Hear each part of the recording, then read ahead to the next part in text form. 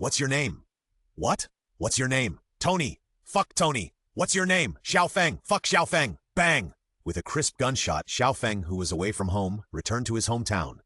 As for what happened afterwards, Xiao Feng had no idea because he had traveled through time. Douluo Continent. In Shenghun village, in a villa by the lake at the foot of the mountain behind. Yes, it is a villa, a 3-story luxury villa of 400 or 500 square meters. At this moment, lying on a sun lounger on the balcony on the top floor is a black-haired boy wearing sunglasses. The boy is naked from the waist up, and he is wearing a pair of large floral shorts. Under the sunlight, he looks very chic and comfortable. Bao, are you there? Dear host, I'm here. I'm thirsty. What does the host want to drink? Coke, Sprite, juice, or beer? Let me have a glass of juice. Drinking too much Coke or Sprite is not good for your health. Also, minors are prohibited from drinking alcohol. Okay, the juice will be here soon. 3 seconds later, the boy showed a satisfied look. On a hot summer day, I still need a glass of juice to refresh myself. Yes, this person who lives a very comfortable life is Xiao Feng, who was banged by Tony. This is his 6th year in Douluo Continent. During these 6 years, he has experienced the joy of doing whatever he wants. The main reason for this is that he has a system called My Host, My Treasure. As the name suggests, this is a system that regards the host as a treasure. In 6 years, except for some things that cannot be met by hardware conditions, this system has basically met all of Xiao Feng's needs. Other Douluo travelers wait until they are 6 years old or go through hardships before they get the system. But Xiao Feng is different. Except for the fact that his parents are both dead at the beginning, which is the same as other travelers, the rest of the treatment is incomparable to 99% of travelers. I, Xiao Feng, although my parents are both dead at the beginning, but I have a car, a house, and savings. After crossing over, he directly obtained the caring little cotton-padded jacket system, with a big villa to live in, delicacies from the mountains and the sea when hungry, drinks and juices when thirsty, and everything that can be satisfied materially, the system provides to Xiao Feng under the pretext of, if the host does not live well, the system will blame itself. System, today should be the day of the awakening of the martial soul, right? Reply to the host, today is indeed the day of awakening the martial soul, and old Jack is on the way. When he heard that old Jack was on the way, Xiao Feng sat up quickly and said, since old man Jack is here, let's change back. Okay. A moment ago, the 3-story villa instantly turned into a small wooden house of about 100 square meters. Xiao Feng was not an idiot. The comfortable life did not make his IQ degenerate. As for being hit by Tony, it was purely an accident. Xiao Feng knew that it was a crime to possess a treasure. It didn't matter if he was a little cool on weekdays, but in front of others, he had to be the same as before. 6 years ago, Xiao Feng's parents lived in this small wooden house by the lake. It was a pity that on the day Xiao Feng was born, his mother died of exhaustion because of giving birth to Xiao Feng, and his father also died of excessive grief, leaving the newly born Xiao Feng alone in this small wooden house. Fortunately, with the careful care of the system, Xiao Feng was able to survive. If you ask how the system takes care of Xiao Feng, then there is a lot of knowledge in it. The system buried Xiao Feng's parents, and then created copies of Xiao Feng's parents to cover up their tracks. After all, it is absurd that the child can still grow up alive after both parents have died for many years. From the day he was born, Xiao Feng lived in a big villa and ate the most nutritious food. But all this was when there were no outsiders around. When there were outsiders, he still lived in the original cabin. It was not until Xiao Feng was 2 years old and could live alone that the system reasonably allowed the 2 copies to die unexpectedly. Old Jack had asked Xiao Feng to live with him, but the system knew that old Jack had difficulty living alone, so Xiao Feng directly refused, saying that he could take care of himself, which made old Jack sigh that Xiao Feng was such a sensible child. And then there was nothing else. At first, old Jack would come to see Xiao Feng every once in a while. As for the purpose, Xiao Feng knew that he came to see if he could take care of himself, but Xiao Feng, who had the system, lived a carefree life.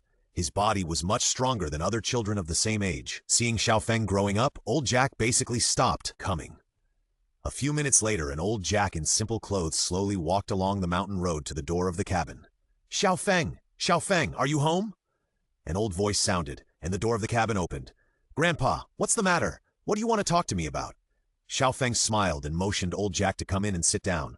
But old Jack waved his hand and said, I won't sit down. I'm here to inform you that a soul master from the spirit hall will come to awaken the spirits of the children in our village. Remember to come. It's in the spirit hall in the center of the village. I still have to look for Xiao San, so I'll leave first. Since the old man doesn't want to sit down, I won't force you. Take care, I'll be there soon. After old Jack left, the cabin once again returned to its three-story villa appearance. Xiao Feng was sitting in the living room on the first floor, frowning. He was thinking about a question. That is whether his body, which only has strong and healthy body but no strong genes, has the potential to become a spirit master. After all, the system told him that there is no novice gift package. System? Humph. Only useless systems will give out novice gift packages. I usually give whatever the host needs directly. I am just that good. After seeing Xiao Feng frowning, the system spoke. Dear host, I wonder what you are worried about? Hearing the words of his own system, Xiao Feng said in a worried tone, I don't know if I have the talent to become a spirit master. I am not like Tang San on the other side of the mountain. He is the protagonist and has twin martial spirits at the beginning. Except that I live a better life than him, it seems that I can't compare with him in other aspects. Host, what are you talking about? So what if he is the protagonist? In front of the host of this system, the protagonist is just a younger brother. What are twin martial spirits? This system will give you triple martial spirits. As the system spoke, 3 small golden cards appeared in front of Xiao Feng. Legendary Martial Spirit card. After use, you will obtain a legendary martial spirit that surpasses the god-level martial spirit. At this second, Xiao Feng's heart was extremely moved. He really deserves to be my sweet little cotton-padded jacket. Baby, but he, Tang San, has innate full soul power. What's innate full soul power? This system will give you an innate level 20 soul power. Another golden card appeared in front of Xiao Feng. Innate level 20 soul power card. After use, you will obtain innate level 20 soul power. Baby, you are so nice. Hey, that's right. Don't you see whose host you are? The host of this system cannot be worse than others. What others have, yours must be better. What others don't have, you have. We are so arrogant. With satisfaction, Xiao Feng embarked on his road to dominate Douluo. Afternoon. Xiao Feng, wearing a black vest, patterned shorts, and a pair of flip-flops, walked slowly on the small path in the mountains. Although Xiao Feng's dress was truly that of a low-key landlord in Guangdong, it still couldn't hide his handsomeness that made Yu Yan and Yan Zhu ashamed. Even the flowers blooming on the roadside couldn't resist his appearance and budded. Oh my damn appearance! With the corners of his mouth slightly raised, Xiao Feng left a figure that they would never forget in this scenery. Center of Holy Soul Village. In front of the spirit hall, 7 or 8 children were chattering about something, and next to them was a figure dressed simply and out of tune with the other children. This person was none other than the sleeping bunny master in the original novel, Tang San. Tang San was a little excited at this moment. He had been in this world for 6 years, and it was the first time he heard the concept of a profession called a spirit master. The throbbing in his bones made him restless, but what he couldn't understand was why his father didn't allow him to become a spirit master. Fortunately, he was able to come here under the mandatory request of the village chief, old Jack. A sudden shout brought Tang San back to his senses. Little Sanzi, what are you thinking about? You are so absorbed in it.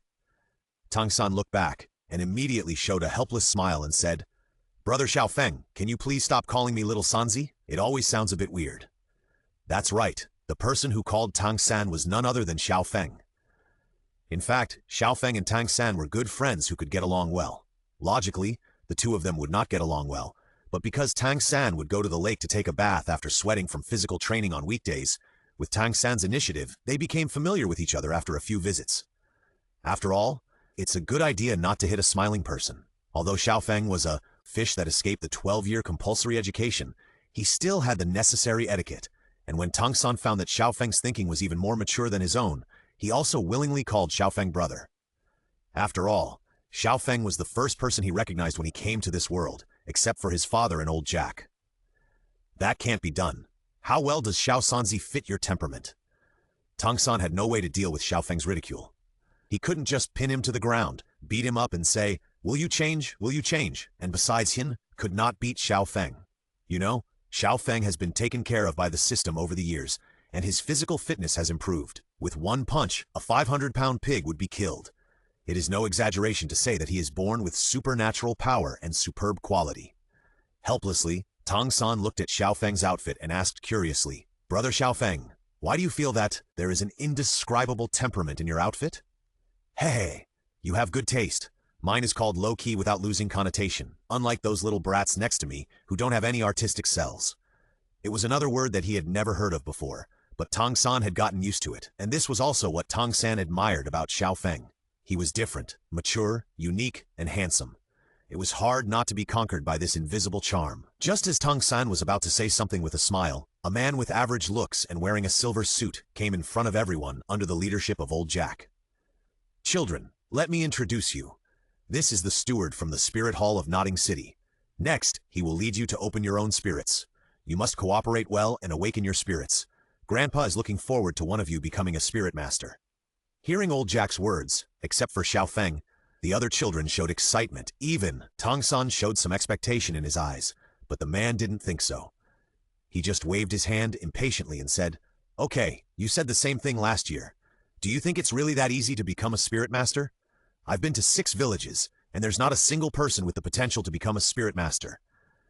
That's right, this person is the famous blind god King Suyuntao, but this time, he can finally prove himself. I'm not blind, I just have a narrow vision.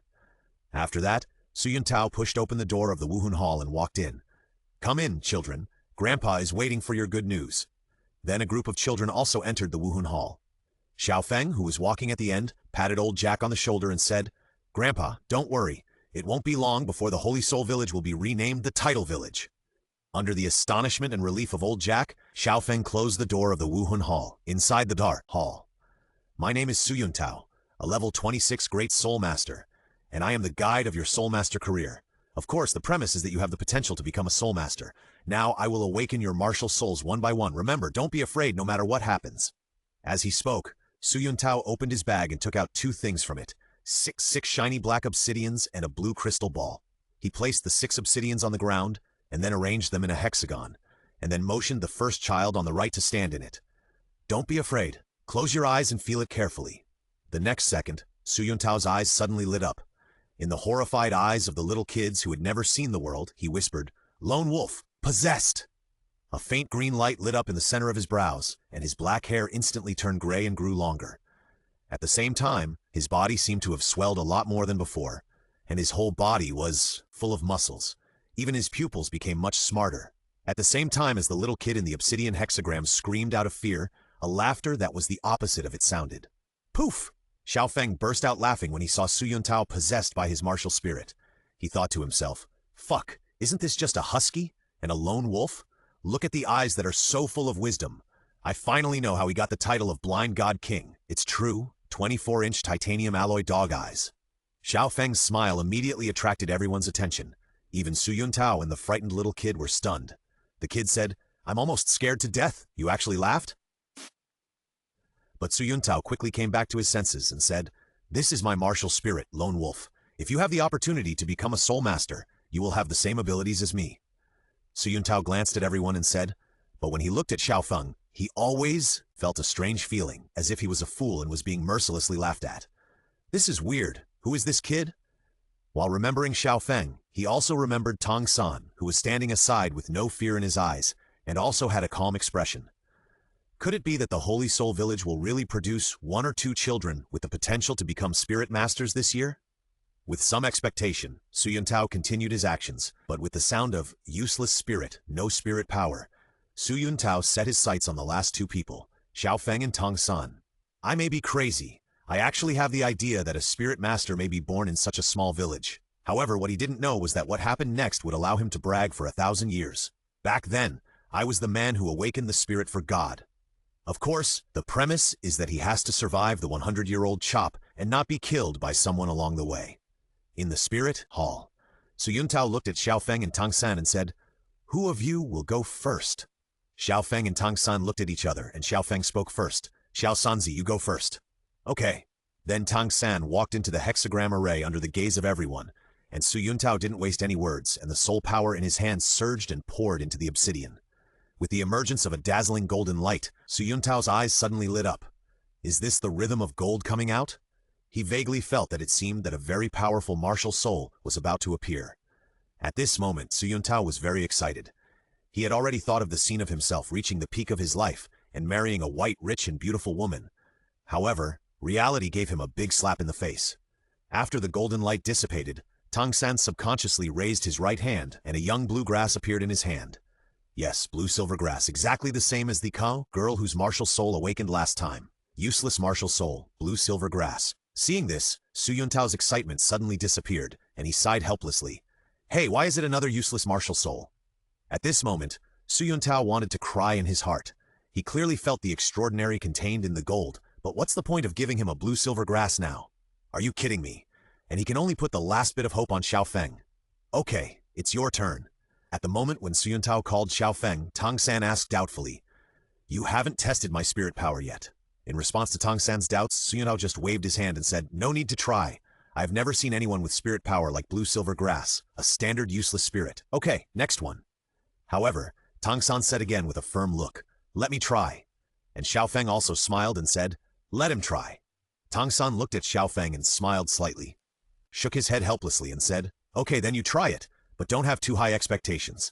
As he said that, he passed the blue crystal ball in front of Tang San. Tang San stretched out his hand and placed it on the blue crystal ball, and at that moment, an extremely dazzling blue light illuminated the entire Wuhun Hall. After the blue light dissipated, Su Yuntao exclaimed in disbelief, This is impossible. How could it be innate full soul power?" At this moment, Su Yuntao became excited. In all his years as a deacon, it was the first time he saw someone with innate full soul power. Innate full soul power?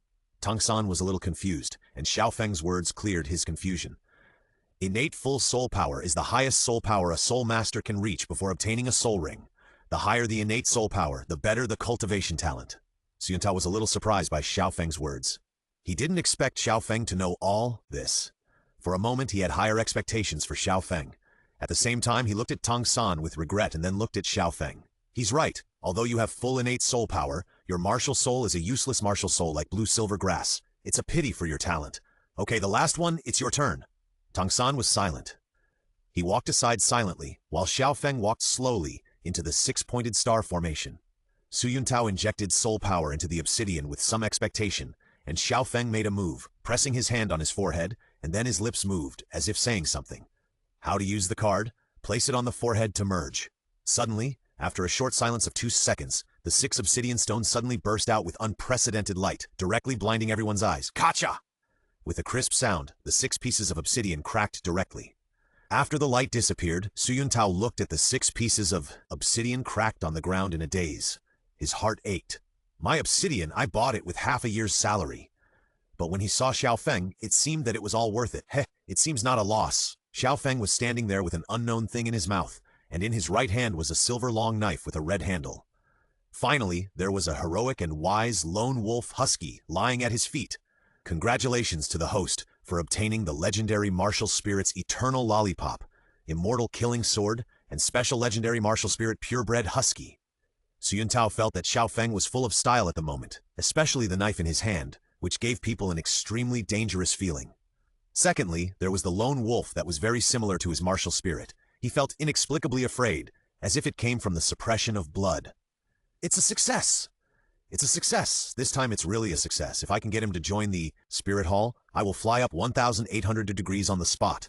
But what kind of situation is he? I've never seen it before. Su Yuntao was very excited, but Xiao Feng didn't think so. System Dad, isn't this too much nonsense? I have nothing to say about the immortal killing sword, and I can accept the eternal lollipop, but what does this purebred husky mean? Look at the wise eyes of this dog. Woof woof, what are you looking at? Xiao Feng found that he could understand the dog language of this era, and he was immediately confused, and then he cursed with a twitch of his mouth. What's wrong with you looking at me? Woof woof, you are looking at one? At this moment, Xiao Feng wanted to eat dog meat hot pot. Era seemed to understand something, and the dog ran out of the door and disappeared. Everyone. Old Jack outside the door. Didn't a big black rat run past me just now? Everyone in right. The Wuhan Hall looked confused, and Xiao Feng, as the person involved, was even more upset. Suddenly, he seemed to understand the pain of those who raised huskies in his previous life. The host only needs a thought and the husky will appear beside you. Come back. Xiao Feng's thought moved, and the husky that had been lost reappeared in front of Xiao Feng. Xiao Feng didn't say anything and beat it up first, until woof woof, wrong, Dad, don't beat me. Xiao Feng stopped and looked at everyone with satisfaction. Let me introduce you. This is my martial soul. It is a purebred husky, which belongs to the mutant martial soul. The other martial soul is the immortal killing sword in my hand. Xiao Feng only said 2 martial souls, because he didn't know how to say the 3rd eternal lollipop. He couldn't say, look, I'm holding my big baby eternal lollipop. On the other side, after hearing that Xiao Feng had 2 martial souls, a glimmer of surprise flashed in Tang San's eyes, and Su Yuntao's eyes became hot. Twin martial souls. That's right, this is a twin martial soul. My Su Yuntao's career is going to take off, haha. For a moment, he had forgotten the pain of the black obsidian cracking in his heart and handed the crystal ball to Xiao Feng with a smile. Come on, test the soul power. Xiao Feng didn't waste words, stretched out his hand and placed it on the blue crystal ball. There was another blinding light and a familiar, crisp click, and the blue crystal ball cracked. But at this moment, Su Yuntao not only did not feel the slightest bit of heartache, but was more excited. The innate soul power is actually over level 15. Level 15? What kind of talent is this? The soul power test crystal ball in Su Yuntao's hand can withstand the soul power of up to level 15. Now Xiao Feng's innate soul power has burst the crystal ball. Doesn't it mean that Xiao Feng's innate soul power is at least level 16? Genius! No, monster. Little friend, what's your name? Where do you live? Are there any adults at home? Also, are you interested in joining our Wuhun Hall? The treatment in our Wuhun Hall is really good. At this moment, Su Yuntao did not have the status of a level 26 Great Soul Master. In Xiao Feng's eyes, Su Yuntao looked like the weird uncle who used a lollipop to lure a little girl in the previous life. Sorry, I'm not interested in the Wuhun Hall for the time being. Not interested. Su Yuntao couldn't believe Xiao Feng would say that. You know, the Spirit Hall is the first power that the Soul Masters on the mainland recognize. Anyone who has talent and joins the Spirit Hall can basically get a good position and enjoy certain rights and treatment. At this moment, Xiao Feng's not interested made him wonder if Xiao Feng didn't know how powerful the Spirit Hall was, so he started to brag from the bottom of his heart. However, Xiao Feng still had no interest. What a joke. If I go to the Spirit Hall now, how can I find that cute little bunny? You said that Xiao Wu was not good looking when she was a child in the anime? Don't make a fuss, that's because you are ignorant. As a human who was reborn as a 100,000-year-old soul beast, that appearance is absolutely amazing. Don't be misled by the anime, otherwise there wouldn't be one or two people in the later period shouting, "This is my wife," and other real-life words. And as a time traveler, how can I let go of such a cute little bunny? There were laws in the previous life, but there are not so many rules in this life. As long as you are strong and can conquer others, no one will care about you even if you have 108 wives. Of course, the premise is that your kidneys can bear it. You said that there are little spiders, little foxes, and little angels in the Spirit Hall? Please, although there is a saying that Cao the thief is dead, his spirit will live forever. But it is harder than climbing to the sky to capture the heart of Bibi Dong, who has been wounded in the heart. Moreover, she is the Pope known as the Iron-Blooded Pope. How can she be conquered so easily? Novels are novels, don't take them seriously, otherwise you won't know how to write the word death. Even if you don't talk about Bibi Dong, Juliana is the same. She is a saint, and you are nothing. What level is Juliana now? What level of academy is she studying in? You are just a person with a relatively evil talent. Do you think you can live under the same roof with Juliana as soon as you go there? If you want to get close to Juliana, first you have to pass Bibi Dong's various tests. Needless to say, how dangerous this test is? Finally, there is Qian Renshui. Stop it. Do you know where Qian Renshui is? So based on the above, Xiao Tuji is the most suitable. As for the others, it's not too late to wait until they become stronger. After all, Tang San in the original novel conquered Juliana and Qian Renshui only after he became stronger. Tang San can do it, so why can't Xiao Feng do it? In the end, you have to develop slowly in the early stage and play in the later stage. If you are strong in the early stage, just ignore what I said. In the end, under Su Yuntao's desperate eyes, Xiao Feng held a lollipop in his mouth and walked out of the Wuhun Hall at a slow pace. No, such a talent must not be missed. We must report to the main hall and ask them to send someone to recruit this monster. Thinking of this, Su Yuntao quickly packed up his broken obsidian and crystal ball. After all, these are absolute evidence, and then he left quickly. Outside the Wuhun Hall, old Jack looked at Su Yuntao, who was leaving quickly with a puzzled look on his face. He was a little confused and didn't know what happened until Tang San's voice brought him back to his senses. Xiao San, what's going on? Then Tang San told the story of the Spirit Hall, but he didn't mention Xiao Feng's story. He just looked at Xiao Feng after he finished talking about his own story, which meant that it was up to you to decide whether to talk about your own story or not. Seeing this, Xiao Feng couldn't help but think in his heart. As expected of Xiao San, this is a good ideological awareness. Xiao Feng came to old Jack, patted him on the shoulder and said, "Don't worry, old man. Although Xiao San's spirit is blue-silver grass, he is innate full spirit power, and there is a saying that man can conquer nature, and destiny is in your own hands. You have to believe Xiao San, and I am also a genius with innate full spirit power."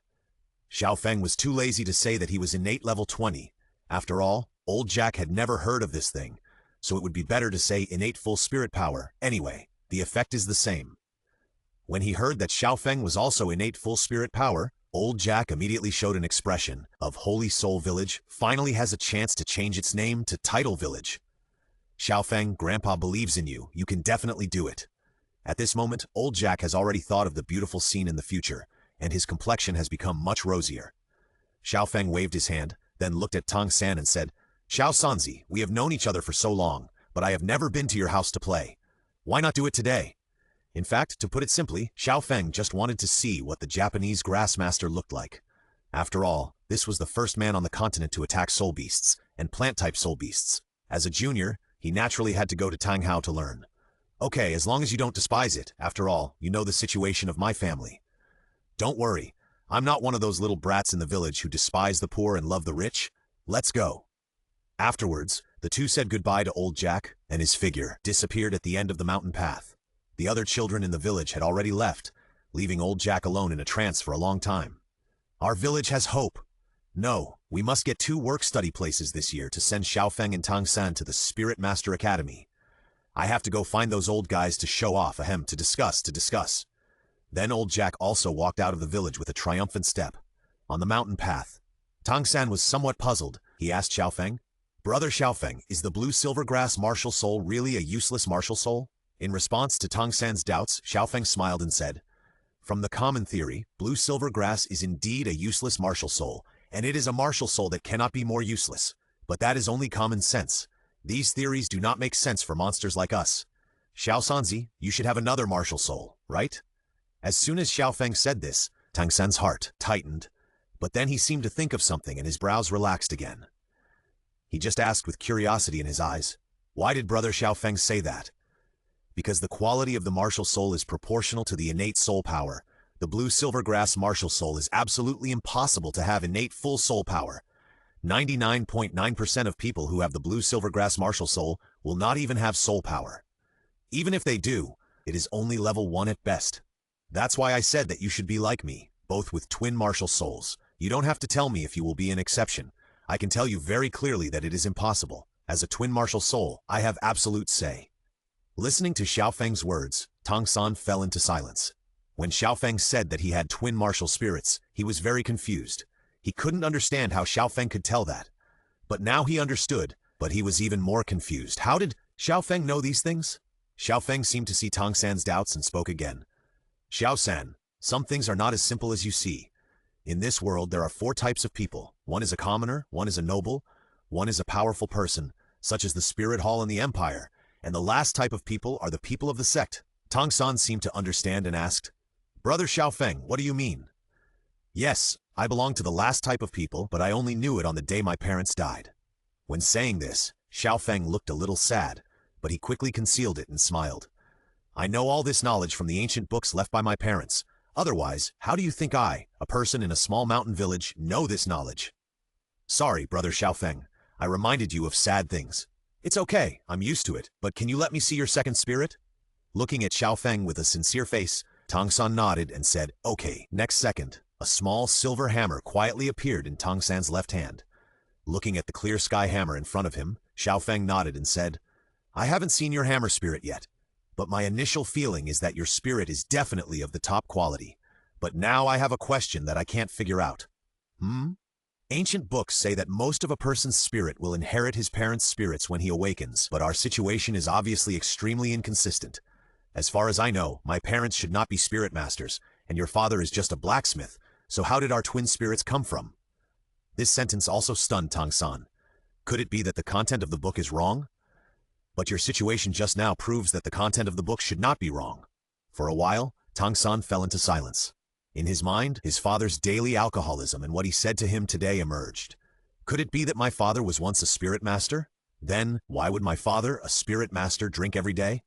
Tang San's heart was full of doubts, and he was eager to go back and ask his father. Tang San believed Xiao Feng's words. He felt that Xiao Feng would not lie to him. The reason was that he would see Xiao Feng at the lakeside at the foot of the mountain almost every day, and he often came into contact with Xiao Feng on weekdays. Xiao Feng had no motive or reason to lie to him. And Xiao Feng's explanation just now made sense. As for the fact that Xiao Feng and he were both time travelers, he had never thought about it at all. After all, it was nonsense to have him alone in time travel and rebirth. In his opinion, Xiao Feng just had more experience than his peers, so he was more mature and smart. Otherwise, he would not be willing to call Xiao Feng Brother Xiao Feng.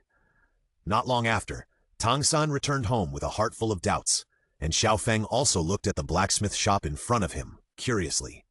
This was his first time here, and he was curious. But to be honest, Tang San's house was really simple. No wonder Tang San was so thin, but Xiao Feng felt that most of the reasons were because of Tang Hao. "Dad, I'm back!" Tang San pushed open the door and shouted. Inside the house, an old man who looked like a street beggar in his previous life was sitting at the table drinking wine, which made Xiao Feng secretly complain. How can this Tam look like a level 96 titled Douluo? This is clearly a sloppy middle-aged uncle. The anime misled me. Looking at Tang Hao, who was completely different from the one who descended on the spirit hall in his mind, Xiao Feng's expectations were gone.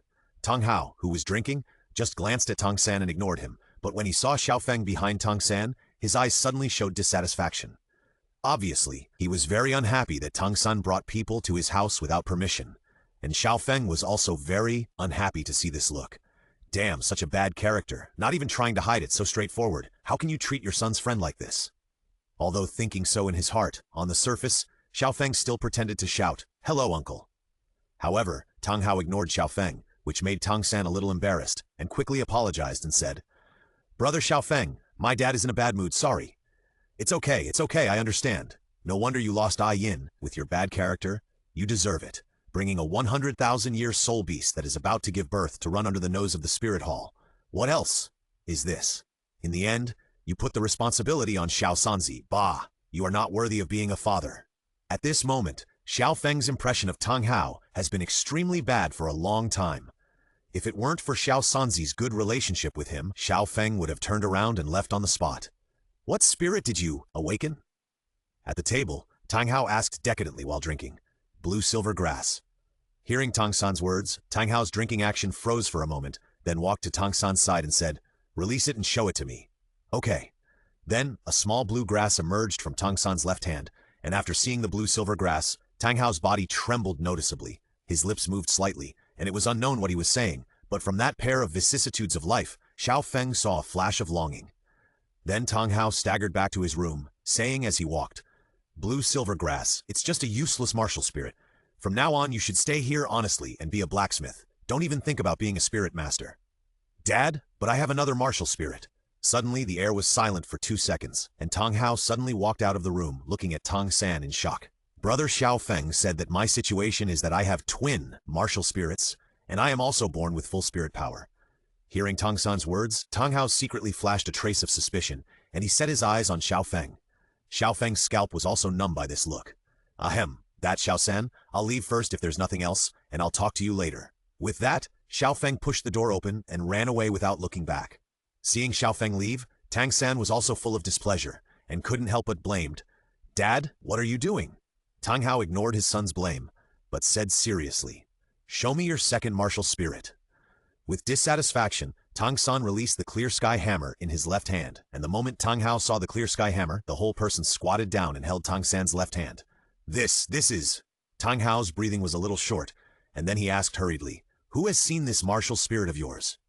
Tang San looked at Tang Hao's expression and said in confusion, "Only my brother Xiao Feng knows, but Xiao Feng and I both have twin martial spirits." Tang Hao was also stunned and said, "He also has a twin martial spirit?" Tang San nodded, and Tang Hao was silent. "Remember, from now on, you must not let anyone know that you have a twin martial spirit, and this hammer martial spirit cannot be used unless your life is in danger, and you cannot add any spirit ring to it. Do you understand?" Listening to Tang Hao's words, Tang San nodded and expressed the doubts in his heart along the way. "Dad, are you a spirit master?" Tang Hao was silent again, but this time his eyes were quite gloomy. "Who told you?" Seeing this look, Tang San's heart trembled, and he said with a somewhat nervous tone, "I guessed it myself. Brother Xiao Feng said that when people awaken their martial spirits, most of them will inherit their parents' martial spirits. So I wondered if you, Dad, would be a spirit master. In addition, what you said to me today. So." Tang Hao looked at Tang San. He didn't expect that his son was so smart that he could guess this with just a little bit of information, but at the same time he was more suspicious of Xiao Feng's identity. How could someone in a small holy spirit village know these things that ordinary spirit masters don't know? It seems that it is necessary to go there. At this moment, a touch of coldness flashed through Tang Hao's heart. On the other side, Xiao Feng had returned to his villa. At this moment, he looked unhappy and was eating beef noodles in big mouthfuls. Ah, this Tang Hao is really infuriating. I thought he was awesome in my previous life, but now it seems that he is just a bad-tempered uncle who is courting death. Xiao Feng became more and more angry. From the moment he entered the door, Tang Hao had no good face for him, which made him extremely unhappy. I am also a cheap man. Why did I go to see him for no reason? In the end, I was given a cold face. Now I am very unhappy. Woo, system daddy, Tang Hao is mean to me. He gave me a cold face and glared at me with a fierce look. After being unhappy, Xiao Feng decided to cry to his system about his grievances. My dear baby host, don't worry. A little Tang Hao, I will let him know what the price of being mean to you is, and he will taste the pain of why flowers are so red.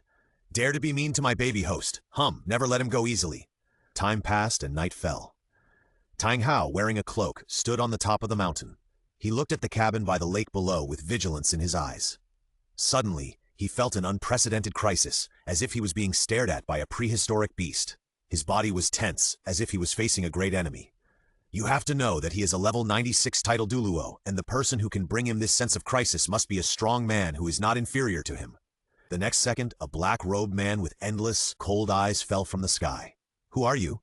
Hey, you don't need to know who I am. You just need to know that you will be pressed to the ground and beaten by me. Humph, just you? Although the black-robed man gave Tang Hao an extremely dangerous feeling, Tang Hao was a Haotian Douluo with a 100,000-year spirit ring. He was very brave, but when he saw the black-robed man's spirit ring, he was numb. Is it too late to regret now? Or maybe be gentler later, and don't slap me in the face. Yellow, purple, purple, black, black, red, red, red, red, red. 1 yellow, 2 purple, 2 black, and 4 red. 9 colorful soul rings appeared on the black-robed man, and he exuded waves of thrilling pressure. This pressure made Tang Hao tremble with fear. Especially the last 4 blood-red 100,000-year soul rings. Impossible. How is this possible? The black-robed man's monstrous soul power surged wantonly, rushing towards Tang Hao like a wave. What a terrifying soul power fluctuation. It's not at the same level at all. That's right. This person is the 99-level Invincible Bodyguard Extreme Douluo arranged by the system. He is currently the strongest combat force on the continent, bar none. Even Poseidon Douluo, Poseidon is not his opponent. You said prove it? Well, the system said so. At this moment, Tang Hao lost his desire to fight, because the gap was too big. The suffocating pressure and overwhelming spirit power made him breathless. It was difficult for him to move, let alone fight. In comparison, his 100,000-year spirit ring and 96-level spirit power were nothing. Who are you? The black-robed man just laughed disdainfully at Tang Hao's words. Why? Are you afraid of the dignified Haotian Douluo? Show the momentum you used to bully my young master during the day. My young master was polite to you, but what about you? You ignored me and treated me coldly. If your son Tongsan was not my young master's friend, you would be a corpse now. However, the death penalty can be avoided, but the living crime cannot be escaped. The next second, the black-robed man's spirit ring dissipated. I won't bully you either. I don't use martial spirits. 1 stick of incense. Whether you can resist it depends on you. As he said, in Tang Hao's panic, the black-robed man came to bully. Ah! In the middle of the night, miserable screams resounded throughout the sky. Those who didn't know would think someone was slaughtering pigs. After an incense stick of time, the black-robed man looked at the bruised Tang Hao in front of him. Go away. If you disrespect my young master next time, it will not be as simple as beating you up. Listening to the black-robed man's words, Tang Hao felt aggrieved and upset. To be honest, he never dreamed that he, a 96th level titled Douluo with a 100,000-year spirit ring, would be pressed to the ground by others one day. But the most annoying thing was not this. The most annoying thing was that he didn't expect that in a small holy soul village, besides him, there was actually such a super strong man. The most important thing was that he turned his face to a person who had such a strong subordinate. It's really a child's collapse and an 80-year-old mother. What a sin. At this moment, Tang Hao was lying on the ground, staring at the sky with lifeless eyes. Past events echoed in his mind. Pain surged in his heart, and a trace of self-mockery surrounded his heart. 100,000-year soul ring? 96-level soul power? Haotian Douluo? Haha, what's the use of all this strength? In the end, I'm just a waste that can be slaughtered at will. The cold wind blew through Tang Hao's body, and the pain in various parts slowly surged. This pain made him frown. How long has it been? How many years? He felt the pain again, but then he found something that made him stunned. That is, after this beating, the old injuries in his body actually recovered by more than half, and those blocked bruises actually loosened a lot. This! At this moment, Tang Hao looked at the black-robed man in front of him, his eyes full of disbelief.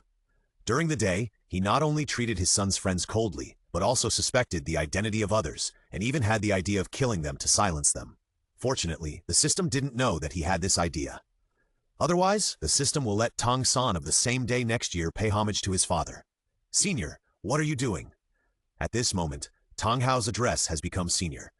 Although Tang Hao does not know what kind of power the other party belongs to, he can be sure that the other party is definitely not from the Spirit Hall. If the other party is from the Spirit Hall, he would not be able to survive until now, and the other party would not be able to help him recover from his old injuries. Hey, since you have a positive attitude in admitting your mistakes, I'll help you this time.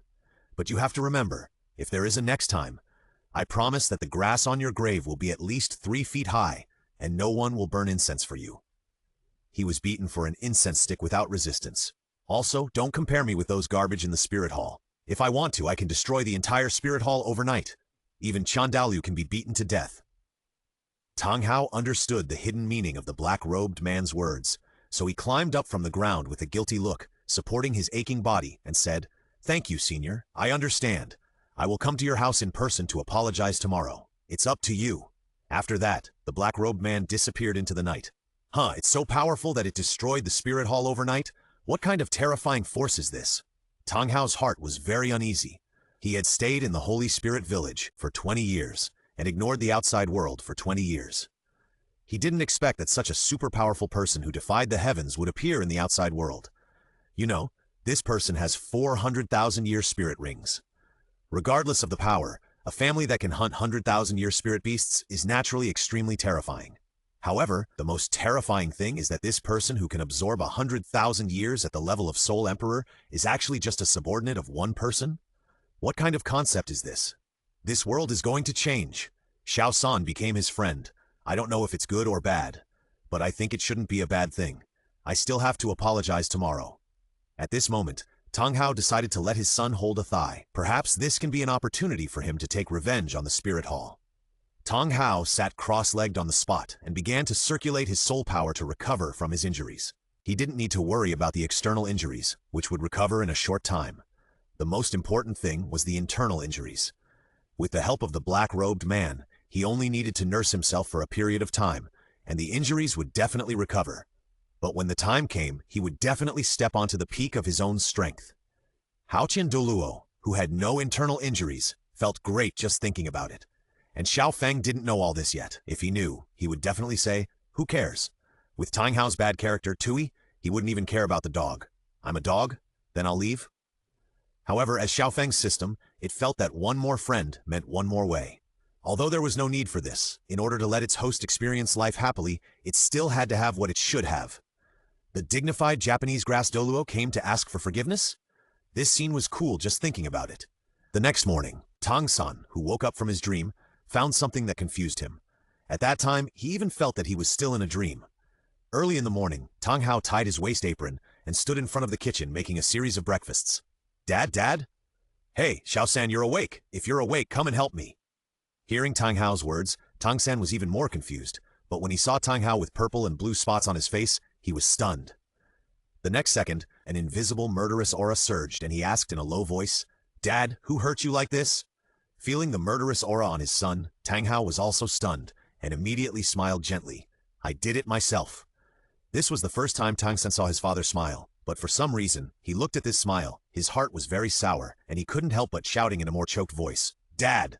"Okay, brat, Dad went through some things before and didn't get out of those things, but today, I got out. These years, Xiao San, you have suffered." Tang Hao rubbed Tang San's head and said, at this moment, Tang San felt an unprecedented warmth in his heart, feeling Tang Hao's rough hands. Is this family love? So warm. The morning mist dissipated, and Tang San did not practice the purple demon pupil for the first time. Instead, he made a series of breakfasts at home with his father Tang Hao. Although Tang San was puzzled where these delicious fish and meat came from, he did not ask because there was no need. Anyway, he believed that his father must have some meaning for doing these. Finally, when the sun rose, the two finally finished making delicious food. "Okay, Xiao San, pack these up. We will go to a place to visit someone."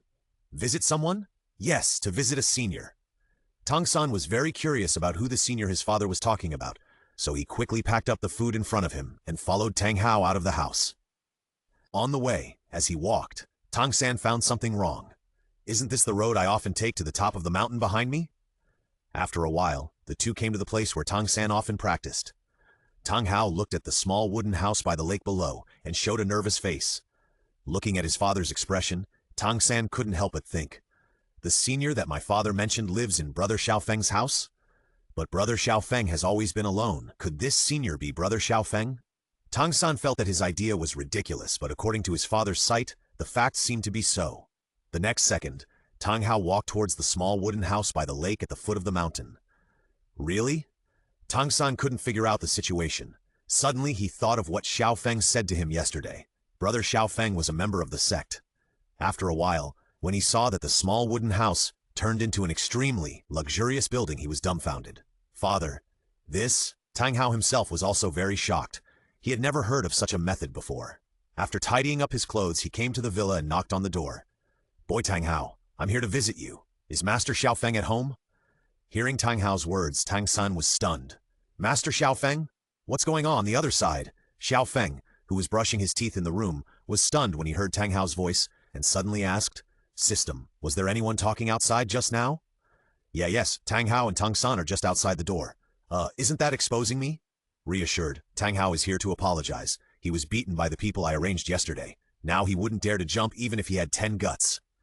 Following the system's words, Xiao Feng brushed his teeth while coming to the second-floor balcony.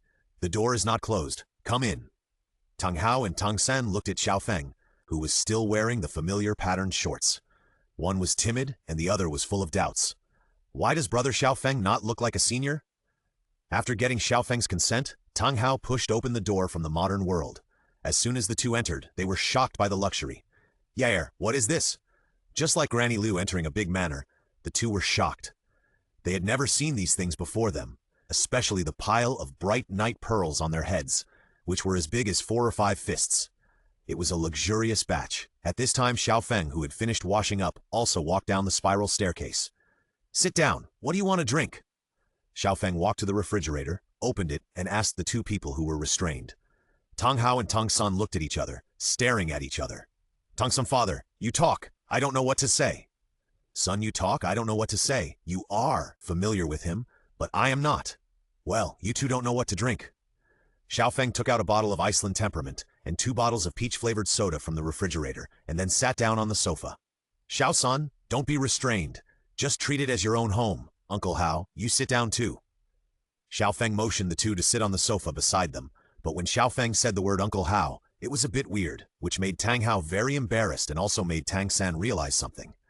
The next second, Tang Hao said directly, Well, ahem, I'm here to apologize. Yesterday, because I was in a bad mood, I was a little bit off in my attitude towards Master Xiao Feng, so I came here to apologize today, and brought some snacks by the way. Although Master Xiao Feng may not like it, it also represents my sincerity. As he said, Tang Hao motioned Tang San to hand over the package in his hand. Seeing a table of food that was completely different from what he usually ate, although Xiao Feng felt that it was very ordinary, it was at least a token of the kindness of the great Douluo Tang Hao. As the saying goes, one should not hit a smiling person. Moreover, seeing Tang Hao's upright attitude, Xiao Feng's anger from yesterday was almost gone. At this moment, Tang San was thinking, could it be that my father was beaten by Brother Xiao Feng? But based on his understanding of Xiao Feng, he felt that Xiao Feng would not be such a petty person, and he estimated that Brother Xiao Feng would not be able to beat his father, who was a strong man, so at this moment he was even more puzzled. Since it was not Brother Xiao Feng who did it, how could his father's temperament change overnight?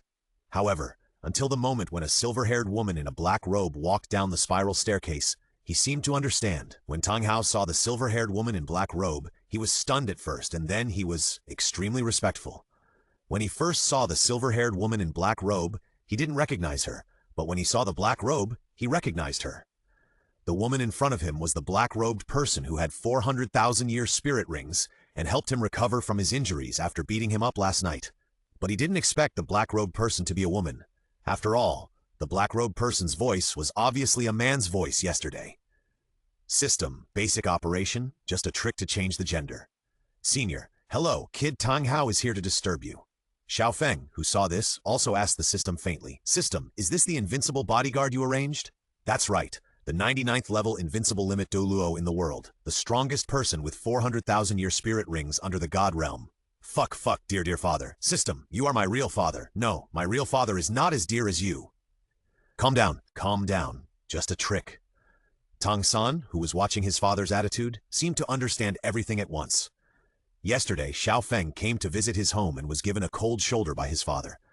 Then his father was beaten by Xiao Feng's unidentified black-robed, silver-haired woman. Although Tang San was a little angry, after all, anyone would be angry if his father was beaten like this. But he also knew that he was in the wrong first, and the other party was from the sect, so there was no comparison. Secondly, Xiao Feng now had a confused expression on his face, pretending, which meant that Xiao Feng himself didn't know what was going on, so he didn't get angry for a while. The woman's next words also proved Tang San's guess, but at the same time, Tang San was also dumbfounded. 96th level clear sky Douluo? My father is a Douluo, the kind with the title? The black-robed woman walked and laughed. "What kind of senior can I call you? I can't be called a senior in front of a dignified 96th level clear sky Douluo." Until the woman came to Xiao Feng, she bowed slightly and said, "Nice to meet you. My name is Rui Mengmeng. I am the personal guard of your young master of the Divine Nine sect." At this moment, the three of them were shocked. "Tang San, congratulations to get the father of a titled Douluo." The personal guard of the young master of the Divine Nine sect is a big man with 400,000-year spirit rings? Isn't the sect master going against the sky? Personal guard? Isn't that? Senior, you are too polite. In front of you, I don't need to mention my insignificant strength. It's all in the past. Now I am just an ordinary blacksmith. Tang Hao didn't have any disrespect for Rui Mengmeng's joke. You know, Rui Mengmeng was the woman who pressed him to the ground yesterday. You are the twin stars in the spirit master world, but you are willing to be a blacksmith? I don't believe you. Rui Mengmeng stood beside Xiao Feng, who was confused, acting emperor, and teased Tang Hao. Tang Hao just scratched his head and laughed. I just want to be a good father now. The reputation I had before was false. What am I in front of you? Puchi, Rui Mengmeng suddenly laughed. Okay, look at your cowardly look. You should know that in our Shenju sect, there are many people who are stronger than me. If I hadn't done a favor to Shenju sect, the responsibility of being the young master's personal bodyguard would not be my turn. Having said that, Rui Mengmeng, regardless of everyone's reactions, sat down at the table directly, tore off a chicken leg and started eating, saying as she ate, "This chicken leg doesn't taste very good, but it's barely edible." Completely disregarding everyone's feelings, Rui Mengmeng did what he wanted. At this moment, Tang Hao was a little embarrassed, but he had no choice because the only thing he could show off was this skill. When he left Haotian sect, he was penniless except for the soul bones in his body. Xiao Feng also quietly asked the system, this Rui Mengmeng. She is a person with self-awareness and personality, but she will be absolutely loyal to the host and will absolutely execute your orders." At this moment, Xiao Feng's eyes lit up. Really, absolutely execute any order? That's right, whatever you think is okay. I am a serious person, a real serious person. Although Xiao Feng thought in his heart, according to the current situation, he was meeting for the first time and didn't know Rui Mengmeng yet. Everything needs a process, so Xiao Feng, who was in a playful mood, silently came to Tang San and said, "Little Sanzi, did you hear their conversation?" Xiao Feng's words brought Tang San, whose brain had been in a state of downtime, back to reality. My father is really a titled Douluo? Yesterday on the way to the spirit hall to awaken the spirit, Old Jack had told Tang San some information about the spirit master profession. Although he couldn't quite understand the power of spirit masters of different levels, he also understood that titled Douluo was the pinnacle of the spirit master profession. People at the top are not simple characters, and his alcoholic father is actually a top soul master? And judging from what the silver-haired woman Rui Mengmeng said, his father's background is also extremely extraordinary? Regarding Tang San's words, Xiao Feng whispered, "Sure enough, what I said yesterday is true. Most of our awakened martial spirits will inherit their parents' martial spirits, and according to the current situation, yes, your father looks like a titled Douluo." After saying that, Xiao Feng continued to fool around. "I roughly understand what this is. This woman called Rui Mengmeng has been protecting me in secret. You also know that I am a member of the sect. Yesterday, I went to your house and was what your father did to me, you know? And then Rui Mengmeng probably saw it, and then your father was beaten." Hearing this, Tang San's eyes lit up and he said, "I thought so too. But it seems that Rui Mengmeng is much stronger than your father? Otherwise, your father wouldn't have changed so much." Tang San was a little embarrassed at this moment. His father had one attitude towards Xiao Feng yesterday afternoon, and changed his attitude this morning. This gap made Tang San very embarrassed, but fortunately everything was developing in a good direction. As for the fact that his father was beaten, he subconsciously forgot about it. Who cares? It's all right as long as he gets better. Brother Xiao Feng, how strong are my father and your guards? Tang San was very curious about how strong the titled Douluo was. After all, he had just come into contact with the spirit master, so he didn't understand how much meaning these words had. It's useless to ask me. How do I know how strong they are? But they should both be very powerful. After all, titled Douluo are the people who stand at the top of the continent. It's just that Ri Mengmeng should be stronger, otherwise your father wouldn't have a wound on his face. Tang San nodded, not quite understanding, and said, "It seems that many things must have happened to my father. Otherwise he wouldn't have been drinking all these years, and as a titled Douluo, those things should be very troublesome for him. After all, things that titled Douluo can't solve." Then the two of them turned their attention to Tang Hao and Ri Mengmeng. Ri Mengmeng sat at the table. At her signal, Tang Hao also sat aside and poured her wine very obediently. "Xiao Haozi, what about the matter between you and the spirit hall?" "I don't want to care, and I'm not interested. As the young master's guard, I only have one responsibility, that is to let the young master experience the life of a mortal without worries. Do you understand what I mean?" Ri Mengmeng's words have a hidden meaning. The life of a mortal, what kind of explosive information is this? Doesn't this mean that after the life of a mortal ends, one will experience the life of a god? Tang Hao also knew about becoming a god at level 100. At this time, the action of pouring wine was a little stiff. After all, the content of this news was a bit too big, and he also understood why Ri Mengmeng had the tone of destroying the spirit hall overnight. This is not a force of mortals anymore. Wouldn't it be easy to destroy a mortal force? Tang Hao understood. He had met a super big thigh, and a super big thigh at that. Suddenly, he gave Tang San a look, which probably meant that from now on, he should follow him well, not seek great wealth, but also live a peaceful life. Obviously, Tang San didn't understand. Although he didn't understand, it didn't affect his nodding as if he understood. "You are worthy of being my son. No one has such understanding." Xiao Feng on the side was also confused. He asked curiously, "What does your father mean by that look?" Tang San said quietly, "I don't know." This answer made Xiao Feng's eyes widen. "You don't know, just nod?" "Anyway, just nod. The details are not important. The main thing is to make my father feel at ease." Xiao Feng silently extended a thumbs up. "You are really good. You are worthy of being your father's good son." Afterwards, under the leadership of Xiao Feng, the four of them had a sumptuous breakfast. However, during this period, Tang Hao was still a well-behaved group and did not dare to act complacently. Tang San did not understand the importance of it, but he did. Xiao Feng also pretended, and the meal was spent in such a weird way. After breakfast, Tang Hao cleaned up the table. Finally, with Xiao Feng's "come again next time," the father and son politely said goodbye to Xiao Feng and Ri Mengmeng. After the meal, Ri Mengmeng took off the black robe on her upper body, revealing her proud figure. Her curvy copper-yellow body gave people the handsomeness of a female general in the army. This is the skin color that only soldiers can have, and she, Ri Mengmeng, is a female general who has experienced thousands of battles. Taking a bottle of beer from the refrigerator, Ri Mengmeng opened the lid with one fingernail and drank it boldly. For some reason, Xiao Feng always felt that Ri Mengmeng had an indescribable elegant temperament. Yes, it was elegant. Obviously, her movements were very bold, but there was an elegant beauty. "Ri Mengmeng?" Xiao Feng called out tentatively. Although he knew that this was a guard arranged by the system, he was still a little nervous. After all, it was the first time they met, and he was a little nervous. Just now, most people were in the emperor mode, so there was no such feeling, but now it is different. "Dear young master, just call me Meng Meng. Rui Meng Meng or something like that is a bit strange. Besides, I am your personal bodyguard." Rui Meng Meng said, and approached Xiao Feng with a teasing smile on his face. Xiao Feng was panicked when he saw Rui Meng Meng approaching him. "You, what do you want to do? Do it!" Afterwards, Xiao Feng was trained by Rui Meng Meng for a whole morning until he was exhausted. He said with lifeless eyes, "Although I am an idiot in fighting, isn't it a bit too much to ask me to learn killing skills right away?" That's right, this morning, Rui Meng Meng gave Xiao Feng a special training in fighting, under the pretext of it would be a waste if you don't exercise such a good body. Rui Meng Meng, a level 99 powerful attack titled Douluo, Martial Spirit Exiled Blade. As Xiao Feng's personal bodyguard, she will execute all of Xiao Feng's orders, but at the same time, she will also take the responsibility of tempering Xiao Feng's physical fitness, fighting, and other aspects. Although Xiao Feng's system can directly instill these fighting techniques, Xiao Feng is still young, and some things still need to be experienced in person. When Xiao Feng's spirit can easily absorb these knowledge, Xiao Feng's system will be directly hung. That afternoon, the red-faced old Jack found Xiao Feng and Tang San and said that they would go to Notting College in 3 months.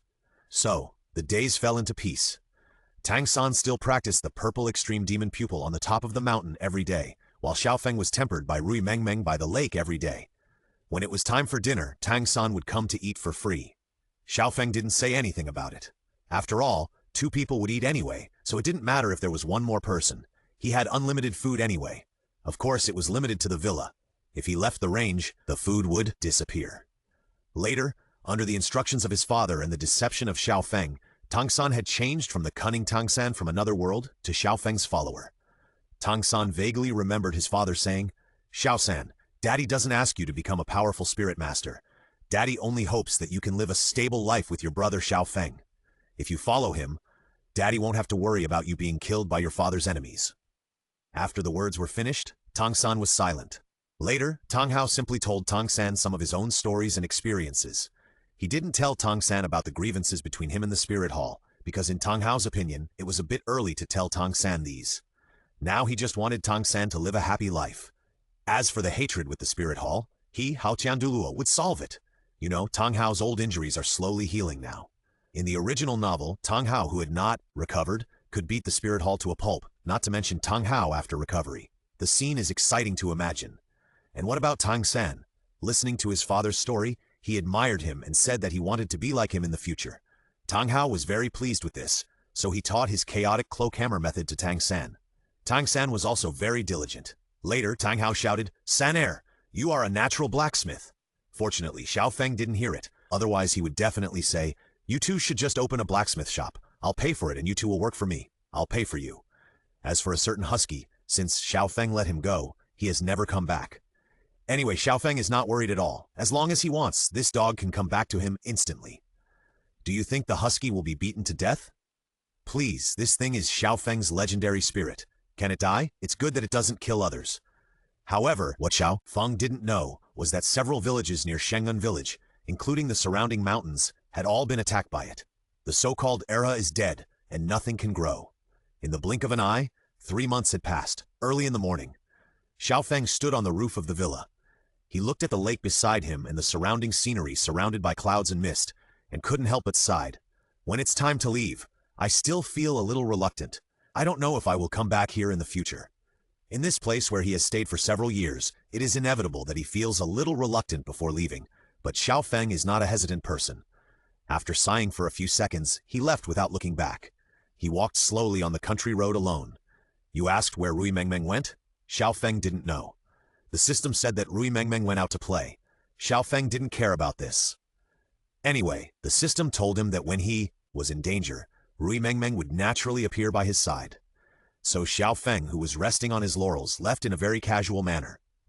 It was still the familiar smell, a white shirt, colorful shorts, and a pair of flip-flops. Fortunately, Xiao Feng was very handsome. Otherwise, he would probably be mistaken for a pervert if he went out like this. After all, in the world of Douluo, there was no such trendy way of dressing. At the gate of the Holy Soul village, Tang San, who was carrying a bag, and old Jack, who was leaning on a cane, seemed to have been waiting for a long time. After seeing Xiao Feng, old Jack hurriedly said, "Xiao Feng, you are finally here. Let's go." "It will probably take half a day to get to Notting City." Xiao Feng just smiled and said, "Old man, you don't have to accompany us. Xiao Sanzi and I can go by ourselves." Hearing Xiao Feng's words, old Jack said worriedly, "How can I let you 2 children go alone?" Xiao Feng smiled, said nothing, and walked silently to the stone with the Soul Saint fist at the entrance of the village. Stone. "Wait, what are you going to do?" "Nothing. Bear with it for a while, it won't hurt." Xiao Feng raised his fist and punched the stone fiercely. Crack! With a sound, Xiao Feng's punch directly broke the stone, accompanied by dense cracks, and finally the stone broke. Stone at the age of 102. "Old man, do you think that with my strength, I can still be considered a child?" After seeing the iconic stone of the Holy Soul village being broken, old Jack's heart was so painful, but after thinking about it, Xiao Feng, who was so young, had such strength. Wouldn't Xiao Feng be very powerful when he grew up? At the same time, he also remembered what Xiao Feng had said to him. Tidal village! For a moment, old Jack smiled and said, "In that case, I won't send you off, but you must be careful on the road." "Don't worry." After Tang San and Xiao Feng said goodbye to old Jack, They embarked on their own journey, and after Xiao Feng and Tang San left, Tang Hao came to the entrance of the village carrying a stone, which made old Jack a little confused. "What are you doing?" Tang Hao didn't say anything and directly put the stone where the original stone was. On the stone were a few big words, "Title Village," and a fist mark with the pressure of the title. Didn't Xiao Feng say that the Holy Soul Village should be renamed the Title Village? Old Jack rolled his eyes at Tang Hao and said, "The reason why our village is called Holy Soul Village is because we once had a soul saint. Even if we want to change the name, we should at least wait until Xiao Feng becomes a titled Douluo, right?" Listening to old Jack's words, Tang Hao said carefully, "I won't pretend anymore.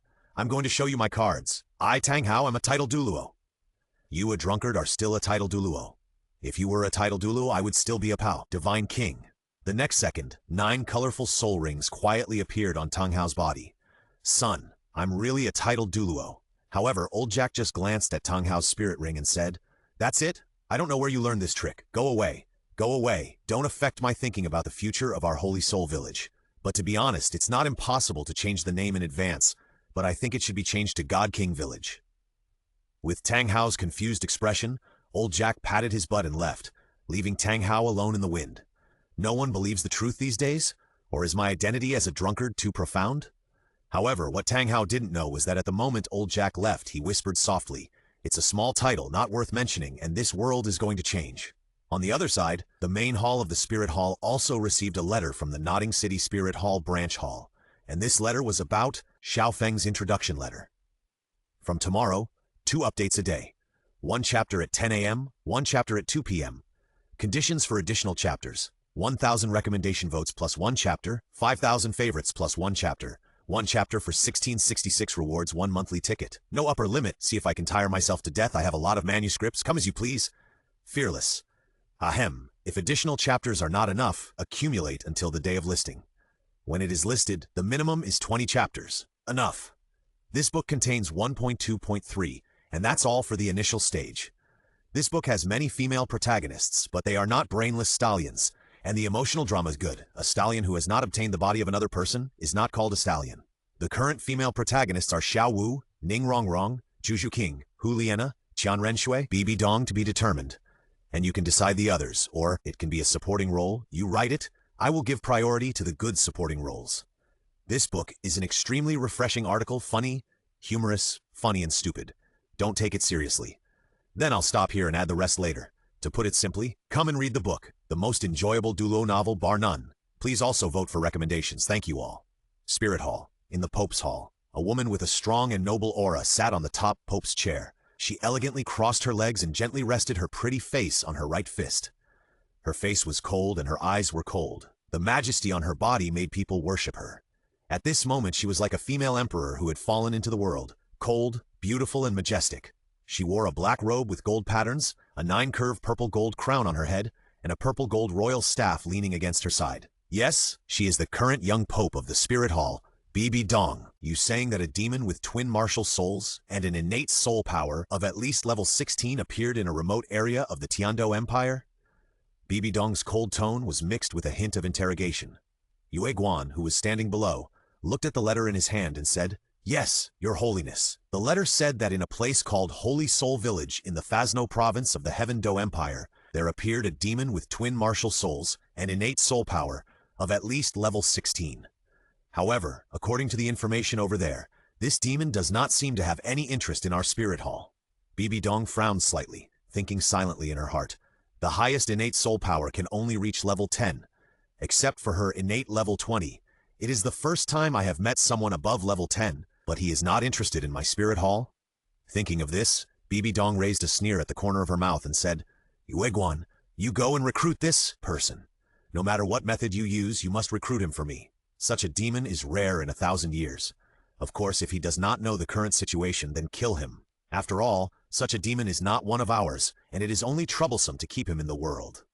Genius? Demon? Her Spirit Hall has never lacked it. On the other side, Xiao Feng and Tang San had already arrived at the gate of Nodding City. "Brother Xiao Feng, is this Nodding City?" Looking at the city gate in front of him, Tang San, who saw the outside world for the first time, couldn't help but sigh. According to the instructions of the system, Xiao Feng nodded and said, "This is Nodding City, where we will live for 6 years." 6 years? Tang San asked in confusion. The Junior Spirit Master Academy has a total of 6 grades, 1 grade per year, which is 6 years. I see. Tang-san finally understood. Okay, let's find a place to eat something first, and then report to the academy. Okay. Then, Tang-san followed Xiao Feng into Nodding City.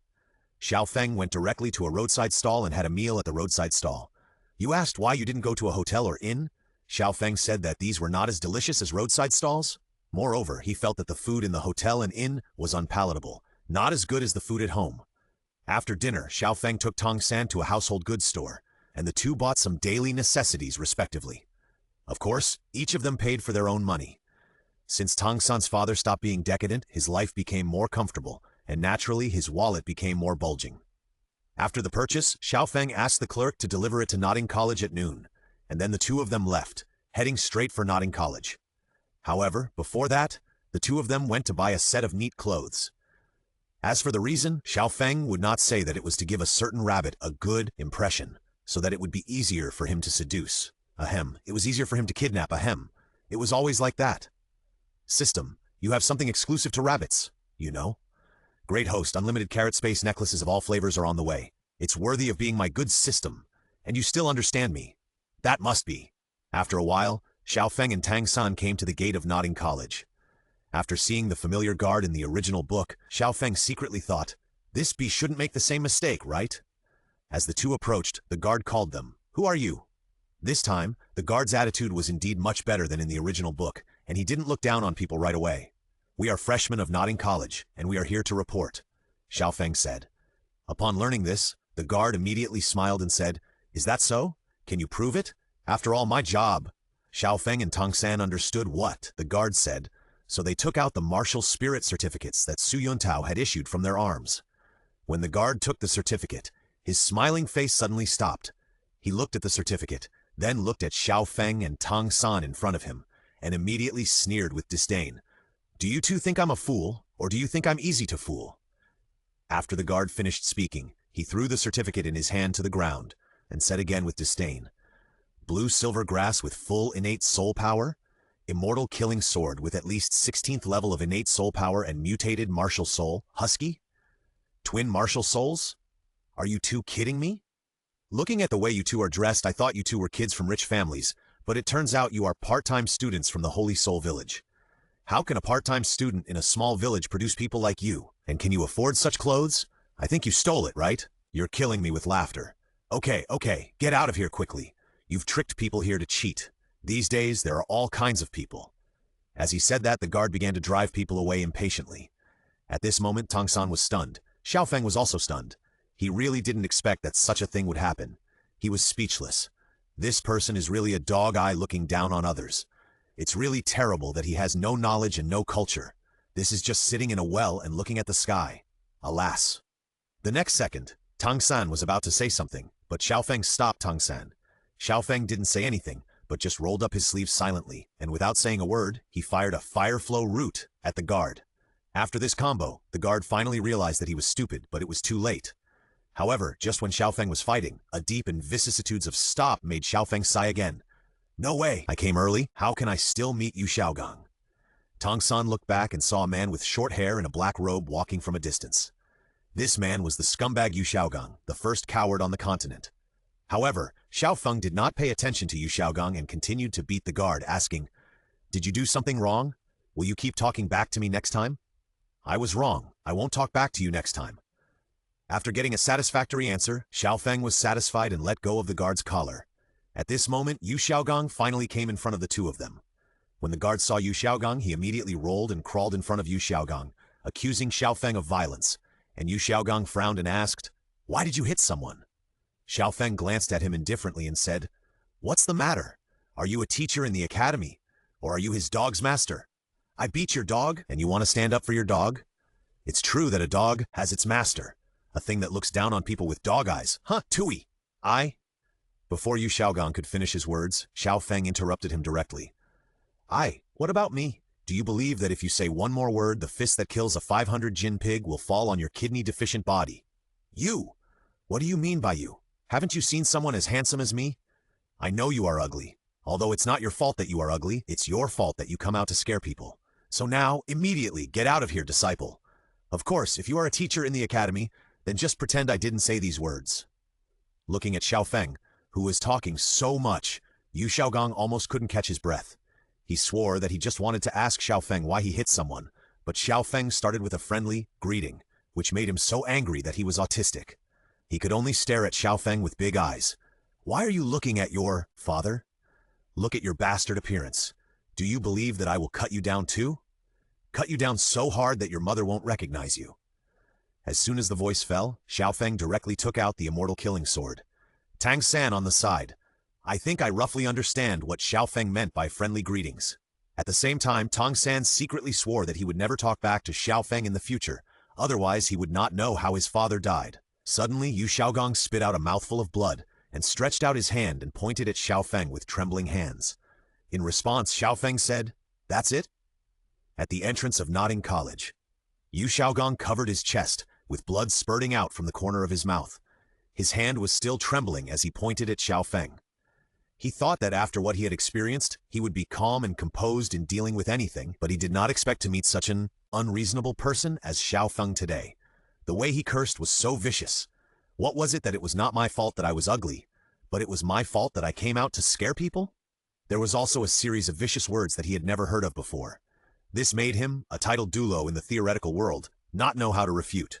After watching Yu Xiaogong spit out blood, Xiao Feng pretended to be very shocked and said, "No way, no way, there can't be such a poor psychological endurance, right? Can't you really be angry to death after saying 1 or 2 words?" When Xiao Feng finished speaking, Yu Xiaogong suddenly felt a sweet and fishy surge in his throat, and his whole body paused.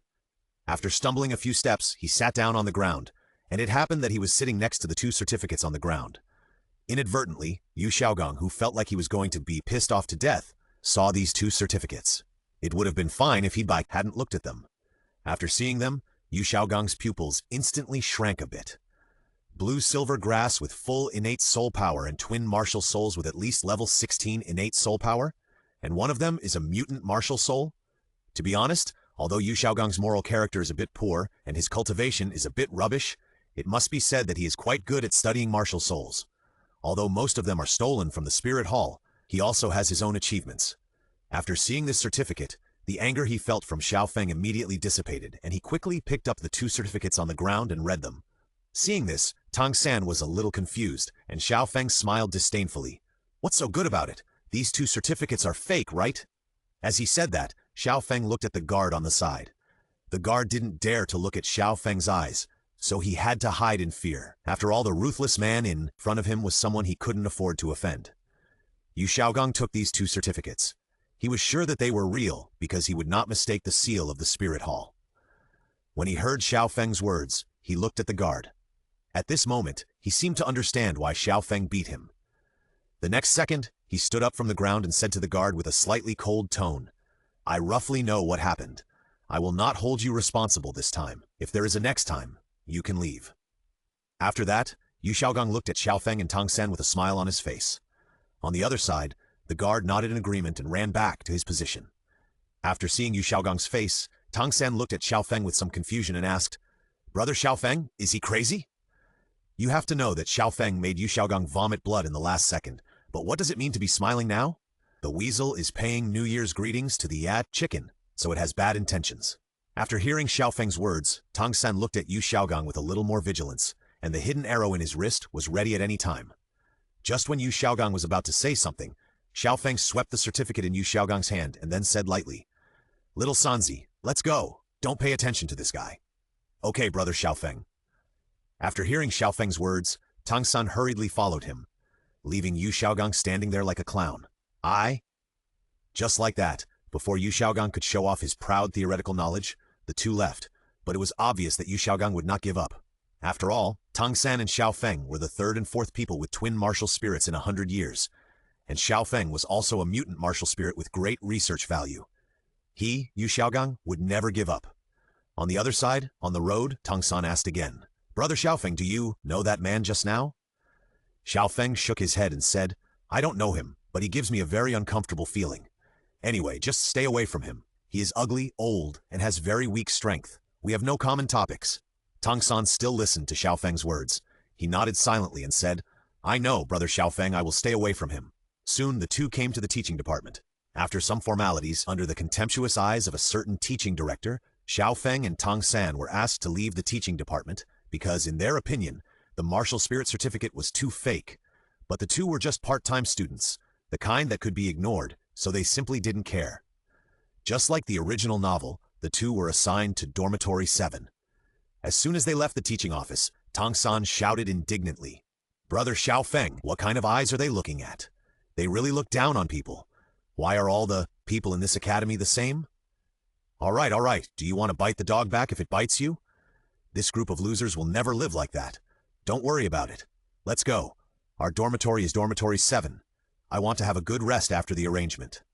The dormitory building is on the right side of the teaching building. It is the innermost building. It can be seen at a glance, and Dormitory 7 is on the right side of the lowest floor. After a while, the two came to Dormitory 7. Xiao Feng didn't say anything and kicked it. Bang! With a loud noise, the door of Dormitory 7 was kicked open in an instant, and the people inside were also startled by the sudden sound. After seeing Xiao Feng and Tang San, the people led by a sturdy figure all showed angry expressions. "What are you doing? Dare to come to our Dormitory 7 to make trouble?" The person who spoke was Wang Sheng. Facing the angry Wang Sheng and others, Xiao Feng grinned, showing his white teeth, and said, "Let me introduce myself. My name is Xiao Feng, your new roommate. From today on, I have the final say in Dormitory 7. Xiao Feng didn't waste any words and rolled up his sleeves directly, meaning that if you don't agree, come and fight, and Wang Sheng and others couldn't stand such an arrogant Xiao Feng. And just when Wang Sheng was about to take action, Tang San stopped Xiao Feng and said, "Brother Xiao Feng, leave this matter to me. They are not worth your effort." Seeing Tang San, who wanted to take action for him, Xiao Feng smiled and couldn't help thinking to himself, "Little Sanzi's idea is not bad. He has the style of those little brothers and followers in his previous life. Okay, then I'll leave it to you." Xiao Feng ignored everyone and came to a relatively clean bed, lying on it, and said calmly, "If you want to challenge me, defeat Xiao Sanzi first." After that, Xiao Feng yawned and closed his eyes. His attitude was extremely arrogant and looked down on everyone, which made Wang Sheng and others angry. "Watch this!" Wang Sheng rushed towards Tang San without saying anything. Facing Wang Sheng, who was like a reckless man, Tang San smiled slightly and stroked his hands gently. Pa! In less than 3 seconds, Wang Sheng was pressed to the ground by Tang San. "You lose?" Wang Sheng, who was lying on the ground, was a little confused. In the blink of an eye, he was pressed to the ground. The anger in his heart dissipated instantly. Tang San's strength was beyond his imagination. He, Wang Sheng, was not someone who could not afford to lose, so he quickly said, "I lose." After seeing Wang Sheng admit defeat, Tang San stood up and said with a smile, "Is there anyone else who wants to fight?" As soon as Tang San said this, everyone who was originally furious immediately became timid. Even the strongest Wang Sheng was defeated in seconds. Wouldn't it be a waste for them to go up? Seeing that no one responded, Tang San smiled again and said, "In that case, from today on, the 7th dormitory will be under the control of my brother Xiao Feng." At this moment, a crisp voice suddenly sounded outside the door of the 7th dormitory. That's right, the source of this voice was Xiao Wu. "Hello, is this the 7th dormitory?" A crisp and playful voice sounded. A very well-behaved and cute little head popped out from the door that Xiao Feng kicked open. Hearing this voice, everyone in the 7th dormitory immediately looked back. Even Xiao Feng, who was lying on the bed, looked back in shock. "No, how come Xiao Wu came early?" But Xiao Feng soon ignored this question. Looking at the cute little rabbit by the door, Xiao Feng silently took out a peach-flavored carrot from the space necklace of unlimited carrots of various flavors that had just been delivered to him. However, at the moment when Xiao Feng took out the carrot, Xiao Wu by the door twitched her nose slightly, and her cute eyes looked at the 7th dormitory with excitement, as if she was looking for something. At the same time, the pair of furry rabbit ears on her head, which were not sure whether they were decorations or something else, also stood up. Just when Xiao Feng was preparing to taste the peach-flavored carrot, Xiao Wu finally found the source of the fragrance, and this source was the carrot in Xiao Feng's hand. The next second, Xiao Wu's figure was as fast as lightning, and she instantly passed by Tang San and others, and in the blink of an eye she came to Xiao Feng's bedside, and she was like a fierce rabbit descending a mountain to the carrot in Xiao Feng's hand.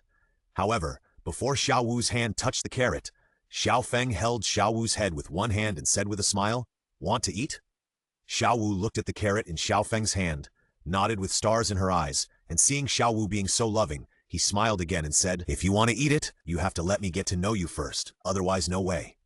Xiao Feng thought that with Xiao Wu's personality she would snatch it away by force, but obviously he underestimated the temptation of this thing to rabbits. Xiao Wu stood up and said with a smile, "Hello, my name is Xiao Wu, the Dancing Wu. I'm the new part-time student." Looking at the well-behaved and cute Xiao Wu in front of him, Xiao Feng couldn't help but howled in his heart. Anime has misled me. That's right, the Xiao Wu in front of him who is wearing cute pink clothes is extremely cute, without the weird feeling in the anime at all. At this moment, Xiao Wu is like a fairy from a fairy tale. The baby-like delicate skin, the perfect face, especially the cute eyes and rabbit ears, are so cute. Finally, there is the beautiful scorpion tail braid. Xiao Feng finally understood why Tang San was so affectionate to Xiao Wu in the original novel. Who can resist this? Looking at Xiao Feng, who was a little dazed, Xiao Wu blinked and said, "Can you give it to me now?" Xiao Wu's eyes were filled with an impatient light. She swore that this was the first time she had encountered a carrot that made her taste buds salivate so much that she couldn't help swallowing her saliva for a while. Looking at Xiao Wu like this, Xiao Feng suddenly became playful and raised a smile on his face. He said, "This is the first time we meet. Aren't you afraid that I might poison this thing?" After hearing Xiao Feng's words, Xiao Wu finally came back to her senses. Yes, it's the first time he and I met, and I want to eat his food without any precautions. What if? Xiao Wu thought of the things she didn't want to recall when she first came into contact with the human world. Humans are much more insidious than they seem. For a moment, Xiao Wu was a little scared, but she looked at the carrot in Xiao Feng's hand with some longing. In the end, reason overcame desire, but the price was a mouthful of drool. I really want to eat it. It looks so big and the quantity is so sufficient. One mouthful will definitely fill my mouth, and it smells so good, but I have to hold it back. I can't think about it. I can't think about it. Looking at Xiao Wu, who was whispering to herself and shaking her head, Xiao Feng smiled. He didn't intend to tease Xiao Wu anymore, so he threw the carrot in his hand to Xiao Wu, and Xiao Wu caught it in a panic. "You are so stupid. Do you really believe what I said? How can you poison your roommate the first time you meet?" As he said that, Xiao Feng took out a carrot again, like a magic trick, and started to eat it. After taking a bite, I have to say that peach-flavored carrots are really delicious. Seeing Xiao Feng eating with relish, Xiao Wu also set her eyes on the carrot in her hand. In the end, Xiao Wu couldn't resist the temptation and started to eat it. It would have been fine if she hadn't eaten it. After eating it, Xiao Wu showed a very satisfied look, and even her furry ears couldn't help but tremble. Super, super delicious. Xiao Wu couldn't help but shout in her heart. In a few seconds, a big and thick carrot was destroyed by Xiao Wu. After eating it, Xiao Wu looked at Xiao Feng with desire, and Xiao Feng smiled and said, "No more. These are the last two, one for you and one for me. Hey!" At this moment, Xiao Wu's ears suddenly drooped, and Xiao Feng wanted to laugh. "Didn't you say that rabbits are smart? Why do I feel stupid and cute?" Suddenly, Xiao Feng took out a carrot again like a magic trick, and Xiao Wu's eyes lit up when she saw this scene, and her little face puffed up fiercely and said, "Okay, you lied to me." As he said that, he threw himself directly onto Xiao Feng, trying to grab the carrot. After teasing Xiao Wu for a while, Xiao Feng gave the carrot to Xiao Wu. Xiao Wu, who got the carrot, ran to the bed next to Xiao Feng and ate it happily. She looked very cute. At this time, the system's voice rang. "Host, the daily necessities you bought have arrived. Xiao-san, our things have arrived. Go to the entrance of the academy to get them." Hearing Xiao Feng's words, Tang San responded with a "okay," and then left dormitory 7. You asked Xiao Feng why he didn't move out to live in the system's villa? Don't make a fuss. How can I keep the bunny warm if I move out? Well, that's the reason. Compared to an empty big bed, he prefers a small bed with someone warming it. At this moment, everyone finally came back to their senses. They looked at Xiao Feng one by one, not knowing how to describe it. Dormitory 7 finally had a girl, but before they could take a good look at her, she fell into the hands of their boss. As the saying goes, those who are involved are confused, but those who are not involved are clear. Xiao Wu, the person involved, had not yet realized that she had fallen into Xiao Feng's clutches, and the others also quietly and honestly withdrew their gazes, and did not even have time to tell Xiao Feng the rules of the 7th dormitory. Wang Sheng and others said, "Whoever disturbs at this time is courting death." After all, even Tang San, who defeated Wang Sheng in seconds, called Xiao Feng brother, and his strength naturally needs no explanation, so Xiao Feng's status was established instantly. Although Xiao Feng's behavior was childish, it was fun. As a time traveler, isn't it time to have fun? What kind of time traveler is it if you don't have fun? Only those who do whatever they want are called serious time travelers. Soon, Tang San came in with a lot of things. "Brother Xiao Feng, I'm back." Tang San first put all his things on his bed, and then took all the things that belonged to Xiao Feng's bed. Tang San was originally very confused why Xiao Feng bought things for 2 people before, but now he seemed to understand. Although he was very confused, Tang San was very smart and didn't ask. After all, everyone has their own secrets, and what he had to do was to listen to his father and follow Xiao Feng. He believed in his father and Xiao Feng. On one side, Xiao Feng quickly made his bed. A brand new bed sheet and a large quilt made everyone envious. On the other side, Tang San was very ordinary, with a simple bed sheet and a quilt that was just enough for one person to cover. Compared with Xiao Feng, well, there was no comparison. After tidying up everything, Xiao Feng lay on the bed very comfortably, stretched his waist and said, "It's so soft and comfortable." Xiao Wu on the other side first looked at her monotonous bed, then looked at Xiao Feng's bed. Suddenly, she had a flash of inspiration and immediately ran to Xiao Feng's bed and said, "Xiao Feng, let me discuss something with you." "Oh?" Xiao Feng pretended to be confused and looked at Xiao Wu. Xiao Wu was very direct. She pushed her bed to the side of Xiao Feng's bed and merged theirs together. Then she said excitedly, "Look, your quilt is so big. How about we use it together?" Xiao Feng was amused when he heard this and joked again, "I bought this. Why should I share it with you?" Xiao Wu didn't expect Xiao Feng to say that. After a moment of stunned silence, she used her cuteness skills, pulled Xiao Feng's arm, and said in a very loving and cute way, "Please, please, please, please." At this moment, Xiao Feng's heart was melted by cuteness, but on the surface, she pretended to be very helpless and said, Okay, I really can't do anything about you. But I'll make a promise first. You are not allowed to cross the line when you sleep, or I'll take care of you if you do." After seeing Xiao Feng agree, Xiao Wu nodded quickly and said, "Yeah, don't worry, I won't cross the line." Everyone in the 7th dormitory who saw this scene immediately acquiesced to the status of the second brother of the 7th dormitory, while Tang San on the side always felt that something was wrong, and he felt like something was surging above his head. In the 7th dormitory, Xiao Feng took out a brand new sheet again and asked Xiao Wu to spread it on herself, saying, "I bought one more." Xiao Wu spread it with joy, and then lay on the warm quilt, and couldn't help but say from the bottom of her heart, "It's soft and comfortable." Seeing Xiao Wu like this, Xiao Feng couldn't help but smile. To be honest, since ancient times, deep affection cannot be retained, only routines can win people's hearts. This step is already safe, so can Xiao Wu still run away? Under the admiring eyes of everyone, Xiao Feng fell asleep, for no other reason, just wanting to sleep, and Xiao Wu beside him also looked at Xiao Feng curiously, her eyes exuding curiosity and other unique looks. No one knew what she was thinking. On the contrary, Tang San always had an indescribable feeling in his heart, and he had no choice but to force himself into the state of practicing Xuantian Gong, and this feeling disappeared. Time passed bit by bit, and a day passed. In the late afternoon, Xiao Feng was woken up by Tang San. "Brother Xiao Feng, everyone is going to have dinner. Are you going?" After hearing what Tang San said, Xiao Feng originally didn't plan to go, but he suddenly thought of Xiao Chen in the original novel, the son of the Lord of Nodding City, who had feelings for Xiao Wu. So he decided to teach him a lesson first, so that he would know what it meant to not think about something he shouldn't think about. Xiao Feng looked back and saw Xiao Wu sleeping soundly. Her long eyelashes were beautiful, and her slightly red cheeks revealed a kind of tenderness that made people feel pity involuntarily. After Xiao Feng nodded to Tang San, he got up carefully and then quietly took out 2 carrots and placed them on the bedside table next to Xiao Wu. "Brother Xiao Feng, don't you want to ask Xiao Wu to come with you?" Xiao Feng shook his head and said, "No, just bring it to her later. Wait until she falls asleep." Then the two of them left dormitory 7 and went to the cafeteria with Wang Sheng and others outside. At the moment Xiao Feng left the dormitory, Xiao Wu opened her eyes. She woke up as early as the moment Xiao Feng took out the carrots, but she didn't open her eyes.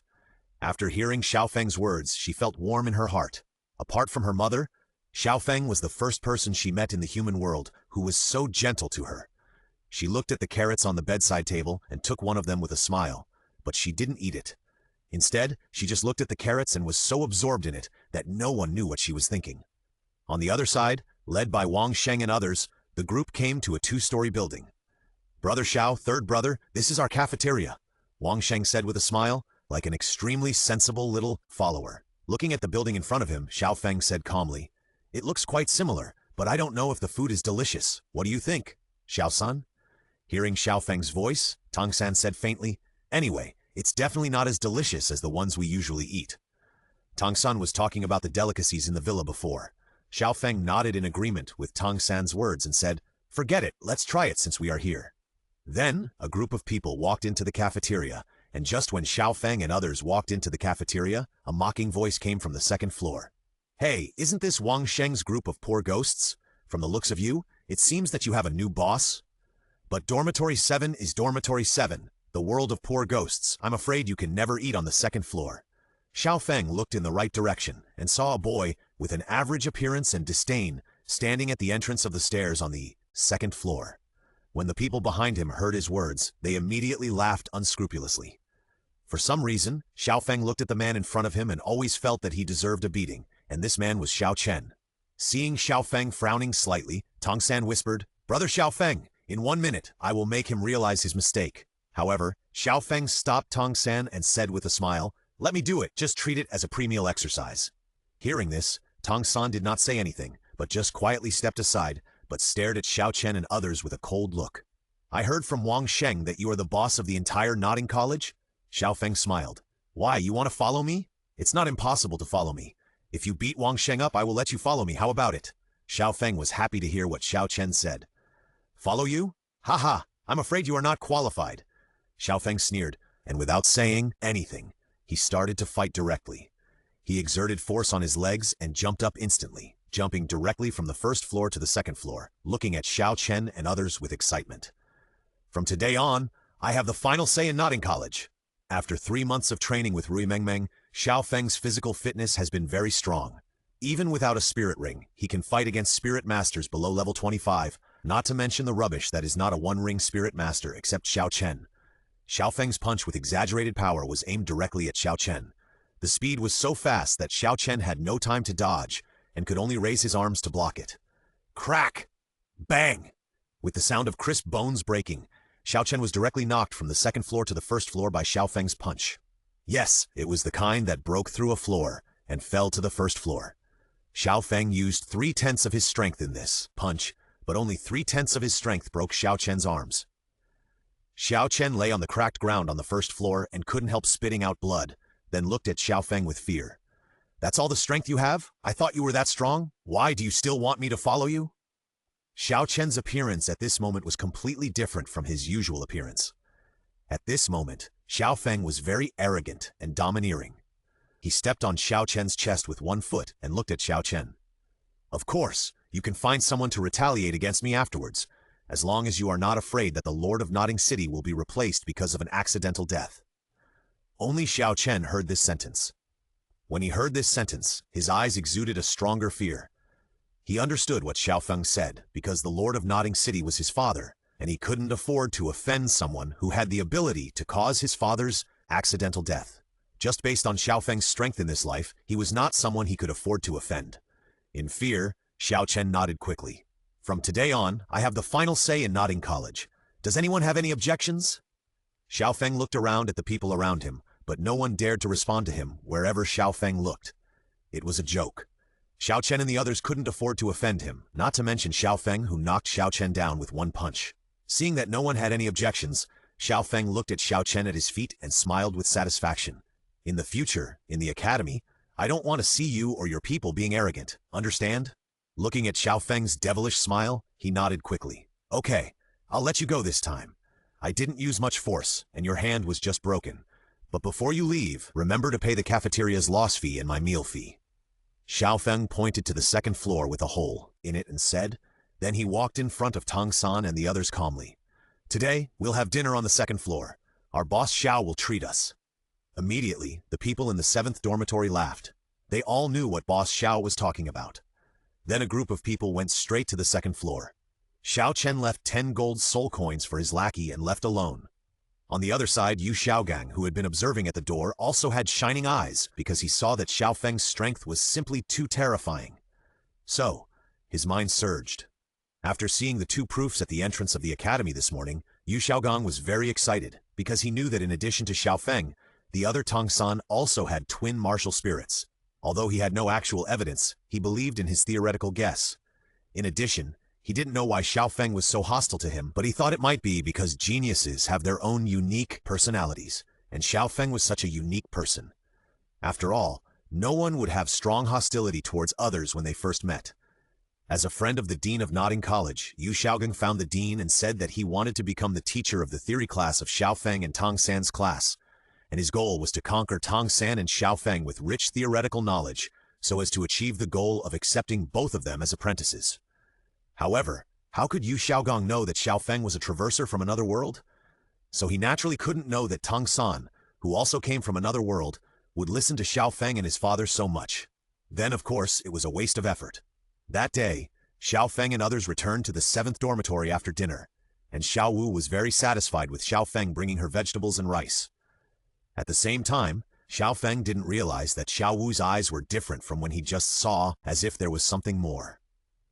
At night, on Xiao Feng's big bed, Xiao Feng looked at Xiao Wu and said with a smile on his face, "You don't snore when you sleep at night, do you?" Hearing Xiao Feng's words, Xiao Wu pouted. "You snore. Have you ever seen a girl snore when she sleeps?"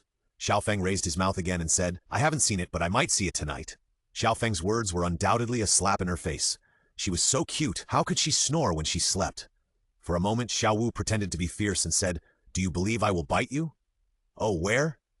This time, Xiao Feng came to life and looked at Xiao Wu with a smirk. Although Xiao Wu didn't know what Xiao Feng meant, she felt that something was wrong when she saw Xiao Feng's expression. She hurriedly said, "Of course I'm going to bite your hand." As she said that, Xiao Wu rushed directly to Xiao Feng, but what greeted her was Xiao Feng's head patting. Xiao Feng's hand was directly pressed on Xiao Wu's head, and the other hand was aimed at the pair of rabbit ears, and he took action instantly. He touched, rubbed, and pinched them, and the feeling was extremely comfortable. When Xiao Feng looked at Xiao Wu again, he found that Xiao Wu had already climbed on the bed with a flushed face and powerless. After seeing Xiao Feng's gaze, she murmured shyly, "Don't pinch my ears anymore, it's itchy." At this moment, a strong sense of guilt surged into her heart. Xiao Feng shook his head, dispelling this thought from his mind and retracting his hand. However, when he retracted it, he was still reluctant to do so. After all, the touch was too comfortable. Xiao Wu also hid in the quilt instantly, not daring to come out. In the quilt, her face was flushed. You know, for a rabbit, touching the ears is equivalent to ahem. Those who understand will understand. Xiao Wu didn't expect Xiao Feng to directly touch her ears. For a moment, her mind was blank, and she felt so shy. Looking at Xiao Wu hiding in the quilt, Xiao Feng was also a little dazed.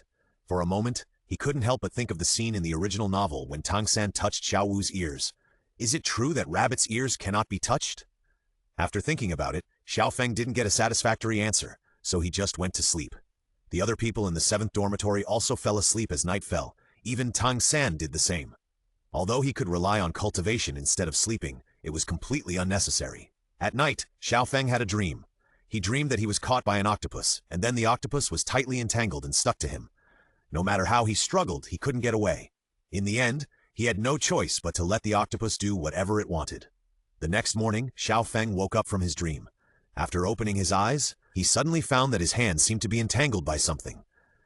Subconsciously complained, "I woke up from the dream. Why is this octopus still there?" But soon, Xiao Feng found something wrong. There are many factors that cause dreams.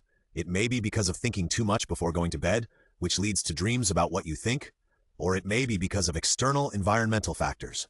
According to Xiao Feng's current situation, the octopus that can't get rid of in the dream seems to come from the factors of the real environment, and the only thing that can entangle his hand is Xiao Wu? Xiao Feng lifted the quilt, and sure enough, on his left hand, a soft and delicate body with pink soft ears was hugging his arm tightly, and the owner of the delicate body was Xiao Wu, who had said before that she would not cross the line. Xiao Wu's long eyelashes were shaking slightly, as if she was dreaming something that made her excited. Xiao Feng looked at her soft and cute face and couldn't help but smile faintly. For a moment, she thought of Xiao Wu's experience and past. He couldn't help but reach out and touch Xiao Wu's hair. "Forget it, let's sleep for a while." At this moment, Tang San on the opposite side had already gone out to practice the purple demon eye. Looking at most of the people who were still sleeping, Xiao Feng fell asleep again. When he woke up, it was already noon. The sun shone through the window into the 7th dormitory. Xiao Feng felt that the octopus that was entangled with him had disappeared, so he turned his head and saw Xiao Wu, who was taking care of his waterfall-like hair. In the sunlight, Xiao Wu's small back looked particularly beautiful. I couldn't believe how beautiful she would be when she grew up. "Hey, a certain octopus woke up?" Xiao Feng said jokingly. When Xiao Wu heard Xiao Feng's voice, she subconsciously looked back and saw Xiao Feng with a playful face. There was a playful look on his handsome face, which reminded Xiao Wu of her appearance when she woke up, and she blushed immediately. When she woke up, she found herself clinging to Xiao Feng and holding his arm, which made her feel shy and her heart beat violently. The last time she was so clingy was when she was with her mother. Now, There was another person, and she had planned to pretend that she knew nothing, but she didn't know that Xiao Feng had already seen her like this. Now that Xiao Feng mentioned it, she was so shy, so she could only blush and pretend to be confused and said, "What octopus? What are you talking about? Why don't I understand?" Looking at Xiao Wu, who didn't admit it, Xiao Feng didn't talk about this topic clearly, but just said faintly, "Hey, although I didn't hear someone snoring, I saw someone's appearance after crossing the line. It's cute to say it one by one." These words instantly made Xiao Wu's face flushed. Xiao Wu rushed towards Xiao Feng in anger and tried to bite Xiao Feng but was held down by Xiao Feng again. "Okay, stop making trouble. I'm hungry and I'm going to eat. Have you eaten yet? Do you want me to bring you some?" Xiao Feng didn't say anything about helping Xiao Wu comb her hair because he didn't know how to do that at all. After listening to Xiao Feng's words, Xiao Wu returned to her original position and pouted, "No, and I don't want to eat anything you bring." However, in response to Xiao Wu's simple and easy-to-understand words, Xiao Feng smiled and said, "Okay, I got it. I'll bring it to you." After washing up, Xiao Feng left dormitory 7, and Xiao Wu looked at Xiao Feng's back with soft eyes, absorbed in it for a long, long time. Canteen. As soon as Xiao Feng entered the canteen, the originally noisy canteen instantly became quiet. Obviously, the news that Xiao Feng had knocked Xiao Chen down with one punch yesterday had spread, and now Xiao Feng's reputation is naturally the #1 brother in Notting College, so naturally no one dared to offend Xiao Feng. Xiao Feng thought it was quite funny to see people around him being so afraid of him, and then he said with a smile, "Everyone, relax. I'm not a cannibal. Why are you so afraid of me? Just be as you normally would. Be natural." Then, Xiao Feng went directly to the second floor of the cafeteria. When he walked out of the stairs on the second floor, Xiao Feng found that the hole from yesterday had been repaired. For a moment, he couldn't help but admire some people's work efficiency. It was awesome. However, on the second floor, Xiao Feng saw an unexpected scene. Tang San was sitting at a table on the second floor, and Yu Xiaogang was saying something to Tang San. Suddenly, Xiao Feng found that Tang San's expression and aura changed instantly. This made Xiao Feng a little curious about what Yu Xiaogang said to make Tang San look like this, but he didn't need to think about it to know what it was. There was basically nothing that could make Tang San's expression become serious, except for the twin martial spirits.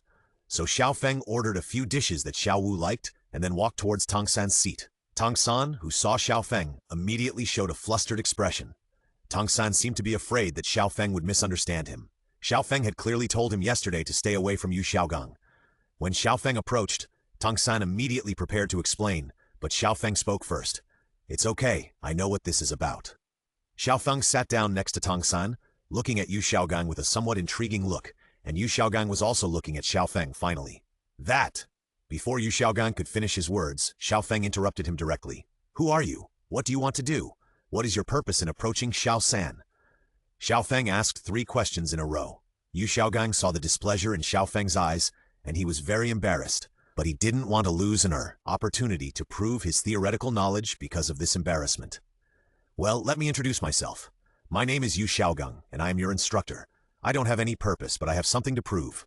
At the same time, Tang San also whispered in Xiao Feng's ear, "Brother Xiao Feng, he knows that I have twin martial spirits." At this moment, Emperor Xiao Feng was capped again, and his eyes became slightly colder, and the soul power in his hand began to operate slowly. "I will only give you 1 minute to tell me your real purpose. Otherwise, don't blame me for being merciless." The cold words and eyes made Yu Xiaogang's scalp numb instantly. In terms of strength, he, a level 29 Great Soul Master, was not enough for Xiao Feng to beat with one hand, so he immediately said his purpose. But it was still relatively tactful. "Well, didn't I see your 2 martial spirits proof yesterday? Based on the martial spirits' 10 core theoretical knowledge, competitiveness that I studied, I am sure that Tang San has twin martial spirits, and I came here today just to prove it." Yu Xiaogang spoke quickly, and after he finished speaking, Xiao Feng sneered. "The martial spirits' 10 core competitiveness that you studied? In that case, you are Yu Xiaogang?" After hearing Xiao Feng's words, Tang San and Yu Xiaogang were both stunned for a moment. Seeing that Xiao Feng seemed to know his name, Yu Xiaogang replied with some surprise, "Yes, I am Yu Xiaogang." Tang San also asked curiously, "Brother Xiao Feng, is he famous?" Tang San remembered that Xiao Feng said he didn't know him yesterday, but he recognized him when he heard the name today. Looking at the two, Xiao Feng said lightly, "Yu Xiaogang, known as the Master, the founder of the 10 core competitiveness of martial spirits. In a sense, you are the well-known title Douluo in the theoretical world, but everyone knows that this title Douluo is just a joke." Title Douluo in the theoretical world? Tang San on the side was a little surprised. You have to know how important this title is. No wonder you can tell that I have twin martial spirits just by a certificate. It seems that he has something. When Yu Xiaogong heard Xiao Feng say that he was a joke, his face turned red. That's right. In the eyes of the world, he was indeed a joke. Although no one can prove that his theory is right, no one can prove that his theory is wrong, so he said a little disappointedly, I thought geniuses would be different from others, but the result? Hey! With that, Yu Xiaogong was about to leave, but Xiao Feng was not happy. What's the matter? I paved the way for you, and you want to run away after pretending to be cool? If you run away, then what should I pretend to be? Looking at Yu Xiaogong, who was about to leave, Xiao Feng sneered. The amount of innate soul power is proportional to the quality of the martial soul. After hearing Xiao Feng's words, Yu Xiaogong immediately stopped and looked at Xiao Feng with some suspicion. And Tang San also looked at Xiao Feng in confusion. He remembers Xiao Feng said this to him. This is one of the 10 core competitive advantages of the martial soul. I've seen it. I guess this is why you judge that Xiao San has a twin martial soul? Hearing Xiao Feng's words, a hint of pride suddenly emerged in Yu Xiaogong's eyes. When he was about to say not entirely, Xiao Feng spoke again. Xiao San's martial soul is blue-silver grass. From ancient times to the present, 99.9% of people who have blue-silver grass martial souls will not have soul power. Even the 0.01% who have soul power will not have more than one level of soul power. So according to the innate soul power, which is proportional to the quality of the martial soul, you judge that Xiao San has twin martial souls and the other martial soul must be a powerful martial soul. But the question is, what kind of powerful quality martial soul must be of the same quality as the blue-silver grass martial soul? How do you explain the condition for the existence of twin martial souls is the same level of quality in your 10-core competitiveness? As everyone knows, blue-silver grass is a useless martial soul. According to your 10-core competitiveness of martial souls, how can a useless martial soul have another powerful martial soul? And Xiao San is a twin martial soul? Even if it is a twin martial soul, the other one should also be a useless martial soul, so how do you explain these? Xiao Feng's series of questions made Yu Xiaogong's face look extremely bad. Xiao Feng was right. He wrote all these, but now he didn't know how to explain it. Yu Xiaogong was silent for a while. The next moment, Xiao Feng's ultimate move came. I think I know what your purpose is. You should want to take Xiao San and me as your apprentices and then prove your theories, right? But the facts prove that Xiao San and I are just tools in your eyes to prove your own theories. If you succeed, you will enjoy the reputation. If you fail, I don't know what will happen to me, but Xiao San will definitely die by exploding. Besides, you can't even explain your theory clearly, so where do you get the courage to have ideas about Xiao San and me? Moreover, I don't want to recognize a waste who steals other people's knowledge as my master. Do you understand, master? Only Yu Xiaogong understood what Xiao Feng meant by the last sentence. Suddenly, Yu Xiaogong suddenly covered his chest and staggered. His blood rushed to his heart. Puff! A mouthful of blood spurted out, and Yu Xiaogong collapsed on the ground with a decadent face, staring at the ceiling with lifeless eyes. Xiao Feng's words directly negated everything Yu Xiaogong had done over the years, and even he himself began to doubt himself. At this moment, he was no longer in the mood to think about why Xiao Feng knew that he had stolen the knowledge of the spirit hall. Looking at Yu Xiaogong lying on the ground, Tang San's eyes showed disdain. Xiao Feng's words made him understand how insidious Yu Xiaogong was. At this moment, Tang San even had the intention to kill him. Fortunately, he knew Xiao Feng. If it weren't for Xiao Feng, he didn't dare to believe what the consequences would be if he met Yu Xiaogong alone. With his personality, it is possible that he would really choose to worship him as his master under Yu Xiaogong's theoretical nonsense. At this moment, Tang San was afraid of exploding and dying. It was creepy to think about it. Okay, I don't feel like eating seeing you, so let's take it back to the dormitory to eat. After finishing everything, Xiao Feng came to the window to pack up the freshly cooked dishes, and then took some food and planned to leave. Seeing Xiao Feng preparing to leave, Tang San also hurriedly made some food and left with Xiao Feng. Yu Xiaogong was left alone lying on the floor on the second floor with a disheartened face. What is the meaning of living for? In the 7th dormitory, Xiao Wu had already arranged her hair. At this moment, she and Xiao Feng were eating the food that Xiao Feng brought back from the cafeteria, while Tang San was also eating his food silently. He was dazed, as if he was thinking about something. Xiao Feng, are you and Tang San brothers? Xiao Wu asked in her unclear voice. Xiao Feng smiled faintly and said, eat the food in your mouth first before talking. Besides, Xiao Sanzi and I are not brothers. We are from the same village and have known each other since childhood, but I am a little older than him, so he calls me brother. Listening to Xiao Feng's words, Xiao Wu showed an expression of surprise. He thought Xiao Feng and Tang San were brothers. By the way, I plan to go to the Soul Beast Forest with Xiao San to hunt soul rings in the afternoon. Do you want to go with us? Although Xiao Feng knew that Xiao Wu would not go, he felt it necessary to ask. When Xiao Wu heard that she was going to play outside, she was very excited, but when she heard that she was going to the Soul Beast Forest, her face immediately fell. I won't go. You guys go. Okay. After finishing his meal, Xiao Feng wiped his mouth and looked at Tang San beside him and said, Xiao San, pack up. We will set off soon to the Soul Beast Forest to hunt soul beasts and obtain soul rings. Xiao Feng's voice brought Tang San back to his senses, and he quickly responded, Okay, brother Xiao Feng. Then, Xiao Feng looked at Xiao Wu who was eating and said, I'll leave some snacks for you. If we're lucky, we should be back tomorrow night, but if we're unlucky, we'll be back later. You can sleep by yourself for the next 1 or 2 days. Xiao Feng took out dozens of carrots from the space necklace and placed them on the bedside table. Then, he asked the system for 50 gold soul coins, gave them to Xiao Wu and told herself to spend them sparingly. When Xiao Wu asked Xiao Feng why he was so nice to her, Xiao Feng smiled and said, I don't want to come back and see a little rabbit that is almost starving to death. If I starve to death, who will warm my bed? This reminded Xiao Wu of what happened last night, and she blushed again. She shouted angrily, Who? Who is going to warm your bed, bah? In response, Xiao Feng just reached out and rubbed Xiao Wu's head and smiled gently. Okay, let's go. Looking at Tang San, who had packed up a simple gift, Xiao Feng said goodbye and then left the 7th dormitory. Wang Sheng and others in the 7th dormitory also looked at Xiao Feng and Tang San with envy. They were only level 7 or 8 spirit masters, while Xiao Feng and Tang San were already preparing to obtain the first spirit ring. The gap between people. Hey, after the two left the 7th dormitory, they came all the way to the gate of Notting College. Brother Xiao Feng, are we going to the Spirit Master Forest alone? Isn't it a bit arrogant? Tang San naturally had a little understanding of the Spirit Beast Forest and naturally knew what the Spirit Beast Forest was. However, Xiao Feng smiled and said, Don't worry, our strength is enough. A mere 100-year or 1,000-year soul beast is not my opponent. Of course, the 1,000-year soul beast Xiao Feng mentioned is about 1 or 2,000 years old. If it is higher, he will probably be pressed to the ground. A few seconds later, an extremely luxurious carriage came from a distance. Xiao Feng looked at the carriage road and said, Let's go. Tang San. The carriage came to the front, and an old man who looked to be in his 40s or 50s looked at Xiao Feng and said, Master Xiao Feng, get in the car. As he said that, he personally opened the door for Xiao Feng. Xiao Feng was not polite and got on the carriage directly. Then he leaned out of his head and shouted to the stunned Tang San, What are you doing? Get in the car. Oh. Tang San got on the car in a daze before he came to his senses. Looking at the luxury inside the car, he was silent. At this moment, he remembered that Xiao Feng also had the identity of the young master of the Nine Gods sect. And what about him? He was just the son of a small little Douluo. Fortunately, Tang Hao didn't know what Tang San was thinking.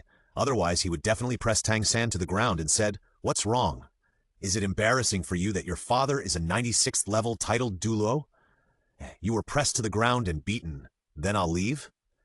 After the carriage left, 2 people appeared at the gate of Notting College. These 2 people were the Lord of Notting City and his son Xiao Chen. Son, it's a good thing you didn't let me do it to him yesterday.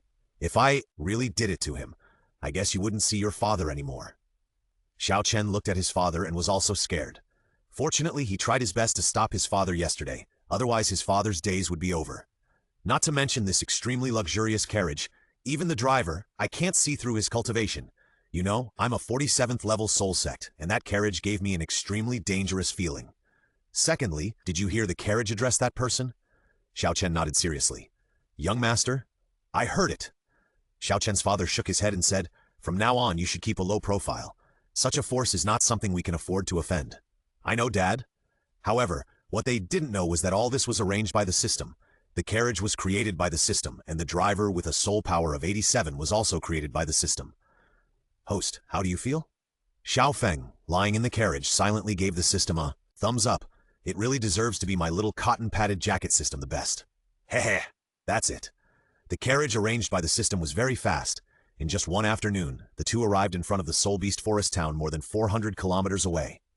Young master, I will only take you here, the driver said respectfully in front.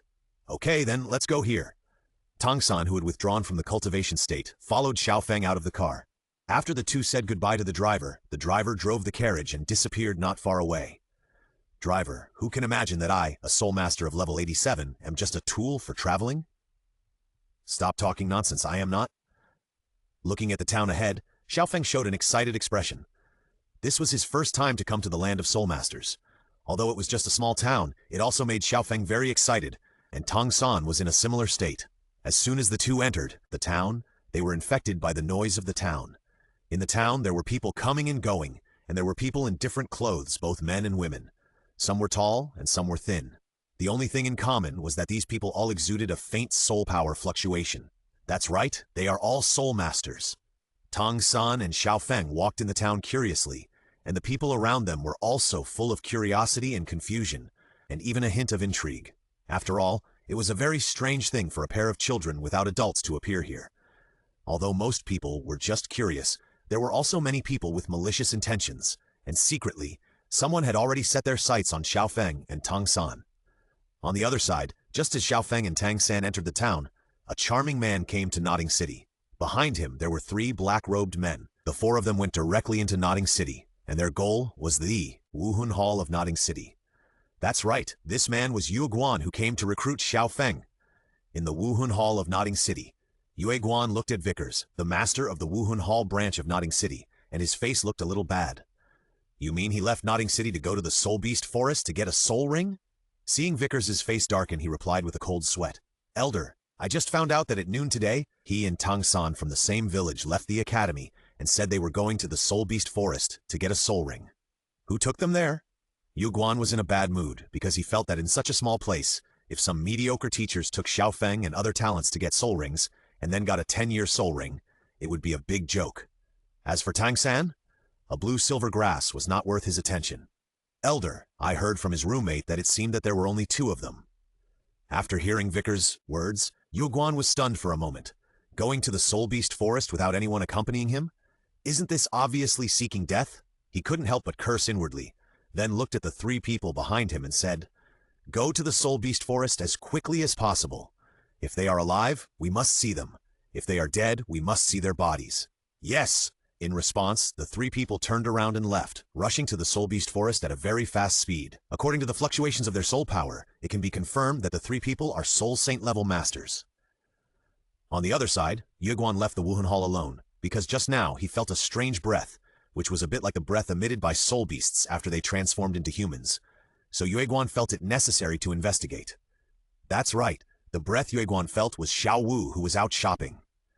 And by coincidence, a titled Douluo who was worried that his son would not adapt to the life in the academy came to visit him and stepped into Notting City. Yue Guan, why do I suddenly feel a chill? And what's the matter with my right eyelid twitching? At this moment, Yue Guan didn't know that a crisis concerning his life was approaching him. On the other side of the Soul Beast Forest, Xiao Feng and Tang San looked at the people in front of them with smirks on their faces. Both of them smiled. Tang San smiled because he could finally eat meat, but what about Xiao Feng? He liked this kind of plot of killing small wild monsters to gain experience.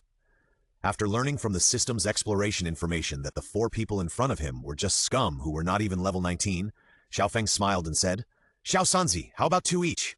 That's just what I want. Let's see who kills faster. The moment the words fell, Xiao Feng's figure shot out directly. Although the 4 people didn't say what they were here for, you can tell what the other party wants to do by looking at the smirks on their faces. So Xiao Feng's idea is very simple. Kill them all. At the moment Xiao Feng took action, Tang San's actions were not slow either. Using the Ghost Shadow Mirage, the whole person rushed towards the 4 people in front of him like a ghost. The 4 people who saw Xiao Feng and Tang San taking action immediately showed disdainful eyes. In their opinion, how much strength can a little kid have? However, Xiao Feng let them know what it means to not judge a person by his appearance. Xiao Feng came to a tall and thin man, raised his mouth, and leaped up. He punched hard with the fist that was ready to go. The small fist hit the man's chest with exaggerated force. In an instant, the crisp sound of broken bones rang out, accompanied by a scream, and the tall and thin man flew backwards, leaving a bright blood foam in the air, and fell to the ground on the spot, because Xiao Feng's punch directly shattered his heart. At this moment Xiao Feng's heart beat violently. He was very excited, extremely excited. This feeling was like he was a natural warrior. Whenever a battle started, his body would start to tremble and get excited. Adrenaline began to rise, and Xiao Feng's face also showed a ferocious smile. He was like a wild beast that had been freed from its restraints, powerful and crazy. Looking at Xiao Feng at this moment, Tang San on the side was a little shocked. This was the first time he saw Xiao Feng's face like this, but although he was shocked, the movement of his hands did not slow down at all. The hidden weapon in his hand flew out invisibly. With the use of Tang Sect's unique skills and extreme techniques, in less than 3 breaths, the weakest short and fat man was killed by Tang San. In less than a few breaths, 2 of the 4 people were dead, which made the remaining 2 people's faces change drastically. Be careful, these 2 kids are also soul masters. As they said, the 2 released their martial arts. The martial arts of the 2 people looked like wolves, and each of them had a 100-year soul ring. Xiao Feng and Tang San thought that the other party only had a 10-year soul ring, but they didn't expect that the other party actually had a 100-year soul ring. After being stunned for a while, the 2 looked at each other and laughed.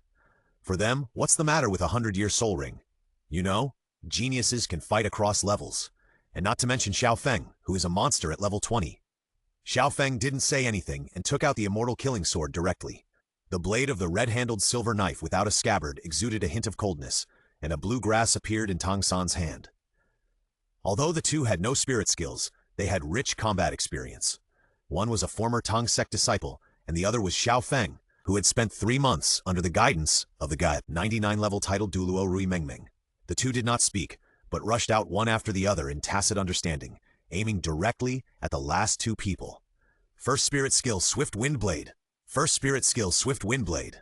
The voice came from the mouths of 2 brothers, accompanied by 2 flashes of yellow light, and 6 energy blades that should not be underestimated flew towards Xiao Feng and Tang San. However, this attack was too easy for Xiao Feng and Tang San, and they easily dodged it. Blue-silver grass. Because he had no spirit skills, Tang San could only control the blue-silver grass to entangle the 2 people in front of him in a normal way. But because the blue-silver grass was too weak, he only controlled the 2 opponents for less than a second. For Xiao Feng, this less than a second was enough. Vincent of Delay, cut with 1 sword. Xiao Feng, holding the immortal killing sword, raised his sword and slashed it down like lightning. With a low groan, Xiao Feng looked at the immortal killing sword in his hand. He vaguely felt that his sword seemed to have become stronger.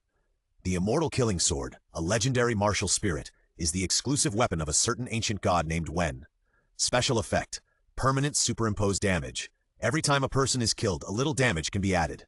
The stronger the person killed, the higher the superimposed damage. This special effect has no upper limit. Friendly reminder, this immortal killing sword once shattered a plain world with 1 sword. Bang bang! With the sound of 2 heads falling to the ground, Xiao Feng dispersed the immortal killing sword in his hand. This was the first time Xiao Feng killed someone. He looked at the 2 headless corpses on the ground without any discomfort or sympathy in his heart, because he knew that this was no longer the world he used to be. In this world where strength was everything, any discomfort and sympathy would only make him die faster. Although he had the system that would keep him from dying, he still understood these principles. After doing everything, Xiao Feng returned to his original appearance. He scratched the back of his head and thought faintly, "Am I too cold-blooded? Why didn't I feel anything the first time I killed someone?" Seeing Xiao Feng's decisive move, Tang San was full of admiration. He, Tang San, could kill without any emotion, but that was because he had a lifetime of experience in killing people. The first time he killed someone, he couldn't react like Xiao Feng. This shows how strong Xiao Feng's heart is. On the other side, Yuo Guan had already stopped Xiao Wu. He recognized that the Xiao Wu in front of him was the little 100,000-year-old soft-bone charm rabbit that had escaped from Bibi Dong a while ago. Xiao Wu also recognized Yue Guan in front of her. At this moment, she was extremely terrified. Unfortunately, Tang Hao, who was passing by, happened to see Yue Guan and Xiao Wu. "Fuck, Tang Hao? Fuck, Xiao Jua and a human who was rebuilt from a 100,000-year soul beast? I'm done, 2 titled Douluo." Yue Guan wanted to escape, but would Tang Hao let Yue Guan go? The answer is impossible. "Haha, today is a really good day. Xiao Jua, you can't run away. Killing you will surely give Bibi Dong a headache. Then I will give this 100,000-year soul beast to that young master. He should be very happy, right?" However, what Tang Hao didn't know was, in Nodding City, in a not-too-big alley, 3 people stared at each other with their eyes wide open. Compared to the frightened Xiao Wu, Yue Guan was obviously more panicked.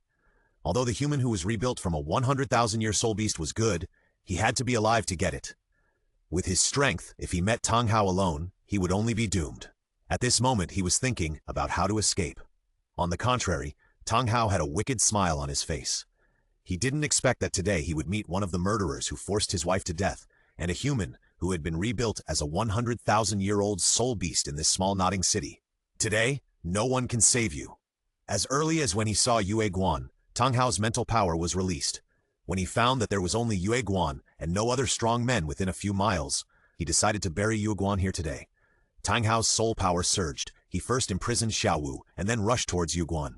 Seeing that the situation was not good, Yue Guan ran away directly. The figure flashed, and when he appeared again, he was already dozens of meters away. In response, Tang Hao just sneered. "You can't escape." Although Yue Guan's speed was fast, Tang Hao's speed was faster. When the two left Nodding City, Tang Hao stopped Yue Guan. "Run, why don't you keep running?" As he said that, Tang Hao directly summoned the Clear Sky Hammer. The silver hammer mixed with blood-red aura gave Yue Guan a suffocating pressure. Although both of them were titled Douluo, they were not at the same level at all, and this was the difference brought by the 100,000-year spirit ring.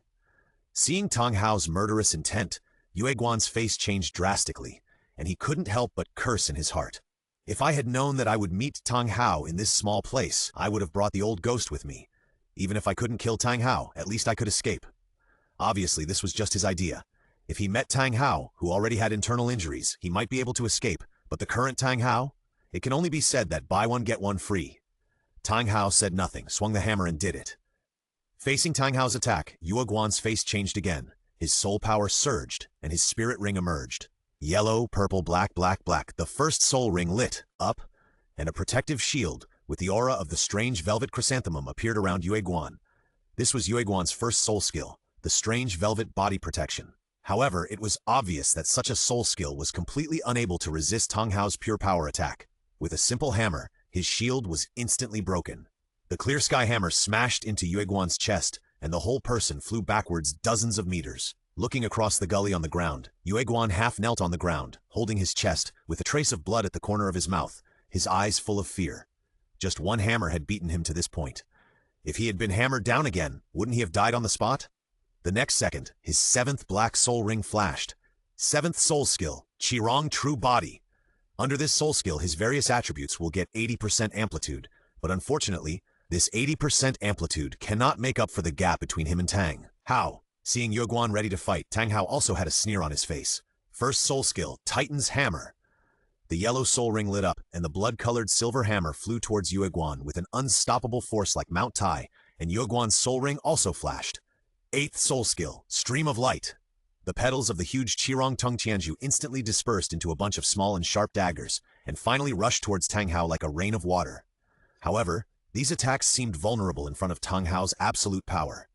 Tang Hao's Haotian hammer was unstoppable and easily shattered these petals. Finally, under Yue Guan's horrified eyes, he slammed it into the soil like whack-a-mole. When he saw Yue Guan again, he looked very embarrassed, with blood stains running down his forehead, and the pain could be seen from his expression. To be honest, he didn't expect Tang Hao to be so strong. He was completely incomparable to him when they fought. He only used one soul skill to defeat his eighth soul skill. You have to know that this was him under the true body of the martial soul. Looking at Yue Guan, Tang Hao's face was cold. He came to Yue Guan with a sledgehammer and said, "I will take back the debt owed to me by Spirit Hall bit by bit. Today, I will use your head to ease the pain in my heart." With one blow, the seriously injured Yue Guan lowered his head unwillingly and died. Thus, the 95th level, titled Douluo Yue Guan, fell, and the one who killed him was the 96th level Haotian Douluo at his peak. Tang Hao. Only one level difference, but it was like the difference between heaven and earth. Tang Hao took Yue Guan's head and sent it back to Spirit Hall. He wanted to announce to Bibi Dong that he, Tang Hao, was back. At the same time, Gui Mei, who was far away in the main hall of the Spirit Hall, suddenly felt a pain in his heart and looked painful. He felt as if he had lost something extremely important. Bibi Dong also frowned and looked at Gui Mei and asked, "What's wrong?" Before Gui Mei could reply, a man with a terrified look rushed in from outside the Pope's hall and shouted as he ran, "Your Excellency the Pope, it's bad! Elder Yue Guan, his life card is broken!" As soon as these words came out, a bolt from the blue flashed through the hearts of Gui Mei and Bibi Dong. "Yue Guan, he's dead?" Bibi Dong was a little skeptical, because she knew that Yue Guan was a titled Douluo of level 95, and the number of people who could kill him in this world could be counted. Moreover, Yue Guan was going to a remote area ahead. How could he die in such a small place? But she quickly came to her senses. She wanted to know who killed Yue Guan, and Gui Mei finally knew why he had such a heartache just now. For a moment, he couldn't stand the blow. He staggered and almost fell to the ground. Your Highness, looking at the heartbroken Guimei beside him, Bibi Dong frowned. In her eyes, a dead person is dead. Since he is dead, no matter what the reason is, he is not strong enough. As a dead person who has no value, Bibi Dong will not care too much. She is just very confused about who killed Yue Guan, the 95th level titled Douluo. Okay, you take 2 titled elders with you to find out the cause of Yue Guan's death. If he killed him, bring back the man's head and bring the monster back to me. If he can't bring it back, kill him together. Bibi Dong's words made Guimei feel dissatisfied. As a good brother of Yue Guan for many years, he felt very sad that Yue Guan was dead. But what about Bibi Dong? Just a simple sentence or two to send him away, not caring about Yue Guan's life or death at all. But when he thought of Bibi Dong's terrifying strength, his dissatisfaction disappeared immediately. There was no way. If he was dissatisfied with Bibi Dong, he would die. He didn't have the strength to resist. Besides, Bibi Dong was such a cold-blooded woman. Over the years, he knew deeply how terrible and iron-blooded Bibi Dong was. Yes, I know. Guimei left the Pope's Hall, and the man below was also ruthlessly killed by Bibi Dong. The news of the death of the elder of the Pope's Hall could not be spread, which would affect the reputation of the Spirit Hall, so she had to kill. Guimei took the 2 titled elders to Notting City, and Yue Guan's head was also on the way to the Spirit Hall. On the other side, Tong Hao, who had solved Yue Guan, returned to the place where Xiao Wu was imprisoned before. He looked at Xiao Wu in front of him. He wondered what kind of expression Xiao Feng would have if he gave this 100,000-year soul beast to Xiao Feng. After all, this was a living 100,000-year soul ring and soul bone. However, he didn't know what was waiting for him. On the other side, in the town of the Soul Beast Forest. After Xiao Feng and Tong San killed 4 people who had ideas about them with ruthless means, some people around who had ideas about them had their ideas broken. Although Xiao Feng and Tong San only killed a few spirit masters of more than 10 levels, at this age, being able to kill a first-ring spirit master is also extremely rare, so no one would think that such a genius does not have the support of his elders. Although most of the spirit masters in the Soul Beast Forest are in their 20s or 30s, no one dared to attack Xiao Feng and Tang San. After all, it is not easy to live this long, and no one wants to reincarnate early. Xiao Feng felt bored about this. After wandering around for a while, Xiao Feng, who had eaten something, took Tang San into the Soul Beast Forest. In the Soul Beast Forest, Xiao Feng was shocked by the scene in front of him. The forest in front of him was so mysterious. There were large trees that were dozens of meters high and several people couldn't hug. The green was lush and the sun fell through the gaps between the leaves. Coupled with the quietness that belonged to the forest, Xiao Feng was shocked. Even Tong San beside him was shocked. Looking at the forest in front of him, Xiao Feng decided to be cautious just in case, so he waved his hand. "Husky, come back!" With the thought in his mind, a gray figure instantly appeared in front of Xiao Feng and Tong San. But when they saw the creature in front of them clearly, Xiao Feng and Tang San were dumbfounded. Oh my god, is this still the husky? In front of Xiao Feng, a wolf with a body length of 6 meters and a height of about 2 meters, not counting the head, looked around in a daze. Yes, it was a wolf. Now, except for the pair of very intelligent eyes, the husky no longer looked like a dog. And judging by its size, it has a tendency to develop further towards the direction of Wolf King. Finally, the husky also saw Xiao Feng. "Ah Wu, Dad, what do you want to see me for? I haven't seen you for a few months. Have you eaten the growth feed? You've grown so big." The last time I saw Era was when his martial spirit awakened.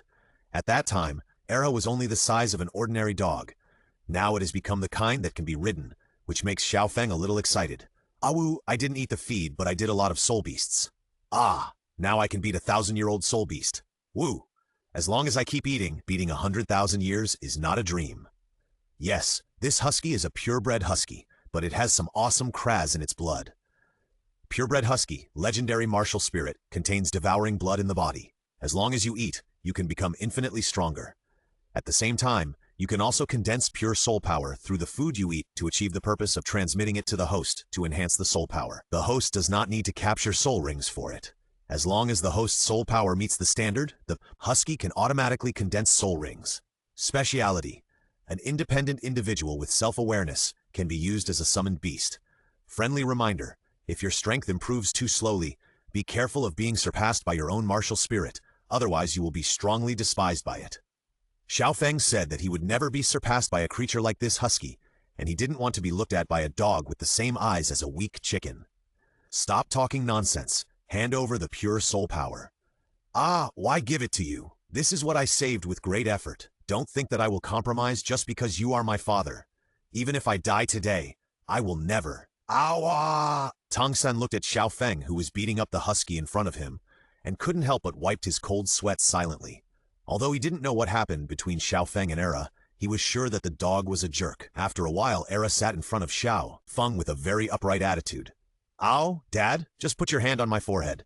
Xiao Feng put his hand on Era's head and said, Why are you so cheap? You wouldn't have to be beaten by me if you had done this earlier.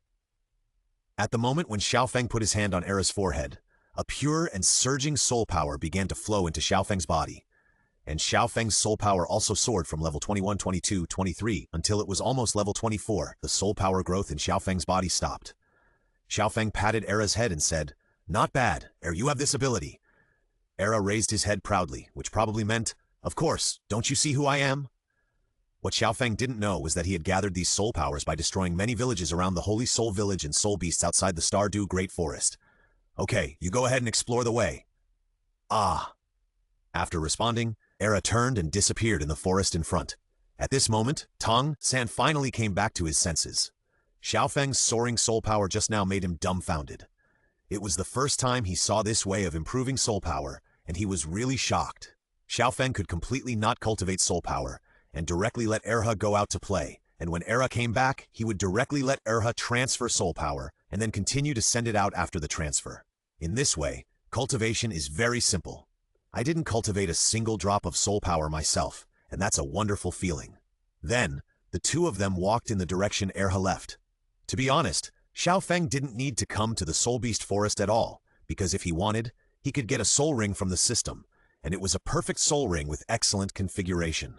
But out of the idea of going out to play and see the outside world, Xiao Feng decided to go out and see the world while helping Tang San get a soul ring. After all, Tang San was his little follower. If he didn't give him some candy, how could he make him follow him willingly? As for Xiao Feng himself, he would just go with the flow. If there was a suitable soul ring, he would absorb it. If there was no suitable soul ring, he would ask his system for it. It was very stable. There was no other way. This was his own warm-hearted system, which was simply too good to be true. Walking on the road, Xiao Feng was thinking about what type of soul ring to arrange for Tang San. The attributes of the blue-silver grass were weak, and there were many choices for development, so Xiao Feng was a little entangled. But soon, Xiao Feng had the answer. That was the nurse. He alone is enough to show off, and Tang San and others just need to stay behind him and nurse him. Moreover, Tang San, who has the clear sky hammer, is not just a nurse. You think I am a nurse? No, I am actually a strong attack system war spirit master. You think I'm a strong attack system war spirit master? No, I am actually a nurse. Although he has the legendary top auxiliary system martial spirit, eternal lollipop, Xiao Feng is not willing to be an auxiliary system spirit master. He wants to specialize in the immortal killing sword. Eternal lollipop and other things are just for entertainment. As for husky, let's not talk about it. So, Tang San's future was quietly arranged to be a nurse, or more accurately, a poison nurse. 1 kilometer ahead, Husky was entangled with a 1,000-year-old soul beast, and behind that soul beast, there was a special soul beast. That's right, it was one, and this soul beast was called Qianzang Juyatang. Qianzang Juyatang is a special plant-type soul beast that carries a deadly poison. While carrying a deadly poison, it also has a healing effect. Its healing effect is not inferior to Jushin Haitang, but the most fierce is the deadly poison it carries. The soul beast guarding in front of it looks like its lover, a poisonous wolf, who is cultivated for about 1,000 years. Ah, Era, am still single, you are simply unforgivable. After notifying Xiao Feng, Era decided to devour the annoying poisonous wolf in front of him. Xiao Feng, who learned the information, also quickened his pace. After all, it was really lucky to meet a suitable soul beast as soon as he went out. He had already imagined what Tang San would look like in the future when he was crazy about poisonous milk. Just as Xiao Feng was on his way. Although Erha did not cause much damage to the poisonous wolf in front of him, he gave it tons of insults, and the reason for this came from Erha's own soul skills. Erha can gather soul rings by himself, and the age of soul rings can also be improved with the improvement of his own cultivation. Now Erha has 2 soul rings, both of which are 1,000-year-old soul rings, but the soul skills of these 1,000-year soul rings do not seem to have much attack means, but the taunt attribute is full. The first soul skill, Aoji Wukao. The second soul skill, Wisdom Eyes. One is a very insulting soul skill, and the other is a contemptuous soul skill. The blow caused by this kind of mental dimensionality reduction is extremely hateful, and Era's soul skills are so outrageous. Imagine a husky looking at you with a pair of extremely contemptuous eyes, and by the way, calling you a shabi. Who can bear it? It's simply a hateful skill. After some playfulness, Era felt bored, opened his bloody mouth, and a dark moment swallowed the poisonous wolf in front of him. Hick, the taste is almost the same. After swallowing the poisonous wolf, Era lay there, staring at the trembling thousand-funeral nine-leaf tang. According to Xiao Feng's request, it did not swallow it, but silently waited for Xiao Feng's arrival. After a while, Xiao Feng came here, and Tong San followed closely. Thousand-funeral nine-leaf tang, 412-year-old plant soul beast, has a highly toxic and top-level healing effect.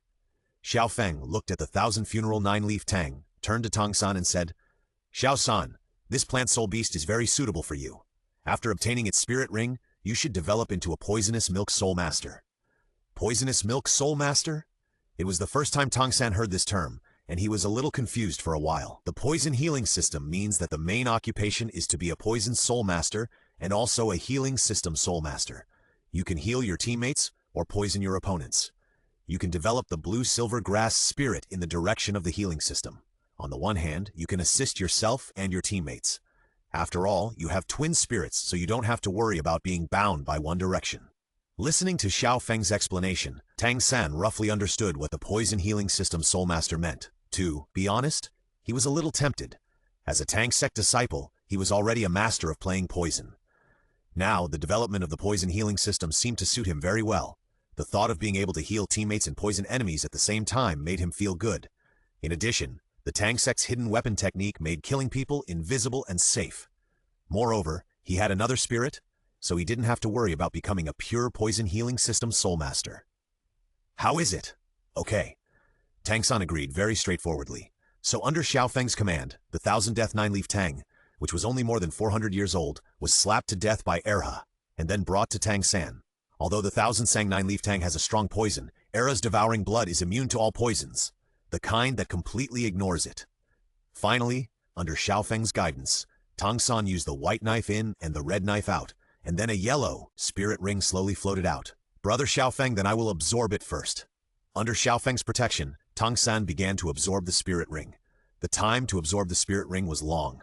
Xiao Feng was very bored during the process, so he asked Erha to go out and find a suitable spirit beast. Unfortunately, Erha didn't meet a suitable spirit beast after wandering for a long time. In desperation, Xiao Feng decided to see how long Tang San would wake up. If he woke up early, he would go and look for him again. If he woke up late, he would directly ask the system dad for help. The sky gradually darkened, and Tang San didn't finish absorbing the spirit ring until the night fell.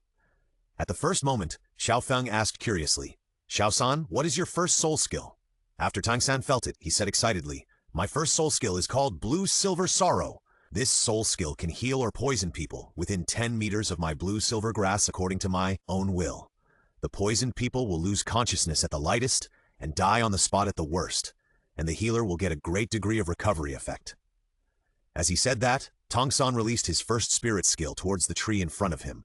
He saw several blue-silver grass appear out of thin air and instantly wrapped around the tree in front of him. In less than a second, the tree in front of him instantly emitted thick smoke and heard the sound of corrosion. However, in the next second, a strong green light emerged, and the corroded part began to slowly recover and grow. Seeing this scene, Xiao Feng couldn't help but sigh at the effectiveness of this skill. Compared with the first spirit skill in the original work, this spirit skill is simply better. Tang San, who saw the effect of his spirit skill, also showed a satisfied smile. He was right in the direction of the poisonous milk master. Now his blue-silver grass contains the extremely poisonous thousand-death nine-leaf tang. As long as he makes good use of his martial spirit, the effect will be great. Okay, in that case, let's take a rest and set out to find a suitable soul beast tomorrow. At night, Era was ruthlessly used as a soft bed by Xiao Feng, and he slept lazily on Era's body, but Tang San didn't dare to do that. Era was Xiao Feng's martial spirit, not his.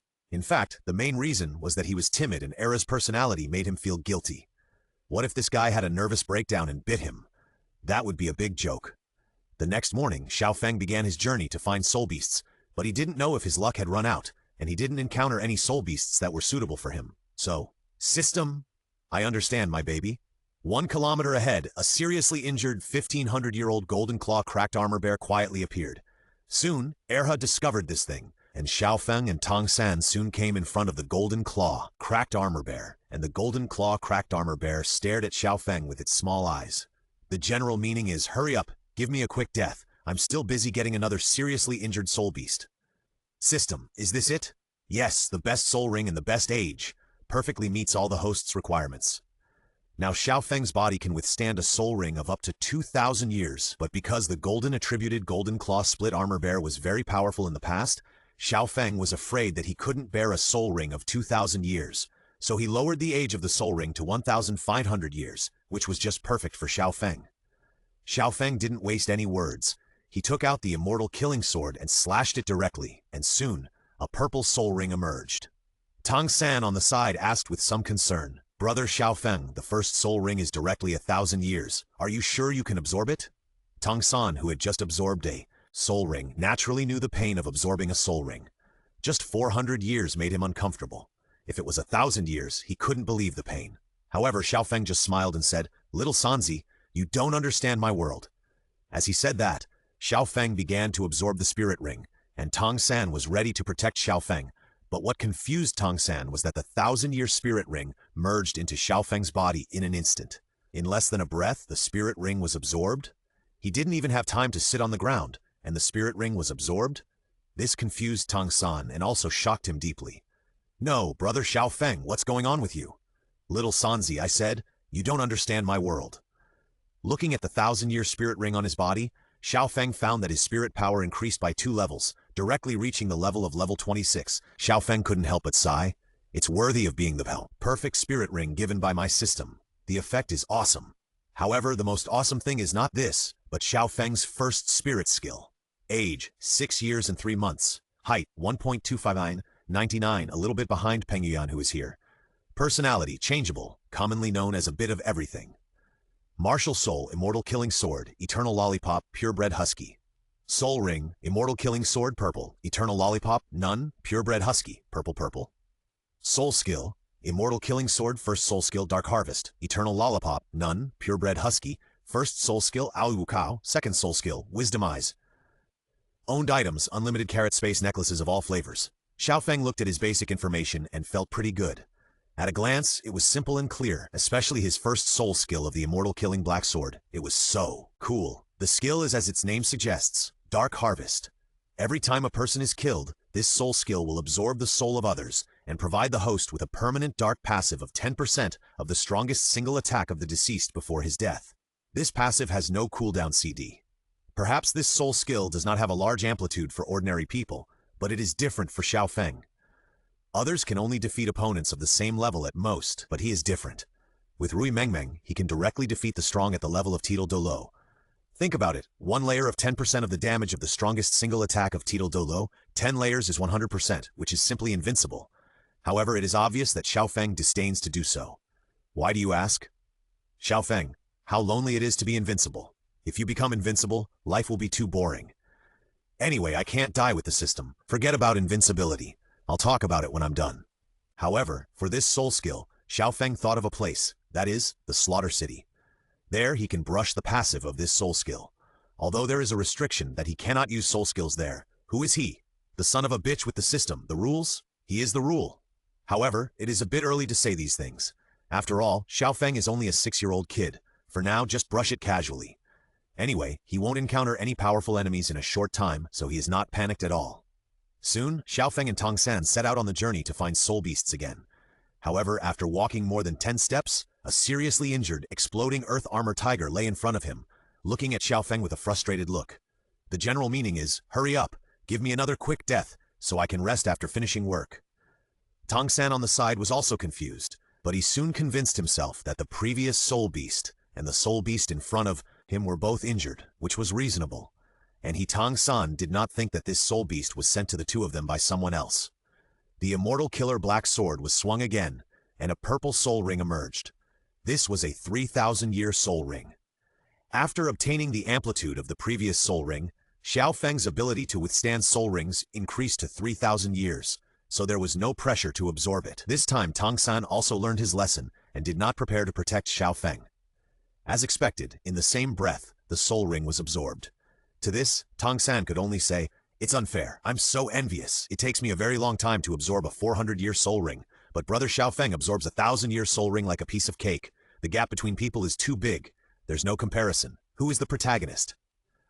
After absorbing the second soul ring, Xiao Feng's soul power increased again, directly reaching level 27, and the quality of his body was greatly improved again.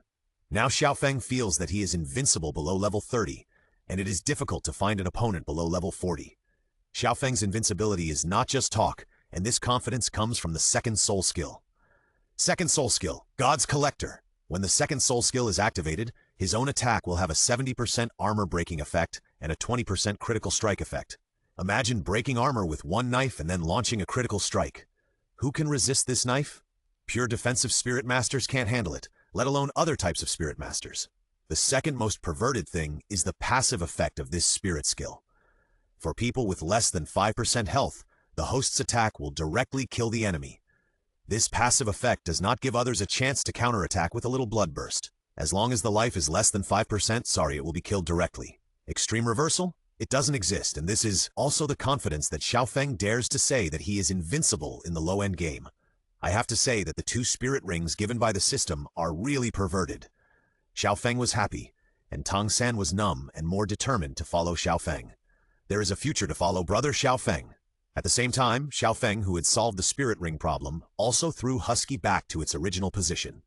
Erha, who was far away in the Star Do Great Forest, saw that he was back in the Star Do Great Forest, and immediately disappeared in the Star Do Great Forest with excitement, and then there was a noise in it.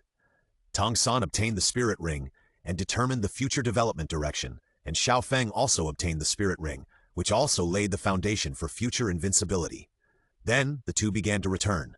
But as he walked, Xiao Feng found something wrong, and at the same time, the system's voice sounded. "Dear host, there are 3 Soul Saint level ants coming towards you, and the target is 99% of you. Someone is coming." Listening to the system's words, Xiao Feng's words immediately made Tang San alert. After seeing that Xiao Feng's face was not panicked, Tang San breathed a sigh of relief, but he did not let down his guard. Until the 3 black-robed people appeared, the 3 looked at Xiao Feng, looked at each other, and one of them said, "Xiao Feng, right? We are here to invite you to join the Spirit Hall on the orders of the Pope." At this moment, Xiao Feng immediately understood that it was probably Su Yun Tao who reported the news to the Spirit Hall before, and then the Spirit Hall sent someone here. Xiao Feng just smiled at the words of the black-robed people and said, "If it was Bibi Dong who came to invite me to join the Spirit Hall in person, I might still consider it, but it is obvious that she is not sincere, so I refuse." When the black-robed people heard Xiao Feng calling their own Pope's name directly, they immediately became angry. "I'll give you one last chance. Submit to the Spirit Hall and live. If you refuse, you die." Both sides were very straightforward, but Xiao Feng smiled and said, "Let's do it." The next second, colorful spirit rings rang out from the 3 black-robed men, but you have to know that Xiao Feng's "let's do it" was not meant for these 3 people, but for Rui Mengmeng. After a ripple in space, Rui Mengmeng appeared with a big sword and said, "Hey, who are these blind people who dare to attack my young master?" As soon as Rui Mengmeng finished speaking, the sword flashed, and the 3 Soul Saint-level strongmen lay on the ground like ants. Their limbs were cut off, and blood was all over the ground. After a short silence, the 3 people reacted and began to wail. Seeing this scene, Tang San and Xiao Feng had no sympathy at all. Xiao Feng came to the 3 people and asked, "I will ask you questions and you answer them. If you are satisfied, I will let you go. First, how many people are there in total?" "The 3 of us and Elder Yueguan." "Where are the people from Yueguan?" "In Nodding City." After hearing this news, Xiao Feng immediately had a bad premonition and asked the system, "System, where is Xiao Wu?" Xiao Wu is being imprisoned by a titled Douluo." Upon hearing this, Xiao Feng's heart sank and endless anger suddenly surged in his heart. As an assassin, he did not notice that the system's tone was a little entangled. He was right. Tang Hao was indeed a titled Douluo. Xiao Feng raised his knife and killed the 3 people in front of him directly, and then immediately said to Rui Mengmeng in front of him, "Save Xiao Wu, and bring the person who imprisoned Xiao Wu to me." With the prompt of the system, Rui Mengmeng also understood what was going on, so the whole person disappeared immediately. When she appeared again, she had already arrived in Nodding City. Xiao Haozi, it's not that I want to beat you up, but who made your luck so bad?" At this moment, Tang Hao was still excited. He looked at Xiao Wu, who was terrified, and said, "When Xiao San and Master Xiao Feng come back, I will offer you to Master Xiao Feng." Hearing the Xiao San and Master Xiao Feng mentioned by Tang Hao, Xiao Wu asked tentatively, "Are the Xiao San and Master Xiao Feng you mentioned Tang San and Xiao Feng?" It would have been better if he hadn't asked. When Xiao Wu asked this, Tang Hao's heart suddenly felt cold, as if he felt something bad. The next second, Rui Mengmeng appeared. Xiao Haozi, it's not that I want to beat you up, but you are really brave. You dare to touch Master Xiao Feng's people? At this moment, Tang Hao's heart is finished. In the small nodding city, Tang Hao looked at Rui Mengmeng in front of him with despair. What did he hear? He heard Rui Mengmeng say that she had captured Xiao Feng's people, and this person seemed to be a soul beast that had rebuilt humans for 100,000 years. For a moment he was numb. Well, Senior, I think there may be some misunderstandings. Tang Hao felt that it was necessary to explain. If he explained, he might still have a chance to see the sun tomorrow. If he didn't explain, he might not even be able to see the moon tonight. Regarding Tang Hao's words, Rui Mengmeng said lightly, I don't want to listen to this. You should go and talk to Master Xiao Feng yourself. My responsibility is only to rescue the little girl below and bring you to the master. However, I don't think it's good for you to go there like this. Hearing Rui Mengmeng's words, Tang Hao asked tentatively, Then? Rui Mengmeng smiled slightly. The old rules, 1 stick of incense. I will try to beat you lightly. Then, under Xiao Wu's unbelievable eyes, Rui Mengmeng began to beat Tang Hao so hard that even Xiao Wu couldn't bear to watch. Who would believe this scene if they told others? A titled Douluo pressed another titled Douluo to the ground and beat him violently. It was the kind of beating that made people slam into the wall with one punch. The scene was so beautiful that mosaics had to be blurred. Although Rui Mengmeng knew through the system that Tang Hao did not intend to capture Xiao Wu, she didn't care about that. After all, she still showed mercy. If it was Yue Guan who captured Xiao Wu, she would have cut off Yue Guan's limbs as soon as she came out. Rui Mengmeng beat Tang Hao severely because she knew him. While she pressed Tang Hao to the ground and beat him violently, she looked at Xiao Wu in front of her and said, Okay, little rabbit, go. Hearing Rui Mengmeng's words, Xiao Wu asked in disbelief, Let me go? Xiao Wu did not hear the conversation between Rui Mengmeng and Tang Hao just now, so she didn't know who the woman in front of her was talking to, and whether what she said was true or false. You have to know that she is a living 100,000-year soul ring and soul bone, and this woman in front of her let her go so easily? Rui Mengmeng sat on Tang Hao's body, punched him in the face, and then looked at Xiao Wu and said, If I really let you go, you are just a small 100,000-year-old soul beast. This sister doesn't care about you. Then, Xiao Wu turned around and ran away with half belief and half doubt. She ran all the way back to Nodding College. In the 7th dormitory, she hid in the quilt and shivered. She wanted to escape from Nodding City directly, but she thought of Xiao Feng and finally chose to return here. On the other side, after Xiao Wu left, Rui Mengmeng did not hold back and started to beat her wholeheartedly. Senior, be gentle. Don't hit my face. Ah! After an incense stick, Tang Hao lay on the ground with his eyes dull. At this moment, he felt that he had become a useless person. His whole body was in great pain. It was difficult for him to even move his fingers. However, Tang Hao did not have any resentment for this. Instead, he felt a little grateful. Xiao Haozi, you should be thankful that you didn't hurt the little rabbit just now. Otherwise, it wouldn't be as simple as beating you up. When the young master learned that Xiao Wu was caught, he asked me to come and take the culprit back, but it was just a half-dead or half-disabled person.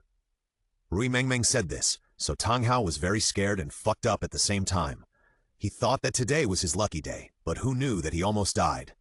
Fortunately, he didn't do anything to Xiao Wu. Otherwise, Tang San would have to pay homage to his father on this day next year.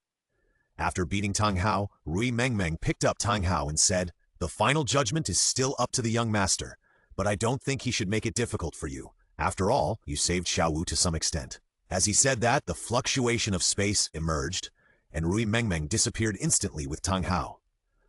When the two appeared again, they had come to Xiao Feng and Tang San. At first glance, Tang San didn't recognize that the pig Rui Mengmeng was holding was his biological father, and Xiao Feng also didn't recognize that this person was Tang Hao. Xiao Feng asked in confusion, Is this guy Yue Guan? He asked this, but the more Xiao Feng looked at the man in front of him, the more familiar he felt. Finally, after seeing the familiar clothes, he suddenly turned around and looked at Tang San and asked, Xiao San, do you think this is your father? After being called by Xiao Feng, Tang San looked at him. At first glance, this pig head could be my father. At second glance, this pig really looks a bit like my father. At third glance, wait, this guy seems to be my father. After recognizing Tang Hao, Tang San went directly to Tang Hao's side and helped Tang Hao up. With a very sad expression, he asked, Father, who hurt you? Tang San's question was exactly the same as Xiao Feng's question.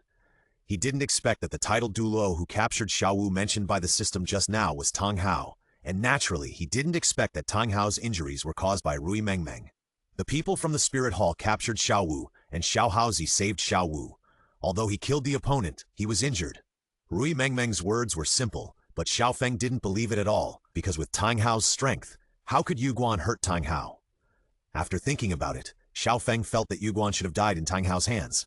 After all, with the relationship between Tang Hao and the Spirit Hall, Tang Hao would not let Yu Guan go alone. But the question was, Yu Guan was dead. Why did Rui Mengmeng wait for Tang Hao to come? Suddenly, he had a bold guess in his mind. Mengmeng, no. Under Xiao Feng's gaze, Rui Mengmeng nodded and said, yes. He also took a fancy to Xiao Wu's spirit ring and spirit bone, and was going to capture her and present her to you, the young master. But he didn't hurt Xiao Wu. I just taught him a lesson and then brought her here. And Tang San also understood why his father was like this. Part of the injuries were caused by others, and the other part was beaten by Rui Mengmeng. However, he didn't know that all the injuries were caused by Rui Mengmeng. Regarding his father's current state, Tang San could only express his helplessness, not to mention the first half of his opinion, but the second half of his opinion. There was no way. In the past few days, he knew what kind of existence Xiao Wu was to Xiao Feng. So being beaten was not a big deal, but these were not the biggest doubts in Tang San's heart.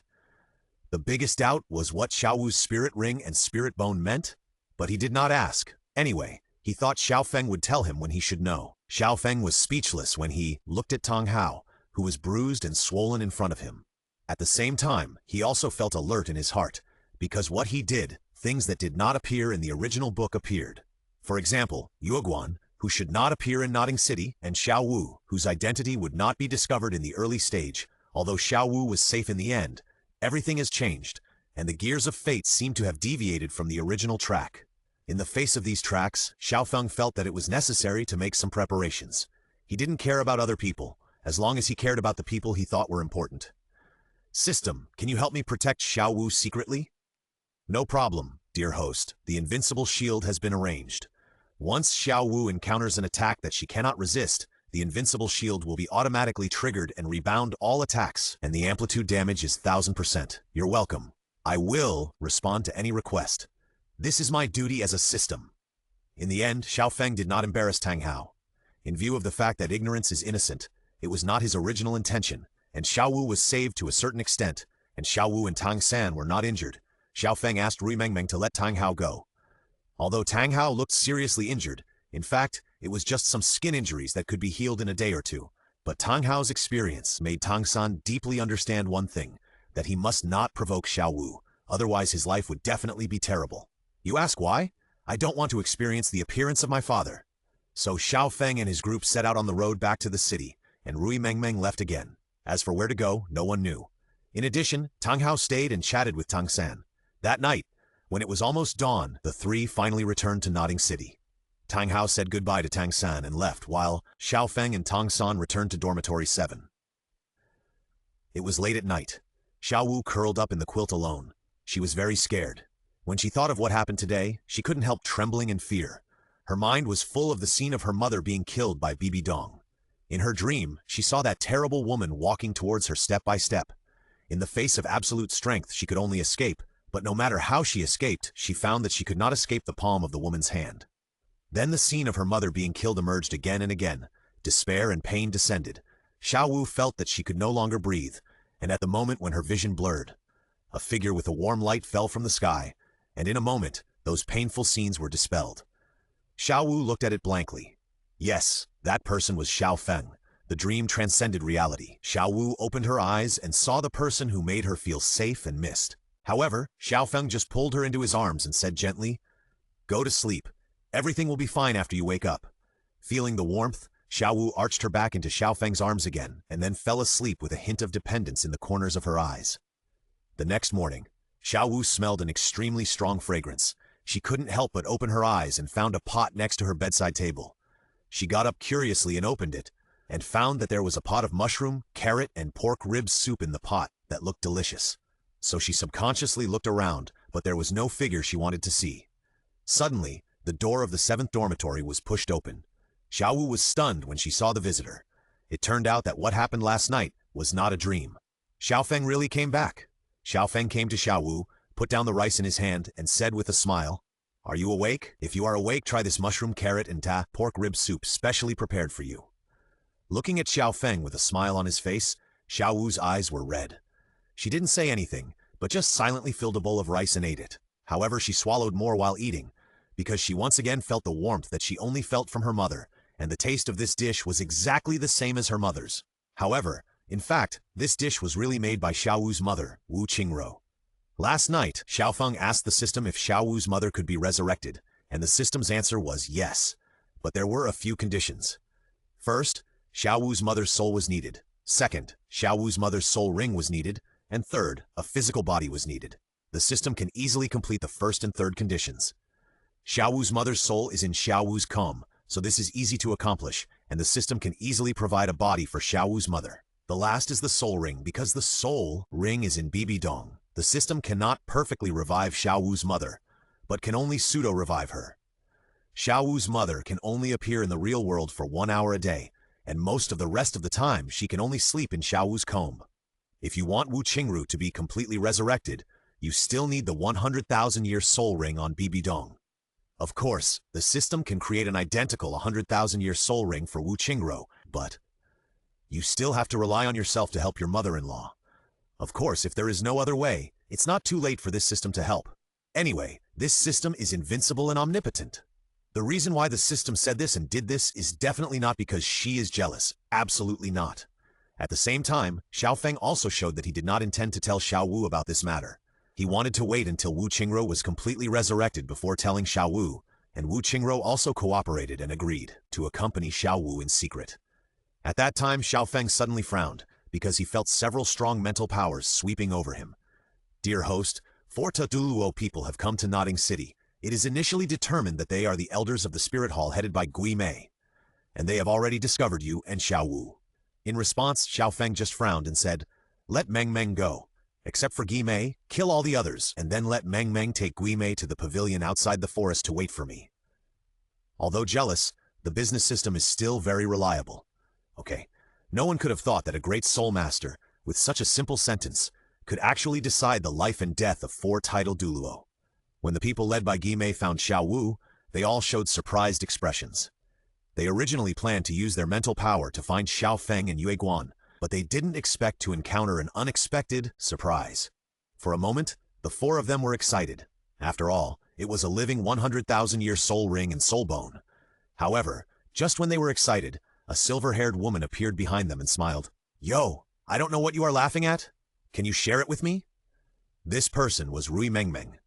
Gui Mei and others looked at Rui Mengmeng with a look of doubt, because they couldn't see Rui Mengmeng's strength clearly, and those who could make them, the titled Douluo, unable to see clearly, were naturally stronger than them, so the 4 of them instantly formed a circle around Rui Mengmeng. "Oh, are you guys so enthusiastic? Since you're so enthusiastic, I have to show my support." The young master said that except for Gui Mei, everyone else should be killed. "So, sorry." Rui Mengmeng raised her lips with excitement, and a silver sword appeared in her hand, and the soul-stirring soul ring on her body appeared. Yellow, purple, purple, black, black, red, red, red, red. 1 yellow, 2 purple, 2 black, and 4 red. The terrifying soul ring configuration stunned the 4 people, and they seemed to understand how Yue Guan could fall in this small place. For a moment, everyone had the idea of retreating. However, Rui Mengmeng would not let them go. After all, her mission was to kill everyone except Gui Mei, and it would be a shame for her to let anyone escape. "Deal with the 4 of you at once." Rui Mengmeng's red soul ring lit up, and her speed reached the extreme. Her figure disappeared in an instant, and the silver sword also emerged with a strong sword light. "I'll send you off." Swift wind slash.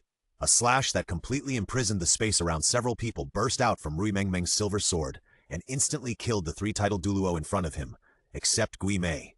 With just 1 strike, the 3 title-level powerhouses died in Rui Mengmeng's hands, and even Gui Mei was seriously injured.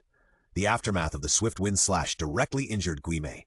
In the face of absolute strength, he, Gui Mei, could not make any waves. For safety reasons, it's better to break the limbs. As he said, Rui Mengmeng raised his foot and kicked 4 times in a row, instantly breaking Gui Mei's limbs. Severe pain came, and Gui Mei's face was extremely pale. The next moment, Rui Mengmeng, who felt that it was okay, carried Gui Mei and walked to the agreed location. Nodding College, a certain forest in a pavilion. Xiao Feng leaned quietly on a chair, waiting quietly. After a while, Rui Mengmeng came here with Gui Mei. Rui Mengmeng threw Gui Mei on the ground and sat aside. Xiao Feng looked at Gui Mei on the ground and asked in a light tone, "Tell me the purpose of your trip, and then I will let you go. If you don't tell me, I will send you to accompany Yue Guan." Pope Bibi Dong asked me to bring 3 elders to investigate the cause of Yuguan's death. If he was killed, let us take the murderer back. Listening to Guimei's words, Xiao Feng frowned slightly and said, "That's all?" Xiao Feng felt that Guimei had not finished speaking. In fact, it was not Guimei's fault, because he did not dare to say the following words. At this time, he said that he would recruit Xiao Feng, and if he did not agree, he would kill him. Wouldn't it make him die faster? Xiao Feng just asked coldly, "I will only ask you one last time. Are you sure that's all? Think about it clearly before answering. Remember, think about it clearly." Xiao Feng bit the last few words very hard, and Guimei's body was stiff, and he said in a trembling tone, "The Pope said, let us recruit you. If you agree, we will take you back. If you don't agree, we will kill you. She said that you are not a demon of their own people, and living is just a trouble." Guimei said these words with a stiff head. He was ready to accompany Guan in the next second, but the expected pain did not come. He looked in the right direction and saw Xiao Feng standing outside the pavilion. "I'll keep my word and let you go. Go back and tell Bibi Dong that if you continue to target me and the people around me, then my Divine Nine sect doesn't mind destroying the Spirit Hall. Even if Qian Dalu comes, it won't work. I said, this world is big, and below the God Realm everything is an ant. Let Bibi Dong think about whether the Spirit Hall has the strength to fight against the God Realm." "Okay, Meng Meng, let him go." "Okay, young master." After saying that, Xiao Feng's figure disappeared at the end of the path, and Rui Meng Meng also left out of thin air, leaving Guimei lying on the ground with an unbelievable look on his face. I'm really not dead?" Although Guimei was seriously injured, as long as he was not dead, everything would be fine. He lay on the ground and used his soul power to recover from his injuries. Half an hour later, Guimei could barely move, so he limped away. Xiao Feng didn't kill Guimei because he wanted to test Bibi Dong, because Guimei betrayed Bibi Dong. If Bibi Dong killed Guimei, it would prove that Bibi Dong now has enough manpower and doesn't care about a mere title. If he didn't kill Guimei, it would prove that Bibi Dong's power is still within Xiao Feng's cognition. Yuguan is dead, and 3 more titles have died. If Bibi Dong kills Guimei again, it can only be said that Bibi Dong is really iron-blooded and arrogant at the same time. He kills titles as he says, and he has a lot of background. You ask Bibi Dong how she knew Guimei betrayed him? Please, there are 4 titles in total. The other 3 died without leaving any residue. But you, Guimei, came back alive? Bibi Dong doesn't believe that there is no pie transaction in this. Just when Guimei set off to rush back to the Spirit Hall, Tang Hao's expedited gift arrived, in the Pope's hall. Bibi Dong sat on the Pope's chair. She listened to the news from the person below, and her face was extremely livid, because just now she learned that 3 of the 4 elders she sent out died, and the life cards were all broken at the same time, which means that the 3 were killed instantly. Except for the ghost, who was a little higher in level, the other 3 elders who had just been promoted to the 91st and 2nd levels of the title were gone. Although these elders were old men in their 70s or 80s, they were at least 3 titled Douluo. They were killed in an instant without knowing why. Even she, who was always cold-blooded, was a little uneasy. Although she could also kill 3 low-level titled Douluo, she couldn't kill them instantly. She couldn't think of who would have such strength, or she fell into a trap and was killed instantly. Bibi Dong's chest was heaving with anger, and her beautiful eyes were full of coldness. She slammed the imperial staff in her hand into the ground, looked at the people below fiercely, and asked, "Who can tell me what is going on? A small city like Notting actually lost 4 of my titled Douluo. Who can tell me what happened in this?" The powerful soul power surged, which made the people below even more scared. They lay on the ground and dared not move, fearing that they would be pulled out to relieve their anger in the next second. At this time, a figure with a tone full of fear ran in from outside holding a box. "Your Highness, there is something from Notting City. Elder Yueguan, he is dead." When Bibi Dong heard the words, "Elder Yueguan died," she was immediately confused. In theory, no one should know about Yueguan's death except her and Guimei. But how did this person know it? Suddenly, Bibi Dong looked at the box in the man's arms. Well, it was a box with some blood. For a moment, she had never felt anger before. The people kneeling below were even more frightened. 3 titled elders had died, and now Elder Yueguan was also dead. It was clear that things were getting serious. Bibi Dong's soul power shook, and the things in the box fell out immediately. Everyone who saw this thing had a drastic change of expression. That's right, this thing was Yueguan's head. Looking at the pair of pupils on Yueguan's head that were full of fear before death, Bibi Dong was silent. "Your Highness, there is another letter here." The man took out a letter with a trembling voice. Bibi Dong said nothing and jumped down directly. She opened the letter, and after reading it, she tore it up viciously. At the same time, she couldn't help but grit her teeth and said, "Tang Hao." That's right, the content of this letter was Soul Hall, I'm back. Bibi Dong couldn't think of anyone else who dared to write this and had the ability to kill Yue Guan and others except Tang Hao. So, Bibi Dong walked away from the Pope's hall with her long legs, but before leaving she said something. Hold a meeting of elders this afternoon to decide on the siege and killing of Tang Hao. The death of 4 titled Douluo is such a big thing that it cannot be hidden. After all, the truth cannot be covered up. Moreover, Bibi Dong couldn't figure out who was helping Tang Hao. In that battle, the former Pope Qianxunji was seriously injured. Tang Hao, who had just entered the titled Douluo realm, killed 3 people with 1 hammer. Although Tang Hao broke through and escaped later, Bibi Dong didn't believe that Tang Hao didn't have any hidden diseases in that battle. Although Tang Hao was strong, he couldn't be strong enough to kill 3 titled Douluo in seconds. So in her guess, someone must be helping Tang Hao, so she held a meeting of elders. More people? More high-end combat power? Our spirit hall never lacks it? However, what Bibi Dong didn't know was that the person who killed so many of her men was just an ordinary silver-haired woman. That's right, the ordinary one was only Rui Mengmeng, the strongest combat power on land. On the other side, the ghost who was recovering from his injuries and running away at the same time only took half a day to return to the spirit hall. At this moment in the spirit hall, almost all the top combat forces of the spirit hall were studying one thing. That is, to go to Nodding City to besiege and kill Tang Hao. Bang! Suddenly, the door of the Pope's hall was rudely pushed open, and the bloody ghost rushed in. Seeing the bloody ghost, everyone was also shocked. With black eyes, the ghost fell straight to the ground. Suddenly, everyone was silent, especially the elder who had said before that he was going to besiege and kill Tang Hao. The Pope's hall, which was full of titled Duo elders, was now very quiet. Due to the mad rush all the way, Gui Mei had not recovered much of his injuries and could only maintain the most basic actions. As time passed, the recovery was no longer proportional to the consumption. Before reaching Wuhan City, Gui Mei was almost dead. In the end, he relied on his perseverance to reach the Pope's hall. Unfortunately, before he could speak, he had reached his limit and lost consciousness. His injuries could not be maintained in an instant, and blood flowed directly along his facial features, and blood beads oozed out of the surface of his skin.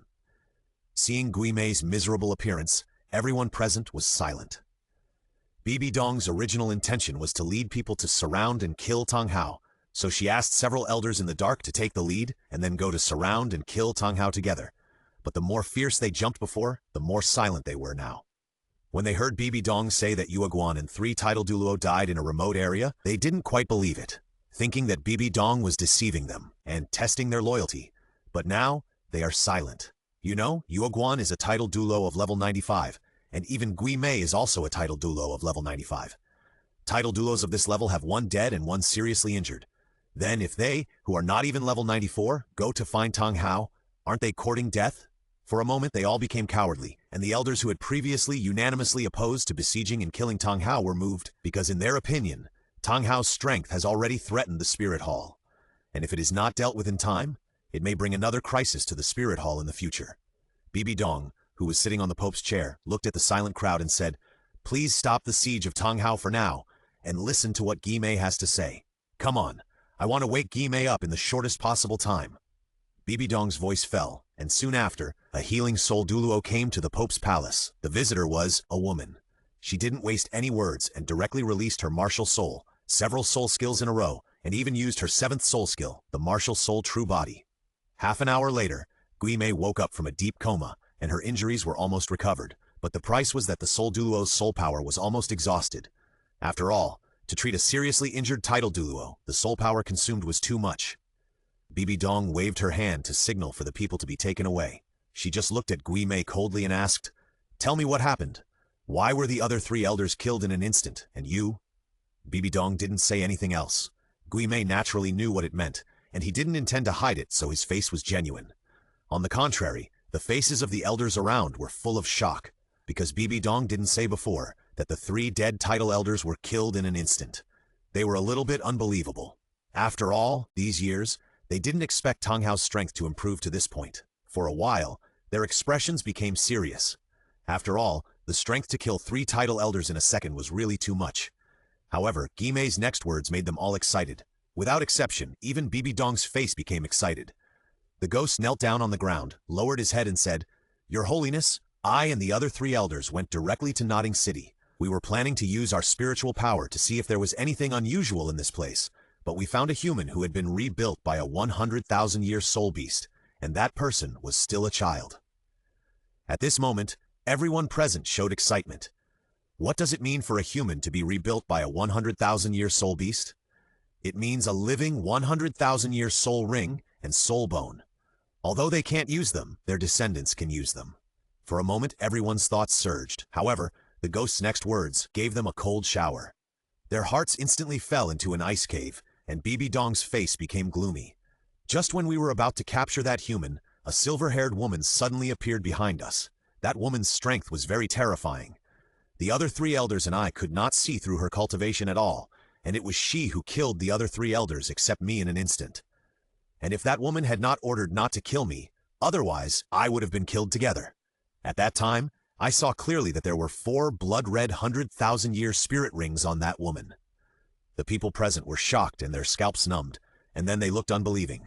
After all, it was rare to see a 100,000-year spirit ring, let alone a person with 400,000-year spirit rings. Even Bibi Dong looked at Gui Mei with some doubts. She was wondering if it was a story made up by Gui Mei at this moment. She had a 100,000-year spirit ring, so she naturally knew how difficult it was to fuse a 100,000-year spirit ring. It was difficult to fuse one, let alone 400,000-year spirit rings.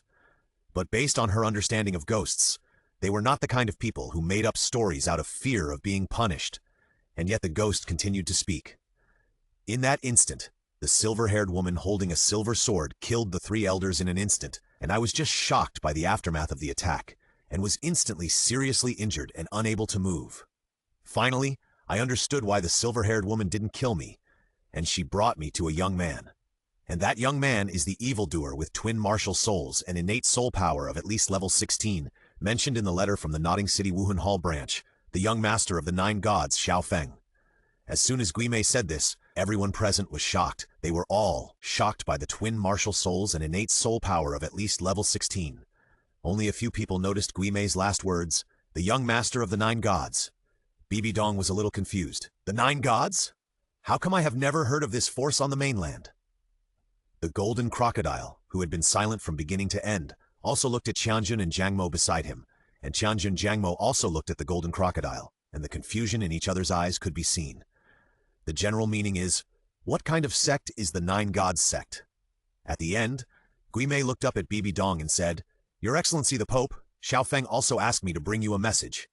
Bibi Dong frowned and said, Go ahead. Xiao Feng said that if you set your sights on him and the people around him again, then the 9 gods sect doesn't mind destroying our spirit hall. It is said that it will be useless even if Qiandao Liu comes. He also said that the world is big, and everyone below the god realm is an ant. You should consider whether the spirit hall has the power to fight against the god realm. After Gui Mei finished speaking, he lay down on the ground, fearing that Bibi Dong would kill him in the next second. However, what Gui Mei did not see was that everyone present was in a state of uncertainty. The ignorant titled elders looked at each other in bewilderment, because they did not understand at all, so they did not know who Qiandao Liu was, and as for the god realm, they did not know even more. As for Jinyu, Qianjun, Jiang Mo, and others, their faces were gloomy. Others did not know Qiandao Liu, but they did. They believed most of what Gui Mei said. You know, he said that he would destroy the spirit hall, and that Qiandao Liu would not work. This person is definitely not simple. As for the god realm, they did not hear much about it. Instead, Bibi Dong on the side had an extremely gloomy face. Others did not know the god realm, but she did. You know, now she has come into contact with things like the Luosha god's position, so she has a little understanding of the god realm. And now Gui Mei's words made her seem to realize that this God 9 sect might not be a force on the mainland. In this way, the silver-haired woman with 400,000 years soul rings made sense, because Bibi Dong knew that there was something called a god-given soul ring. For a time, she had the idea of retreating. Pope's Palace. Bibi Dong looked at the many elders who were making noises below. Her cold eyes shrank, and she said in a dignified tone, Silence! In an instant, the Pope's hall became quiet. Let's put aside the matter of encircling Tang Hao for the time being. Now that we understand what happened, a mere Tang Hao is not worth the Spirit Hall's fuss. This elders' meeting ends here, and we continue to implement the original plan. Of course, some people can ignore my words and try to get involved with that 100,000-year-old soul beast, but don't blame me for not saying it. Qian Daoliu is the previous pope of the Spirit Hall. If you are not afraid of death, then go ahead. Bibi Dong said, and walked out of the pope's hall. Her meaning was very clear. Others don't even take the powerful previous pope seriously. If you are not afraid of death, go ahead and send him off. On the other side, the ghost lying on the ground without dignity gritted his teeth and chose to follow him, because he had no way out after being forced to follow Bibi Dong. Listening to Bibi Dong's words, everyone present looked at each other, and finally, they only focused their attention on the second worshipper of the worship hall, Jin Yu. Jin Yu looked at everyone, stood up calmly, and said, "The chief worshipper of the worship hall is the former pope. The pope is right. Tang Hao is not worth my Wuhun Hall's big fight. I might as well improve my own strength if I have that time." Then Jin Yu left the pope's hall. He wanted to go to the worship hall to ask Qian Daoliu about the 9 divine sects and the god realm. After Jin Yu left, the 2 worshippers, Qianjun Jiangmo, also left with him, saying the same thing. Don't go to that small place in Nodding City, otherwise you can't come back, and don't blame your own people for not reminding you. Gradually, all the elders left, and the pope's hall was empty. At this moment, a silver-haired daughter slowly emerged and sat on the pope's chair. No wonder so many people want this position. This kind of vision is really good. That's right, this person is Rui Mengmeng. She saw and heard everything about the elders' meeting held by the Spirit Hall this time. It feels good to sit on the pope's chair, but Rui Mengmeng obviously doesn't like it very much. After leaning on it a few times, she carved a few words on the armrest of the pope's chair. "Little spider, you are very tactful," and then Rui Mengmeng disappeared with satisfaction. On the other side, Xiao Feng's life fell into peace, and every day was very dull. Of course, except for a class with the surname Yu, although Yu Xiaogang was once hit by Xiao Feng and doubted his life. After adjusting himself, he not only did not give up on himself, but began to work hard and had no idea of giving up. He began to study his own theory constantly, trying to conquer Xiao Feng. However, Xiao Feng ignored him. In the end, Xiao Feng simply didn't go to Yu Xiaogang's class. He would rather sleep in the dormitory. Although Tang San disliked Yu Xiaogang, he also learned some good knowledge in his class. As for Xiao Wu, she was either on the way to fight or fighting. Since she got familiar with everyone, she liberated herself. Relying on her own strength and Xiao Feng's reputation, she beat the entire Nodding College and won the title of the #1 sister of Nodding College.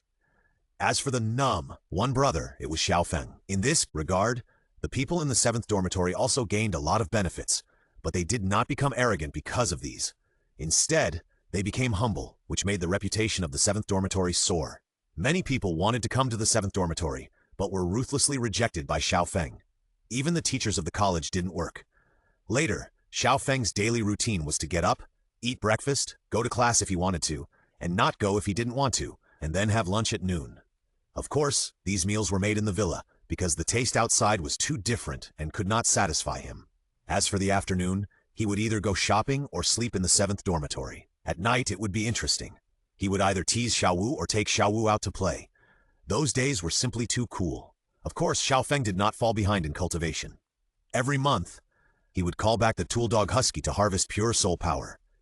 This, Era said, "Daddy Thief Jill is too much." However, its complaints were useless. Anyway, a dog with this ability was born to be a tool dog. Finally, there was the eternal lollipop. Although Xiao Feng was not very interested in this thing, after the system gave him 2 soul rings, he found that this martial soul seemed to be quite interesting. After obtaining the 1st and 2nd soul rings, this lollipop had the ability to change various flavors. This made the monotonous lollipop no longer a duel, and the 1st and 2nd soul skills of the martial soul also greatly exceeded Xiao Feng's expectations. The 1st soul ring is a 3,000-year soul ring, and the soul skill is called Speed Lollipop, which can amplify the user's speed by 70%. You should know what 70% means, and the effect lasts for half an hour, that is, 1 hour. This abnormal effect is worthy of the name of a legendary martial soul. The 2nd soul ring is a 4,000-year soul ring, and the soul skill is called Power Lollipop, which can amplify the user's strength by 70%, and the effect is also 1 hour. The skill is amazing. You should know that ordinary auxiliary martial souls that can amplify 30 or 40% are considered top auxiliary martial souls. For example, the 7 Treasures Glazed Tower can only amplify 30%. If you want to amplify 60 or 70%, you can only do it under the effect of the martial soul's true body. Xiao Feng's eternal lollipop can achieve such an effect without the martial soul's true body. If it is under the martial soul's true body, the effect may be directly amazing. In response, Xiao Feng said, "Do you think I'm an auxiliary spirit master? Excuse me, I can chop you into 8 pieces with my killing sword. Do you think I'm a strong attack spirit master? Excuse me, I'm actually a weak auxiliary spirit master. Hit me gently. On the other side, the husky's strength has increased by leaps and bounds as it devours more spirit beasts, and it has the momentum to surpass Xiao Feng. Even the spirit rings it has condensed have reached the age of 5,000 years, and the double rings are 5,000 years old. It can even fight a 6,000-year-old spirit beast without any injury. In general, Xiao Feng's strength can be described as unpredictable. Although Xiao Feng plays and jokes all day and doesn't practice much, once he starts fighting, he will definitely beat others so hard that their mothers won't recognize him. Later, the Spirit Hall no longer sent strong men to Notting City. As for the reason, it has to do with the words Rui Meng Meng left on the Pope's chair. For this reason, Bibi Dong convened another meeting of elders to let everyone see these words with their own eyes. Although she was very angry, she was also helpless. The person who could come to the Pope's Hall of the Spirit Hall silently and leave words here, in the presence of a group of Title Douluo and even Chandao Liu, his terrifying strength is beyond doubt. Bibi Dong would rather lose face than offend this force that is suspected to be the God Realm. If she offends the God Realm, the consequences will be beyond her ability to bear. Therefore, she has been investigating everything in secret. On the other hand, because Xiao Feng's life is too dull, he decides to create a plan that shocks everyone. This plan is called the Twin Stars of the Soul Master World. The Twin Stars of the Soul Master World. What is the so-called Twin Stars of the Soul Master World? They are the two potential supernovas that everyone in the Soul Master World agrees on, destined to reach the peak in the future. Although there has been no one in the Soul Master World who is known as the Twin Stars of the Soul Master World, there is still a Twin Star of Haotian Sect, and the Twin Stars of Haotian Sect are Tong Hao and Tong Xiao of Haotian Sect back then. Now one of them is the 97th level, titled Sect Master of Haotian Sect, and the other is the 96th level Open, strongest titled Douluo, and this is the Twin Star. It's just that the Twin Stars in Xiao Feng's mind are the level of the Soul Master World. After careful thinking, research, and planning, on the morning of the day when Xiao Feng was exactly 7 years old. System start. Okay, but to be honest, host, your idea is really interesting. That must be. Don't you see whose host I am? Outside Notting City, a faint golden light enveloped Xiao Feng, and Xiao Feng felt an itchy feeling all over his body. And then he felt something separated from his body. When Xiao Feng opened his eyes, he saw a Xiao Feng who looked exactly like him. This was the clone that the system had separated from Xiao Feng's body. This clone was 100% identical to the original Xiao Feng, with the same talent, martial spirit, and potential, and contained a trace of Xiao Feng's will. Looking at himself in front of him, Xiao Feng smiled and said, "Notting City is now in your hands. If you have any questions, just contact me directly or contact our system." The clone also smiled and said, "What's the problem? Don't you still believe in yourself? I am you. You are still you, and you can transfer your will to me at any time, right?" Hearing the clone's words, Xiao Feng thought about it, and it was true. Anyway, he could share the clone's memory and all his thoughts, and he could know everything at the first time, without worrying about anything going off plan. In that case, I'll leave, act according to the plan, and look forward to the moment when we meet at the peak. Xiao Feng's eyes were full of excitement, and the clone's eyes were the same. Although I'm just your clone, we started from the same point. I'm confident that I won't lose to you. Hearing the clone's words, Xiao Feng laughed and said, "You're worthy of being me. Then, let's meet at the peak, Xiao Feng, one of the Twin Stars." After that, Xiao Feng turned and left, but after a few steps, he suddenly turned back and said, "You're not allowed to put your hands on Xiao Wu. The same applies to Shrek." Hearing this, the clone's mouth twitched and he said with some speechless contempt, "You're jealous of your own? Damn, don't think I don't know your little thoughts. Good things are all done by yourself. I know my limits. And even if I want to, I don't have the chance, you bastard who can share my memories and ideas." As soon as these words fell, Xiao Feng's old face turned red and he coughed dryly. Okay, I'm leaving." Looking at Feng Xiao, original body, turning around and leaving Notting City, Xiao Feng clone raised a smile and shouted, "See you at the top, Feng Xiao, one of the Twin Stars." That's right, Xiao Feng left his clone in Notting City, and he changed his name to Feng Xiao because he was going to another place to play.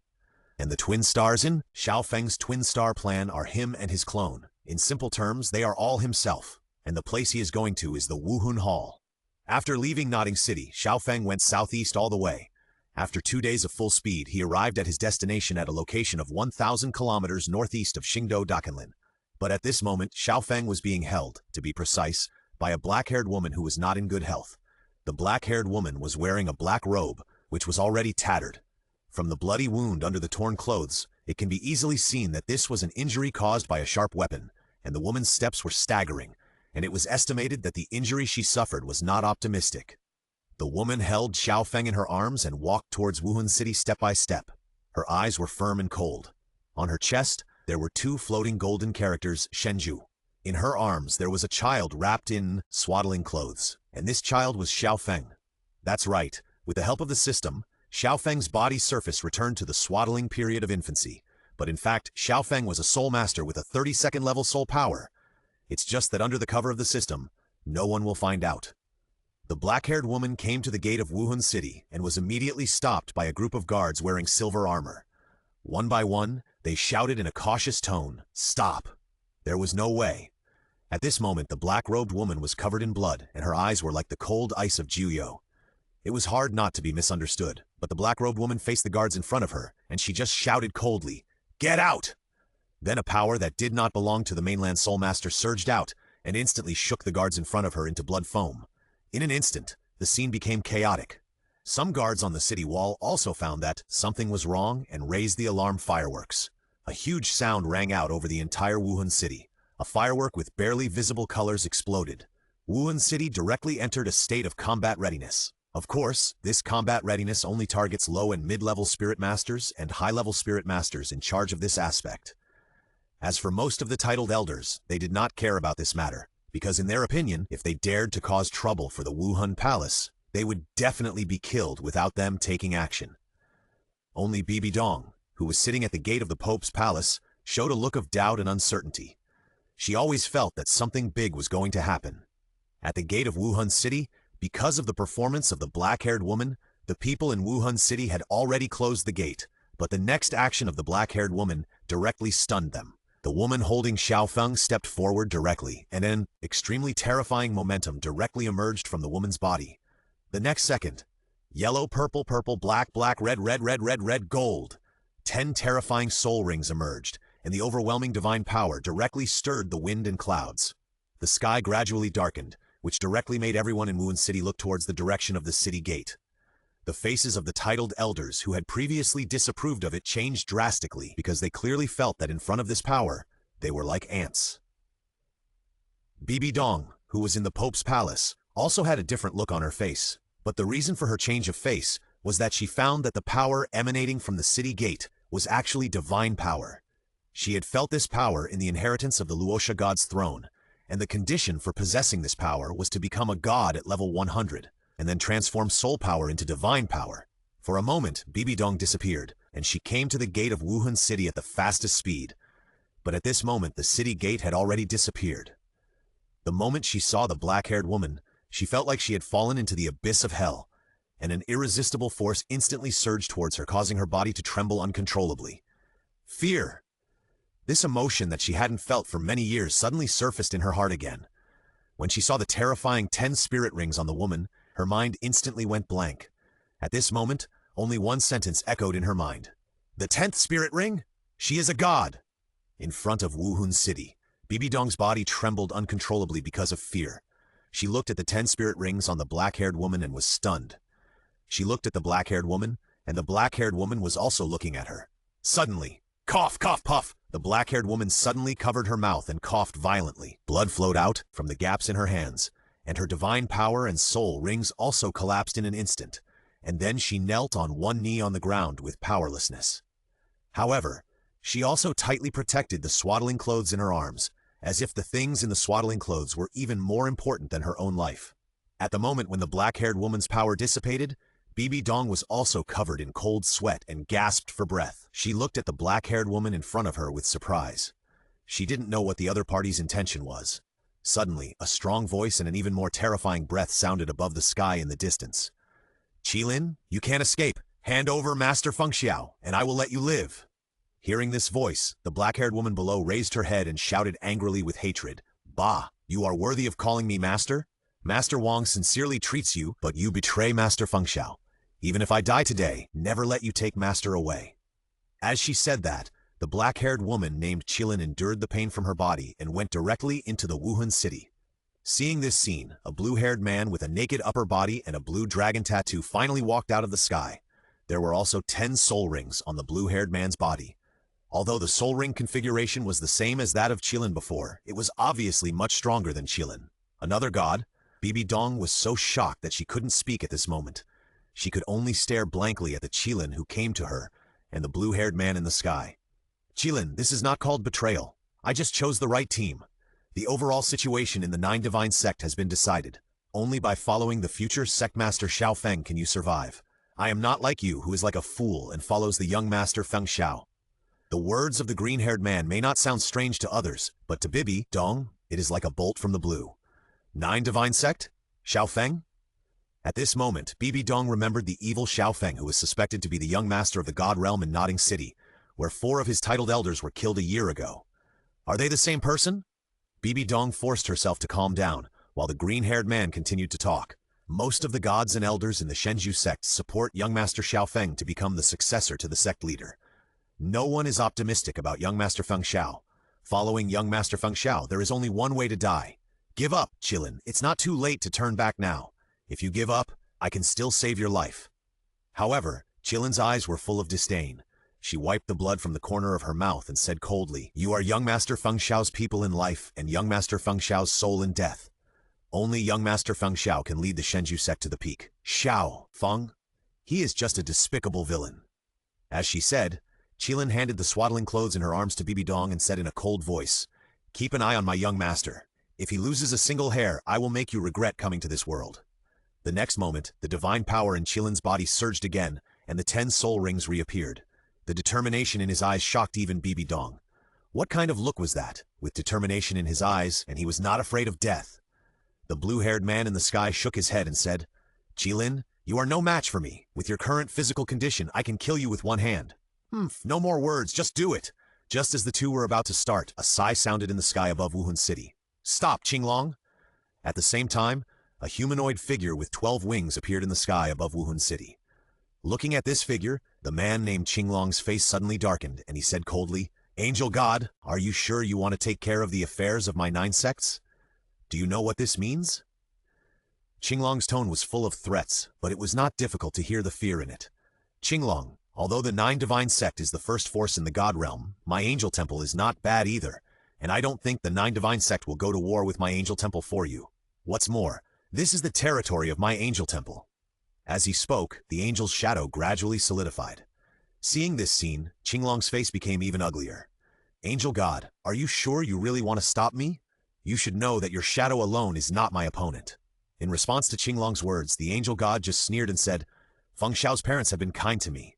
I will protect Feng Xiao today. If it was your real body that came, I would turn around and leave without saying a word. But with just your shadow, Feng Xiao, you can't protect him." The next moment, the divine power on Qinglong's body surged, and 10 rhythms moved. The terrifying pressure rolled down from the sky, directly pressing the people in Wuhan City below to be unable to move. Even Qilin could only raise his head with difficulty, staring at Qinglong unwillingly. At this moment, Bibi Dong's face was even more ugly. If the 2 gods in front of her started a war, then Wuhan City would most likely be destroyed in this fight. She didn't want the 2 to fight, but she had no way to do anything. However, at this moment, the divine seal of the Rakshasa god in her mind was activated, and then a figure slowly appeared in front of Wuhan City. This figure was the Rakshasa god that Bibi Dong had vaguely seen. "If the angel child is not enough, what about me?" A cold tone sounded, and seeing the person coming, Qinglong's face instantly turned pale. "Rakshasa god, even you want to take care of the affairs of the 9 Divine Sect?" Facing Qinglong, the Rakshasa god sneered, faintly. "Now the God Realm is in chaos, and your 9 Divine Sect is in civil strife again. What's more, others are afraid of your 9 Divine Sect, but I, the Rakshasa god, am not afraid. In terms of strength, I am a first-level god." "Good, good, good. Rakshasa god, you are very good." After saying 3 good things in a row, Qinglong turned around and left, leaving only a sentence. "Just wait for the moment when my 9 Divine Sect descends on your Rakshasa temple. I hope you won't regret it when the time comes." In an instant, the Qinglong man disappeared in the sky, and the overwhelming pressure also dissipated. After seeing Qinglong leave, the Qilin below stood up with difficulty and bowed to the Angel God and the Rakshasa God and said, "Thank you 2 seniors for helping me. Feng Xiao's parents have been kind to me. Now that the benefactor has passed away, we naturally have to repay the favor." The Angel God's tone was a little sad. "Although I don't like Angel Boy, he is right. Feng Xiao's parents have done us a favor, and we have to repay them. But we can protect them for a while, but not forever." Although the Nine Divine Sect is in turmoil, it is still the #1 force in the God realm. My forces and angel boys are no match for the Nine Divine Sect. After Luosha God finished speaking, Qilin's face was extremely ugly. Bibi Dong, who was standing by, didn't dare to interrupt at all. She could only listen like a well-behaved child. But it's not completely impossible. Luosha God looked at Feng Xiao in Bibi Dong's arms, and Bibi Dong's body froze, and she didn't dare to breathe. "Senior, you said it was Master Feng Xiao?" Qilin suddenly said. Luosha God nodded and said, "That's right. Feng Xiao has the most evil talent I have ever seen in my life. As long as he grows up, he will be invincible in the future. Even Xiao Feng is definitely not Feng Xiao's opponent. I understand, two seniors. Since you understand, I will leave. But before that, Angel, I will accept your shadow." While laughing, Luosha God grabbed the shadow of the Angel God, tore it apart in an instant, and then absorbed it. Everyone was stunned by this scene. They didn't expect that the people who were fighting against each other in the last second would actually fight at this moment.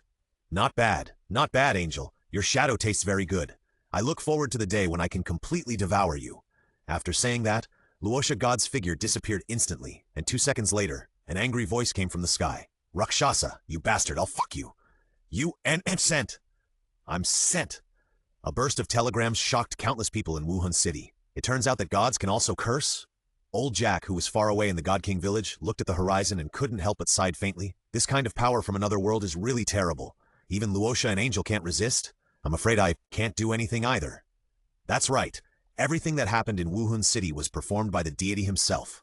As for why it was performed by the deity, this has to do with the system. Under the powerful power of the system, the 2 first-level gods dared not say a single humble word. They could only cooperate with your performance and perform with all their strength. And the purpose of all this is for what is going to happen next. In Wuhan City, countless people saw the scene just now. The Azure Dragon with 10 soul rings, the phantom of the Angel God and the Rakshasa God appeared. Except for the conversations about the 9 sects of God, Xiao Feng, Feng Xiao, and the God realm, which only Bibi Dong heard, everyone else could only hear the conversations other than these. For example, at the beginning, the Azure Dragon said, "Qilin, you can't escape," and at the end, the Angel God's telegram. You should know that many people in Wuhan City believe in the Angel God. Although the believers saw the Angel God's appearance, they did not dislike it at all, but believed in it more. Because the Angel God is real, that is, the God they believe in really exists. Later, the believers called this day the Day of the God's Arrival, and every year on this day, they would make large-scale offerings. I have gone too far, back to the present. Qilin looked at Bibi Dong in front of her, and her eyes were no longer cold. "Since you are the successor of Senior Luosha, I can safely entrust Master Feng Xiao to you." Bibi Dong was stunned. She didn't quite understand what Qilin said and asked in confusion, "Why don't you take care of him yourself?" Qilin shook his head miserably and said, "I don't have this opportunity anymore." As he spoke, Qilin staggered again, and then he spit out another mouthful of blood, which made Bibi Dong frown, but she didn't know what to do. "On the way I was escaping from the God realm with Master Xiao Feng. I was chased and killed. My godhead has been broken, and coupled with the forceful use of power just now, my body has reached its limit."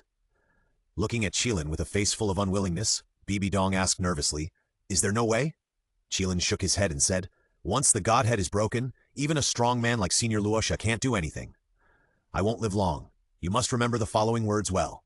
Bibi Dong nodded seriously. Seeing Bibi Dong's expression, Qilin said with satisfaction, "Some crises have occurred in the God realm, causing chaos in the God realm, and my Divine Nine sect has been implicated. Young Master Feng Xiao's parents died in order to resist these crises." When Qilin said this, his eyes were full of sadness. At that time, my Divine Nine sect was electing the next successor to the sect leader, and there were 2 candidates. One was young Master Feng Xiao, and the other was Xiao Feng, the child of young Master Feng Xiao's father's younger brother. Originally, countless people supported young Master Feng Xiao, but because young Master Feng Xiao's parents died in the crisis, the situation in the sect changed all of a sudden. Those who originally supported young Master Feng Xiao defected one after another, and young Master Feng Xiao's status instantly fell to the bottom. As his term as sect leader was about to end, he was powerless. He had to consider the overall situation. Hearing this, Bibi Dong couldn't help but sigh that the God realm seemed very similar to the mainland, with both having these power struggles. However, Qilin ignored Bibi Dong's sighs and continued speaking his own words. "I realized something was not right, so I took Master Feng Xiao and fled from the God realm. However, we were discovered by Xiao Feng on the way. In order to completely consolidate his status as the successor to the clan leader, he wanted to kill Feng Xiao, but we were lucky and escaped. But we still encountered some trouble on the way, which caused me to arrive in the lower realm much later. In order to completely kill Master Feng Xiao, Xiao Feng arrived in the lower realm early, and we were ambushed immediately because we arrived late. Then you saw what happened. I fled all the way here. Fortunately, I met two seniors, and you are the successor to the Rakshasa god. That's why I feel relieved to hand Master Feng Xiao over to you. I hope you can take good care of Master Feng Xiao. As long as he grows up, there will still be a chance for everything. By then, not only you, but also Senior Rakshasa God will get the full support of the 9 divine sects. Qilin slowly walked to Bibi Dong. She looked at Feng Xiao in the swaddling clothes and said with regret, "Young master, Qilin can only protect you so far. In fact, I really want to see the day when you take the position of the master." When the words fell, Qilin's figure began to slowly split like a dissipated atom, and finally turned into a little golden light, completely dissipating between this piece of heaven and earth. Xiao Feng in the swaddling clothes. If I didn't know that all this was acted, I would have almost cried. Bibi Dong, who saw a god fall in front of her, was silent. It turned out that gods can die. Gods can die. So what about her, a mortal who is not even a body? Bibi Dong looked at Feng Xiao in the swaddling clothes in her arms, and her eyes instantly became firm. No, I, Bibi Dong, will become a god that no one can defeat. Then, Bibi Dong took Feng Xiao and disappeared at the entrance of Wuhan City, and everything was as if it had never happened. Host, how was it? Are you satisfied with today's play? Awesome, my baby. The special effects are perfect, and the plot is ridiculous, but it's great. Bibi Dong is definitely fooled. In the blink of an eye, 7 months have passed, in the Pope's palace. Bibi Dong looked at Feng Xiao, who looked like a 7-year-old child, and she fell into deep doubt about her life. He has grown into a 7-year-old in 7 months? Even his mind is the same? Are the people in the God realm so outrageous? Bibi Dong had many doubts in her heart. For example, Feng Xiao was so young. How could his younger brother Xiao Feng be so determined to kill Feng Xiao? Bibi Dong couldn't figure it out, but when she saw Feng Xiao's growth rate, she seemed to understand. Feng Xiao, you are here. Feng Xiao couldn't help but shudder when he heard the voice from the gate. He swore that he never dreamed that Juliana would be such a lively girl in private. Master, please take care of your eldest disciple. My small body can't stand the abuse of the little fox. Feng Xiao looked at Bibi Dong and sighed helplessly. However, Bibi Dong spread her hands, meaning that she had no choice. Feng Xiao was very helpless about this. In his own script, it was not yet time to awaken the martial soul, but he decided to awaken the martial soul in advance. Feng Xiao wanted to turn over and sing like a peasant. He wanted to press Juliana to the ground and abuse her. Let Juliana also experience the feeling of being abused. So Feng Xiao looked at Bibi Dong and said, "Master, I want to awaken my martial soul." Bibi Dong was stunned, and even Juliana who came over was stunned. "Are you serious? But you are not even 1 year old. I am a child of God. Naturally, I can't judge with the eyes of mortals." Wuhan City.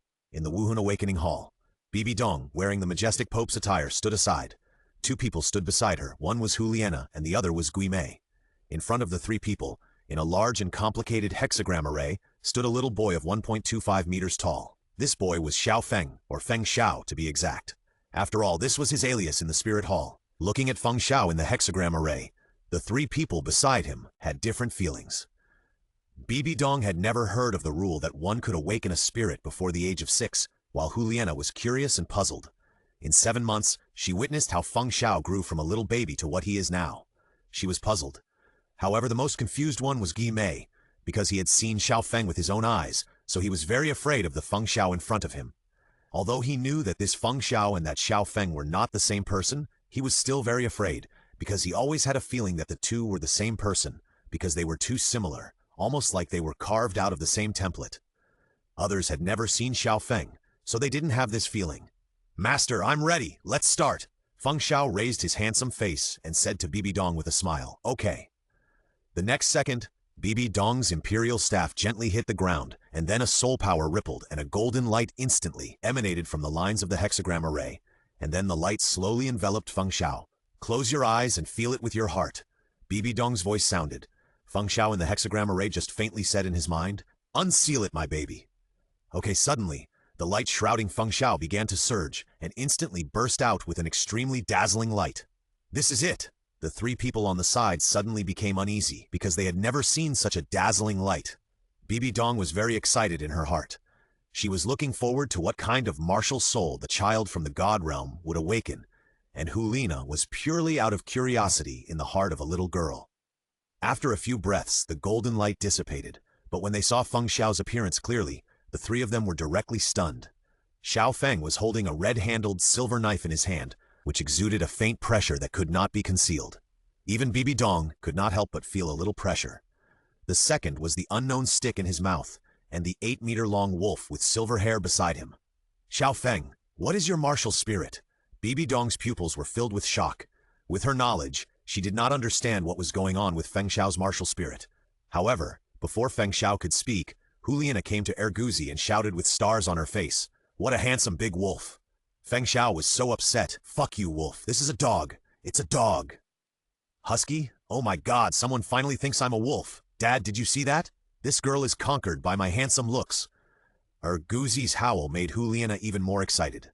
She swore that she had never seen a wolf with such a high appearance, and it was so big, and even its fur was so soft.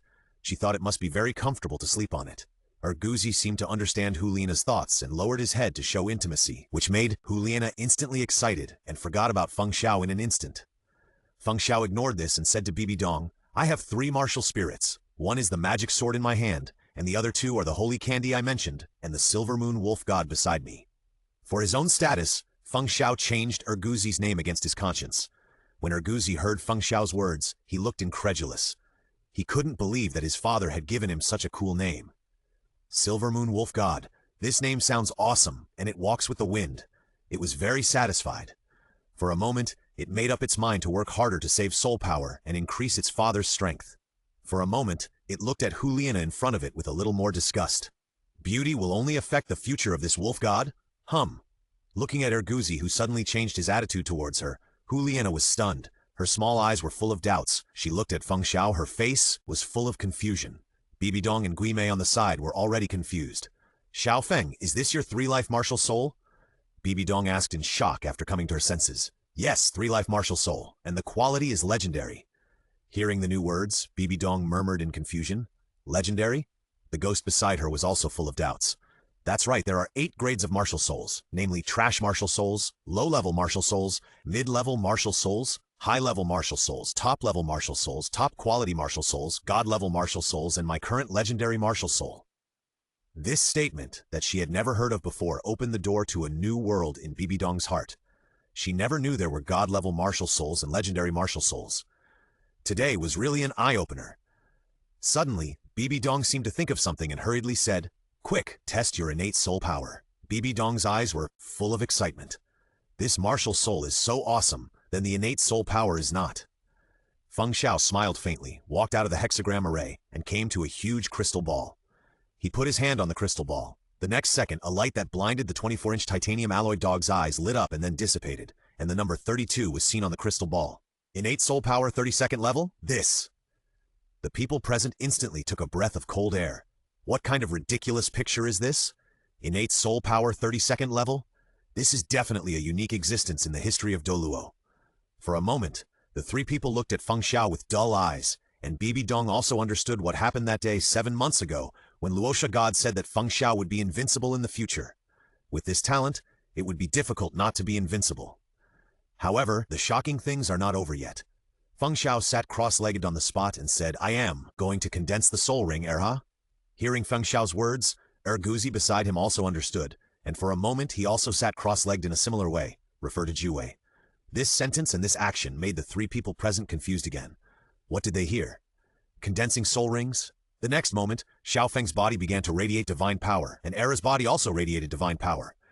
In an instant, 9 soul rings appeared on Xiao Feng's body, and 3 soul rings also appeared on Erguzi's body. Purple, purple, black, purple, purple, black, purple, purple, black. Black, black, black. This scene completely shattered the worldview of the 3 people present. This is simply outrageous. It's outrageous to the extreme. Soul rings can also condense by themselves? Are our martial spirits fake? For a moment, Bibi Dong's many years of Pope's cultivation could not hold back, and Huliana opened her mouth in shock. As for Gui Mei, the whole person, was already confused and had no idea what he was doing. 9 soul rings? Title Douluo? Huliana's exclamation pulled Bibi Dong and Gui Mei beside her back from shock. Bibi Dong carefully looked at the spirit rings on Feng Xiao, and soon she came to a conclusion, saying, "How could he be a titled Douluo? Xiao Feng's innate spirit power is only level 32.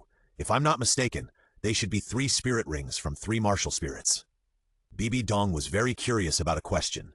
As a twin martial spirit, she couldn't release the spirit rings of two martial spirits at the same time, and the two martial spirits couldn't be used at the same time. She was very curious about how Feng Xiao did it, or if there was any special method. After the system restored the spirit rings for Feng Xiao stood up and looked at Bibi Dong with confusion in his eyes. He also asked in confusion, "What's wrong? Xiao Feng, why can you gather spirit rings by yourself? Shouldn't spirit rings be obtained by hunting soul beasts?" Bibi Dong said. Feng Xiao pretended to be enlightened, then laughed. "So that's how it is. In fact, we in the God realm can use special methods to condense spirit rings on our own. The age of the spirit ring depends on the quality of the body. The stronger the quality, the longer the condensed spirit ring will be." For a moment, Bibi Dong became excited. Condensing spirit rings on one's own? If she could master this method, the situation in the world would completely fall into the hands of her Wuhun Hall. So she looked at Feng Xiao and asked, "Then this method, you?" Feng Xiao also understood what Bibi Dong meant. He just shook his head and said, "This method is very special. Mortals can't do it. To use this method, physical strength must have divine power. Without divine power, forcibly using this method will only explode and die." Listening to Feng Xiao's words, Bibi Dong felt a little regretful, but Feng Xiao was happy. "Nonsense, this is the exclusive ability of our baby system. How can ordinary people learn it?" After the regret, Bibi Dong set her sights on Feng Xiao again and said, "Then what is your soul skill? Can you tell us about it?" "Sure, there's nothing wrong with that." Feng Xiao raised the demon sword in his hand and said, "The first soul ring, 5,000 years. The soul skill is Demon Harvest, Dark Harvest. Every time a person is killed, the soul skill will absorb the soul of others and provide me with a layer of permanent dark passive with 10% damage of the strongest single attack before the dead, and this passive has no cooling time. Don't ask why it's different from the previous soul ring age. If you ask, it's the system that upgraded it." Second soul ring, 8,000 years. The soul skill is called Demon Collector, God Collector. When the second soul skill is activated, my own attacks will have a 70% defense, penetration effect, and a 20% critical strike effect. People with health values below a certain level will be killed instantly by me, without exception. Third soul skill, 12,000 years. The soul skill is called Demon Transformation, God Transformation. This soul skill can enhance all my attributes by 70%. When using the demon sword, it adds the effect of absorbing vitality to the demon sword. The above is the current soul skill effect of my demon sword. What do you think?" Feng Xiao said and found that the three people in front of him had already been stunned. At this moment, Xiao Feng was very satisfied. "With the effect of my soul skill, I can't scare you to death. It's a heaven-defying soul skill, invincible. Is this the talent of the Son of God? It's simply indescribable. Isn't my junior brother's soul skill too abnormal? This is simply the chosen one. Ghost, I've decided. I'll follow the boss and get points." "Ahem. Then Xiao Feng, can you tell me about the effects of your other martial souls?" Bibi Dong said after adjusting her own gaffe. "Okay." Then Feng Xiao's soul power surged, and 3 different holy candies, lollipops, appeared in his hand. The first soul ring, 5,000 years. The soul skill is called Speed Holy Candy, which can amplify the speed of the user by 70%. The effect lasts for half an hour, ignoring the soul power level, and there is no cooling time. The second soul ring, 8,000 years. The soul skill is called Strength Holy Candy, which can amplify the user's strength by 70%. The effect still lasts for half an hour, ignoring the soul power level, and there is no cooling time. The third soul skill, 12,000 years. The soul skill is called Soul Holy Candy, which can amplify the user's soul power by 70%, ignoring the soul power level. The effect is one time, and there is no cooling time. After Feng Xiao finished speaking, the entire Martial Soul Awakening Hall fell into silence again. What kind of concept is Feng Xiao's soul skill? For example, in the Battle of Douluo, one of the instantaneous 70% amplitude of power, speed and soul power, is an extremely heaven-defying thing. You should know that Feng Xiao's third soul skill has no cooldown time, which means that as long as Feng Xiao has enough soul power, he can become a mobile logistics fortress. In the Battle of Douluo, the third soul skill that ignores the level can allow many Douluo to release soul skills for free. And not to mention the 70% speed and power of the first and second soul skills, which also ignore the soul power level. The effect is simply abnormal. At this moment, Bibi Dong and the other two are already numb. In all these years, they have never seen such an outrageous soul skill. Bibi Dong said her blood pressure was a little high, and she needed to take a break. At the same time, she thought of a sentence. Whoever gets Feng Xiao gets the world. However, Feng Xiao didn't care at all. He motioned Erguzi to come over and said with a smile again, Silver Moon Wolf God is a special type of summoning martial spirit. It can be understood as a companion beast. It is a martial spirit and a beast at the same time. It is an independent individual. Even if I die, it will not die. At most, it will cut off the connection with me and become an independent beast. So its spirit rings are condensed by him. Its first spirit ring is called Wolf God's Howl, which lasts for 10,000 years. Its effect is to reduce the enemy's thinking ability by 99%, ignoring its spirit power level. The second spirit skill? At this point, Feng Xiao couldn't continue. It's okay to talk nonsense about my own spirit skills, but it's really tiring to talk nonsense about this one.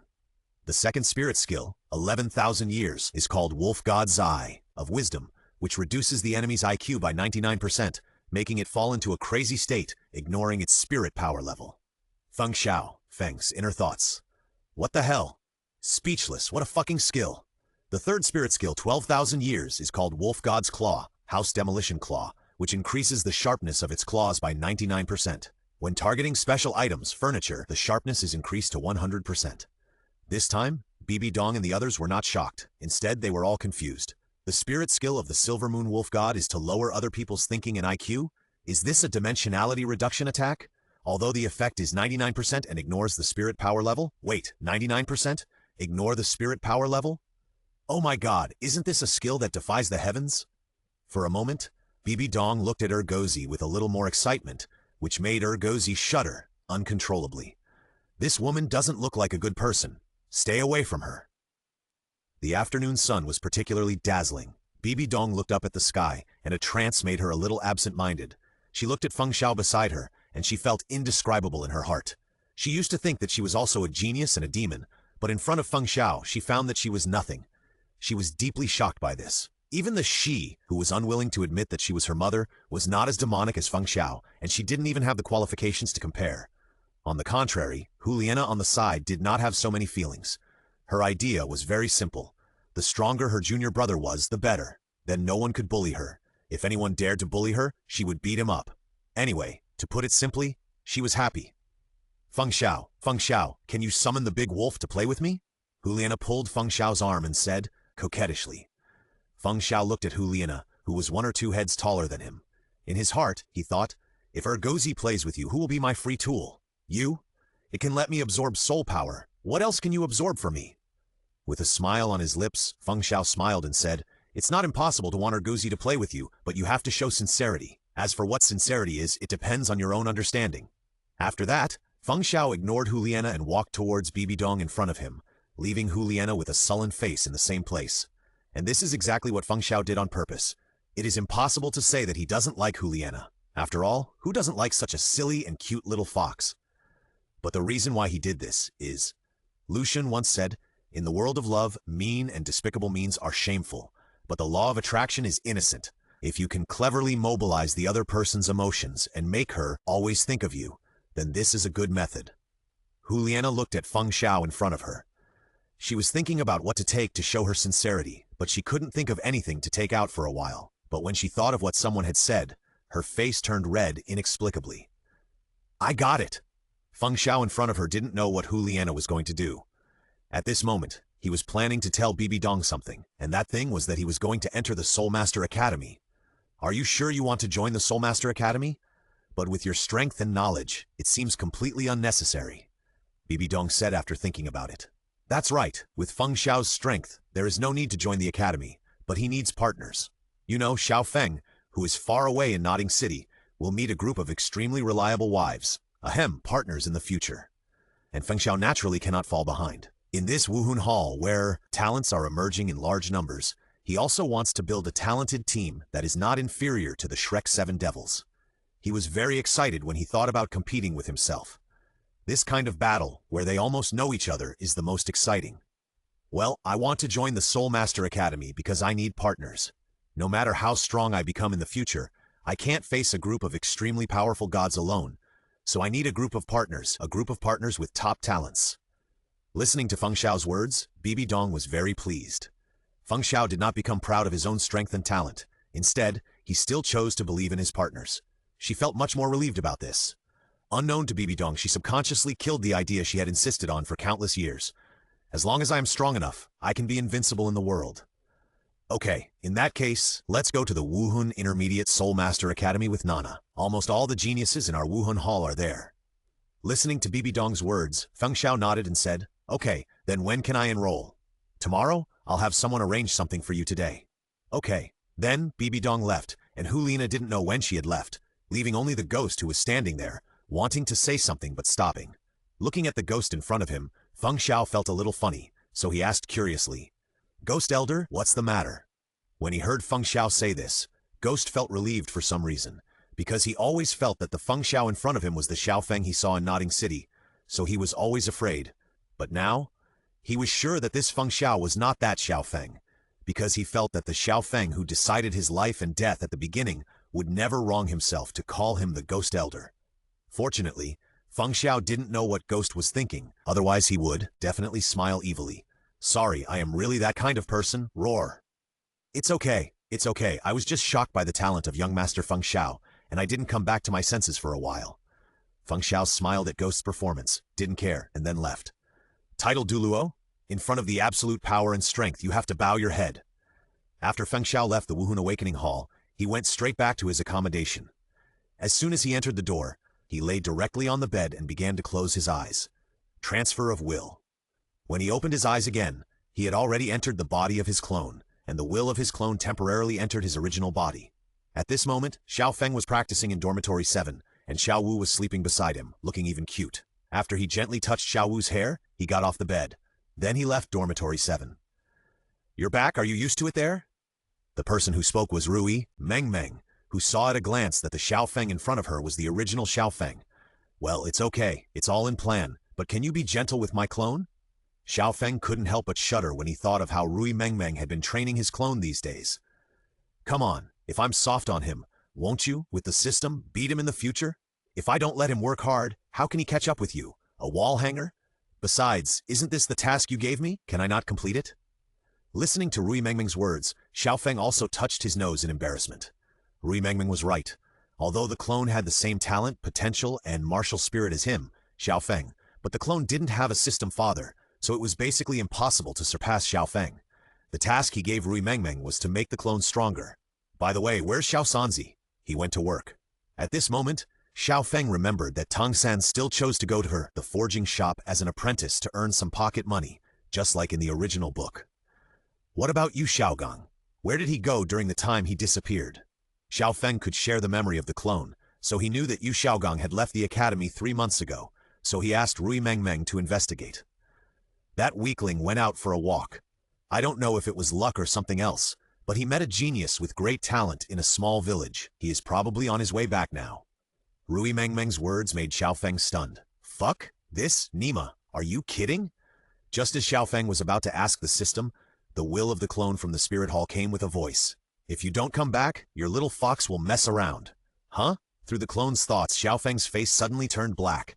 Little fox, what are you doing wearing such seductive clothes? In the villa next to the Pope's palace, Feng Xiao sat on the sofa in the lobby on the first floor, looking at Hu Liana approaching step by step. His mouth twitched, and he said, What the hell do you want to do? That's right. Xiao Feng, who knew Hu Liana was going to do something weird, changed back directly. After hearing Feng Xiao's words, Hu Liana was stunned, as if she didn't expect Feng Xiao to say that, and then she looked at her clothes in confusion. Black stockings, a chest-wrap top, tender white shoulders, collarbones, arms, and the fox ears and tail of her martial spirit. That's right, my outfit is right? Sister Yushin said that no man can resist such an outfit. Hulina thought to herself, and for a moment her little eyes were a little confused. Seeing Hulina in deep self-doubt, Feng Xiao was immediately happy. What are you going to do? Feng Xiao's voice sounded again. Hulina finally came back to her senses and said, Didn't you say you wanted to see my sincerity? I think this is my sincerity, don't you feel anything? At this moment, Feng Xiao, who was lying on the sofa, finally understood why Hulina did this.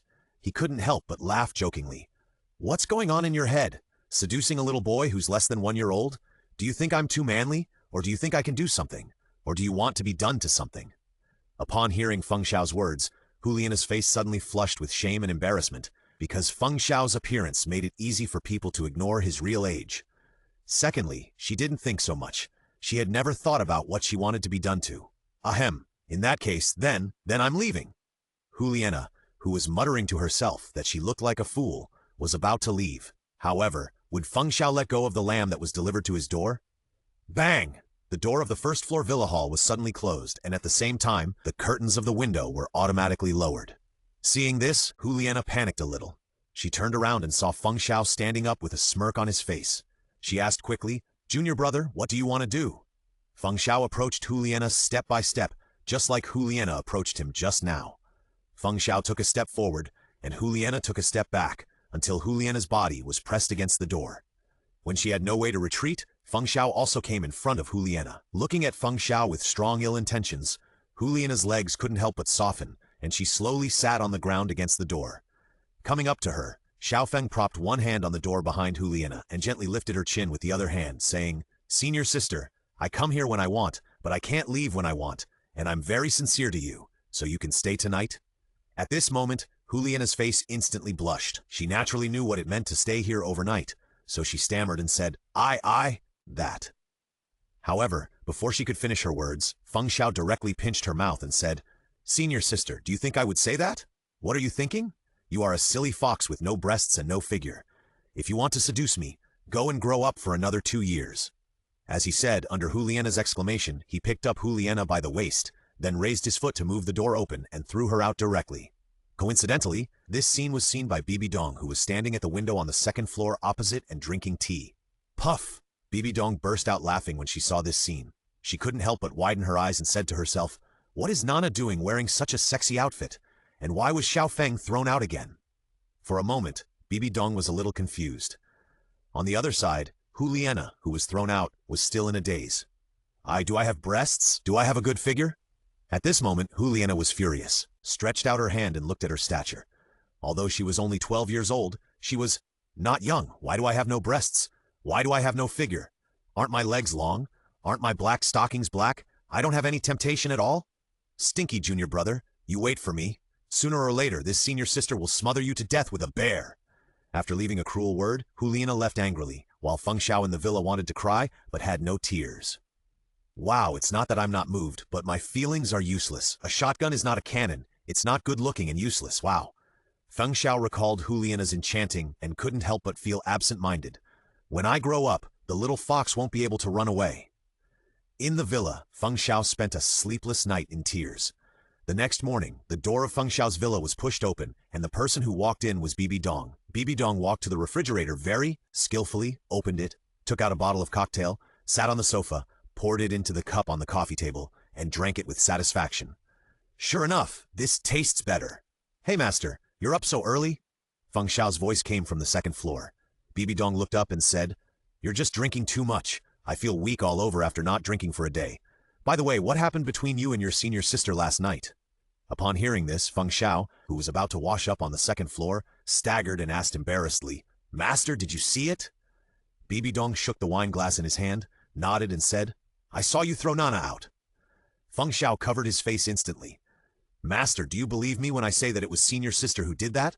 However, Bibi Dong's mouth corners suddenly rose, and she said with a teasing smile, "Your senior sister likes you. If you also like your senior sister, then just feel free to be together. I won't care, and I support it." As she said that, Bibi Dong gave Feng Xiao a, "You know what you mean." It turned out that after seeing the scene yesterday, Bibi Dong thought about it for a whole night, and finally at a certain moment, she felt that she had found the reason why her good disciple Juliana was thrown out. And the reason was that Feng Xiao was afraid that she, as a master, would oppose her eldest disciple and second disciple being together, and then Feng Xiao endured the heartache and threw Juliana out. Yes, that's right. Bibi Dong thought so. In fact, it was really just her thought. When Feng Xiao heard what Bibi Dong said, his expression was so wonderful. Is this still the Bibi Dong who thought all men in the world should die? What does it mean that she is so eager to push her own apprentice out now? Seeing Feng Xiao's confused expression, Bibi Dong felt that she had guessed right, so she said very elegantly, "After a while I will make you the holy son, and then the holy daughter will be paired with the holy son. Perfect." At this time, a shy voice sounded at the gate of the villa. "Master, what are you talking about?" Juliana walked in from the door with a hint of shyness. It was obvious that she heard what Bibi Dong said. However, Bibi Dong just smiled indifferently and said, "Don't you like your junior brother? Then why did you come to your junior brother's place yesterday wearing such an outfit?" It would have been better if Bibi Dong didn't say anything. When she said that, Hulina's face turned red at a visible speed. At this moment, she wished she could find a crack to drill into it. However, Feng Xiao just shook his head, sighed helplessly and went to wash up. Afterwards, the three of them had a casual breakfast in the villa and left. As for their destination, it was naturally the Wuhun Intermediate Soulmaster Academy, somewhere in the suburbs of Wuhun City. Feng Xiao looked at the extremely tall door in front of him, and he faintly uttered two words in his heart. Fuck. It was an extremely luxurious silver door, 5 meters high and 4 meters wide. Judging from its quality, it was definitely made of top-grade silver iron, and at the top there were several large characters, Wuhun Intermediate Soulmaster Academy, made of pure gold. Secondly, there was a portrait of an angel on the top of the door. To be honest, Bibi Dong originally hated the Wuhun Hall. She wanted to destroy the Wuhun Hall from the bottom of her heart, but the appearance of Feng Xiao made her change her mind. She wanted to completely control the Wuhun Hall and make it no longer the inheritance hall of the Qian family. Afterwards, Bibi Dong led the two into the academy and went directly to the teaching office.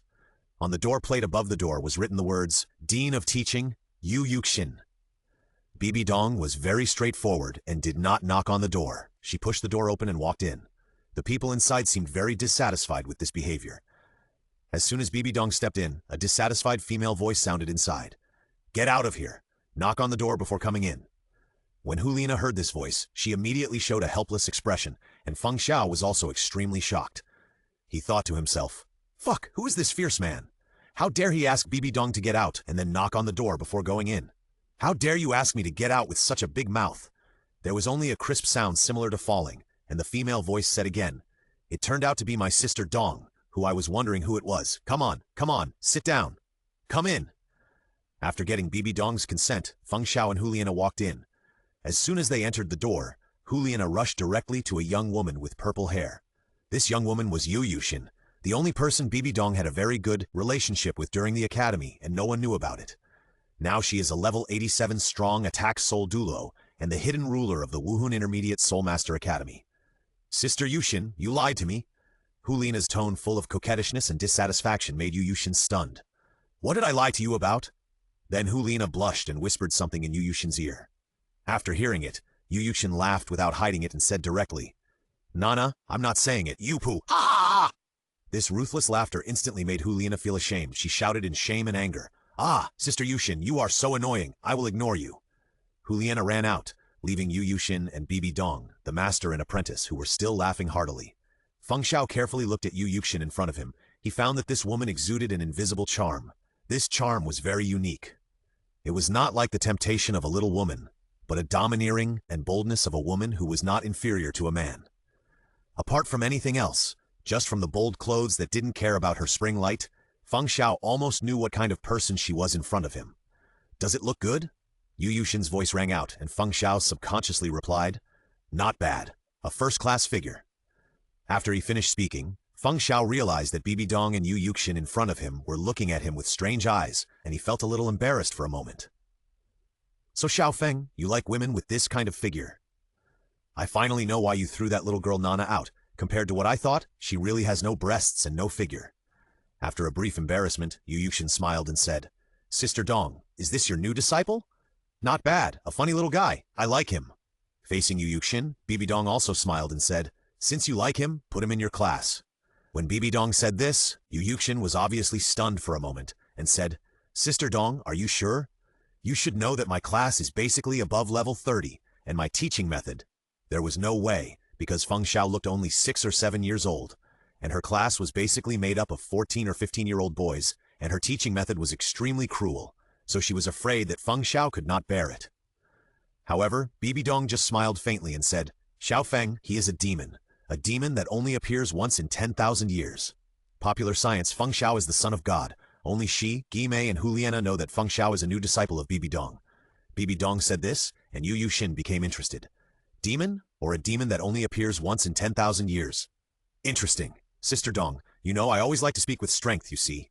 Facing Yu Yuxin's excited face, Bibi Dong showed an expression that he knew it was so he looked at Feng Xiao and said, Xiao Feng, prove it with your strength. After learning from the system that Yu Yuxin was an 87th level soul Douluo, Feng Xiao also showed an excited look and said, I couldn't ask for more. Seeing Feng Xiao's expression, Yu Yuxin also laughed heartily. Whether you can pass my test or not, I'm determined to take you. I like your expression.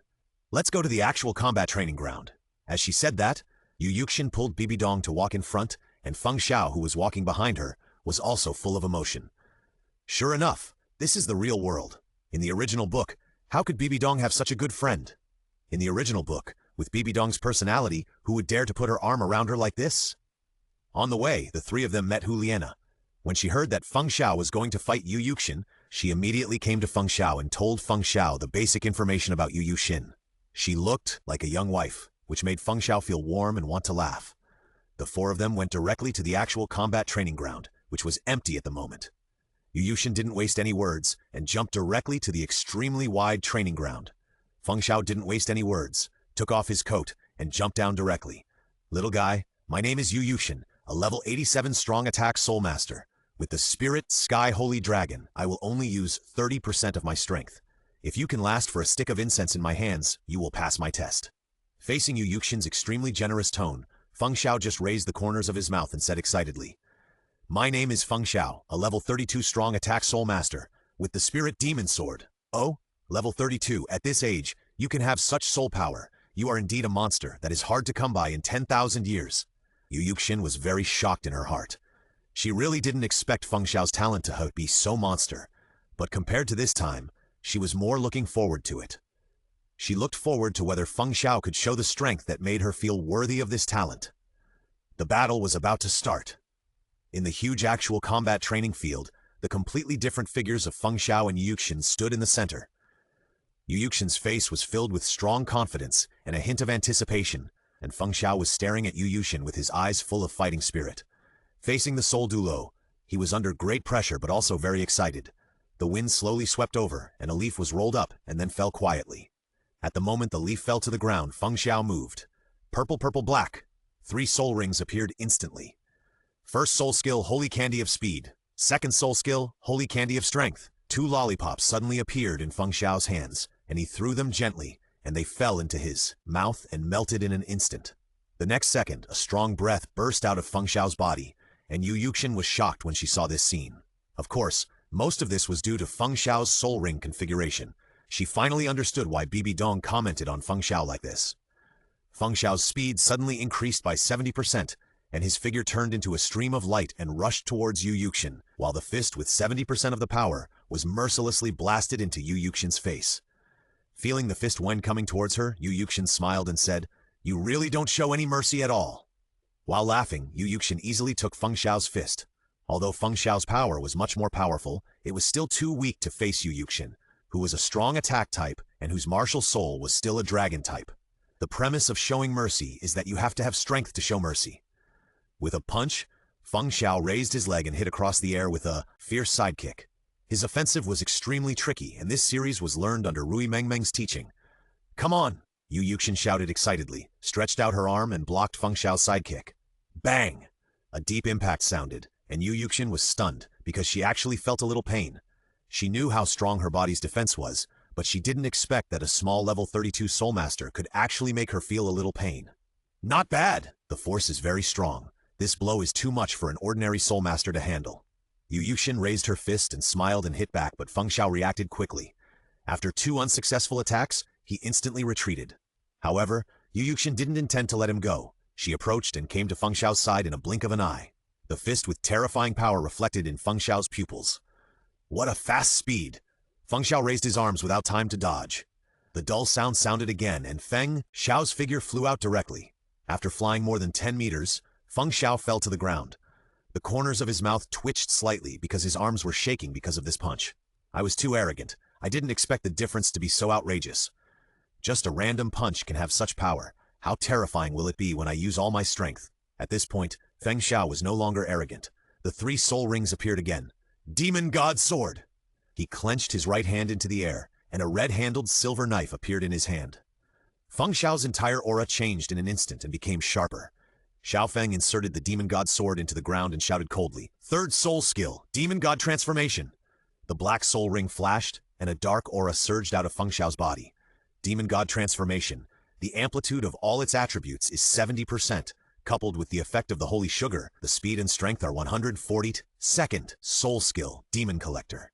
Under this soul skill, all Feng Xiao's attacks will have a 70% armor-breaking effect and a 30% critical strike effect, so Feng Xiao did not use the demon sword.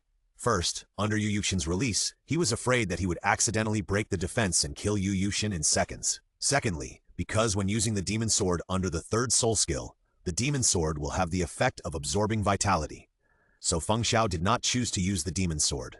Anyway, any attack at this moment has a defense-breaking effect. The speed of the amplitude of 140% is much faster than before. Yu Yuxin's eyes blurred, and Feng Xiao had come to her right in front. Feng Xiao grinned, with an unmatched momentum, and swept and kicked again. Don't you use your weapon? Although in her perception, Feng Xiao's speed and strength and other aspects have improved a lot, but this is not a threat to her. And at the moment when she confidently resisted Feng Xiao's sidekick, Yu Yuxin's face changed instantly.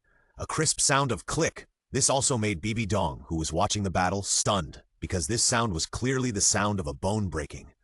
The 70% armor penetration and 20% critical strike were triggered at the same time, allowing Yu Yuxin, who only had the most basic defense, to break the defense instantly. In a moment of carelessness, the outer bone of her forearm was actually broken. Good fellow. The pain came, but Yu Yuxin didn't frown but smiled.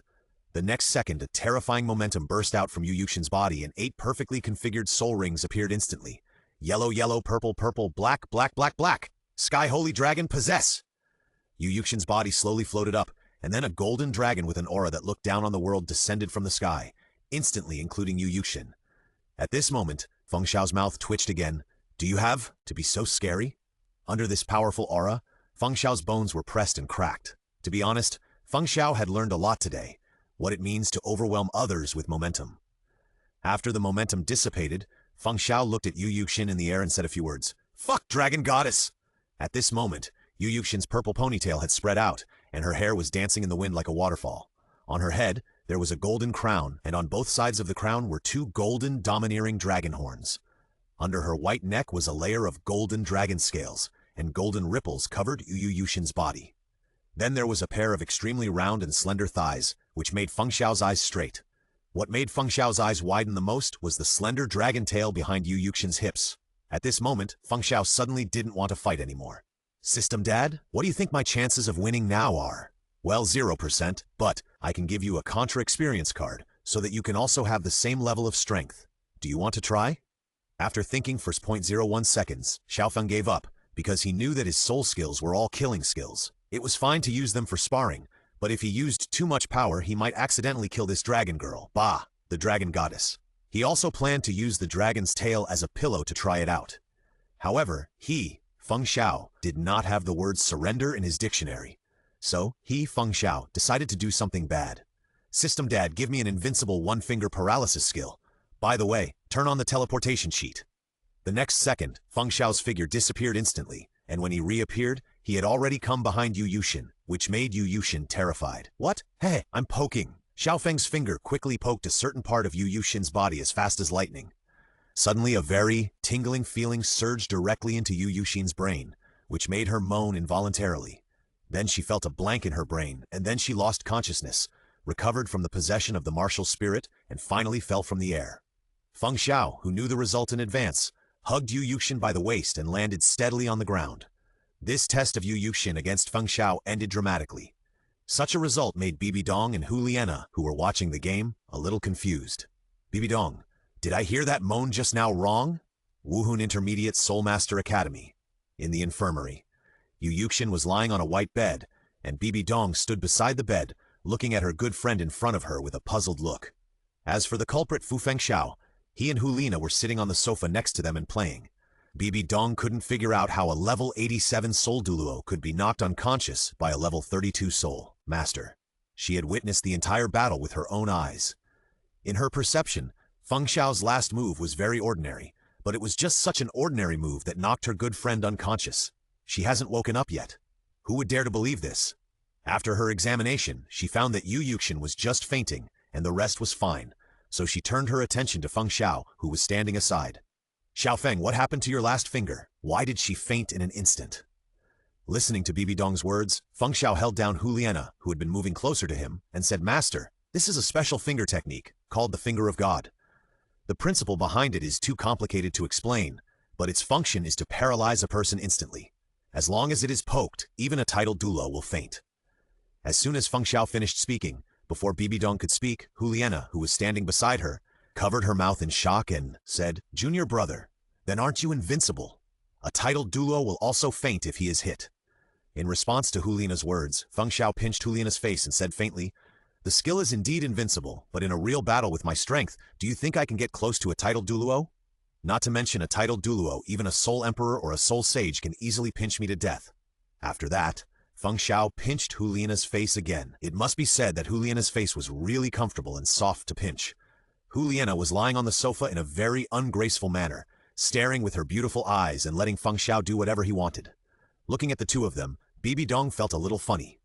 Xiao Feng is right. His finger technique is indeed very strong, but it can only be used to attack the opponent by surprise. Otherwise, it is easy to put yourself in danger. At this moment, Yu Yuxin, who was lying on the bed, murmured, and then slowly opened her eyes. "What's wrong with me?" Yu Yuxin propped herself up from the bed and found herself in the infirmary. For a moment, there were several more questions on her head.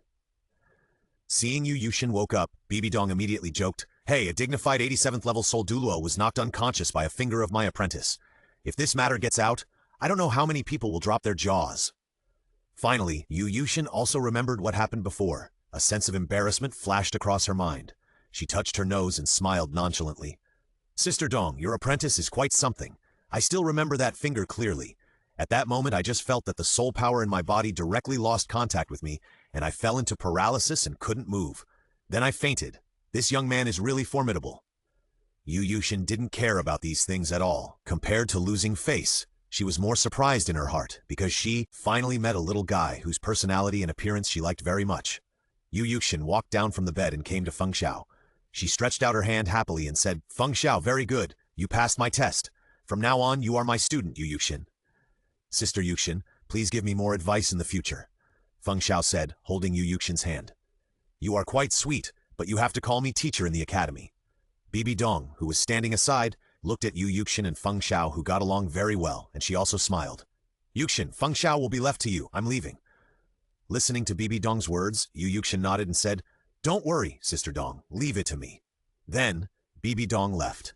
Yu Yuxin looked at Juliana and Feng Xiao in front of her and said, "Let's go. It's almost time for class. But Nana, do you remember how long you haven't been to class?" When Yu Yuxin said this, Juliana immediately stuck out her tongue in embarrassment. "I've been busy strengthening my relationship with my junior brother recently," Juliana said, and pulled Feng Xiao beside her to signal Feng Xiao to talk to her. However, when Yu Yuxin heard this, she laughed again and said, "Strengthening your relationship to the point of wearing black stockings." Upon hearing this, Juliana immediately ran over in a hurry to interrupt Yu Yuxin and said, What? I can't hear you. I can't hear you, Sister Yuxin. What are you talking about? Let's go. It's time for class." After saying this, she pulled Yuxin out of the infirmary, and Feng Xiao looked at this scene and couldn't help laughing. This little girl is so cute. After a while, in the first class on the first floor of the teaching building, Yuxin stood on the podium, smiling at the students below and said, "Good morning, students. Today we have a new student, Feng Xiao, transfer to our class. Let's welcome him." The next second, Feng Xiao walked in from the door, and a warm applause rang out. Of course, most of them were not willing, but even if they were not willing, they had to pretend to be willing. Otherwise, the head teacher on the podium would let you know what it means to be so red. Don't look at Yu Yuxin's personality as very generous, but that is for obedient students and friends. If there are students or enemies who don't listen to advice, they will be greeted with a miserable end, except for those who call you sister. Feng Xiao glanced around the classroom. The classroom was about 300 square meters, with about 50 people, mostly boys and a few girls, and basically men and women sat together, of course, except for the corner on the far left, because the person sitting there was Juliana. Because of Juliana's status as a saint, few people dared to sit around her, except for her brother Xiaoyu and a lick dog pursuer, Red Hair Yan. Feng Xiao saw a scene that made him extremely unhappy. Yan was leaning his neck to say something to Juliana in the back row, completely ignoring Juliana's impatient expression. So Feng Xiao, who was originally planning to walk to the podium to introduce himself, walked directly to Yan's position, and Yu Yuxin and the classmates in the classroom noticed this scene. For a moment, Yu Yuxin showed curiosity and a hint of expectation. She knew that Yan had been pursuing Juliana all the time, and she also knew that the relationship between Juliana and Feng Xiao was something. Seeing this scene, she was very curious about what Feng Xiao would do. As for the classmates in the class, they also widened their eyes, because they saw that Feng Xiao's posture seemed to be wrong. In Feng Xiao's heart, Juliana was someone he wanted to pamper. Although he disliked Juliana on the surface, he still liked this silly fox very much in his heart. As Feng Xiao walked, his soul power surged. The next second, a killing sword appeared in his hand and he slashed at Yan without mercy. Bang! The huge sound shocked everyone in the teaching building. There was a visible knife mark on the position where Yan was. At this moment, everyone in Class 1 was shocked. Fuck, he really did it! Who is this fierce guy? He actually did it in Teacher Yu's class. Is he so stubborn and not afraid of death? Yan, who dodged the attack, also had a sullen face. He didn't expect that someone would dare to attack him. As for Xiao on the side, he was also confused. What, you ask Juliana? Sorry, her eyes are already full of stars at this moment. Junior brother, this is for me. So happy? Asshole, do you want to die? At the moment when Feng Xiao's soul power surged, Yan found something wrong. Feng Xiao's sudden attack scared him. He didn't expect that someone would dare to attack him, and it was in Yu Yuxin's class. After a brief shock, he shouted angrily. At this moment, except for Yan's shouting, the classroom was completely silent, because they were looking at Yu Yuxin on the podium with trepidation, fearing that Yu Yuxin would show that smile that made them shudder in the next second. However, Yu Yuxin did smile, but it was a very satisfied smile. This personality is so fucking to my taste. He will attack directly without saying a word or a look of dissatisfaction, without any nonsense. Well done. Thinking in her heart, the smile on Yu Yuxin's mouth became more intense, and everyone in the class who saw this smile immediately sympathized with Feng Xiao, because in their opinion, this smile was the smile of the devil. At the same time, there were more teachers from other classes in the corridor outside the door. They were curious about what happened, but no one dared to come in and ask. On the side, Feng Xiao looked at Yan, who was angry. He sneered and said arrogantly, I know you, a red-haired clown who wants to eat swan meat. You don't even take a piss to look at yourself. How dare you want to touch my Nana?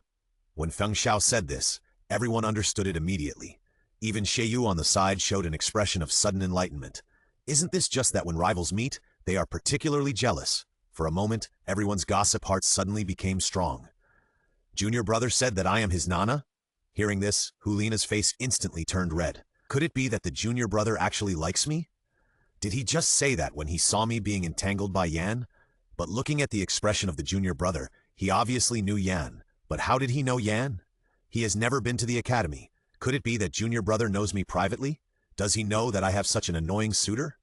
A series of self-strategies in her mind made Juliana sure that the junior brother who had always looked down on her actually liked her. Otherwise he would not know about me. If he didn't like me, how could he understand me? Juliana witnessed Feng Xiao's growth, so she liked this handsome junior brother very much. But Feng Xiao's dislike for her had always hit her hard, but she was not discouraged. She decided to conquer Feng Xiao with her actions, and that was why she kept pestering Feng Xiao. Now she felt that her efforts were not in vain. Although this junior brother still looked down on her on the surface, she had become closer to him unknowingly. Feng Xiao used to keep strangers away from her, but now he could even pinch her face, which showed that she, Juliana, had succeeded.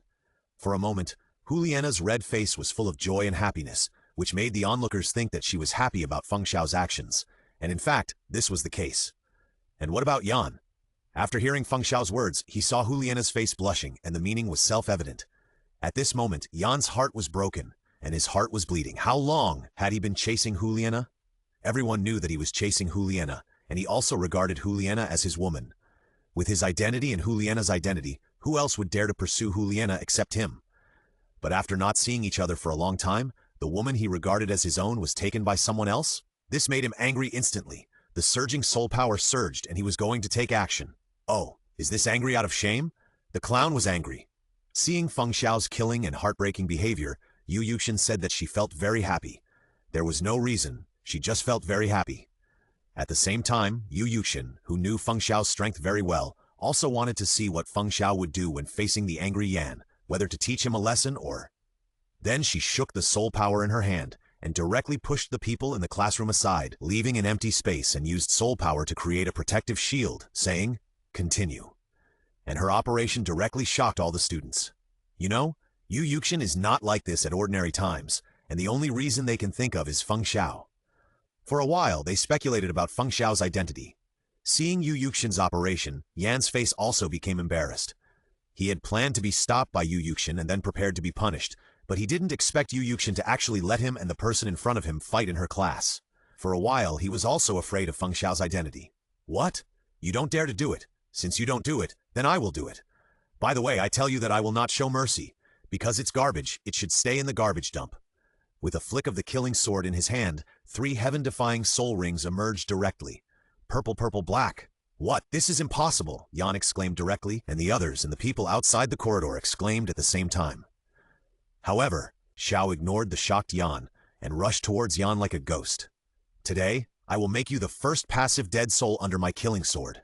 Although Yan didn't know what a passive dead soul was, he could clearly feel the strong murderous intent emanating from Feng Xiao. He really wants to kill me, is he crazy? Yan looked at Yu Yuxin, but Yu Yuxin pretended not to see it. In this regard, Yan's heart sank. Who is this guy? Does he really dare to kill people? Even old women don't care. Shiyu on the side also pulled Hu Lina aside and asked, Sister, who is he? Judging from his posture, he is going to kill Yan. If something really happens, will he? However, Hu Lina waved her hand and said, Just kill him no matter what. He is my junior brother and the master's new disciple. He has a very powerful background. On the other side, Yan had already been beaten back by Feng Xiao. Xiao Feng did not even give Yan the opportunity to release his martial spirit. The smooth combo had already left scars on Yan's body. System, if I kill him now, can I let him die later? Although Feng Xiao wanted to kill Yan, he did not want to cause unnecessary trouble to Yu Yuxin who liked him. No problem. After getting the system's consent, Xiao Feng instantly burst out with all his strength. The third soul skill, Demon God Transformation. The light of the black 10,000-year soul ring flashed, and the exploding demon sword slashed across Yan's neck in an instant, as easy as cutting mud, cutting off the entire neck. But the strange thing was that in the next second, Yan's broken neck was instantly restored. Yan came back to his senses and touched his neck. For a moment, he thought he was dead.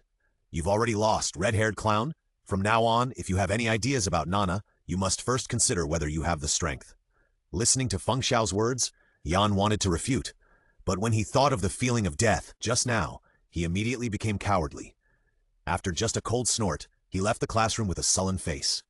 Looking at Yan who was leaving, everyone in the classroom could no longer find any words to describe their feelings, and Yu Yuxin stared at Yan who was leaving with a serious face.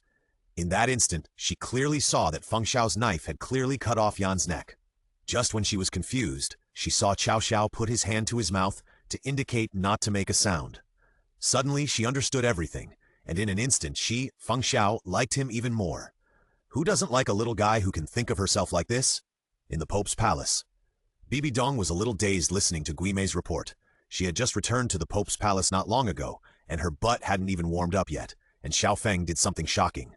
What are you asking about? Your Highness, young Master Feng Xiao beat up Yan in public, and it happened in Director Yu's class. You mean Feng Xiao beat up Yan on the first day of school, and it happened in Yu Xin's class? Yu Xin didn't stop him? And why did he beat up Yan? Bibi Dong looked at Guimei below in a daze. To be honest, she was very curious about why Feng Xiao wanted to cut Yan, and how could Yu Yuxin allow Feng Xiao to mess around in her class. After that, Guimei handed the report she had compiled to Bibi Dong, and Bibi Dong took it and started reading it.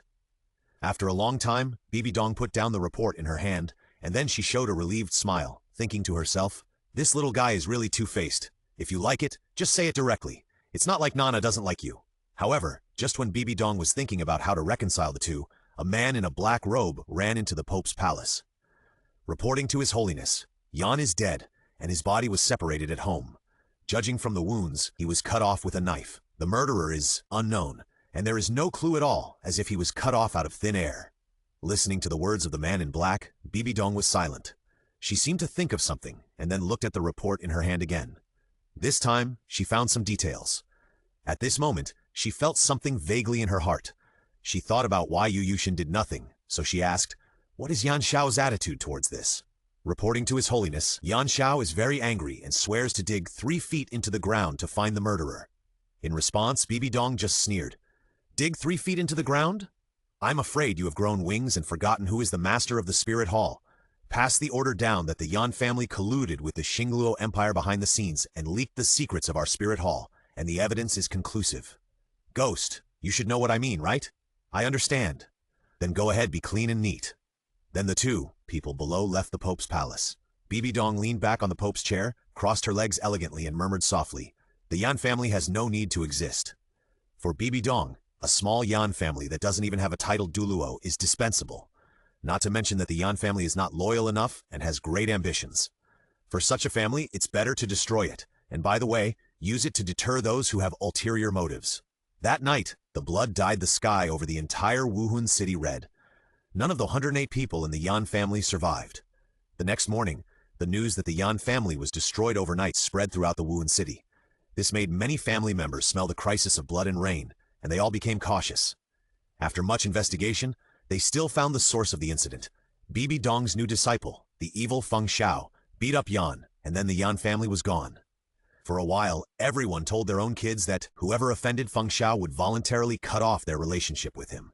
As for our client Feng Xiao, at this moment, he was lying on the table leisurely in Yu Yuxin's class, resting his mind. Hulina, who was standing beside him, was very curious. To be honest, she really wanted to pry open Feng Xiao's brain to see what was inside. She couldn't understand why Feng Xiao could have such rich theoretical knowledge at such a young age. This rich theoretical knowledge even made Yu Yuxin admit defeat.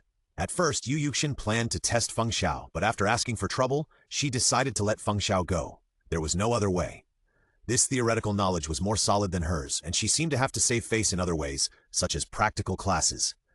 As for the others, no one dared to say a word about Feng Xiao. You ask why? The elders in their family said that if you offend Feng Xiao, you will cut off your relationship. The reason is that the person who offended Feng Xiao had already lost his entire family, and there was no trace of his body left. So Feng Xiao was also at ease, doing whatever he wanted. No one cared anyway. Actually, Feng Xiao seemed to be resting his mind with his eyes closed, but in fact, he was letting the system scan these so-called geniuses to see if there were any suitable teammate candidates. But after a trip, he found that these people were really geniuses.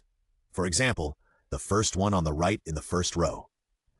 Jedge 14, Marshall sold, soul power, evaluation, trash. Another example is the first one in the second row. 18. Men aren't level 4. Most of the other people were 14 or 15 years old, 28 or 29. Perhaps this talent was already a genius in the eyes of the world. But in Feng Xiao and the system, it was really no different from trash, and there were only two people who caught Feng Xiao's eyes. One is Hulina, who is rated as a genius, 12 years old and 29 level. The other is Xie Yue, who is rated as excellent, 13 years old and 32 level. As for the others, none of them are up to par. Could it be that the geniuses that Master is talking about are these mediocre people? Then the future of our spirit hall is a bit uncertain, Feng Xiao thought, while letting the system scan the students in other classes except Class 1. Suddenly, Host, a genius-level talent, was found. Nander, Mage, 12, Swathe, Soul Power, 22 level. Evaluation, a genius swordsman with the heart of a swordsman with an unparalleled talent in swordsmanship. Click to view more detailed information. When the system said this, Feng Xiao's eyes lit up instantly. Wow, the heart of a swordsman? Is there such a thing in Douluo Continent? System, which class is this person from? The black-haired boy in the back row of Class 2 on the left side of the classroom is him.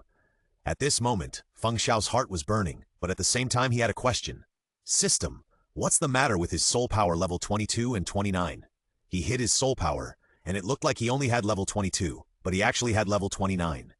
At this time, Feng Xiao's question came up again. Why did this person called Suo Ying hide his true strength? Explain it? This is simple. He has no power and influence, so he can only grow in a lowly way. If he is too prominent, he will easily die. Moreover, he has two obsessions in his heart. He will not allow himself to die before completing these obsessions. After listening to the system's explanation, Feng Xiao was directly amused. Even this obsession was involved. Feng Xiao was even more curious about this guy called Suo Ying. What is his obsession? The first obsession is to avenge his dead parents. The murderer is a family of Xingluo Empire. The second obsession is to become the strongest swordsman on the continent. Soon, the morning time passed. Because Class 2 had no classes in the afternoon, after the morning ended, most of the people in Class 2 returned to their dormitories. Of course, only some people lived in the dormitories. As for Suo Ying, he lived outside. He did not live on campus. On weekdays, when he had no classes in the afternoon, he would go to work part-time to earn some living expenses. Today, when he was leaving the academy, someone quietly followed him, and this person was Feng Xiao. System, what do you think is the probability of me recruiting this guy? It depends on how you recruit him. If the method is right, it's 100%, and if the method is wrong, it's not even 10%. Suo Ying left the academy and went directly to the restaurant where he usually worked. As soon as he entered the door, he went to the backstage very skillfully, changed his clothes and started his work. Seeing this, Feng Xiao's method was also very simple. He walked in. "Welcome, may I ask?" Before the man finished speaking, Feng Xiao interrupted him directly and said, "Give me a superior private room and designate Suo Ying as the waiter." The man was stunned for a moment, and then hurriedly said, "Okay, follow me." After the man took Feng Xiao to a private room, he left with a sentence, "He will be here soon," and left. Feng Xiao sat in the private room, thinking about how to speak later. Should he speak in a more domineering tone or a more gentle tone? While waiting, a 1.72-meter tall black-haired boy in a black tuxedo came in, holding a menu in his hand and a white napkin on his elbow. He came to Feng Xiao, placed the napkin on his elbow in front of Feng Xiao, and opened the menu for Feng Xiao, saying, "Hello, I am happy to serve you." Seeing Suo Ying's skillful movements, Feng Xiao couldn't help but laugh, so he also flipped through the menu in front of him, but his attention was not on the menu. Feng Xiao flipped through the menu and said, "From this moment on, this private room has been isolated. No third person will know about our conversation. There are some things I want to talk to you about." As early as the first moment Feng Xiao saw Suo Ying, he found that Suo Ying's pupils shrank a bit. Obviously, Suo Ying recognized him, and at this moment, hearing Feng Xiao's words, Suo Ying's body had quietly tensed up. However, Feng Xiao just smiled and said, "You don't have to be nervous. I have no ill will towards you. You should also know who I am, so you should also know that if I want to kill you, you will have no power to resist." Suo Ying was silent for a while, and then asked calmly, "What do you want from me?" "Yes, you have a calm personality, and are not panicked in the face of unknown dangers. I was not wrong about you." Listening to Feng Xiao's words, Suo Ying was a little confused because he didn't know what Feng Xiao meant, but the next words of Feng Xiao made his face change drastically. "Xingluo Empire, Norsing Province, the only person who survived the so-called annihilation operation should be you?" Hearing this, Suo Ying's face changed quickly and recovered quickly. Although it was only for a moment, Feng Xiao still saw it. Suo Ying pretended to be confused and asked, "What are you talking about?" Feng Xiao waved his hand and said, "You don't have to deny it in a hurry. I came here today because I hope you can join my team, or to be more precise, become my partner, so I am very sincere. I know your identity, who you are, and what you have experienced." Feng Xiao snapped his fingers, and a blueprint quietly emerged. On that blueprint were the members of the family that killed Suo Ying's parents, especially those who participated in the original eradication operation. Feng Xiao placed the blueprint in front of Suo Ying and spoke again. "As long as you are willing to become my partner, then your enemies will be my enemies. These enemies may be too strong for you, but for me, only one title Douluo can kill them all." However, Suo Ying ignored Feng Xiao, because at this moment his eyes were fixed on a certain person on the blueprint. Feng Xiao could clearly hear Suo Ying's gritting teeth. Yes, the person Suo Ying was looking at was the person he would never forget. Xiao Zhan, the head of the Xiao family. And this person was the one who planned the eradication operation and killed his parents. Soon, Suo Ying regained his sanity. He looked at Feng Xiao and said calmly, "Why would someone as powerful as you come to me? I am just an ordinary person with ordinary talent, and I don't believe that there are no powerful people around you. You should have no shortage of partners." At this moment, Feng Xiao smiled, looked at Suo Ying sincerely and said, "My vision is not wrong. Geniuses always appreciate each other. In our world of geniuses, ordinary people can't enter. Therefore, those who can become my partners must be those who are destined to stand at the top of the continent in the future. There are very few such people, and you happen to be one of them." After the words fell, Suo Ying was silent. Seeing this, Feng Xiao didn't continue to speak. His goal today had been achieved. He just stood on the chair, patted Suo Ying's shoulder, and then left a bag of heavy gold soul coins and jumped off the chair and left. But before leaving, Feng Xiao left a message. "If you think clearly, come to the Spirit Hall to find me. Of course, you can refuse. If you refuse, I will pretend that nothing happened today and you can still live your life. And the premise is that you will not have any dangerous thoughts about the Spirit Hall." After Feng Xiao left the hotel, he went straight back to the academy.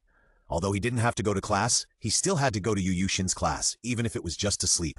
In short, Yu Yuxin had already left a place in Feng Xiao's world. You ask why? It's very simple. Feng Xiao likes her personality. The afternoon class was a practical class. Yu Yuxin deliberately pulled Feng Xiao out, and then had a sparring match with no chance of winning. As for why Yu Yuxin did this, the reason is, I can't beat you in theory, and I can't beat you in force. So the frustrated Feng Xiao secretly swore in his heart, just because I can't beat you now doesn't mean I can't beat you in the future.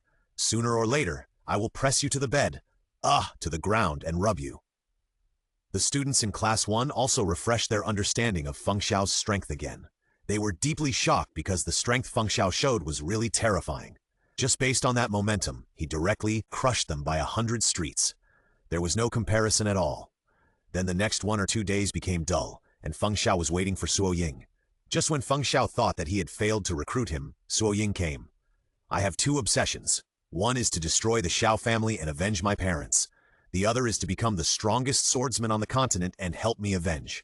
In the future, the life of the strongest swordsman on the continent will be yours. At this moment, Feng Xiao smiled. Xingluo Empire, Norsing Province, Suo Village.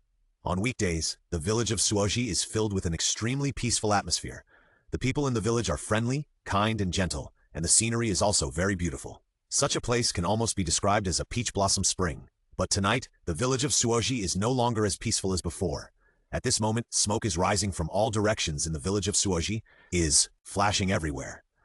There are countless desperate pleas for mercy and sounds of pain around, and the most noisy are the group of cloaked maniacs wearing ink-colored clothes who wantonly kill people.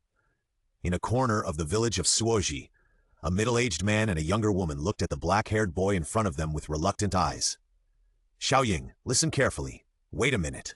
You will leave through this tunnel, and after you leave the tunnel, go all the way north. Don't look back. The farther you run, the better, and never come back. The middle-aged man pointed to the extremely secret tunnel next to him and said, his words are particularly serious, and there is a hint of no rebuttal in them, but more of it is endless worry and reluctance. Then I'm leaving. What about you, father and mother? The black-haired boy's tone was full of choking, which made the middle-aged woman beside him, the boy's mother, burst into tears instantly. The woman shook her head and hugged the boy tightly in her arms. After 3 breaths, Xiaoying, I'm sorry. Mom will always love you. You must listen to your father, run away, find a place to live in peace and never come back. Compared with men, women are more decisive and resolute. The woman directly pushed the little boy in front of her into the tunnel and then covered the secret lid. In an instant, darkness swallowed the little boy. In the darkness, the little boy touched his back. That was a little painful from the fall, but he didn't care so much. In the tunnel, he could vaguely hear the voices of his parents, or to be more precise, the last cry of his parents' lives. He groped for the ladder, climbed up, and then quietly opened a crack to take a look. This sight became a scene he would never forget. Not far away, there were 2 figures that the little boy was very familiar with. Yes, those 2 figures were his parents. Blood was flowing from the bodies, staining a large area of land, red. The 2 bodies were facing the direction of the little boy. The little boy clearly saw that his parents had a smile on their lips and a trace of worry between their brows before they died. The little boy only felt his nose sour, and tears could not help but fall from the corners of his eyes. But he did not rush out, but kept thinking about what his parents said to him. A man standing next to the corpses suddenly said, "Chief, are these 2 people the last people in this village?" Hearing this, a burly man raised his foot and stomped on the heads of the 2 corpses in front of him, then took off his cloak and said, "Are you sure? This eradication operation cannot be known by other people. If it is confirmed, bring those evil soul masters here and kill them, and then disguise them as evil soul masters to massacre the village. My Xiao family will come to rescue, but we will be late." After the burly man finished speaking, another person ran over from a distance. The man was holding a knife in his arms, and he shouted as he ran, "Chief, we have found the knife you wanted." The little boy in the tunnel saw all these scenes. At this moment, his eyes were bloodshot. He witnessed the death of his parents with his own eyes, and the heads of the corpses were crushed by someone. This instantly made endless hatred rise in his heart, but he still restrained himself tightly, clenched his fists, and did not notice the blood flowing out from between his fingers. He knew that the knife in the hand of the burly man was the ancestral knife of his Suochi village, Shushui. The man took the knife, pulled it out, gestured twice, and said with disdain, "Is this the legendary divine knife in Suochi village? Although the quality is good, it is still too rubbish for us soul masters. I have wasted my special plan to eliminate it." Then, the burly man broke the knife in his hand in an instant, and then threw it on the ground casually. "Look for it. Again. This trip can't be let go like this. Dig 3 feet deep to find the legendary divine knife for me." "Yes, clan leader." With that, the group of people dispersed again. At this moment, the little boy knew that he couldn't stay any longer, otherwise he would have no chance to escape. Suddenly, the dark clouds dispersed, and under the moonlight, the little boy finally saw the face of the burly man. He knew who he was. Finally, He took a deep look at the burly man and then left along the path in the dark. 6 years later, at the gate of Wuhan City. Xiao Feng, are you really leaving? Bibi Dong looked at Feng Xiao in front of her, her face full of worry. However, Feng Xiao just smiled faintly and said, Master, don't worry, I will go out for a walk, and by the way, find a suitable partner for me on the mainland. It will take at least 1 year, and at most 2 or 3 years. When I find the partner I want, I will come back. Then I will ask someone to accompany you. Bibi Dong was really worried about Feng Xiao going out alone. Don't worry, Master. One of my old subordinates has already come to the mainland. He will be here soon. You don't have to worry about your safety if you are with him. Hearing this, Bibi Dong was relieved and said, In that case, I won't say much, but is it really okay for you not to tell Nana?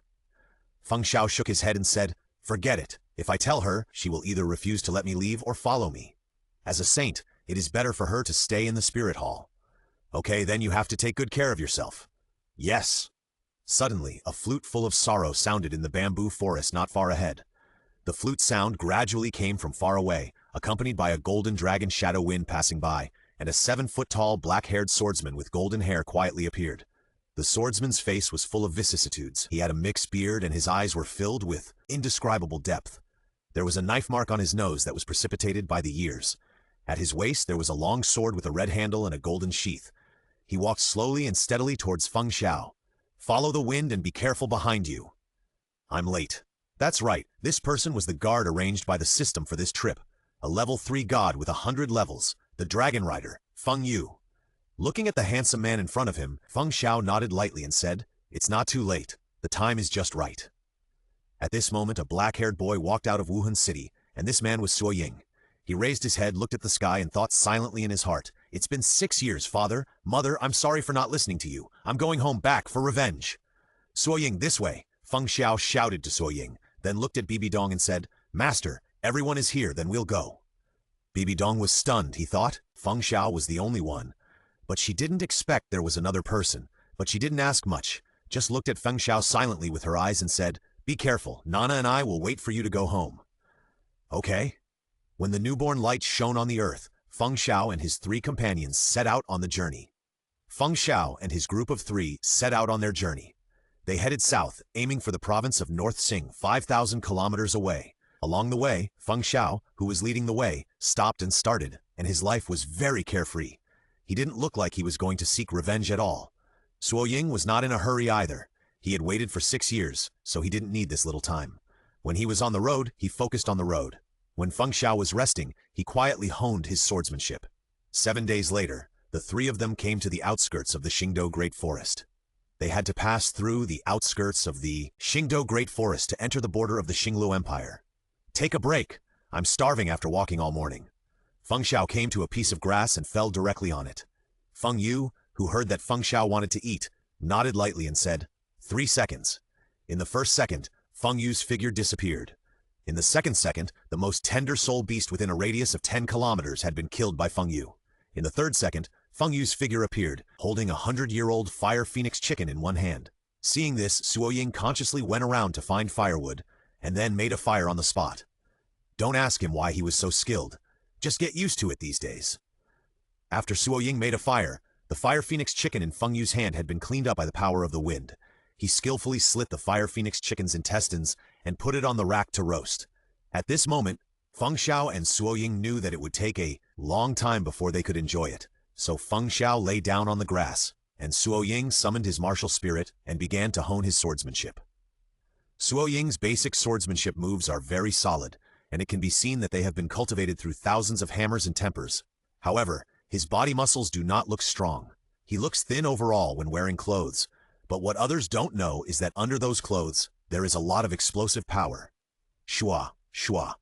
Again and again, Suo Ying swung the Yama sword in his hand, and the sound of the sword breaking through the wind was whistling. However, Feng Yu, who was roasting a fire phoenix chicken, suddenly said, I can't feel the existence of your sword. Feng Yu's words stunned Feng Xiao and Suo Ying. This was the first time Feng Yu spoke to him, and he spoke such a heavy word at the beginning. Suo Ying was very confused. He looked at the sword in his hand, and he couldn't understand what Feng Yu meant. Although you have the heart of a swordsman, the sword in your hand is very weak, so weak that I can't feel its existence. Feng Yu's words stunned Suo Ying and said, In front of you, senior, my sword is naturally very weak. Feng Yu did not speak, but slowly raised his head, looked at Suo Ying quietly with his eyes full of vicissitudes and said, "What do you see in my eyes? Or what can you see in my knife?" After that, the knife on Feng Yu's waist floated beside him as if it had intelligence. Suo Ying looked into Feng Yu's eyes, and he tried to understand what Feng Yu said, but he only saw the bottomless darkness in Feng Yu's eyes, and nothing else. However, when he put his eyes on Feng Yu's knife, his eyes lit up. Feng Yu's knife actually exuded a faint luster in his eyes, which made him very curious and puzzled. "Senior, your knife. This." Looking at Suo Ying, Feng Yu said again, "You are looking into my eyes." However, this time, saw a knife in Feng Yu's eyes, a knife exactly the same as the one beside Feng Yu was flowing deep in Feng Yu's eyes. This time, Suo Ying was shocked. He had never seen such a strange scene. "This is my sword, the sword in my eyes, the sword in my heart, and your sword only has form, but no intention, so I can't see the sword in your eyes, nor can I see the sword in your heart. Without intention, there is no need for your sword to swing." At this moment, Suo Ying was silent, and then Suo Ying sat cross-legged on the ground, then placed the sword in front of him and slowly closed his eyes. After a long time, Suo Ying opened his eyes, and at the moment he opened his eyes, Feng Xiao saw that Suo Ying's sword flashed a faint charm at that moment. "Thank you for your guidance, Senior." Feng Yu just nodded faintly to Suo Ying's words. "System, what's going on with them?" There is no intention in Suo Ying's sword, and Feng Yu's guidance made him find the intention. With the intention, it means that Suo Ying has touched the threshold of becoming a true swordsman. Listening to the system's words, Feng Xiao felt that it looked so cool. Although he also used a sword, he didn't seem to have the intention.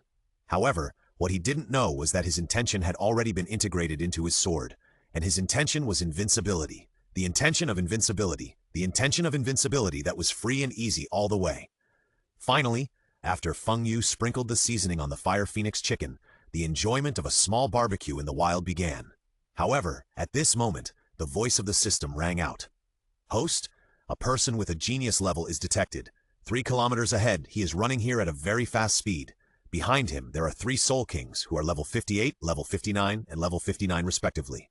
Hearing this, Feng Xiao looked at Feng Yu on the side, and Feng Yu nodded silently. If the person who came was not much better than him, he could try it himself, but if he was too much better, he would leave it to Feng Yu.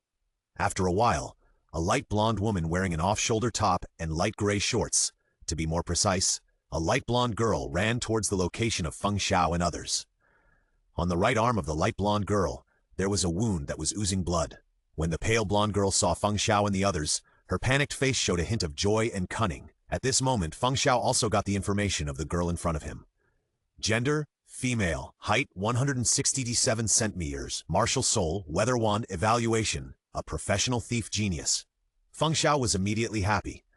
A professional thief genius? He wondered if she was being hunted down because she stole something, but he didn't need to think about it. The pale blonde girl suddenly slowed down and only accelerated when the 3 figures behind her approached quickly. "Stop! Don't run, you damn stinky woman! You'll be dead if I catch you!" The leader shouted angrily after discovering Tina. However, Tina ran past Feng Xiao without looking back, shouting as she ran, "I'll leave them to you. I'll go get the things to the boss first." The 3 people who were chasing them stopped immediately after hearing what Tina said, and looked at Feng Xiao and the other 2 with a vigilant look, and finally set their sights on Feng Yu, who was eating a big chicken leg. Deal with him first, and then deal with the other 2. As they said this, the 3 of them directly released their martial spirits. However, Feng Xiao just said lightly, "Life is short, and you people insist on taking shortcuts, hey?" Feng Yu's knife flashed by, and the 3 Soul King level fools fell to the ground in an instant. There were no wounds on the surface, but everything inside had been shattered by the power of wind. "Feng Yu, go and catch the girl who dared to use us and tie her up." "Okay." Outskirts of the Xingdou Great Forest. "Uncle, can we talk about it? Can you untie this rope first?" The light blonde girl, who was lying on the ground like a worm, begged for mercy pitifully to Feng Yu beside her, but Feng Yu ignored her and returned to his original position and continued to eat the chicken leg in his hand. That's right, this person was Tina, who used Feng Xiao as a shield and then escaped. At this moment, she was tied with an extremely artistic rope. The art of the rope not only showed Tina's figure, but also made the whole person look more impulsive.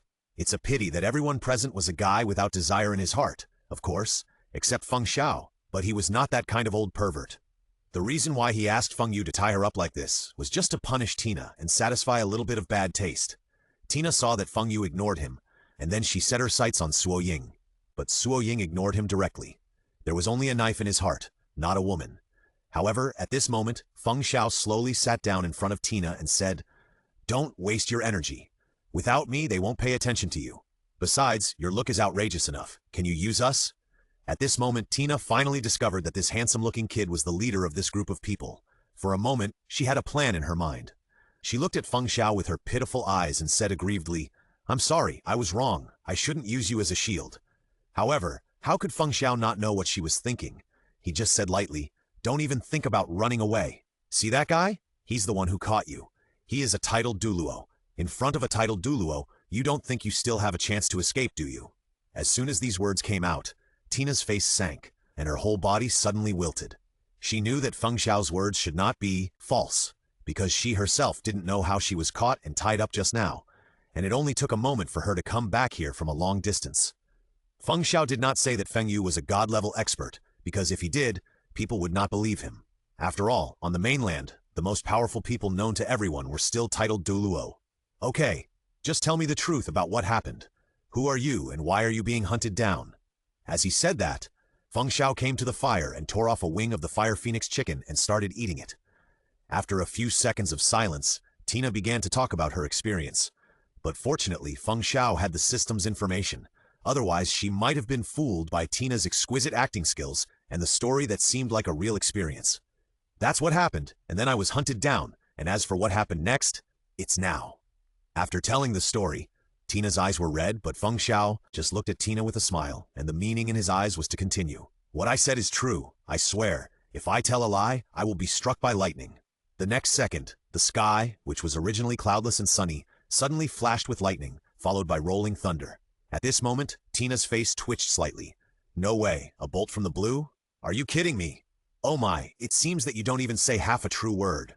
Seeing Feng Xiao's teasing eyes, Tina, who was always thick-skinned, couldn't help but blush. "I'll give you another chance. Tell me honestly. Otherwise, I can't control my knife."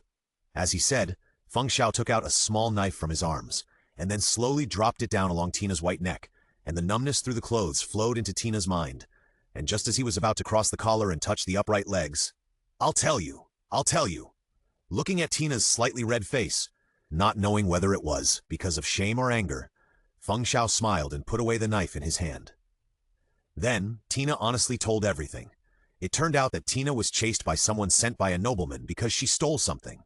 However, she didn't expect that the thing she stole seemed to be a bit valuable, so she was chased here.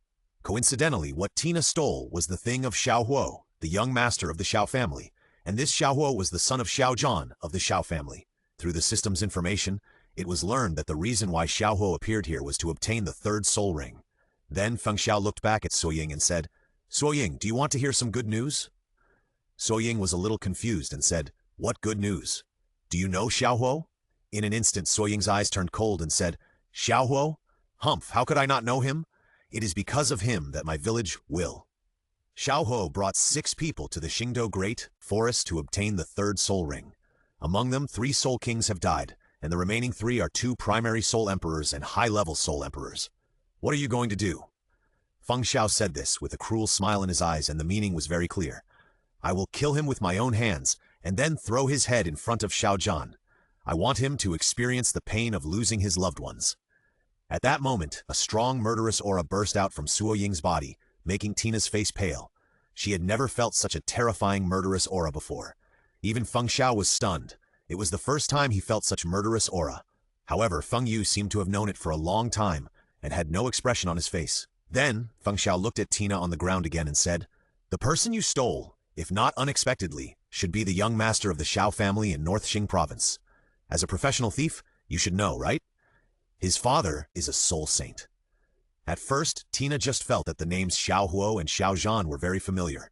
Until she heard the name of the Xiao family in North Xing province, her face darkened.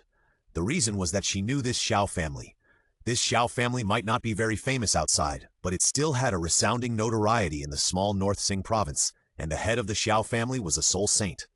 However, the most important thing is her village, Tina. Her home is in the small province of North Xing. She didn't expect that what she stole would be the things of the young master of the Xiao family. For a moment, she felt that she was really unlucky. I have heard of it, but I have never seen it. If her identity is exposed, then her village will face an unimaginable massacre. After all, 6 years ago, the Xiao family did this. She knew that a village called Suoji was destroyed, although it was said that the village was massacred by the evil soul master. In fact, everyone knew that it was the Xiao family who destroyed it, but there was no evidence, and even if there was, no one dared to say it. Strength is the only right to speak. For a moment, Tina's mind was in a mess. She would not reveal her identity, but suddenly, she thought of the conversation between Feng Xiao and Suo Ying just now. Kill Xiao Huo and throw his head in front of Xiao Zhan. Turning back suddenly, Tina looked at Feng Xiao in front of her in disbelief and asked, "You really want to kill Xiao Huo?" Seeing Tina's expression, Feng Xiao laughed and said, "You just reacted? But you are wrong about one thing. That is, we not only want to kill Xiao Huo, but also kill Xiao Zhan, and even destroy the entire Xiao family. Am I right, Suo Ying?" At this second, Tina suddenly felt her scalp tingling. Tina stared at Feng Xiao and Suo Ying, who were talking arrogantly in front of her. She couldn't help but think that the two were crazy. You guys are going to destroy the Xiao family? The next second, Tina seemed to have thought of something and turned her eyes to Feng Yu, who was standing aside. She remembered that the man in front of her said that the uncle was a titled Douluo. When she thought about it, the tone seemed to make sense. In front of a title, a little soul saint was nothing.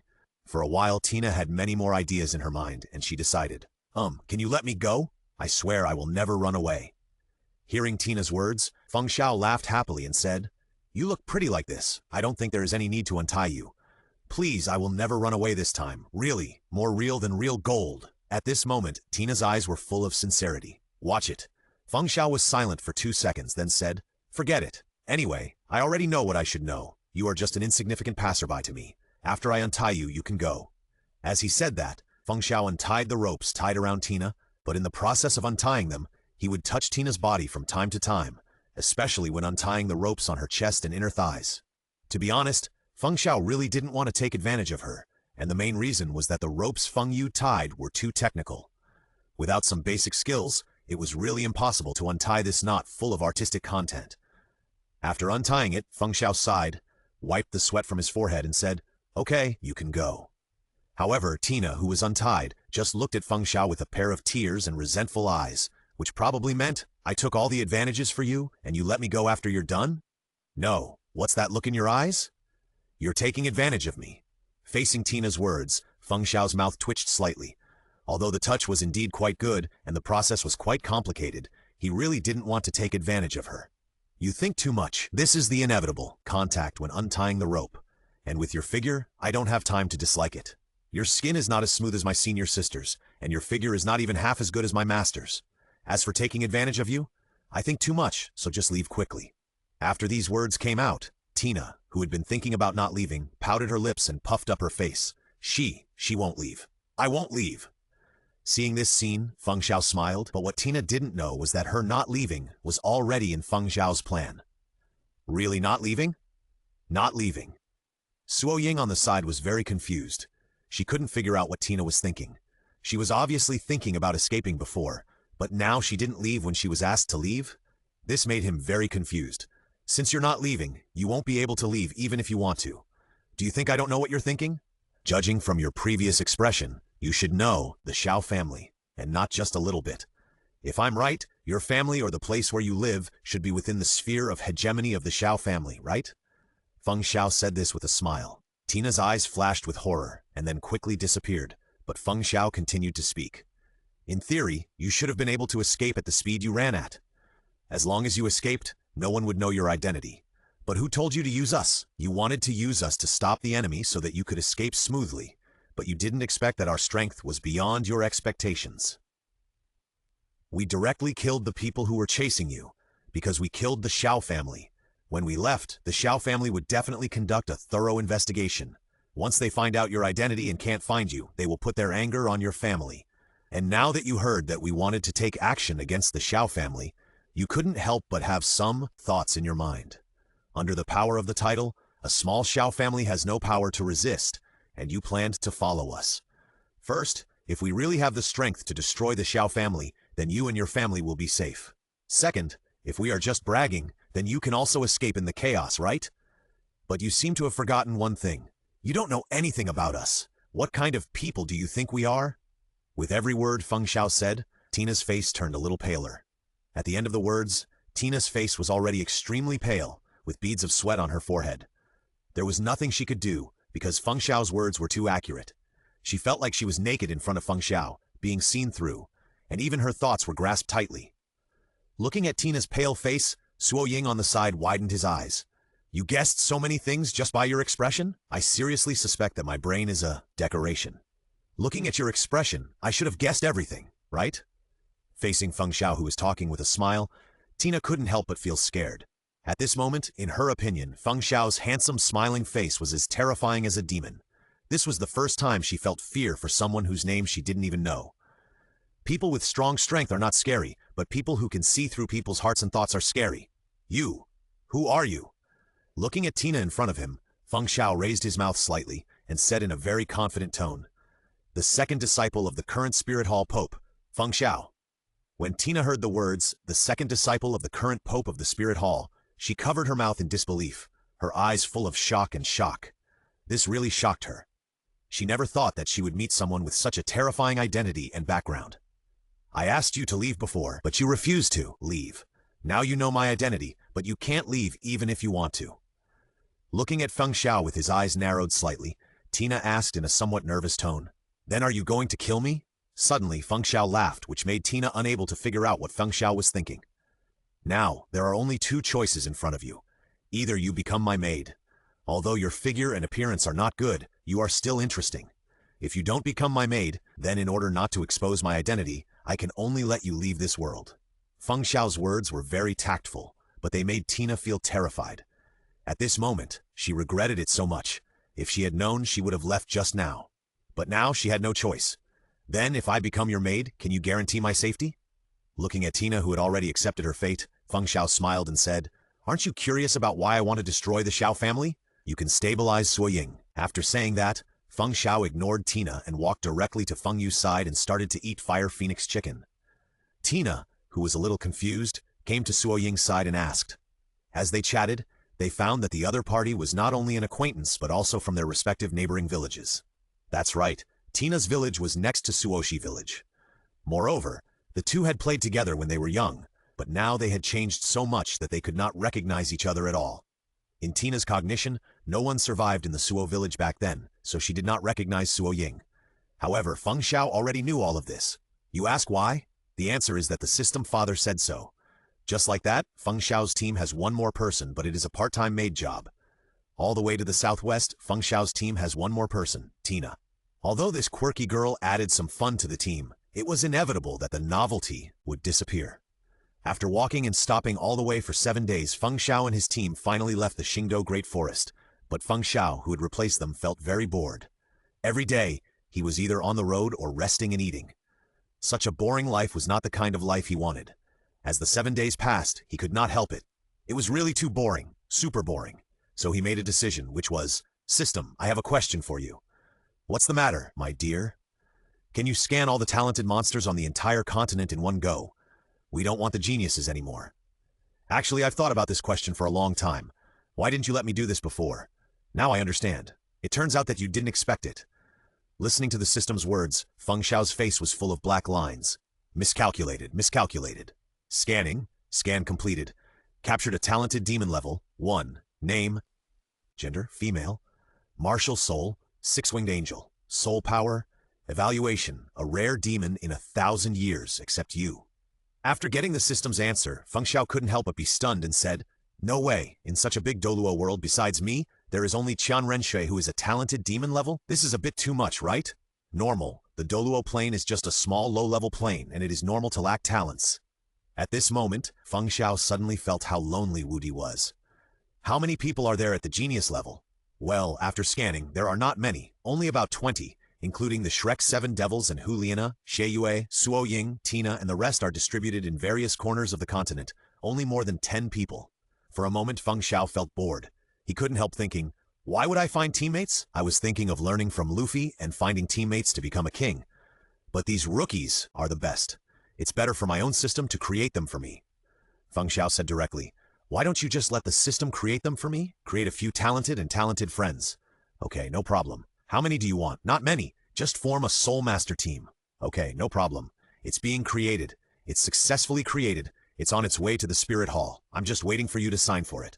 Beautiful. It's worthy of being my system. Awesome. Basic operations, don't be stupid. After dealing with the Soul Master team, Feng Xiao decided to solve the problem that needed to be solved directly. Well, I have something to announce. When the people who were resting heard Feng Xiao's words, they immediately set their sights on Feng Xiao. I decided to quickly resolve Suo Ying's vengeance. Suo Ying was stunned. He and Tina looked at each other and said, "How to resolve it quickly?" Feng Xiao stood up and said lightly, "Now that things have come to this, I don't intend to hide it. Feng Yu is actually not a titled Douluo." When Feng Xiao said this, Tina and Suo Ying were dumbfounded. If it's not a titled Douluo, then what is it? Ahem, Feng Yu, he is actually a god. There are some things you will know sooner or later. Today I will tell you. As we all know, the strongest people in Douluo Continent are titled Douluo, but it is not true. Above the titled Douluo, there is a group of gods. What is a god? A god is a person whose soul power breaks through level 99, reaches level 100, and then obtains the position of a god. You may not understand what I am saying now, but you just need to know that there is a god realm above Douluo Continent, and Feng Yu and I are both from the god realm. After saying all this in one breath, as expected, the two 12-year-old boys and girls were so confused. The sudden amount of information was too much, and they didn't react for a while, but this was also expected by Feng Xiao. So Feng Xiao shouted decisively, "Feng Yu, let's set off." Okay. Feng Yu also understood what Feng Xiao meant, so the power in his body surged, and a force of wind instantly enveloped Feng Xiao, Suo Ying, and Tina. Then Feng Yu jumped lightly, and the whole person flew directly, and behind Feng Yu were three people.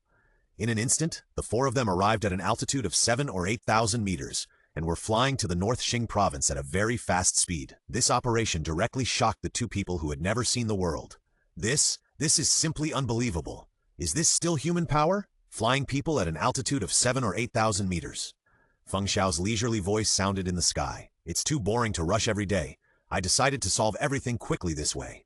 Listening to Feng Xiao's words, the two people who were shocked soon came to the sky above the North Xing province, thousands of kilometers away under the leadership of Feng Yu. Looking at the North Xing province below, Tina still didn't recover and said, "How long has it been? We have arrived at the North Xing province thousands of kilometers away?" The same was true for Suo Ying. He just stared at the scene below blankly. The memories of 6 years ago slowly came to him. This place was much larger than before, but there were still familiar buildings. Suo Ying was deeply shocked. "Feng Yu, do it!" Feng Xiao gave the order, and Feng Yu didn't waste any words. His pupils shrank, his body shook, and waves of terrifying divine power emanated from his body, followed by 10 heaven-defying spirit rings. Yellow, purple, black, red, gold. The 10 divine rings slowly enlarged behind Feng Yu, like the halo behind a Buddha statue. At that moment, the terrifying power fell directly from the sky, followed by a voice. "In the name of the Lord God, destroy North Xing province and the Xiao family." The next second, Feng Yu seemed to have released his martial spirit body, and a huge spirit shadow appeared over North Xing province. The Xiao family has committed a heinous crime. Their crimes have violated the divine rules. The Lord God is angry and will destroy them. In an instant, Feng Yu's divine sense swept across the entire Douluo Continent. A golden blade light flew, aiming directly at the people of the Xiao family. Wherever the blade light passed, no one of the Xiao family was spared. Then a palm comparable to a mountain pressed directly from the sky to the Xiao family. Boom! Accompanied by a tremor of the earth and the sky, the entire Xiao family and the buildings belonging to the Xiao family were directly turned into ruins under this palm. In a few breaths, the so-called Xiao family was directly destroyed.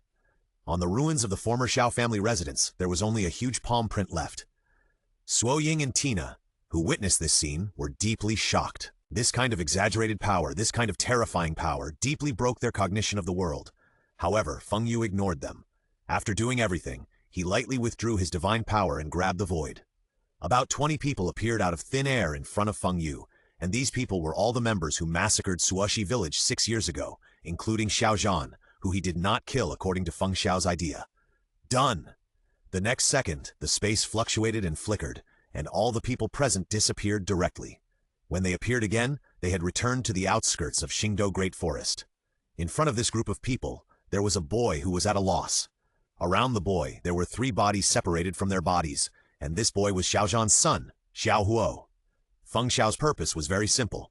Except for the people who were left for Suo Ying to avenge, all of them were killed. Feng Xiao looked at Suo Ying, whose eyes were already filled with anger, and said, "Suo Ying, these people are left to you to deal with. Do whatever you want." Then Feng Xiao took out a recliner from somewhere and lay on it, and then cracked melon seeds, leaving Tina, who had not recovered for a long time, standing stupidly by the side. In the Xingdou Great Forest, a group of Xiao family members led by Xiao Zhan all knelt on the ground with fear, including Xiao Huo. "Who are you, and why do you want to attack my Xiao family?" Xiao Zhan looked at Feng Yu on the side with a face full of fear. Just a few seconds ago, because of Feng Xiao's words, "They are too annoying," standing there, Feng Yu's eyes moved slightly, and in an instant, the terrifying momentum made more than 20 people kneel on the ground, each with a pale face and sweat on their foreheads. "Who are we? Didn't you hear it in your Xiao family just now?" "That's right, the current Xiao family no longer exists." Listening to Feng Yu's words, Xiao Zhan's mind seemed to echo the doomsday scene just now. A huge phantom emerged, and then a slap fell directly from the sky, and then at the end of his memory, the Xiao family turned into ruins. At this moment, he was directly terrified to the extreme, but he couldn't figure it out. Is there really a god in this world? And what his Xiao family did also caused the dissatisfaction of the god. "Xiao Zhan, your Xiao family has come to this day." Suddenly, a voice filled with strong hatred attracted the attention of Xiao Zhan and others. Looking at the strong murderous intent in Suo Ying's eyes, Xiao Zhan wanted to cry. He really couldn't figure out how his Xiao family had offended these people in front of him, or to be more precise, the gods. At this moment, Xiao Zhan had completely lost his usual arrogance as the clan leader. He showed a face that was more embarrassed than crying, and asked, "How did my Xiao family offend you?" In response to Xiao Zhan's words, Suo Ying just took out his Yama sword with cold eyes, walked towards them and said, "Since you don't know, then I'll let you recall it. 6 years ago, you massacred a village for your own selfish desires. Do you still remember the name of that village?" Hearing what Suo Ying said, Xiao Zhan's pupils showed a shocked expression and said, "You are the child who escaped from Suoji village that year." That year, after the massacre of Suoji village, when counting the dead, Xiao Zhan was furious because one person escaped from Suoji village, but after all, it was just a child who escaped, and later he didn't take it to heart. He just didn't expect that when they met again, it would be such a scene. "Since you remember, I'll send you off. You massacred my village back then, so it's not too much for me to destroy your Xiao family today."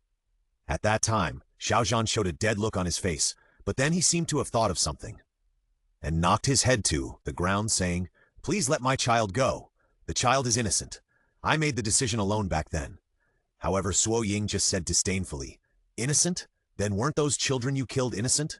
Who in the village is not innocent? And if it weren't for Xiao Huo, how could you have attacked my Suoji village? There's no point in saying more. Today, no one in the Xiao family can be spared. I want you to see your loved ones die in front of you with your own eyes and let you feel the pain of powerlessness." After that, Suo Ying came to the side, grabbed Xiao Huo's hair, who was kneeling on the ground, and dragged him directly to Xiao Zhan. No matter how Xiao Huo resisted, Suo Ying was expressionless, and under Feng Yu's pressure, any resistance was futile, and his soul power could not be used at all. "Xiao Zhan, you crushed my parents' bodies back then. Today, I will repay you 100-fold. As he said that, Suo Ying raised the knife in his hand and aimed it at Xiao Huo's leg. "No, don't!" As Xiao Zhan and Xiao Huo begged for mercy, Suo Ying swung it down mercilessly. Puff! As the flesh was cut, one of Xiao Huo's legs was directly broken. The wound was extremely smooth, but it was blurred by the gushing blood in an instant. Suddenly, Xiao Huo's heart-wrenching screams of pain rang out, and Xiao Zhan couldn't bear to watch. "Open your eyes and watch. I saw you crush my parents' bodies back then with my own eyes.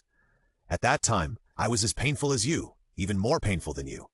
The knife fell again, blood gushed out again, and another leg was cut. Xiao Huo's wailing resounded in this huge Xingdou Great Forest. His wailing made those bows behind Xiao Zhan tremble, and each of them was terrified to the extreme. Looking at the crazy look of Suo Ying, Feng Xiao, who was watching the show on the side, said it was exciting, but at the same time he also deeply realized one thing. In this world, only the strong are qualified to decide the life and death of others. As for Tina on the side, she said faintly, "It's what you deserve. Evil will be punished. Just use your Xiao family's people to commemorate my dead family members and people in the village." At this moment, Suo Ying didn't plan to torture Xiao Huo anymore. He raised the knife in his hand and put it on Xiao Huo's neck. At this moment, he only needed to apply a little force, and Xiao Huo would die directly. At this moment, the ring on Xiao Huo's finger lit up with a faint luster, followed by a vicissitudes of life sigh. "Hey, this is karma. Good and evil will be rewarded in the end, but some people are still innocent. Young man, you can kill others, but for this man, just break his legs." The next second, an old man's soul floated out of Xiao Huo's ring, and when he saw this figure, Xiao Huo shouted, "Master, save me!" Looking at this man, Suo Ying was stunned, while Feng Xiao beside him smiled faintly, because he had known about the existence of this old guy for a long time. For a moment, the scene fell into silence. Suo Ying looked at Feng Xiao, waiting for Feng Xiao's order. "Old man, are you sure you want to save him? Do you know the consequences?" Looking at the calm Feng Xiao, the old man was also a little surprised, but he still said confidently, "Young man, leave a way out when doing things so that we can meet in the future. If you really insist on killing him, then I don't mind stretching my body. The little third-level god behind you is not my opponent." At this moment, Xiao Wo and others seemed to see the hope of life, but Feng Xiao laughed even more happily at the old man's words. "Old man, I was going to spare your life, but what you said makes me feel very boring. Do you think you are awesome because you were a first-level god in your lifetime? Not to mention you now, even if you were alive, I would not take you seriously. Now look at what level he is in, cultivation." Hearing Feng Xiao's words, the old man's face changed drastically. When he looked at Feng Yu in the direction of Feng Xiao's gaze, he didn't know when Feng Yu, who was originally only a third-level god, had become a first-level god, or even a half-step god king. "Okay, the show is almost over. Feng Yu, go ahead and kill him. I don't like him pretending to be cool in front of me." "Okay." Feng Yu grabbed the old man's soul body with one hand, as if it was held by something, and began to shrink into a ball. "No, this is impossible." Under the old man's desperate and unwilling cry, "Pa!" With a crisp sound, the soul of a powerful man who was once a first-level god was destroyed, and at this moment Xiao Huo's face was ashen. He couldn't believe that his master who told him stories about the gods actually died here. "Done, Suo Ying. Kill them all. The show is almost over here." After hearing Feng Xiao's words, Suo Ying nodded without any extra nonsense. He raised the knife in his hand and cut off Xiao Huo's neck. Then the people of the Xiao family fell one after another, and blood flowed like a river, until finally only Xiao Zhan was left. Xiao Zhan looked at his dead son and clan members, and he went crazy. "Ha ha ha!" Xiao Zhan laughed directly. His family was destroyed. His son died in front of his eyes, and he witnessed the beheading of his clan members. The blows from all sides directly made him crazy. However, Suo Ying just said lightly, "I felt the same way back then." Without mercy, he raised the knife in his hand and fell with a swish. The last person of the Xiao family, Xiao Zhan, fell. There was no Xiao family in this world. At this moment, Suo Ying raised his head. Tears fell from the corners of his eyes. I don't know why. Although he had taken revenge, he didn't feel any happiness in his heart. He just looked at the sky, staring at the sky blankly, as if he only saw those people. He had lost smiling and waving at him. "Let's go, let him be alone for a while." Feng Xiao walked away with Tina and Feng Yu. At this time, Suo Ying just needed to be alone for a while. "Sorry, I made you laugh?" Suo Ying looked at Feng Xiao and others in front of him. His expression eased a lot. The hatred buried in his heart for 6 years was finally released. He felt a lot more relaxed. Feng Xiao didn't say anything, but just patted his shoulder. His meaning was clear without words. At this moment, Suo Ying looked at Feng Xiao with an indescribable look. Suddenly, he knelt on one knee and said, "From today on, my life belongs to you. I, Suo Ying, will follow you until death." However, Feng Xiao smiled slightly, pulled Suo Ying up and said, "I will give you a surprise later." Then Feng Xiao looked at Tina and said, "Let's go. I will help you solve the village problem first." Feng Xiao's words immediately confused her, and she subconsciously asked, "What's the matter?" In response, Feng Xiao did not say anything, but just looked at Feng Yu silently. Feng Yu nodded, and the fluctuations in space emerged again. The three people disappeared directly, leaving behind a pile of corpses that would be devoured by soul beasts. When the three people appeared again, they had already arrived in front of Tina's village. Feng Xiao smiled mysteriously at Tina and said, "Don't you want to know what I'm talking about? You'll know in a moment." Feng Xiao's actions were very direct. He waved his hand and a beam of light immediately enveloped Tina's entire village. After the light faded, Feng Xiao smiled and said, "The problem has been solved. Go and see for yourself." In doubt, Tina stepped into the village. As soon as she entered the village, she found something wrong. The whole village was silent and very quiet.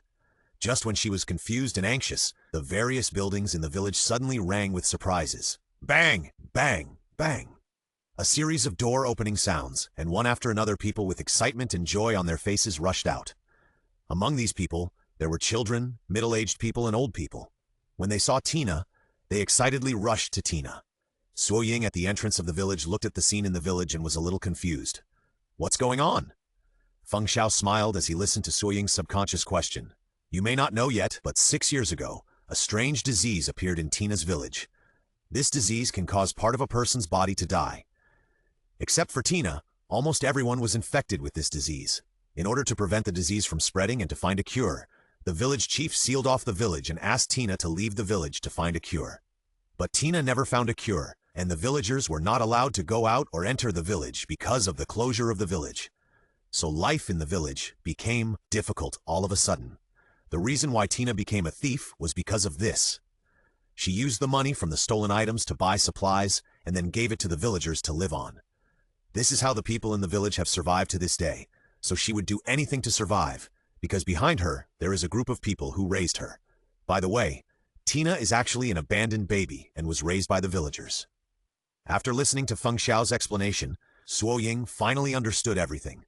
He did not ask Xiao Feng how he knew this, because he had experienced too many things today. At this moment, even if Feng Xiao said that he could revive the dead, he would believe it. Let's go. Let her be happy by herself. It's time to give you a surprise, but you have to be prepared in advance. If your heart can't bear it and someone dies, I will lose a lot. With Suo Ying, Feng Xiao came to the old site of Suochi village. At this moment, village is still a ruin, but because no one has visited it for 6 years, Suochi village is now covered with lush grass, but it can be vaguely seen that it was once a prosperous place. For a moment, Suo Ying had an unbelievable guess in his heart. The voice in his heart told him that it was impossible, but his heart was full of expectations. Suo Ying, look at the surprise I prepared for you. Feng Xiao said silently in his heart. My dear baby, everything is up to you. Don't worry, host, everything is up to me. The next second, a golden meteor shower fell from the sky, and this Suochi village was recovering at a very fast speed under this golden meteor shower. As if time was going backwards, the weeds began to disappear, and the buildings began to recover. Suo Ying, who saw this scene, trembled directly, and the scene in front of him began to overlap with the village in his memory. After a while, he vaguely heard voices, which were voices engraved deep in his mind, and those voices were extremely familiar. That's right, those voices were the dead villagers and... Xiao Ying, is that you? Suo Ying's lips trembled slightly, and tears instantly blurred his vision, but the figures in the tears became more and more obvious. Dad? Mom? The golden meteor shower slowly disappeared, and everything Suo Ying lost 6 years ago came back. Yes, Feng Xiao asked the system to resurrect all the people in Suo Ying village who died 6 years ago, including his parents. Feng Yu, let's go. Let Suo Ying enjoy the lost and regained family affection. Feng Xiao left silently when Suo Ying hugged his parents and cried. Tina beside him also cried happily. She finally understood what Feng Xiao meant by solving the problem. It was not until dusk that Feng Xiao saw the two again. How is it? Do you like this surprise? Looking at the two people in front of him, Feng Xiao smiled. However, the moment the two saw Feng Xiao, they knelt in front of Feng Xiao with a thump and kowtowed 3 times without saying a word. Feng Xiao did not stop them because he had no reason to stop them. After 3 kowtows, the two looked at each other, smiled and stood up, saying, Thank you, young master. Hearing this address, Feng Xiao was also happy. He originally planned to recruit partners, but ended up recruiting 2 subordinates directly. This was very embarrassing, but fortunately he didn't plan to find any partners now, so he just let it go. Okay, stop talking about this. It's useless. Just prove it to me with your actions in the future. I'm leaving. I'll give you 1 year to spend time with your family. After 1 year, report to the Spirit Hall. I hope to see you then. Tina and Suo Ying naturally knew what Feng Xiao meant, and they didn't refute it. They just nodded sincerely and said, We will arrive at the Spirit City on time in 1 year. Okay, I'm leaving. As the two of them saw them off, the figures of Feng Xiao and Feng Yu became longer and longer in the sunset until they disappeared. Suo Ying glanced at Tina and said, It is my greatest luck to meet the young master in my life. I will follow the young master to death. What about you? And Tina also smiled and said, I am his maid, so naturally I will do the same as you.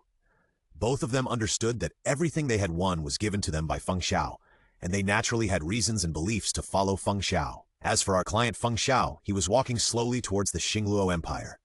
Anyway, for him, everything Suo Ying and Tina had now was just a piece of cake for him. System, resurrecting a bunch of mortals and healing a bunch of mortals is too easy for me. This is my precious system. It is both considerate and warm. I love it so much.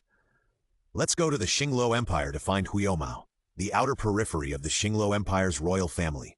Ju's family in the main hall. Elegant woman was sitting in the main seat. She looked at a little girl in front of her with deep eyes and said in a light tone, Do you understand? After listening to the woman's words, the little girl was silent for a moment, and then she looked at the elegant woman in front of her unwillingly. Mother, isn't it enough for me alone? Why do you want my sister to marry together? The girl's tone was full of confusion and doubt. She didn't understand why her mother wanted her sister to marry with the royal family Dai. Juyan, our Ju family has a close relationship with the Dai family. We have a tradition of intermarriage since ancient times. You and Zhu King are my children. Naturally, you will marry the prince of the royal Dai family in this life, and you can only marry the prince of the royal Dai family. This is the fate of my Zhu family. That's right, the elegant woman who spoke was the head of the Zhu family, the queen of the royal family, Zhu Yeqing, who was also the biological mother of Zhu King and Zhu Juyun. Zhu Juyun didn't understand why her Zhu family had to intermarry with the royal family. Although it was fate, she had to marry someone she had never met. First of all, she had no emotional foundation at all, and her sister had to be involved in this matter. She was very reluctant in her heart. In Zhu Juyun's heart, in addition to her mother in front of her, her sister Zhu King was everything to her, but she had to listen to her mother's words. Juyun, I know you feel bad, but this is the fate of my Zhu family. If we don't inherit this fate, then the Zhu family will have no meaning to exist. At that time, we will lose everything we have now and even become slaves of the Dai family. We can have the current Zhu family because it was established by generations of Zhu family ancestors. I can't let the Zhu family be destroyed in my hands. As a sister, I hope you can take on the responsibilities you should take on. Do you understand? Zhu Juyun was silent. She was 10 years old this year, 3 years older than Zhu King.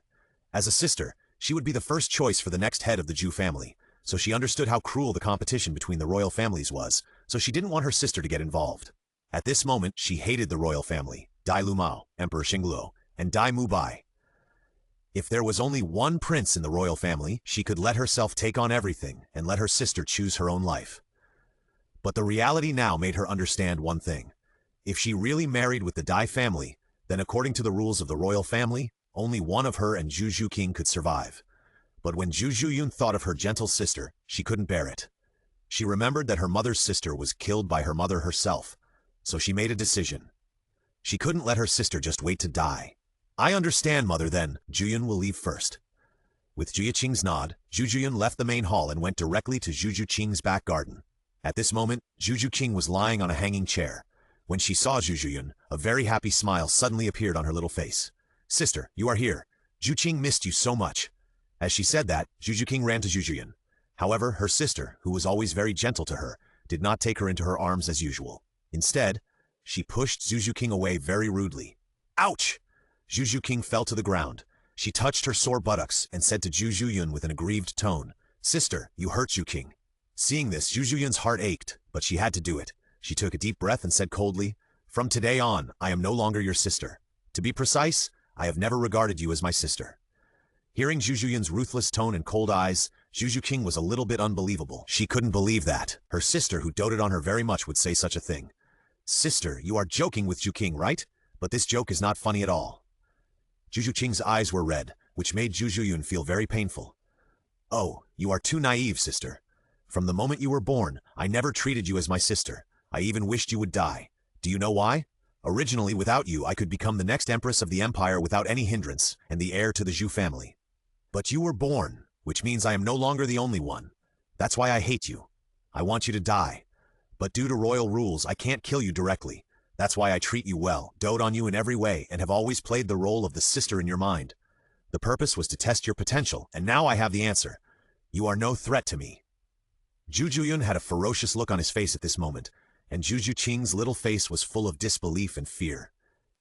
Walked to Zhu King step by step and said coldly, So I don't plan to play the role of the sister in your heart anymore. My stupid sister! In an instant, Zhu Juyun's hand directly pinched Zhu King's neck, and slowly, she lifted Zhu King up. The 10-year-old Zhu King was already a 19-level soul master. It was too easy for her to deal with a little girl who had just awakened her martial spirit for less than 2 years. Zhu King's eyes were still full of disbelief. It was not until her breathing became difficult and her eyes blurred that she realized that the sister who had doted on her in every way really wanted to kill her. And her struggling movements slowly relaxed. At this moment, she cried. She was extremely sad. The sister she once loved the most, the sister who once loved her the most, turned out to be fake. Zhu Juyun's pupils flashed a trace of pity. She didn't want to do this, but if she didn't do this, then her beloved sister would have to wait to die. The next second, she let go of her hand, and Zhu King fell to the ground, coughing with a pale face. Zhu Juyun said coldly, Give up just like that? It's really boring. You are not worth killing now. Ha ha! With a look of disdain, Zhu Juyun turned around and left. Just as she was about to walk out of the door, Zhu Juyun turned back and said coldly, Pain? Unbelievable, right? But this is reality. My stupid sister. Hate me. hate me, and live with the determination to kill me, until one day you are qualified to stand in front of me. At that time, I will kill you with my own hands. Just like my mother killed her sister with her own hands. As the voice fell, Zhu Zhuyun's figure disappeared at the door. At this moment, Zhu Zhuqing could no longer hold back, and tears kept falling down her face. She didn't know what she was crying for, and she didn't know why she was crying. At this moment, she just knew that she couldn't stop crying. On the other side of the door, Zhu Zhuyun couldn't stop crying when she heard Zhu Zhuqing crying. A very ordinary door, but at this moment, it was like an endless abyss, dividing the distance between the two. Sister, take this hatred and become stronger. Xingluo Empire, Xingluo City. Feng Xiao and Feng Yu slowly stepped into the city gate. As soon as they entered the door, Feng Xiao sighed directly. It's worthy of being the Xingluo Empire. Look at these fancy buildings and these lively streets. I don't know how much more prosperous it is than the Tiando Empire. Feng Xiao was right. In Douluo, except for the Sun and Moon Empire across the sea, the Xingluo Empire is the most prosperous. In comparison, the worst is still the Tiando Empire. However, all this had nothing to do with Feng Xiao. As long as he had fun, it was fine. If the Xingluo Empire made him unhappy, he would simply change a group of people inside and outside the Xingluo Empire. Directly change its name to the Xiao Empire. On the street, Feng Xiao enjoyed street snacks all the way, just like a tourist, very leisurely, but the noise in front of him caught Feng Xiao's attention. What's going on in front? Why is it so noisy? Before Feng Xiao could figure out what was going on, he heard a hurried shout. Get out of the way! Get out of the way! Everyone! Get out of the way if you don't want to die! I saw a man in silver armor riding a horse along the street at a high speed, completely ignoring whether the people on the street could get out of the way. When this person passed by Feng Xiao, he saw clearly that there was a word die on the chest of the armor, and anyone who dared to act like this in Xingluo City and had the word die on it was obviously a member of the royal Dai family. System, what is this person doing? Is he busy reincarnating? This person is a direct subordinate of Dai Mubai. This time he is delivering a letter to Zhu King. Based on the news he got from the Zhu family, he learned that the relationship between the Zhu sisters broke down, and Zhu King was very sad. He wanted to take advantage of the opportunity to get in. After listening to the system's words, Feng Xiao was stunned for a moment and said, "The relationship between the Zhu sisters broke down? Didn't they have a bad relationship from the beginning?" Host, this is what happened. After getting the system's explanation, Feng Xiao was shocked. Oh my god, isn't this the Naruto version of Itachi and Sasuke? This Zhu Zhuyun is really good to Zhu King, but this Dai Mubai is too cunning, right? In the original work, I thought he was okay, but I didn't expect him to be a villain. It turned out that Dai Mubai had actually been secretly observing Zhu King. After all, Zhu King was his future wife. Although he couldn't see Zhu King because of the royal rules as the second prince, he still had some thoughts. When he learned that Zhu King's relationship with her sisters broke down and was heartbroken, Dai Mubai was ready to take advantage of the situation and planned to completely subdue Zhu King, and then cooperate with him to fight against his eldest brother Davis. It's a pity that he happened to meet Feng Xiao. The so-called coming early is not as good as coming at the right time, is the truth. System, wipe received, the Zhu family is right next to the imperial city, but Zhu King's personal garden is in the suburbs. When that person stepped into the suburbs, in a place where no one could see, he and his horse turned into dust in an instant, leaving only a light letter falling on the ground, and the next second, the letter disappeared. When the letter appeared again, it was in Feng Xiao's hand. Feng Xiao looked at the purple letter in his hand and couldn't help but complain. Dai Mubai is quite good at playing, making it fancy. Let me see. How this little prince who picks up girls picks up girls. Feng Xiao opened the letter, took out the envelope, and read it. It's me, Dai Mubai. Although we have never met, I believe you should have heard of my name. I am sorry to involve you in the affairs of the royal family. Here, I sincerely apologize to you. I'm sorry, but you also know that the affairs of the royal family are not something we can decide. So I'm really sorry. I heard that there was a problem in your relationship with your sister, so I wrote you a letter, hoping that you would not be too sad. Although I don't know what happened, I think your sister must have some difficulties. After all, your sister likes you so much and dotes on you. We in the royal family and the Zhu family all have a destiny that we are born to shoulder, so I hope you remember that no matter what happens, I will always stand in front of you. Don't be afraid. I will always be here, and I will take care of everything. In a few years, we will be able to meet each other. When I become stronger, I will go to the Zhu family to find you, and then we will face the destiny together, live and die together. After reading the letter, Feng Xiao laughed disdainfully. I have finally seen what hypocrisy is. It's really hypocritical. Bah, MD, it's really annoying. A thought flashed through his mind, and Feng Xiao thought coldly, I'll keep you for a few days. You still have some value now. When your value is gone, hey. Feng Yu, deliver this letter to Juju King. Okay.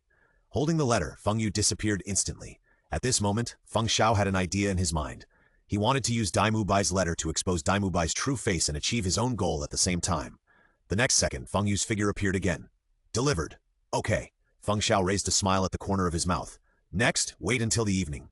On the other side, Juju Qing looked at the letter on her desk. She was a little confused.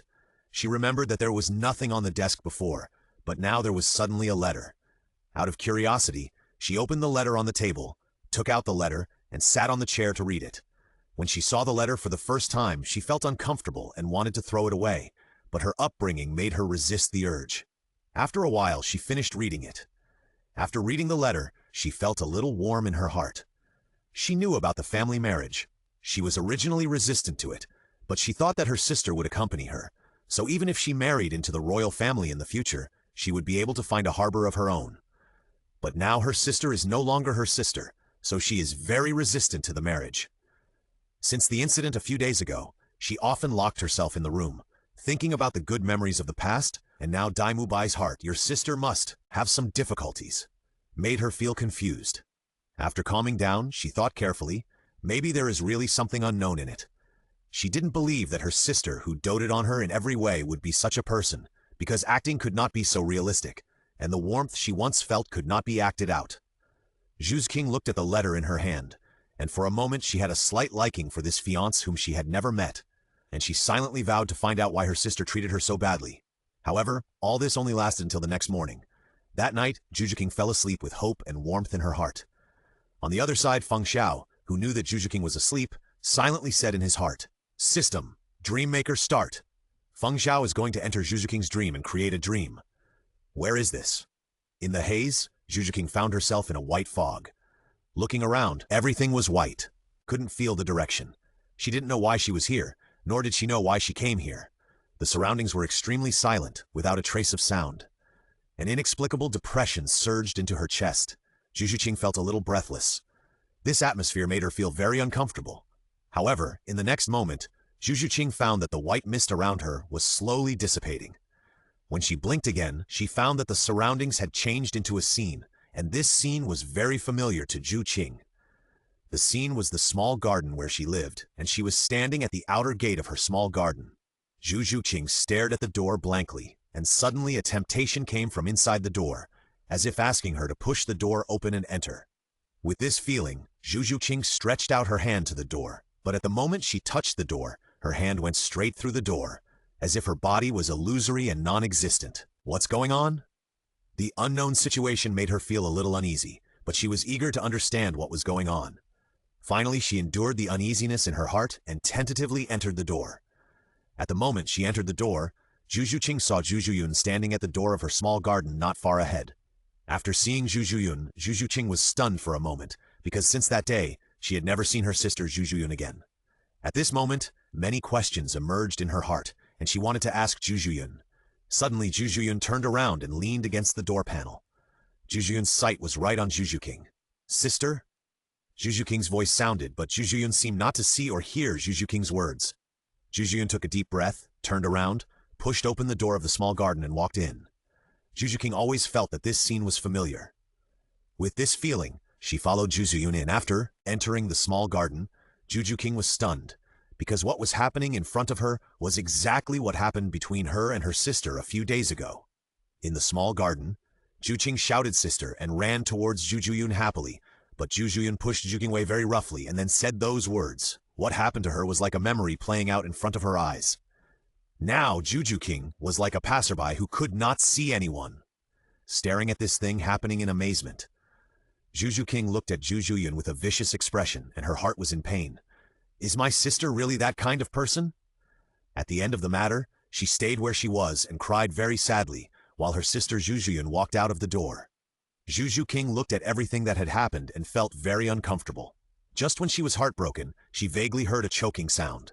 Suddenly, she hurried out of the door. When she walked out of the door, Zhu King was stunned, because outside the door, Her sister Zhu Juyun was leaning against the door, squatting on the ground with her hands hugging her legs, and the choking sound came from her sister. Zhu Juqing slowly came to Zhu Juyun. Although Zhu Juyun did not speak, she could hear her voice. "I'm sorry, sister, I can only do this. According to the rules of the royal family, only one of you and I can survive. I don't want you to wait for death. You are too gentle, so with this hatred for me, become stronger. I will always wait for you, waiting for the day when you kill me. No matter what the future holds, I will always love you."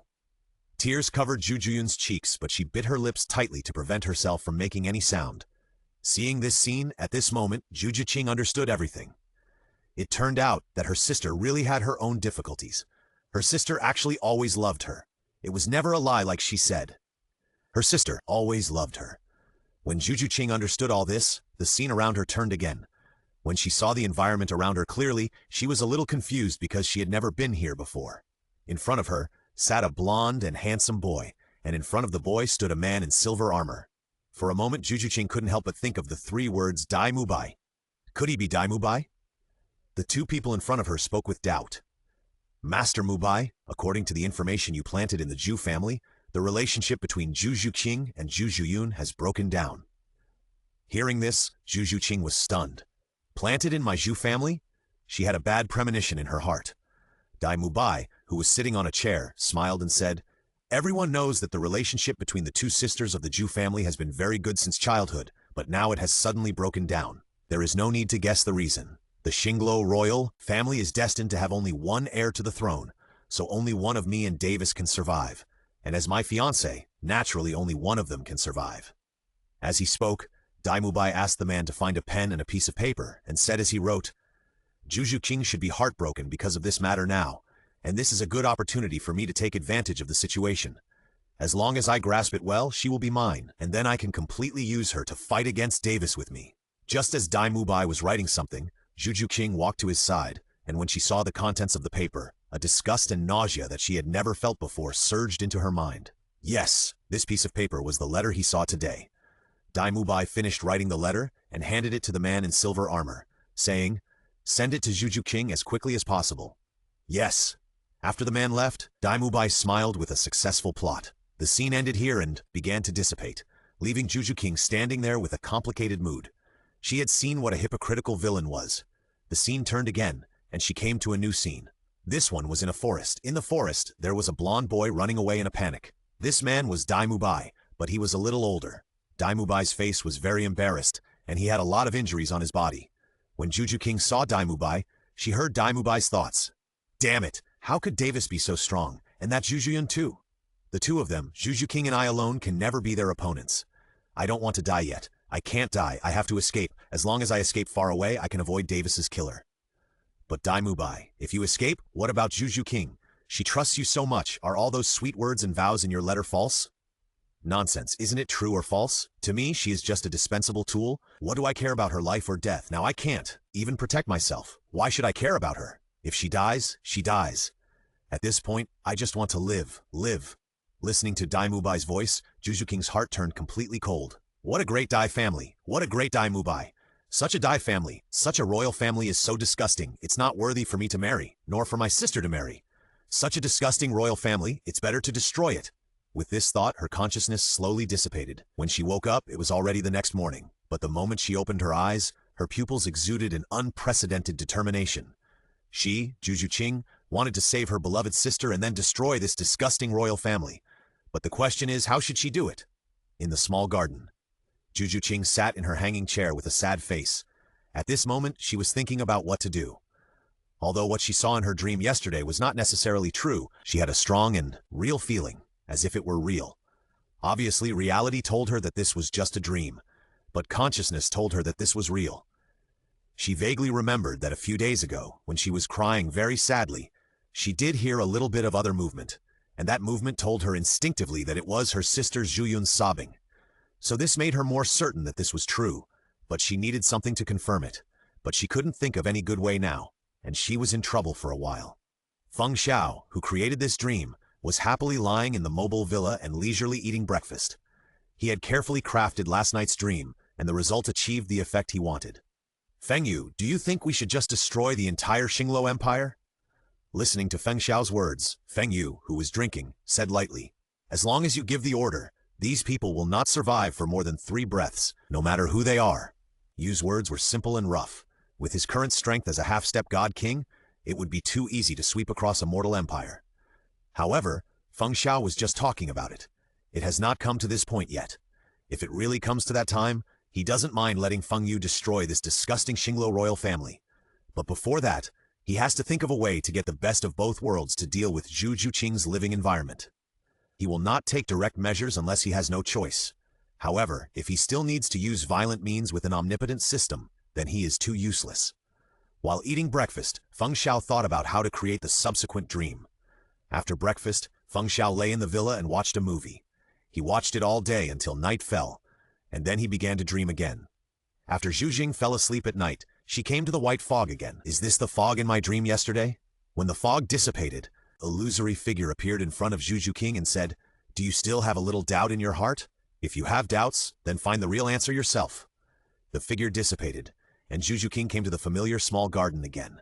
In that familiar position, Zhu Jian squatted by the door and choked. After a long time, Zhu Jian wiped her tears, stood up, and then left with a firm look in her eyes. After leaving the small garden, Zhu Juyan went directly to the main hall of the Zhu family.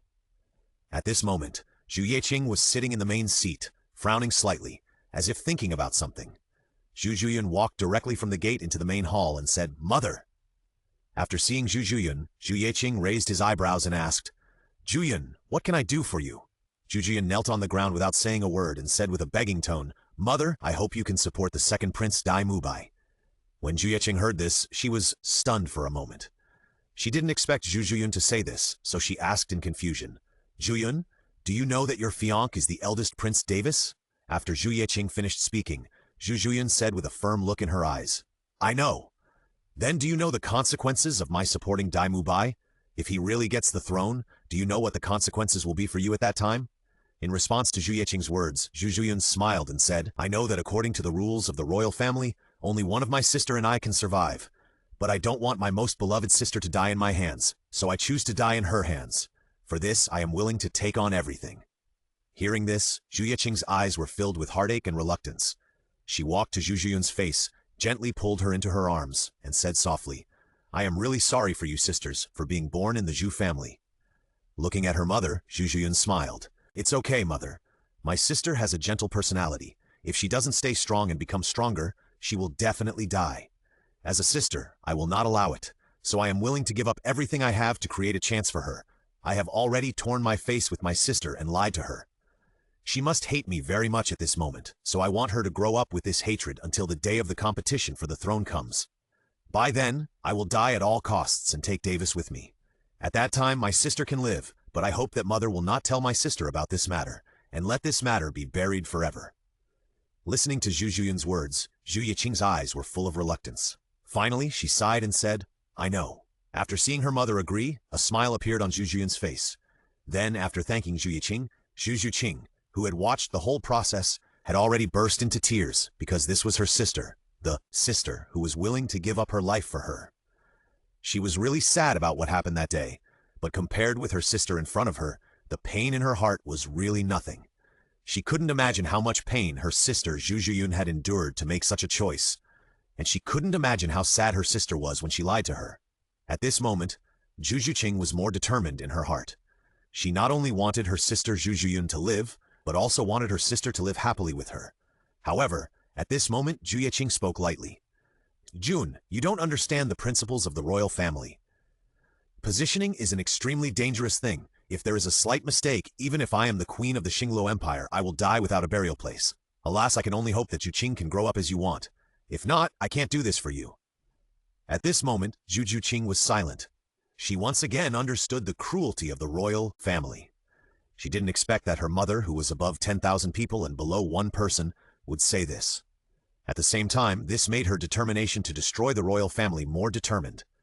The picture in front of her disappeared again, and the illusory figure appeared again and said, "This is everything your sister has done for you. Now that things have come to this, what will you do?" Looking at the unclear face of the shadow in front of her, the 7-year-old Zhu Juqing showed a maturity and stability far beyond her age. She asked calmly, "Who are you? Who am I?" Haha, I'm just a god passing by. I don't want to see a pair of sisters who obviously love each other kill each other, and then the one who is alive will live with endless regrets. Looking at the shadow in front of her, Zhu Juqing asked, "Is what I saw real?" In response, the shadow just smiled faintly and said, "Don't you already have the answer in your heart?" Zhu Juqing was silent, and then the shadow spoke again. "I can predict your future for a short time. Do you want to see it?"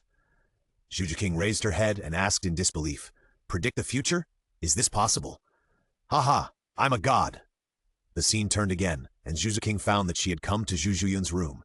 At this moment, Zhu Zhuyun was saying to a subordinate in front of her with a cold face, "My sister will go to learn piano tomorrow. I will arrange a group of assassins to kill her on the way. Do you understand?" "Yes, I understand." "Then you go down." "Yes." Just after this person left, a figure appeared. "Tomorrow I want you to kill all the people I arranged to kill my sister." Listening to Zhu Zhuyun's words, the figure asked puzzledly, "Sister Yun, you just asked someone to kill Sister Juqing, and now you want me to kill the people you arranged. What is this?" That's right. The person who spoke was Zhu Zhuyun's personal maid, Xiaoju, who was the person she trusted the most. Except for Zhu Juqing, there was no other. Zhu Zhuyun looked at Xiaoju in front of her, and her tones suddenly became gentle.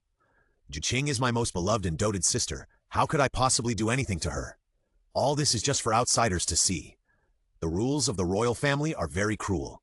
It is destined that only one of me and my sister can survive, and you are the person I trust the most. So after I die, you will join Juqing's subordinates as the one who saved her. Do you understand?"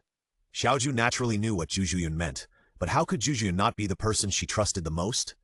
She didn't want to see Zhu Zhuyun die, but she had to obey Zhu Zhuyun's orders.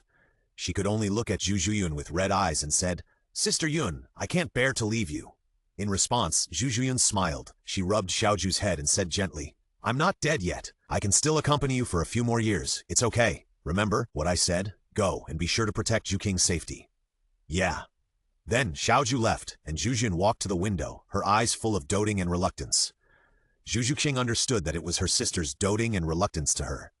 At this moment, Zhu Juqing wanted to throw herself into Zhu Zhuyun's arms, but she couldn't do it. She had no doubts about the scene in front of her, because tomorrow was the day she would go to the piano learning building to learn the piano. Whether all this was true or not, she would know tomorrow, and she had already confirmed that all this was true. "Don't worry, in my eyes, I saw a person who changed your life and your sister's fate." When Zhu Juqing was sad, the appearance of the virtual figure's voice made her suddenly stunned, and then she asked in surprise, "Really? Did that person really change my sister's fate? Who is he?" Zhu Juqing didn't care about her life, but asked about her sister's fate, which showed how much she loved and cared about her sister. In response to Zhu Juqing's question, the illusory figure just smiled faintly and said, "I believe you will meet him soon, maybe tomorrow." Then the illusory figure waved to her, and then her consciousness slowly dissipated. When she woke up, it was already the next morning.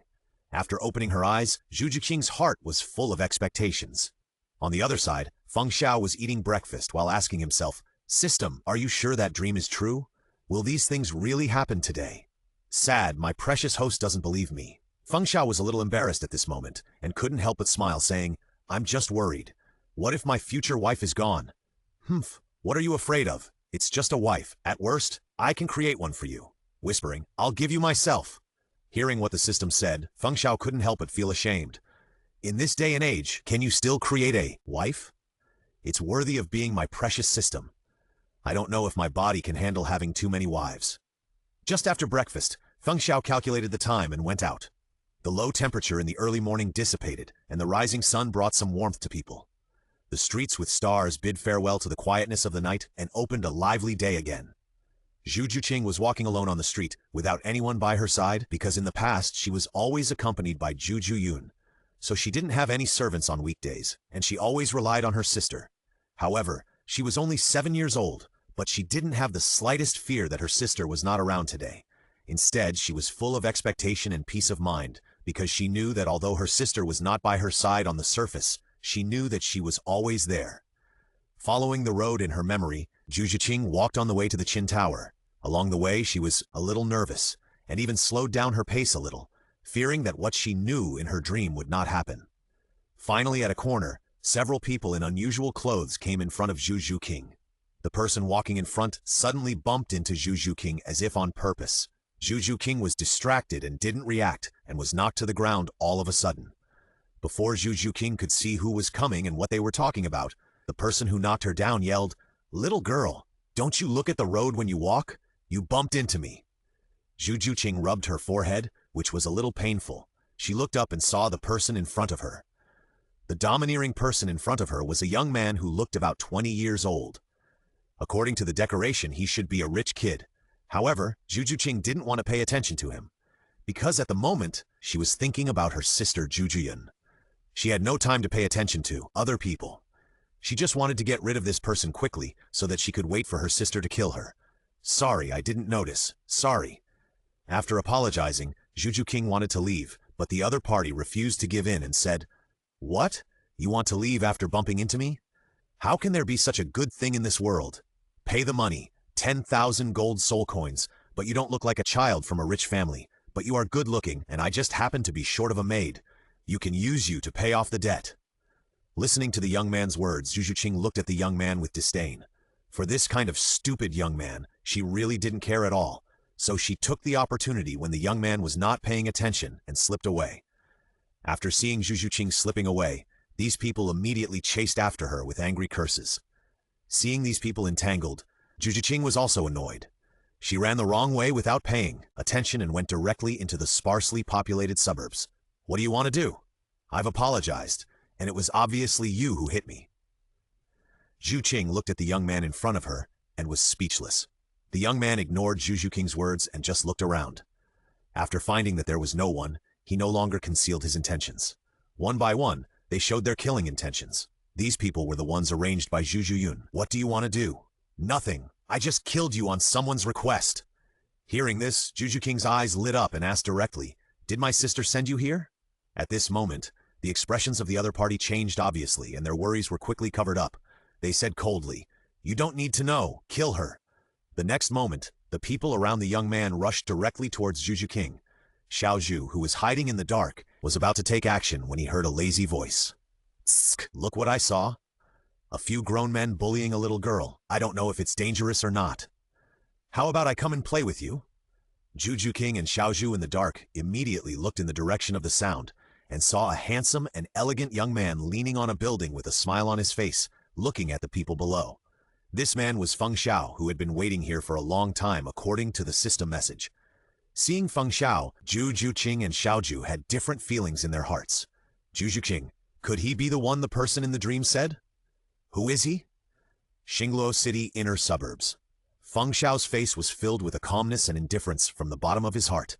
"I'll play with you," Feng Xiao said as he jumped down from the building very coolly. She walked past Juju Qing very naturally and came to the front of the people who stopped moving because of his voice. According to the information from the system, the people in front of him were only about level 30. Facing such weak chickens that could be killed with a single move, Feng Xiao would naturally not miss this good opportunity to show off. "Who are you?" The young man in the lead had a livid face. He really didn't expect to meet someone who would disturb him in this sparsely populated suburban area. "Who am I? Haha, I'm just a passionate young man passing by." "Passionate young man? You will soon know the consequences of meddling in other people's business. Come on." Under the command of the young man, the people in front of Feng Xiao immediately started fighting again. In response, Feng Xiao just smiled faintly and said, "Are you so impatient to leave this world? Then I will satisfy you." Feng Xiao smiled evilly, and the demon's sword quietly emerged in his hand. His figure was as erratic as a ghost in the next second. Puff!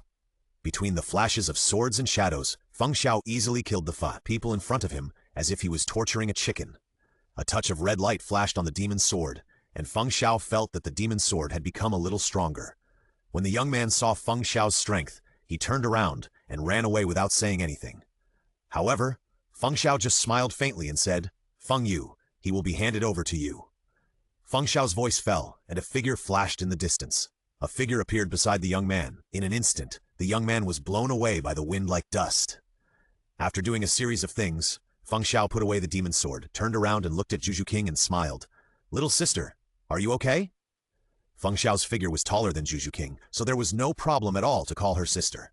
After listening to Feng Xiao's words, Juju King finally recovered from her daze. She shook her head and asked sincerely, "Are you my sister's man?" Juju King's eyes were full of sincerity. She tried to see something wrong in Feng Xiao's eyes, but she was disappointed because Feng Xiao's eyes did not dodge at all. but instead had a hint of doubt and confusion.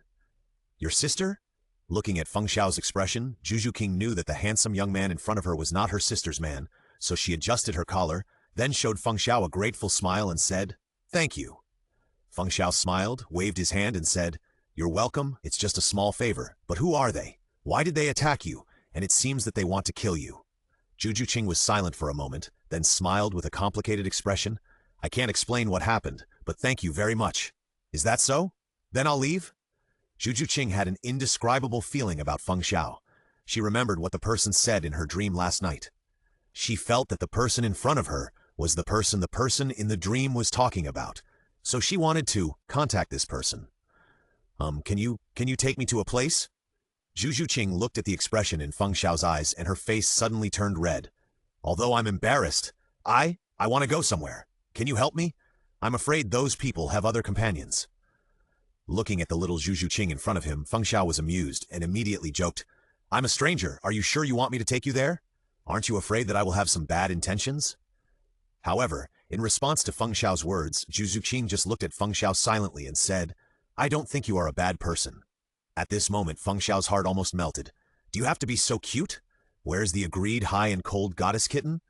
Feng Xiao smiled. He shook his head helplessly, gently touched Juju King's little head and smiled. "I suddenly found you cute. That's all. Then I'll take you there." With that, Feng Xiao took a step and turned to leave, but Juju King hadn't reacted yet. Because her brain was blank at the moment, she didn't expect Feng Xiao to make such an intimate gesture as touching her head, and for a moment her little face was red. "Let's go? Why are you still there?" Finally, Feng Xiao's voice pulled Juju King out of her daze, so she quickly responded shyly, "Come, come." Then the two figures gradually moved away, until the moment when the two figures disappeared. Xiaoju's figure quietly emerged, but before she could say anything, a knife had quietly been placed on her neck. Feeling the coldness on her neck, Xiaoju's heart sank. "Who are you? What are you doing hiding in the corner?" Xiaoju slowly turned her head, and when she saw who it was, she breathed a sigh of relief. Yes, this person was Feng Yu. "Misunderstanding, misunderstanding. I am the secret guard of the little girl just now, specializing in protecting her safety." In response, Feng Yu just snorted coldly. "I don't care who you are. But if you dare to have any ideas about my young master, believe me, you and the people behind you will die miserably." After the words fell, the figures dispersed. After confirming that Feng Yu had left, Xiaoju sat down on the ground. There was no other way. Feng Yu brought her too much pressure. You know, she is a soul master of more than 40 levels. However, the person who can make her feel so stressed must be much stronger than her. For a moment, she became curious about the identities of Feng Yu and Feng Xiao. This must be told to Sister Yun. Then she chased in the direction of Juju King. Before notifying the news, she had to ensure that Juju King arrived at the Qin Tower safely. In the casual chat on the other side of the road, Juju King learned that Feng Xiao was a tourist in Xingluo Empire. He happened to come to Xingluo City today and happened to encounter what happened just now. Through the chat, Juju King also found that Feng Xiao was actually a Qin art enthusiast. Simply put, he can play the Qin, and his Qin skills are still powerful. In fact, she didn't know that Feng Xiao was still a Qin art idiot in the last second, but the system added a full-level Qin art skill to him. System, basic operation. In the subsequent chat, Juju King also found out that the place she and he were going to was actually the Qin Tower. At this moment, Juju King's heart was immediately excited. What is this called? This is called fate. She didn't believe it if it wasn't fate. For a moment, Juju King's heart was more certain that the foreign traveler in front of her was the person who changed her life and the fate of her sister in the dream last night. Quietly, the attitude towards Feng Xiao became a little bit wrong, which made Feng Xiao secretly sigh. Since ancient times, deep affection cannot be retained, only routines can win people's hearts. After the two entered the piano building, under Juju King's hospitality, Feng Xiao met Juju King's piano teacher. At first, the piano teacher treated Feng Xiao just like an ordinary student, until Feng Xiao couldn't stand Juju King's cuteness and went on stage to play a song. Everyone in the piano building was shocked by Feng Xiao's wonderful piano art. Even the owner of the piano building was willing to admit defeat and personally met Feng Xiao, a young and promising piano master. Juju King was even more shocked, and her two little eyes were full of little stars. In the end, she couldn't stand the enthusiasm of these people, and Juju King pulled Feng Xiao away. The two left the piano building and came to a lotus pond in the suburbs. It seemed that there were almost no people in this lotus pond. This is a sparsely populated suburb with extremely beautiful scenery. The huge lotus pond was full of blooming lotuses. The pink petals looked particularly beautiful under the sunlight. Feng Xiao and Juju Qing came to the pond and sat on the green grass, just sitting there relaxing. Feng Xiao, I didn't expect your piano skills to be so good. Even the owner of the piano building was shocked by you. Juju Qing's little face was filled with excitement, and her beautiful pupils were full of joy, as if the better Feng Xiao was, the happier she was. Looking at her, Feng Xiao leaned back and lay directly on the grass, looking at the sky and smiling. The piano is just one of my many hobbies. Listening to Feng Xiao's words, Juju Qing also followed Feng Xiao and lay on the grass. She raised her hand and looked at the sky through her fingers. Actually, I don't like the piano. Although the music it plays is very nice, I don't like practicing the piano because it's really boring when practicing the piano. Oh? Feng Xiao was interested at this time. Since you don't like the piano, why do you learn it?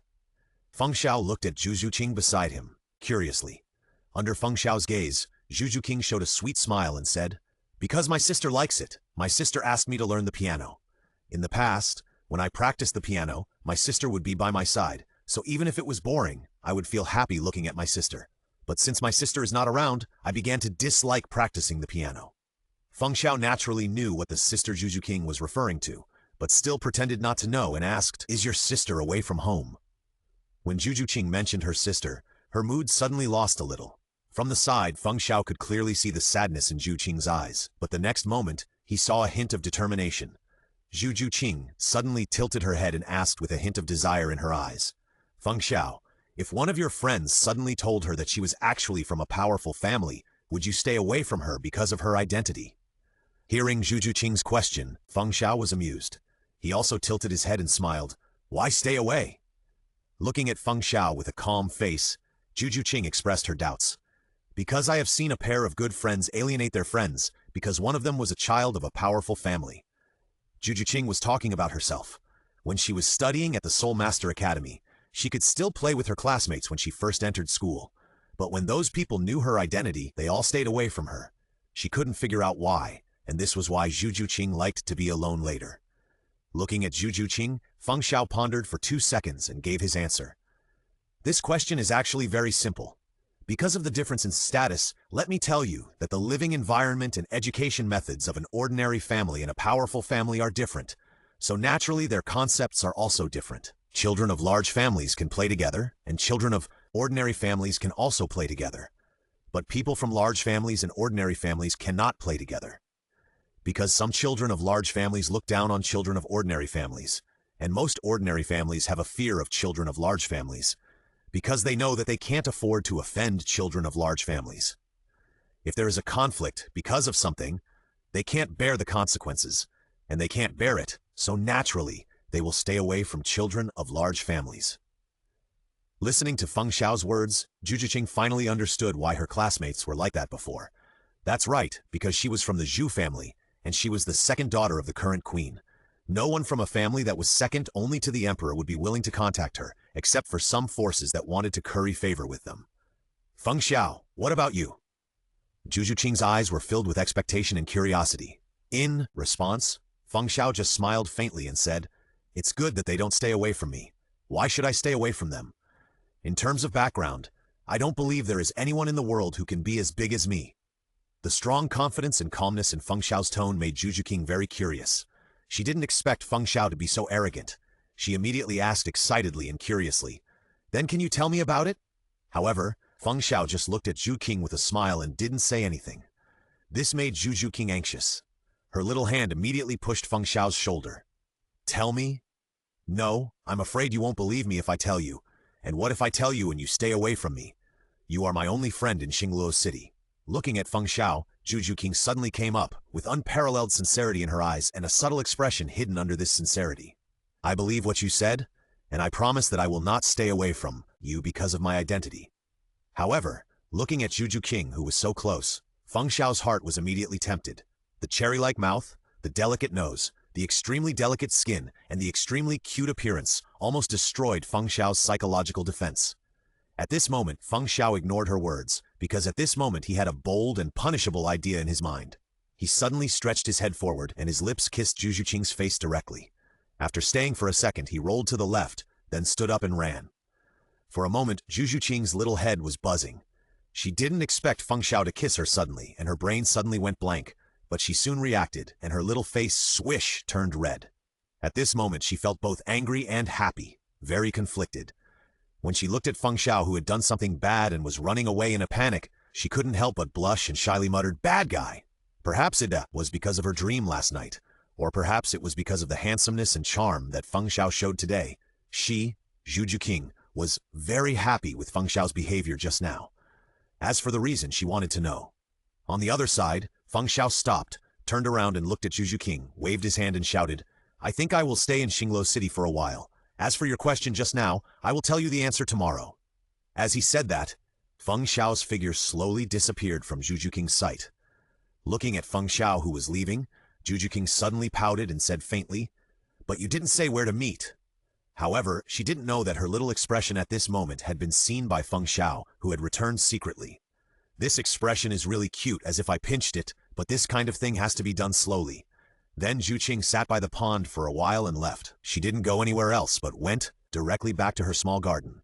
Feng Xiao asked Feng Yu to stay and secretly protect Zhu King, while he himself returned to the villa to prepare for tonight's dream. Time passed quickly, and night fell again. When Zhu King fell asleep, Feng Xiao began his capture plan. After falling asleep, Zhu King unexpectedly came to the white fog again. When Zhu King saw the illusory figure, the first thing she said was, "Is the Feng Xiao I met today the person you said?" The illusory figure just smiled and said, "Don't you already have the answer in your heart?" After getting the answer from the figure, Zhu King couldn't help but shake her hands, her heart full of joy. And then she asked again, "Then do you know his identity?" After hearing Zhu King's words, the figure was silent for 3 seconds, and then said lightly, "I can only tell you that his background is very powerful, very powerful. Even the emperor of the Xingluo Empire is just a stronger ant in front of him." Although Zhu King's heart had long been prepared, she was still deeply shocked. What is the concept that the emperor of Xingluo can only be regarded as a stronger ant? After she recovered, she finally understood why Feng Xiao had the ability to change her life and the fate of her sister. "Okay, enough nonsense. Are you ready to see today's dream?" "Yes, I'm ready." "Okay, then I'll start." The white fog dissipated and a familiar scene slowly emerged. The white fog dissipated, and Zhu King came to a familiar place again. In Zhu Yun's room, Xiao Ju knelt on one knee on the ground and said in a puzzled tone, "Sister Yun, something went wrong today. I couldn't take action, and another person killed the people you arranged." Zhu Yun frowned and asked in a slightly nervous tone, "Who is that person? Is Zhu King okay?" "Sister Yun, that person looks like a tourist in Xingluo City, but judging from his strength, words, and the guards in the dark, this person is definitely not a child of ordinary power, especially his guard, who is at least a soul master above the soul emperor level." To be honest, Zhu Yun felt that this matter was very strange because the time was too coincidental. She had just broken up with Zhu King not long ago, and at this time, Zhu King, who was alone, happened to meet a traveler with an extraordinary identity.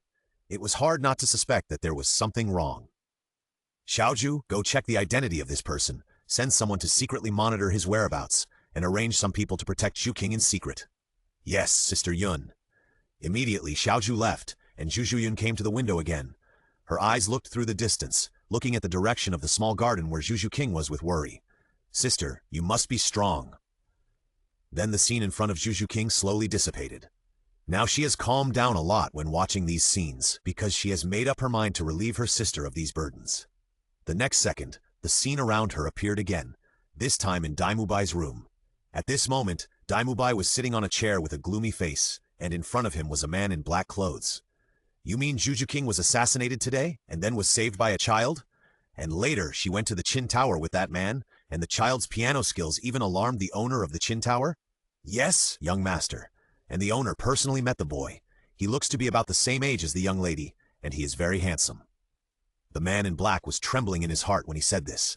If Daimubai was unhappy and took it out on him, he would be doomed. But he had to say it because things were like this. "Okay, very good. In the Xingluo Empire, someone dares to get close to my fiancé. Go, kill him. I don't want him to see the sun tomorrow morning. In Xingluo City, no one can touch my things. Zhu King, she can only be mine." At this moment, Daimubai's face was gloomy with an evil smile. When Zhu King saw this scene, her eyes were full of disdain and disgust. For a moment, she thought of Feng Xiao. This Daimubai is really disgusting. It's better to be the bad guy Feng Xiao. But Zhu King suddenly thought of whether Feng Xiao was also the kind of person who looked good on the surface, but was the same as Daimubai in private. In the next second, the scene around Zhu Qing changed again. This time, she came to the hotel where Feng Xiao was. At this moment, Feng Xiao was eating food without image. Seeing this scene, Zhu Qing suddenly laughed, because Feng Xiao did not have the kind of strong and specially trained aristocratic aura. He had a kind of cheek and self-confident temperament, and this temperament made people feel very comfortable. And just at this time, Feng Yu, whom she had seen during the day, appeared directly in front of Feng Xiao and said, "Young master, I have found the information of that girl." When Zhu Qing heard this, her face suddenly changed, and a touch of uneasiness and expectation suddenly emerged in her eyes. She didn't want Feng Xiao to be the kind of person who approached her with a purpose. "Feng Yu, then tell me, how could someone kill such a cute and simple silly girl?" "My lord, the girl you met today is called Zhu Qing, the second daughter of the Zhu family. The person who wanted to kill her today was sent by her sister Zhu Juyun." Feng Xiao raised his eyebrows and asked in confusion, "Tell me in detail?" "According to my investigation, Zhu Qing and her sister were originally a pair of sisters who had a very good relationship and were almost inseparable, but their relationship broke down not long ago. As for the reason, I guess it may be because of the rules of the royal family of the Xingluo Empire. Zhu Juyun is the fiancé of Davis, the eldest prince of the royal family Dai, and Zhu Qing is the fiancé of Dai Mubai, the second prince. According to the rules of the royal family, the Xingluo Empire can only have one heir to the throne, so only one of the two brothers can survive, and the same is true for them as fiancés, only one can survive. So I guess that Zhu Qing's sister Zhu Juyun may have chosen to kill her sister Zhu Qing because she didn't want to die." Seeing this, Zhu Qing immediately retorted loudly, "My sister is not that kind of person." Although Zhu Qing knew that this was a dream, she would never allow others to misunderstand her sister. Unfortunately, Feng Yu couldn't hear what she said, so she could only be angry. So she looked at Feng Xiao with a hint of expectation in her eyes. She hoped that Feng Xiao would not misunderstand her sister. In front of him, Feng Xiao was silent for 2 seconds. Then he smiled and said, "Feng Yu, I don't think it's like this. You haven't seen the matter thoroughly enough and can't see the essence. You also said that they were a pair of very good and inseparable sisters before, right? With such a relationship, how could Zhu Qing's sister attack her sister just because of a matter of life and death? Think about it from another angle. Maybe these are just illusions created by the sister? As for the purpose, it is actually to protect her sister in secret?" Listening to Feng Xiao's words, Feng Yu thought about it thoughtfully and nodded.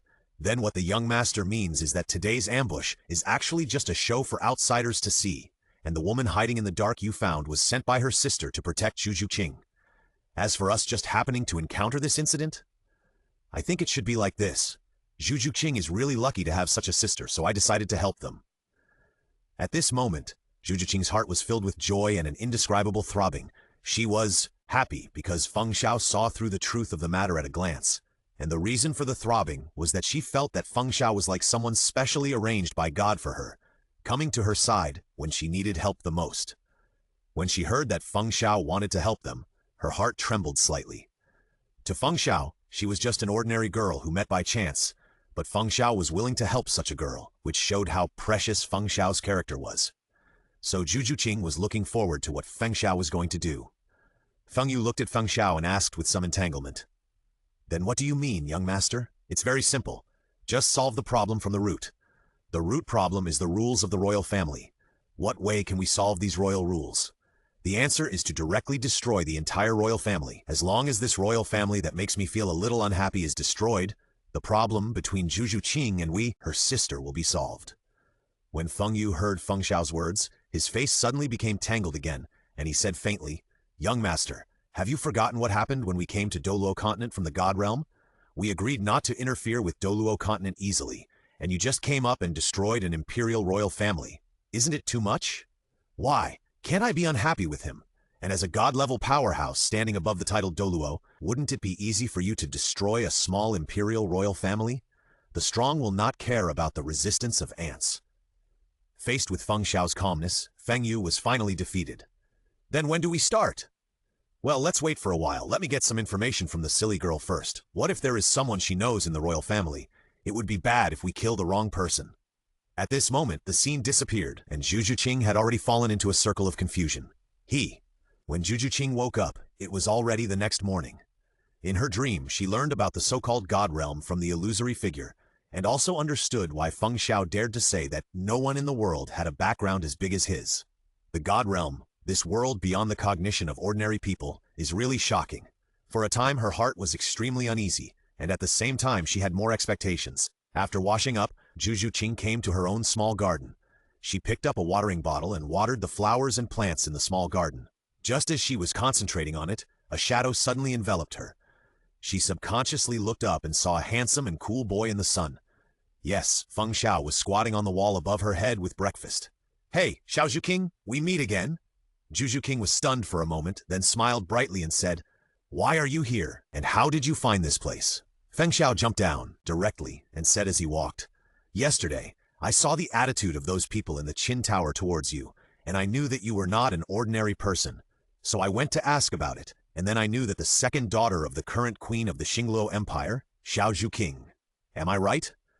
Feng Xiao went directly to the hanging chair where Juju King usually rested and sat down, and put the food in his hand on the table. Juju Qing laughed when she saw Feng Xiao's action. She put down the watering bottle in her hand, sat down on the chair next to Feng Xiao, looked at Feng Xiao with a smile and said, "Since you know my identity, why did you come to me?" In response, Feng Xiao separated the food on the table and asked curiously, "Why is there any connection between whether I come to see you or not and your identity? Can't I come to see you just because you are the queen's daughter? Okay, come and try the breakfast I prepared specially for you. There is only one such breakfast in the world." Listening to Feng Xiao's words, Juju Qing also set her sights on the breakfast on the table. "What is this?" "This is steamed dumplings made with special techniques and then served with unique ingredients." "What about this?" "This is called tremella congee, which is also a top-grade delicacy made with special techniques. It tastes very comfortable." "What about the last one?" "This is called fried dough sticks and soy milk. Although it is very common, it is made with a secret recipe, and the taste is much more delicious. Moreover, fried dough sticks do not contain oil. When eaten with delicacies and soy milk, the taste is perfect." That's right, this series is all delicious breakfasts, made with top-grade ingredients that Feng Xiao obtained in the villa. Listening to Feng Xiao's introduction, Juju Qing was immediately greedy, and looking at Juju King's appearance, he directly took out a pair of chopsticks and handed them to Juju King. "Eat, enjoy the food?" "Okay." So the two of them started chatting while eating. Feng Xiao always mentioned the royal family intentionally or unintentionally, and Juju King, who had a dream last night, naturally knew what Feng Xiao meant. She said the information that Feng Xiao wanted to know very directly and simply. At this moment, the two of them were like old friends who had not seen each other for many years, chatting about everything, not like friends who had only met for one day. After the meal, Feng Xiao took some small games from the system that he played in his childhood in his previous life and played with Juju Qing. These small games included playing marbles, throwing cards, etc. At noon, Feng Yu brought a sumptuous lunch. After lunch, the two of them lay on the hanging chair, and Feng Xiao told Juju Qing stories that she had never heard of. When it was time for dinner, Feng Yu brought more delicious food. After eating the delicious food, Feng Xiao got an astronomical telescope from the system. At night, the two of them watched the stars together. It was not until it was time to rest that Feng Xiao said goodbye to Juju Qing. Looking at Juju Qing with a smile on her face and saying that she would come again tomorrow, Feng Xiao said that it was very nice. In the following time, Feng Xiao came to accompany Juju Qing almost every day, playing different games every day and telling stories that she had never heard of. This made Juju Qing, who had no childhood, feel incomparable happiness and joy. As time passed, 2 months had passed in the blink of an eye. At this moment, Feng Xiao and Juju Qing were completely familiar with each other, and Juju Qing had developed some feelings for Feng Xiao, but she was not sure whether this feeling was love or gratitude. From the first time they met to the 2 months of getting along, Feng Xiao made her experience the happiness she had never had before. She often imagined that she was the princess in the fairy tale in Feng Xiao's mouth, and Feng Xiao was the prince riding a white horse who saved her from this suffering empire. Every day, she would eat food she had never eaten before. Every day, she could play interesting games. Every day, she could lean on Feng Xiao and look at the stars. Every day, she could see in her dreams everything that Feng Xiao had done for her and her sister. Every day, she couldn't tell whether she liked Feng Xiao or wanted to repay Feng Xiao out of gratitude. However, Feng Xiao could naturally feel the confusion in Juju Qing's heart, but Feng Xiao was sure that Juju Qing had already liked him in her heart, and the current confusion was only caused by long-term companionship and other factors. There are many ways to make Juju Qing sure of what he thought in his heart, but there is only one most direct and profound way. That is, leave and let Juju Qing feel the days without him. So Feng Xiao decided to leave the Xingluo Empire, but before leaving, he had to do one thing, and this thing was to destroy the entire Xingluo imperial family and make the Zhu family the first generation of the Xingluo imperial family reform family. That is, to make Zhu Juqing's mother the first empress of the Xingluo Empire. Zhu Juqing also knew these things from her dreams, so she naturally knew that Feng Xiao was leaving today, and the god who had been telling her about her sister, Feng Xiao and other people in the dream, also said goodbye to her and left. For a time, her mood was a little confused. Zhu Juqing woke up from her dream in the morning. She washed up like usual and waited for Feng Xiao in the small garden. However, Feng Xiao did not come today, and she left her residence in a hurry. On the other side, Feng Xiao and Feng Yu left the villa after washing up. The two came directly to the gate of Xingluo royal family. Kill slowly, leave some for me, and go back to have breakfast after killing them. Listening to Feng Xiao's words, Feng Yu nodded silently. In fact, for Feng Yu, destroying Xingluo royal family was just a matter of 1 or 2 breaths. If it weren't for Feng Xiao's words that he wanted to kill some people by himself, he would have finished the work as early as when Feng Xiao was washing up. The next second, Feng Xiao directly summoned the demon sword and walked towards the guards at the gate of the royal family with an arrogant face, while Feng Yu walked behind Feng Xiao very calmly, and his appearance was even more arrogant. Seeing Feng Xiao and the other man in a bad posture, the guards shouted directly, "This is the imperial territory. Stop anyone who comes." However, Feng Xiao just sneered at this, and then he shot out like a cannonball. His hand raised and his knife fell, blood splattered. Xingluo imperial family? From today on, it will no longer exist. With this, the first sound of destroying Xingluo imperial family was sounded. Today, it is destined to be recorded in the history of Douluo, at the gate of Xingluo imperial city. Feng Xiao was very arrogant, with a faint smile on his face. He killed one by one with his knife. Wherever the demon sword passed, blood splattered and no one survived. 1, 2, 5, 10. In an instant, the 10 guards were killed, but before they died, they sounded the alarm of enemy attack. Of course, Feng Xiao did this on purpose. The reason was that there were too few people, and he was not satisfied with killing. Then, a bell with an ominous meaning rang out in the sky above the Xingluo Empire. People within a radius of dozens of miles heard the bell. Those who didn't know its meaning were curious, while those who knew the meaning rushed to the Xingluo imperial capital. On the one hand, looking at the closed gate of the imperial capital in front of him, Feng Xiao smiled and said, "Cut? Okay." Feng Yu raised his right hand, and a visible ripple instantly slashed towards the gate. The next moment, the seemingly indestructible gate of the imperial capital was instantly cut into pieces. Seeing this scene, Feng Xiao smiled. "Feng Yu, block the entire imperial capital, and no one is allowed to leave or enter. Today, I will bloodbath the Xingluo imperial family." Yes! A barrier condensed by the power of wind instantly enveloped the entire imperial family. In this barrier, no one can leave, not even gods. System, suppress the cultivation of these people in front of you. Suppress those below the Soul Emperor to the Soul Sect, and leave those above the Soul Emperor to Feng Yu. Okay, the suppression effect has been launched. After finishing everything, Feng Xiao walked into the gate with a casual pace. As soon as he entered, he was shocked by the huge crowd in front of him. Wow, there should be 2,000 or 3,000 people at a glance, right?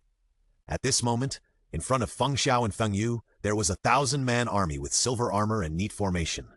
This was a group of soul masters of level 20, 30, and 40. The leader was a soul master wearing golden armor. Looking at the people gathering in front of him to prepare for battle, Feng Xiao felt very excited. At this moment, he had an idea to kill these people in front of him, so he used his soul power to transmit his voice. Today, our goal is to destroy the Xingluo royal family, which has nothing to do with you little shrimps. But if you want to pay your lives for the royal family, then ignore what I said. Feng Yu, kill the other side's general first. The voice with soul power echoed in the army. They were originally very disdainful of Feng Xiao's words. 2 people destroyed the Xingluo royal family? Isn't this just a foolish dream? But when they saw their general being killed in seconds by the man named Feng Yu, their hearts sank to the bottom. At the moment Feng Xiao's voice fell, Feng Yu jumped up and drew out the knife on his waist instantly. There was only a cold light, and an invisible force rushed towards the soul Douluo in the golden armor along the air like lightning. Without any resistance, he was instantly turned into blood clots. Did you see it? The man who made the move is called Feng Yu. He is a titled Douluo of level 99, and he also has a titled Douluo with a 100,000-year soul ring. If you get out of the way, I will let you go, but if you don't, then I can only let you accompany your legion commander. The next second, Feng Xiao's eyes were cold, and he directly released his soul ring. Purple, purple, purple, purple, black, purple, purple, black. 3 martial souls appeared instantly, and 9 soul rings flashed out. At this moment, countless people were shocked. Seal? Seal-a-Tolu? And what's going on with that wolf? In everyone's sight, a silver giant wolf that was more than 10 meters long and 7 or 8 meters tall was looking at them with cold eyes, while Feng Xiao was holding a lollipop in his mouth, standing on the giant wolf's head with an excited look on his face. Since you don't answer, then I will answer for you. Those who stop me will die. Feng Xiao waved his hand, and Era rushed forward with an unstoppable momentum. After several months of Scourge on the stars, Era's strength had long been comparable to that of a 20,000-year-old soul beast, so he was invincible among this group of soul masters. Without the command of the Soul Master Legion leader, the strength that this group of people could exert was vulnerable. Era's random claws could bring up pieces of blood, and Feng Xiao was like a killing god, harvesting one by one with his sword. With his strength, no one below the Soul King could defeat him, and with the blessing of the lollipop, Feng Xiao was completely fearless. Kill! Kill! Kill! Every minute, every second, someone died at Feng Xiao's hands. But Feng Xiao didn't kill anyone he saw. He had already asked the system to do a statistics. Anyone whose hands were stained with innocent sins was marked with a red mark, and those who were not stained with innocent sins were marked with a green mark, and then injured or knocked unconscious. In short, he didn't kill randomly. So the people Feng Xiao killed were all people who deserved to die. Today, the people who didn't deserve to die were at most injured, and the people who deserved to die would not be spared. The blade was gradually stained red with blood. Feng Xiao just smiled and stood in the middle of the crowd. Around him were corpses with missing arms and legs or no bodies. At a glance, there were at least hundreds of corpses, but Feng Xiao didn't have a drop of blood on his body, and he didn't even suffer any damage. But on his knife, there were drops of blood. Blood flowed like a river. At this moment, they were afraid. They were not afraid of death, but such a meaningless death was not worth it. Looking at the soldiers in front of him who were already showing fear, Feng Xiao shook his head and said, "Although it is fun to kill, I am already bored. So, Erha, I will leave them to you." As he said that, Feng Xiao walked directly towards the stairs in front of him with a knife. At the end of the stairs was the Xingluo Palace. Feng Xiao could clearly see that there were several people standing in front of the door of the Xingluo Palace. They looked at him and Feng Yu with serious eyes. And these people were the Xingluo high-level people, headed by Xingluo Emperor Douluo Mao. In response, Feng Xiao smiled and walked towards them step by step along the stairs. No one dared to stop him wherever he passed. Feng Yu had already formed a vacuum zone, because anyone who was within 5 meters of Feng Yu had turned into slag. The only one who was not quiet and making a fuss was Erha, because under Erha's soul skills, everyone lost their minds, just like their wives were done by Erha, and they rushed to Erha frantically, and Erha, who was in a playful mood while killing, directly sneaked around in the huge square. Erha ran in front, and people chased behind, looking back every step, and his IQ was gone. "Ah, you bunch of idiots come to catch me. If you can't catch me, I will kill your wife. MD, kill that stupid dog. Oh, that's not right. Isn't he a wolf? Why did I subconsciously call it a dog? Who cares if it's a wolf or a dog? Anyway, just kill it. Ah, you bunch of 3-second men, no wonder the wife said she was unsatisfied, haha." This group of people clearly didn't understand what Era was saying, but they just felt that the dog was insulting them, especially those indescribable eyes. In front, Feng Xiao ignored the noisy Era behind him and walked calmly on the stairs. When he was about to get close to Xingluo Palace, 10 people with extraordinary momentum stopped Feng Xiao. And these 10 people were all powerful, high-level Soul Douluo. Haha, that's it! Feng Yu! Yes! At Feng Xiao's call, Feng Yu jumped lightly and landed in front of Feng Xiao. Feng Yu looked at the 10 people in front of him. He just put his hand on his waist lightly, grasped the handle of the knife, and then pulled it out lightly. In an instant, the 10 people in front of them only felt a chill on their necks, and then, in their unbelievable eyes, they saw their bodies rising, or to be more precise, their heads falling. Pop! 10 crisp sounds, 10 bodies fell down, and 10 high-end Soul Douluos of the Xingluo Empire fell. This also made countless people present stop their actions. Others did not know these people, but they did. Even their own Soul Douluos were killed without any resistance, so what about them? For a while, they set their sights on the Xingluo Emperor Douluo Mao, who was in the lead. However, Erha didn't care about these. His father said that these people were handed over to him, and he didn't care whether others stopped or not. Ah! I sneak attack, lightning 5 consecutive grabs. The square became lively again, but the atmosphere in front of the Xingluo Palace was completely the opposite, because Feng Xiao had already come in front of several people. Who are you? Douluo Mao's face was livid at the moment, and his heart was extremely gloomy, because he had learned the news when Feng Xiao killed the guards. At first, he was very disdainful, But with Feng Xiao's unstoppable killing and the spirit ring on his body, he panicked. So Douluo summoned the army, but he found that the people in the imperial capital could not get out, and the people outside also came in. Even he and the people around him could not get out. You have to know that they are all titled Douluo, and they have no way to get out. This shows the terrifying strength of the person who came. But he didn't quite believe that anyone would dare to attack his Xingluo royal family in broad daylight in Xingluo City. However, he believed it now, but it was useless to believe it or not. In response to Douluo's words, Feng Xiao just said lightly, "Dead man, there is no need to know too much. You only need to know that the Xingluo royal family will no longer exist from today. Go." Feng Yu nodded after receiving Feng Xiao's order and flashed to Douluo's side. With a wave of his hand, the bodies of several people except Douluo were instantly separated, and blood immediately surged. The bodies fell on the stairs, and the blood flowed down the stairs. The dignified 91st level title Douluo was killed in seconds without any resistance, and other sole Douluo level ministers also died miserably. In the end, only the 92nd level Douluo was left, but Feng Yu did not let Douluo go. He crippled Douluo's martial soul and limbs. Was even more direct. He used the magic sword to cut off the cuckold's body. At this moment, Era in the other side also completed his mission. In the end, only about 500 people with green marks were left in the army of about 3,000 people. Feng Xiao threw Douluo's head down the stairs and said, "The Emperor of Xingluo is dead."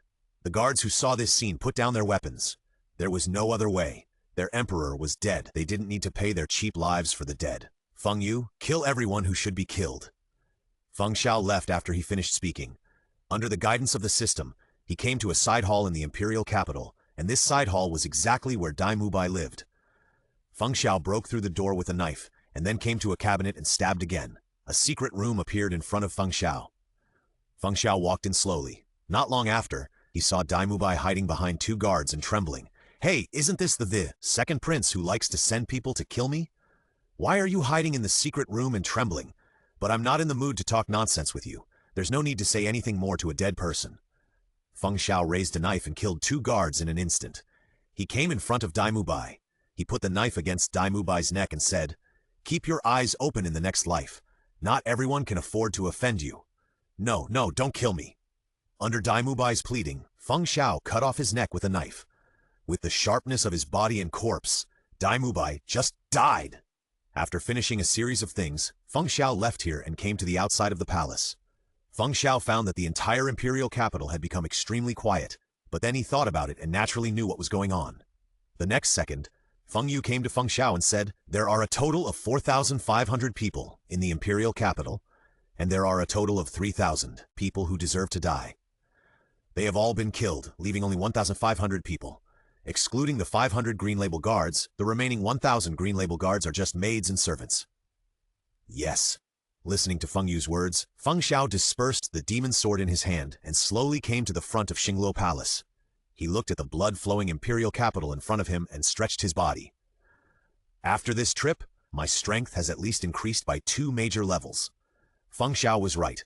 He killed at least nearly 1,000 guards before and then killed a titled Douluo.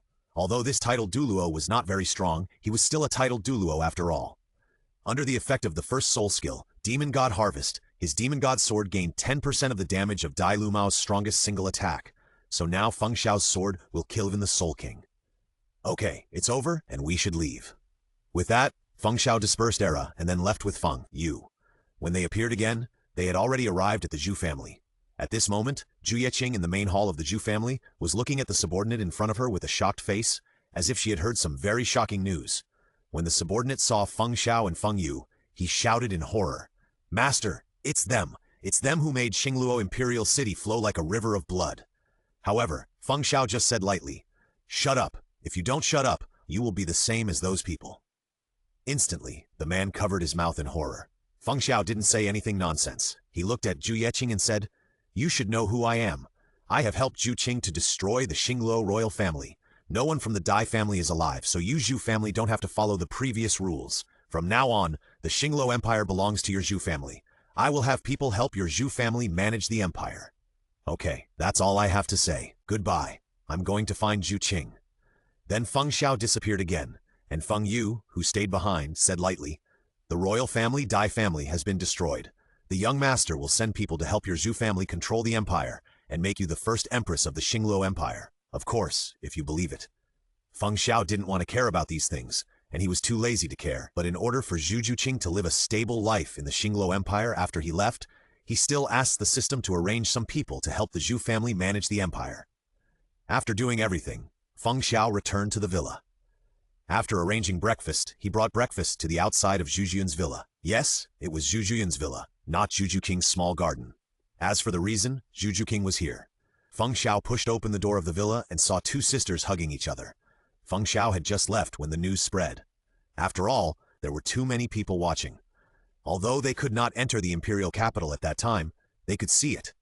The massacres were not realized until they were over. For a time, the forces of all directions were undercurrents, and the news of the destruction of the Xingluo Empire's royal family quickly spread to the mainland. After the destruction of the Xingluo royal family, the Zhu family, the second most powerful force in the empire, stood up and temporarily stabilized the situation as the queen. Of course, some people had some small ideas, but it was a pity that these small ideas were killed by some people before they surfaced. And these people were arranged by the system. Simply put, they helped Zhu Yiqing to completely stabilize the empire, eliminate some ambitious people, and then completely control the empire. But Feng Xiao no longer cared about these. With the arrangement of the system, he was not worried that Zhu Yiqing could not handle it. At this moment, Feng Xiao was sitting in Zhu Juyun's villa, eating breakfast with Zhu Juqing and her sister. Zhu Juqing and Zhu Juyun's eyes were red, and it was obvious that they had just cried. As for the reason, you don't need to think about it. With the fall of the Dai family, Zhu Juyun no longer had to pretend. Knowing that Zhu Juyun had always been protecting her, Zhu Juqing used her actions to show that she had always believed in her sister. Zhu Juyun was even more distressed about this. Well, now that the Dai family has been destroyed, you are free, Juqing. I have helped you realize your wish. Feng Xiao said this naturally with his own meaning. At the beginning, Zhu Juqing said that if Feng Xiao could destroy the Xingluo royal family, she would marry Feng Xiao. Now that things have been confirmed, she? Listening to Feng Xiao's words, Zhu Juqing's little face turned red in an instant. She didn't dare to look directly at Feng Xiao's eyes. As a hey, sister, Zhu Juyun knew what was going on at a glance, so she laughed secretly. Well, I have something else to do. You guys chat. I'll be back in a while. Zhu Juyun left very sensibly. She also knew about the relationship between her sister and Feng Xiao. Zhu Juqing was a little shy. At this moment, she was indeed thinking about what she had promised Feng Xiao. But the question came again. Did she really like Feng Xiao? Or did she want to repay Feng Xiao's kindness with herself because of what Feng Xiao had done for her? However, knowing that Zhu Juqing was a little confused, Feng Xiao did not force her to make a choice. He just smiled at her and said, "Okay, I'm just teasing you, but I'm leaving." Zhu Juqing, who was blushing a second ago, felt a little disappointed after hearing this. She knew that Feng Xiao would leave today, but she didn't expect it to be so early. "When are you leaving?" After listening to Zhu Juqing's words, Feng Xiao looked up at the sky and said, "I'll leave soon. I've been in Xingluo for more than 2 months. It's time to leave." "Then will you come back?" "I don't know." Zhu Juqing was silent. Her eyes were full of complexity. She had a lot to say in her heart, but she couldn't say it out loud. Feng Xiao came to her and directly pulled her into his arms. "In this strange world, it's a very lucky thing to meet you. I'm very happy. These 2 months are my happiest 2 months. I think," Feng Xiao said as he loosened his hands that were holding Zhu Juqing's back. He looked at Zhu Juqing with a pair of sincere and affectionate eyes with a hint of regret. "I want to say goodbye." Feng Xiao held Zhu Juqing's face with both hands, and his lips gently pressed against Zhu Juqing's forehead. After a long time, his lips fell, and he leaned his forehead against the place where he had just kissed. The distance between them was so close that Zhu Juqing could clearly feel Feng Xiao's breathing. He looked at Feng Xiao with his eyes closed, without saying a word. She just looked at him quietly. After a long time, Feng Xiao opened his eyes and said, "Goodbye." After he finished speaking, Feng Xiao took a step and turned to leave. 1 step, 2 steps, slowly, Feng Xiao's figure gradually became transparent until he disappeared. After Feng Xiao left, Zhu Juqing came back to her senses. She suddenly realized something and ran outside. However, the street outside the villa was empty. The next second, she sat directly on the stairs, hugged her feet tightly, and cried quietly. Her sister Zhu Juyun came to her side, pulled her into her arms, and sighed softly. "Sister, if you had shown a little bit of your feelings just now, he would definitely stay or take you away. How can I say hello to you? Hey!" Listening to Zhu Juyun's words, Zhu Juqing cried even more sadly. She was originally confused about her feelings for Feng Xiao, but when she saw Feng Xiao's regretful eyes, her heart was severely tugged and painful. At that time, she understood. She, Jujiking, did not want to repay Feng Xiao for all that Feng Xiao did for her. She really liked Feng Xiao. She liked the feeling of being with Feng Xiao. She liked every day with Feng Xiao, even every minute and every second. She liked the breakfast, lunch, and dinner that Feng Xiao prepared for her every day. She liked the little games that Feng Xiao played with her every day. She liked the fairy tales that Feng Xiao told her every day. She liked to lean on Feng Xiao and look at the stars every day. She remembered the gentle look that Feng Xiao gave her, the gentle smile that Feng Xiao showed only to her, the Feng Xiao who told her, "I love you," every time he raised his hand. She remembered a lot. Every little thing about Feng Xiao, she remembered it all. But she realized it too late, and now Feng Xiao has left. Feeling her sister sobbing in her arms, Jujuyun comforted. "Since you can't bear to leave him, go find him just like he found you. After you find him, tell him loudly that you like him." Listening to Jujuyun's words, Jujuqing just shook her head and said, "There is no chance, sister. He is not from the mainland. There is no chance to meet her." "Juqing, what do you mean?" Jujuqing then briefly told Jujuyun about Feng Xiao's identity. After listening, Jujuyun suddenly said, "Sister, he didn't say he was going back to the God Realm, so you still have a chance to find him. Besides, he said goodbye, goodbye, goodbye. Doesn't it mean to meet again?" With Jujuyun's comfort, Jujuqing's mood also recovered a lot. "Sister, can I really see him again?" "I can definitely." Suddenly, Jujuyun found that there seemed to be something at her feet. When she blinked, she found that a piece of paper quietly appeared at her feet. She picked up the paper curiously. There were a few words written on the paper. "The first stop of the Douluo journey is the Xingluo Empire. The second stop is the Wuhan Hall. The third stop is the Tiando Empire. And the fourth stop is Shrek Academy. It is expected to arrive at Shrek in 5 years. I look forward to meeting you again." After Jujuyun saw the paper, she immediately handed it to Jujuqing, and after Jujuqing saw it, she burst into laughter. She suddenly raised her head, looked at the sky and murmured, "Shrek Academy, 5 years, right? I will definitely go." On the other side, "Are you sure she will come to you?" "Sure." Feng Xiao did not return to the Wuhan Hall directly after leaving the Xingluo Empire, but went directly northwest and came to the area of Sea Soul Masters. To be honest, he really wanted to visit the Sea God Island, but in order to have more fun in the future, Feng Xiao did not go. After wandering around the coastal areas for a month and visiting various cities, he took some gifts and set off on the road back to the Wuhan Hall. However, Feng Xiao didn't like traveling in a hurry, and he didn't want to go back so early, so he directly switched bodies with the clone in Nodding City, and let the clone travel. Yes, it was a body swap. Before, the main body and the clone were just a transfer of will between the bodies, but now there is no transfer of will, but they are directly exchanged with each other through the air. Simply put, the clone is still the clone, and the main body is still the main body, but the system has used means to allow the two to achieve the effect of space transfer and exchange. Now the clone has become a tool for traveling, and the main body can go back to play with rabbits. In addition, there is one thing that Xiao Feng is interested in, and that thing is that Yu Xiaogang, the bee, brought back a genius who was found outside and whose talent is not inferior to Tong San. The only difference is that the genius named Zhao Hao only has one martial soul. Although it is not a twin martial soul, his martial soul is a beast-class martial soul, Dark Gold Terror Claw Bear. Zhao Hao, whose martial soul is a top-class martial soul, also has full innate soul power. However, Zhao Hao's personality is relatively introverted. He is the kind of obedient boy. After he worshipped Yu Xiaogang as his master, he listened to everything Yu Xiaogang said, and he did not refuse at all. Listening to the gossip information of the system, Xiao Feng knew why Zhao Hao obeyed Yu Xiaogang's words so much. A few months ago, Zhao Hao's parents, who were fugitive criminals, were killed by the people of the Spirit Hall. Zhao Hao escaped, but was also seriously injured. Zhao Hao happened to be saved by Yu Xiaogang, who passed by. Yu Xiaogang later helped Zhao Hao bury his parents. Of course, Yu Xiaogang is not such a kind person. The purpose of Yu Xiaogang doing this is because he discovered Zhao Hao's talent. The latter is just the right medicine for the symptoms. With Yu Xiaogang's trickery and a little bit of pretense, he directly got Zhao Hao, a good disciple who was obedient and allowed him to manipulate the experiment. Although Zhao Hao's martial spirit is very strong, his personality is relatively introverted, and he can't fully exert the power of the Dark Gold Terror Claw Bear. In Nuocheng Academy, the strongest is Xiao Feng, followed by Tong San, Xiao Wu, and finally Zhao Hao. Of course, this ranking refers to the strength of the life and death battle. In the battle of life and death, Tong San has 100 ways to kill Zhao Hao.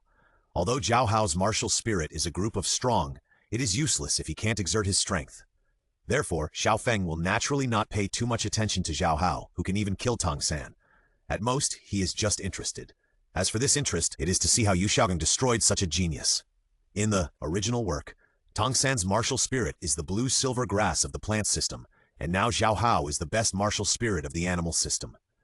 Xiao Feng wants to see how steel is practiced. According to the system's information about Yu Xiaogang's arrangement for Xiao Hao, Xiao Feng can be sure that Xiao Hao will definitely be useless in the future. Xiao Feng has already imagined Yu Xiaogang's expression when he saw his apprentice become a waste. Xiao Feng has no sympathy for Xiao Hao. First of all, let's not talk about the fact that this person's parents are wanted fugitives of his own spirit hall. Secondly, Xiao Hao is full of hatred for the spirit hall, so if such a person dies, he dies, and it doesn't cause any fluctuations in Xiao Feng's heart. You say he has a good talent and can be recruited as a subordinate? In response to this, Xiao Feng's system said, "Do you think I don't exist? Just a little bear, I don't like it. He is not qualified to be a subordinate of my precious host." So in Xiao Feng's eyes, Xiao Hao is just a tool for him to laugh at Yu Xiaogang. On the other hand, Rui Mengmeng sensed Xiao Feng's return as soon as he came back, but she ignored Xiao Feng. Anyway, Xiao Feng didn't need her at this time, so she continued to play by herself. At this moment, Feng Xiao was busy stuffing carrots into the rabbits' mouths excitedly. Of course, it was not the kind of stuffing you imagine, but the literal stuffing. The kitchen of Notting College raised a group of rabbits. When Xiao Wu was bored on weekdays, she would always drag Xiao Feng to feed the rabbits. Although Xiao Wu knew that these rabbits would sooner or later become delicacies on the table, she had no other choice. She could only feed these rabbits with more carrots that they had never eaten while they were alive, commonly known as trying to live as happily as possible before death. However, the delicacies made by the rabbits that had eaten the special carrots were particularly delicious, so no one said anything when Xiao Wu fed them every day. Even after Xiao Wu had eaten such delicious rabbit meat once, her purpose of feeding rabbits changed quietly. I swear, I never did it because... While Xiao Feng was feeding the rabbit, Yu Xiaogang on the other side was educating his good disciple. He took out a book and handed it to Xiao Hao, saying, "Xiao Hao, you must memorize all the contents of this book. The contents above are all soul beast knowledge that I have spent my entire life writing down. It will be of great help to you in the future." Taking the tree from Yu Xiaogang, Xiao Hao nodded and said, "I see, Master. By the way, Master, when are we going to get the soul rings?" "Tomorrow. You read the book carefully. I will go to prepare for tomorrow's things. By the way, you must remember to stay away from the 3 people named Xiao Feng, Tongsan, and Xiao Wu in the academy. Their identities are not simple, and they are very likely to be related to the spirit hall." Listening to Yu Xiaogang's words, Xiao Hao nodded and said, "I know, Master."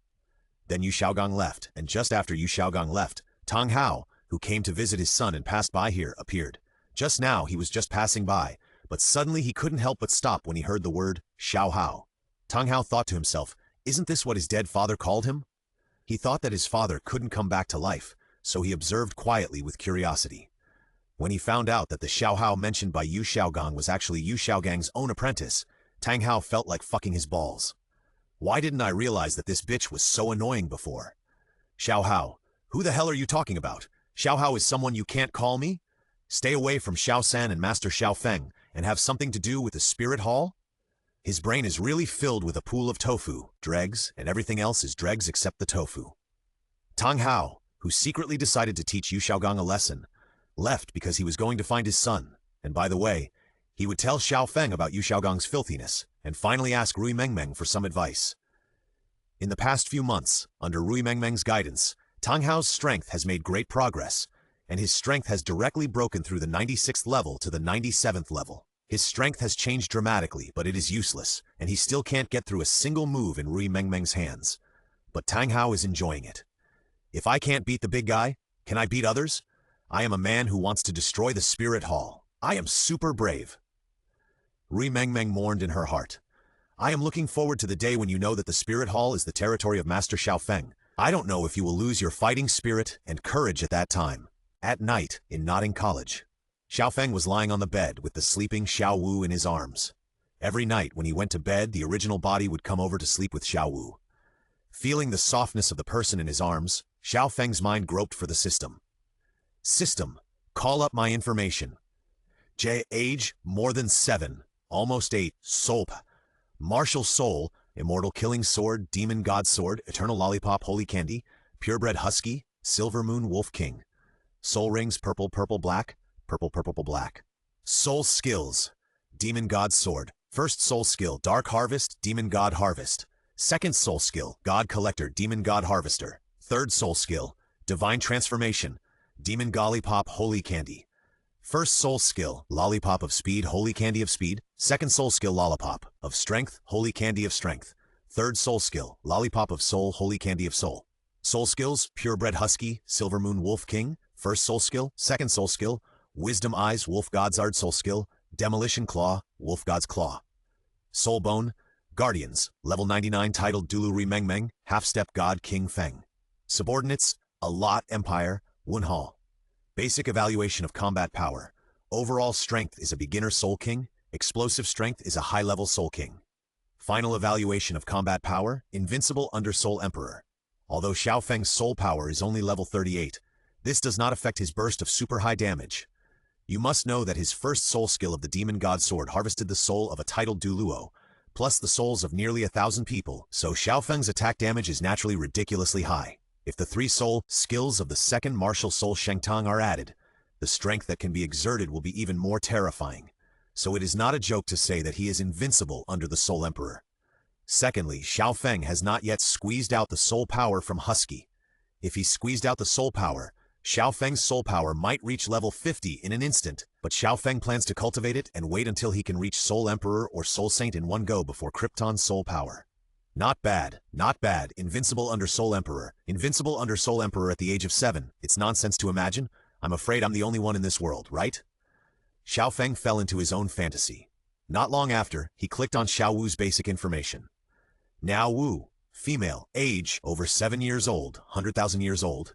Martial soul, soft bone rabbit, soft bone charm rabbit. Soul power, level 8 soul ring, yellow. Soul skill, first soul skill, waste, combat power rating. Anyone within level 20 who is approached will have no power to resist. Looking at Xiao Wu's basic information, Xiao Feng felt that Xiao Wu's soul power increased a little too fast, but he soon thought of the reason. It was probably because she ate too many special carrots, which improved her physical fitness and meat quality. The speed of soul power cultivation also increased. After a while, Xiao Feng clicked on the information of his younger brother Tangsan. Name, Tangsel. Age, over 7 years old. Martial soul, blue silver grass, clear hammer. Soul power, level skill, soul skill, poisonous milk sorrow, poisonous milk master. Looking at Tangsan's information, Xiao Feng was looking forward to Tangsan becoming a genuine poisonous milk master in the future. That feeling was just like Timo in the battlefield. The team battle could be lost, but Tangsan had to die. Such a scene was very exciting to think about. As the night deepened, sleepiness came. After a while he fell into a deep sleep. Xiao Feng had decided that he would give the two of them a little cheat. He wanted to improve their strength on the basis of the original work. The next morning, after Xiao Feng woke up from his dream, the first thing he did was to tap Xiao Wu's forehead with his finger. The effect of this action was that Xiao Wu's efficiency in practicing soul power would increase by 50%. Tangsan saw Xiao Feng, who rarely got up early, and whispered, "Brother Xiao Feng, why did you get up so early?" Looking at Tangsan, Xiao Feng just smiled, took out a bracelet from his arms and handed it to Tangsan, saying, "Wear it, this can increase your soul power practice efficiency by 50%. After handing the things to Tangsan, the gratitude and excitement in Tangsan's eyes were beyond words. But Xiao Feng just waved his hand lightly and said, "Okay, go practice. These are just small things, not worth mentioning." Then Xiao Feng lay back in bed directly, and Tangsan was a little confused watching Xiao Feng's series of actions, but his heart was more warm, which made Tangsan's attitude towards him even better. "Brother Xiao Feng is my real brother. I said it." Then, Tangsan left the 7th dormitory and went out to practice, while Xiao Feng slept until noon, and didn't wake up until the sun was high in the sky, and when he woke up, he saw Xiao Wu who was practicing beside him. Quite diligent. Xiao Feng did not disturb Xiao Wu. He left dormitory 7 after washing up.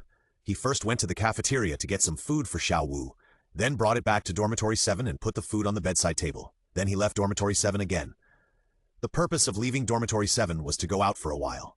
System, send me to the Soul Beast Forest. The specific location should be near Yuxiaogang. After a flash of light, Xiao Feng had arrived at the Soul Beast Forest. 100 or 200 meters in front of him, Yu Xiaogang and Zhao Hao were facing a 400-year-old plant-type Soul Beast magic vine. System, add some fun to them. Okay, 1 magic vine is not enough. Add 3 more magic vines to them, just enough to make up a mahjong table. On the other side, Yu Xiaogong stood aside, constantly directing his good disciple Zhao Hao.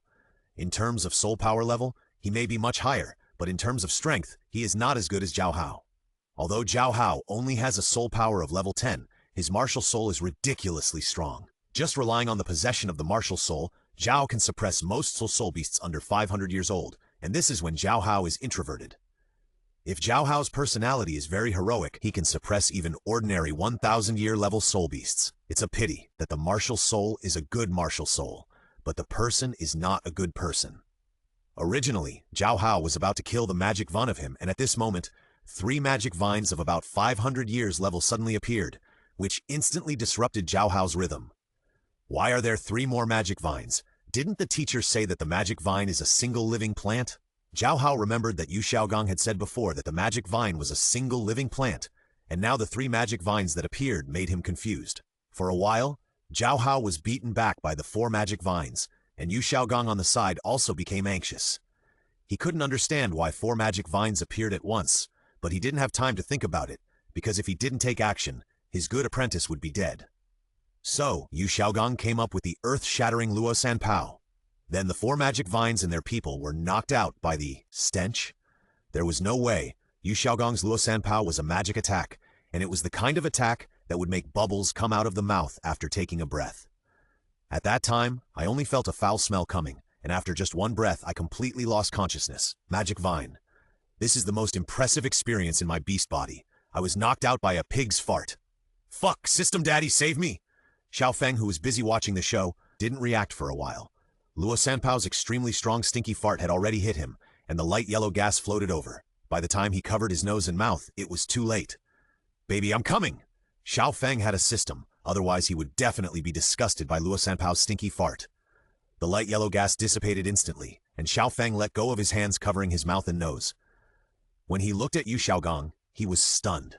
Oh my god, is really cruel. Even the soul beast and his apprentice were fainted by the stinky fart. This is an attack with a smell. Zhao Hao, who was lying on the ground and blowing bubbles at his mouth, made Xiao Feng shake his head lightly. It was Zhao Hao's bad luck to have such a great master like Yu Xiaogong. After fainting 4 magic vines, Yu Xiaogong carried Zhao Hao, who was blowing bubbles at his mouth, and left quickly. The speed was so fast that Xiao Feng found it funny. System. I don't want this bitch to stop. Arranged. Suddenly, Yu Xiaogong, who was carrying Zhao Hao on his back, suddenly felt a panic. He stopped abruptly and looked around vigilantly. He felt that something was watching him secretly. Suddenly, a pair of blood-red eyes appeared in the bushes in front, and after seeing these eyes, Yu Xiaogong ran away. There was no way. He had to run because he recognized the owner of the blood-red eyes, the 1,000-year-old red-eyed demon lion. With his strength, he would die if he was stopped, so Yu Xiaogong could only run away, carrying Zhao Hao and running away madly. Roar, little brat, don't run. Come and play with me for a while. Roar, damn it, I'm talking to you. The more I talk to you, the more you run. Roar, damn, you are running. Believe it or not, I will whip you with my big mink after I catch you. After 3 roars in a row, Yu Xiaogong ran even faster. His calves seemed to be equipped with electric motors and ran very fast. Then the red-eyed demon lion chased from behind, while Yu Xiaogong ran in front with Zhao Hao on his back. No, is this red-eyed demon lion mentally ill?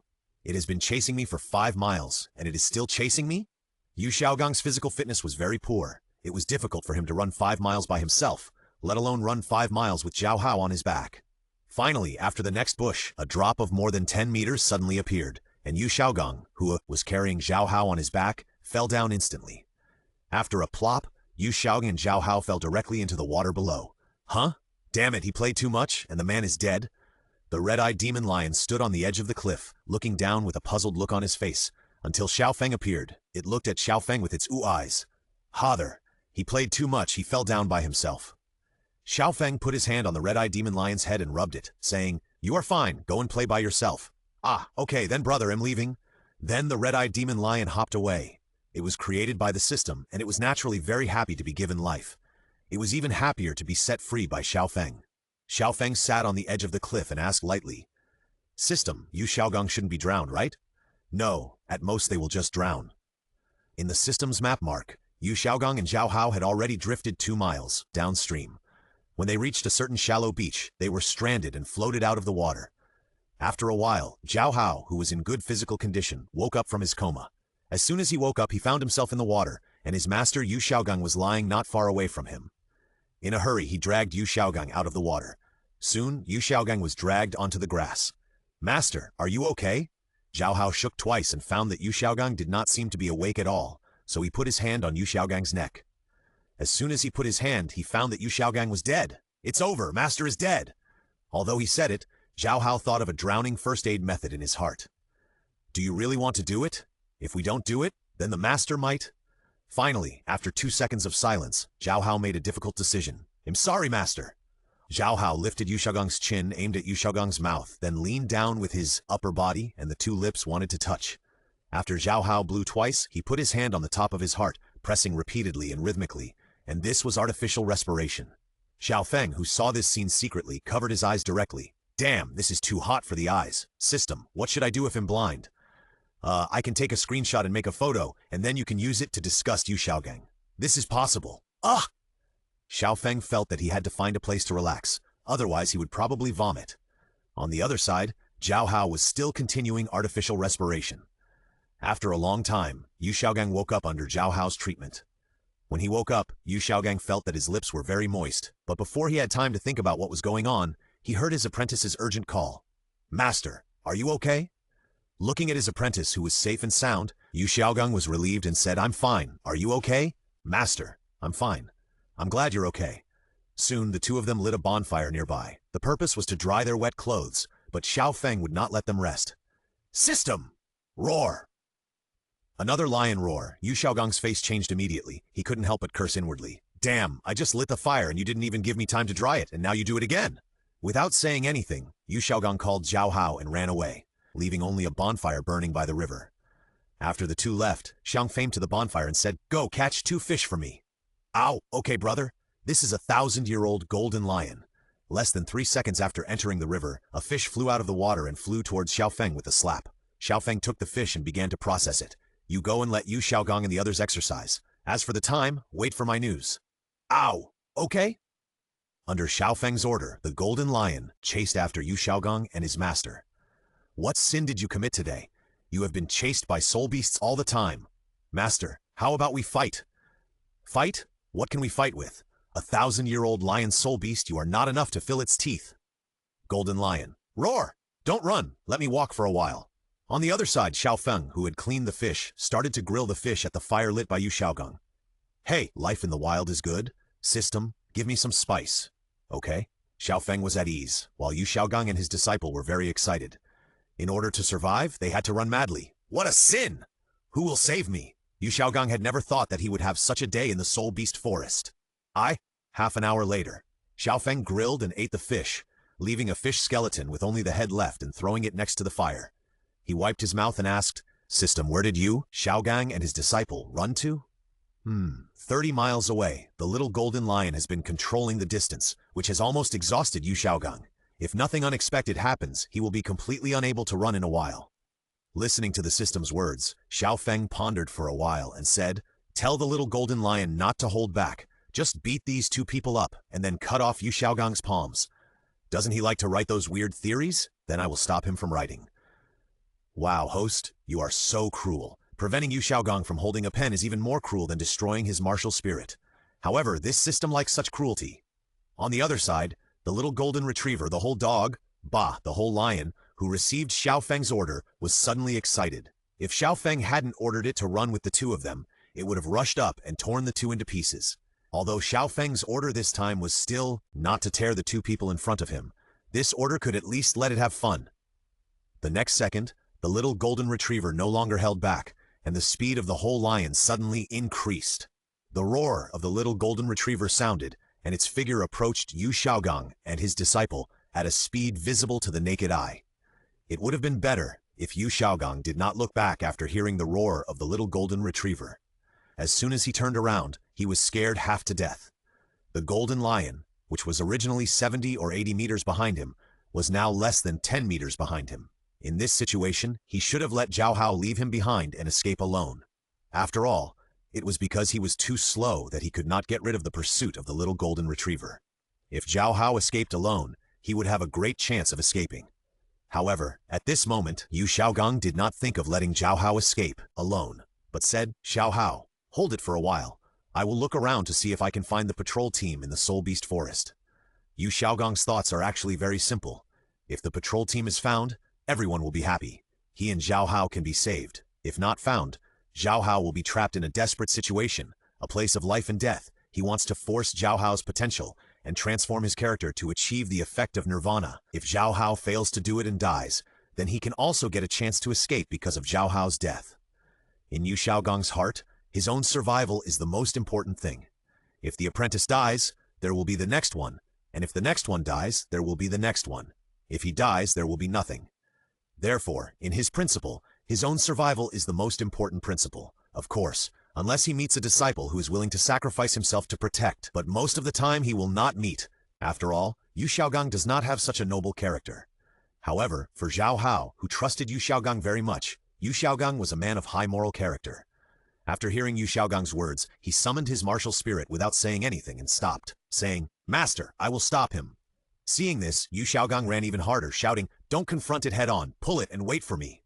"I know, master." Although Yu Xiaogang ran very hard, his body had almost reached its limit, so his speed was very slow. Zhao Hao wanted to say, "Master, why don't you stop me from going to find someone?"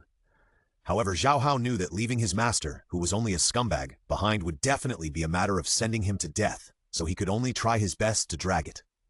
Facing the aggressive golden lion, Zhao Hao was very flustered. He was introverted and a little cowardly, so even if his martial spirit was very strong, he couldn't exert the strength that his martial spirit should have. What's more, Zhao Hao was only a level 10 soul master who didn't even have the first soul ring. As expected, when the little golden retriever came in front of Zhao Hao, after a slap, Zhao Hao flew out with a swoosh sound, embedded in an ancient tree trunk, and could not be pulled down. However, it was not over yet. The little golden retriever aimed at Zhao Hao's direction.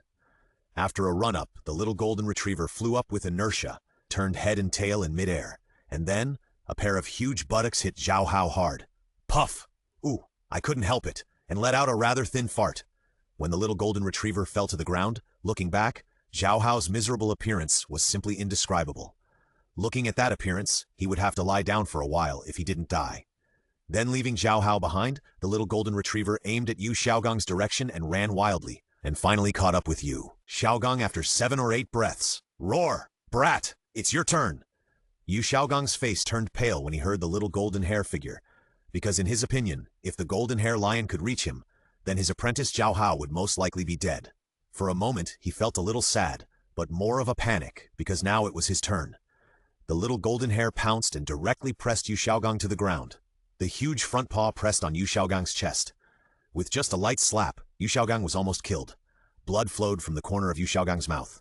It was obvious that Yu Xiaogang's body could not withstand the slap and was injured. This shows how low Yu Xiaogang's physical fitness is. Looking at Yu Xiaogang under his palm, the little golden hair didn't waste any words. He raised his bloody mouth and bit Yu Xiaogang. Ah! Instantly, Yu Xiaogang's miserable voice echoed in the sky above this area. It was a heart-wrenching scream that anyone who heard it would feel creepy. Then the little golden retriever's action was not over yet. He spat out the severed hand in his mouth and set his sights on Yu Xiaogang's other palm. Xiao Feng said to cut off Yu Xiaogang's hand, but he didn't say which one. Just in case, it's better to cut off both hands at the same time. At the moment when the little golden retriever was about to speak, it received Xiao Feng's order and immediately stopped moving. After looking up in a certain direction, it left Yu Xiaogang and ran away. When the little golden retriever left, Yu Xiaogang's face was pale and covered with cold sweat. From his facial expression, we can see what kind of pain he was enduring. He pinched his right forearm tightly, and blood continued to flow out from the broken part. If he didn't stop the bleeding, he would bleed to death. But the injuries made it difficult for him to move. Just when he was desperate, the patrol team of Wuhun in the Gay Soul Beast Forest happened to pass by and rescued Yu Xiaogang. Although Yu Xiaogang did not die, he lost his right palm forever. There was no way. The right hand, corroded by the saliva of the little golden hair, had no possibility of recovery. On the other hand, the system asked Xiao Feng, "Host, why don't you go directly to Yu Xiaogang?" In response, Xiao Feng just smiled faintly and said, "It's not fun to kill him so quickly. This time, let him lose a palm. Next time, let him lose another palm. And next time, let him lose an arm, and then a leg. In short, slowly deprive him of everything and let him die in endless despair and pain. So that's how it is. You are really bad. I like it so much." Ahem, calm down. Yu Xiaogang and his apprentice went to the Soul Beast Forest. Not only did they fail to help Zhao Hao obtain the soul ring, but one of them was seriously injured and the other lost his right palm. It can be said that they suffered a great loss. In the town in front of the Soul Beast Forest, in an emergency station of the Spirit Hall, Yu Xiaogang was lying on a white hospital bed. He looked at the ceiling with lifeless eyes. He looked confused. Obviously, compared with the pain in his body, his inner pain was greater. Yu Xiaogang lost his right palm for writing. From now on, he can no longer write out the theoretical knowledge in his heart. If he wants to continue writing these theoretical knowledge, he can only rely on others to help him write. But who will listen to his outrageous theories? Who will help him write? And he doesn't want others to know his ridiculous theories. Now the only way is to write with his left hand, but how difficult this method, which is equivalent to starting from scratch, will be. For a time, Yu Xiaogang was discouraged. At this moment, he remembered what Xiao Feng had said to him. Those words echoed in his mind like a spell at this moment. The things that happened when he stole the knowledge of the martial spirit quietly emerged. Yu Xiaogang raised his right arm without the right palm and murmured, "Is this God's punishment for me? My hand that writes knowledge is going to be taken away from me. Am I really unworthy?" Yu Xiaogang's heart was very painful, but Xiao Feng wanted this effect. On the bed next to Yu Xiaogang, his apprentice Zhao Hao was lying. After a treatment, Zhao Hao was not in danger of life, but his internal injuries were extremely serious. The power of the little golden hare's butt was too great. Secondly, the thin fart was too strong. It was estimated that it would leave a psychological shadow on Zhao Hao, and his injuries would take at least a few months. A few months is enough to upgrade several levels of soul power. And the culprit of all this, Xiao Feng, has returned to Notting College. You asked the little golden hare? With Xiao Feng's permission, the little golden retriever was free. Since then, the Soul Beast Forest has gained another overlord. Yes, a future overlord. In Notting College, Dormitory 7. Xiao Feng, where have you been? I didn't see you all afternoon, Xiao Wu asked curiously while eating a special snack carrot. I didn't go anywhere. Really? Why don't I believe it? Xiao Wu's eyes were filled with a ghost believing you, and seeing Xiao Wu's expression, Xiao Feng was immediately happy and said, "Oh, your wings have grown hard, and you don't believe me anymore." Xiao Feng immediately pounced on Xiao Wu and pressed Xiao Wu directly on the bed. His hands naturally fell on his waist, his 10 fingers danced, and Xiao Wu's laughter like a crisp bell rang out. No, I want to tickle you. Good, itchy. Listening to Xiao Wu's words, Xiao Feng asked with a slight smile on his face, "Do you want it or not?" No, I can't stand it. I was wrong. Xiao Wu begged for mercy, and Xiao Feng stopped the action in his hand. As the action stopped, Xiao Wu's laughter finally disappeared. At this moment, Xiao Wu's face was rosy, her eyes were blurred, her mouth was slightly open, and she was panting. There were a few strands of hair on her fair neck, which were tightly attached to her skin under the stickiness of a little sweat. The whole person looked more charming. Who? Xiao Wu lay on the bed weakly, panting lightly and looking at Xiao Feng. Her eyes were full of confusing resentment, which probably meant that she didn't know whether you really hated to do it again, or you were so bad that you didn't stop. Do you want to do it again? This time I promise to make you laugh non-stop, the kind that makes you laugh silly. Upon hearing this, Xiao Wu hurriedly shook her head and said, No. I'll really laugh silly if I do it again. Looking at Xiao Wu in front of him, Xiao Feng took out a small gadget from his arms. This was a pink stone he picked up in the river of the Soul Beast Forest. With the help of the system, this stone was carved into a small rabbit, and this rabbit was Xiao Wu's original body, the soft bone charm rabbit. This is for you. It's a small gift I brought you, specially carved for you. Xiao Wu fell in love with this thing at the first sight of the little statue. She liked it very much. I don't know if it was because of her when she was a soul beast or because of her current human girl heart. In short, she liked it very much. After taking it from Xiao Feng, she couldn't let it go. But suddenly a question emerged in her mind. Why is this little statue exactly the same as herself when she was a soul beast? Is this a coincidence or something else? This reminded Xiao Wu of the time when she was captured by a titled Douluo. She remembered that the titled Douluo at that time seemed to know Xiao Feng. It was just that she forgot because she was too scared at the time. Now she thought about it and felt that there was something strange about it. So Xiao Wu asked curiously, Xiao Feng, why did you give me this rabbit? Listening to Xiao Wu's words, Xiao Feng gently rubbed Xiao Wu's ears and said, Don't you like to feed the rabbits in the cafeteria? And your martial soul is a rabbit, so I think you should like rabbits very much, so I specially made this today. Why don't you like it? Xiao Feng's explanation made Xiao Wu understand that this matter should be a coincidence. Maybe Xiao Feng's identity is really special, but she believes that Xiao Feng will not harm her. So when Xiao Feng said you don't like this, she quickly explained, No, I like it very much. Looking at Xiao Wu's cute appearance, Xiao Feng rubbed her head again, and Xiao Wu let Xiao Feng do whatever he wanted, and the people in the 7th dormitory naturally ignored it. You ask why? Because the last person who was curious and kept peeking almost went to see his deceased grandfather. As time passed, the day had come to the second half. After dinner, Xiao Feng accompanied Xiao Wu to stroll around Nodding City, walked through the busy streets, and finally came to the quiet river. The two lay down on the grass by the river. At this moment, the sky had darkened, and the night sky was full of stars. Xiao Wu leaned against Xiao Feng, looking at the sky, and she suddenly said, "Xiao Feng, can I ask you a question?" "Oh, what question?" Xiao Feng became interested. He was wondering what question Xiao Wu would ask. "Do you think we will continue to live peacefully like this?" There was a hint of worry in Xiao Wu's words. Obviously, this was her worry as a 100,000-year soul beast who was rebuilding into a human being. Xiao Feng, who knew why Xiao Wu was worried, just hugged Xiao Wu gently and said softly, "I will, and no matter what the future holds, I will stand in front of you and be your strong shield, and you just be responsible for being a little princess." Listening to Xiao Feng's words, Xiao Wu happily arched her back in Xiao Feng's arms. Although Xiao Feng's words were simple, they brought her endless sense of security, and she also believed in Xiao Feng's words. Time flies, and the years pass by like a shuttle. In the blink of an eye, 3 months have passed. Xiao Feng, who was in Nodding College, lived a very comfortable life every day, while the clone who was on the road was very annoyed. At Xiao Feng's request, he and Feng Yu could only walk slowly. Finally, after 3 months, they returned to Wuhan City. The sun was shining brightly in the morning.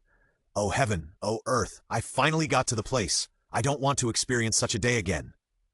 Under the communication of consciousness, Xiao Feng learned that the clone had arrived at the spirit hall, so he asked the system to change the body again, so that the clone, who was almost autistic due to the rush of travel, finally got his wish to rest, and Feng Xiao looked at the spirit city in front of him.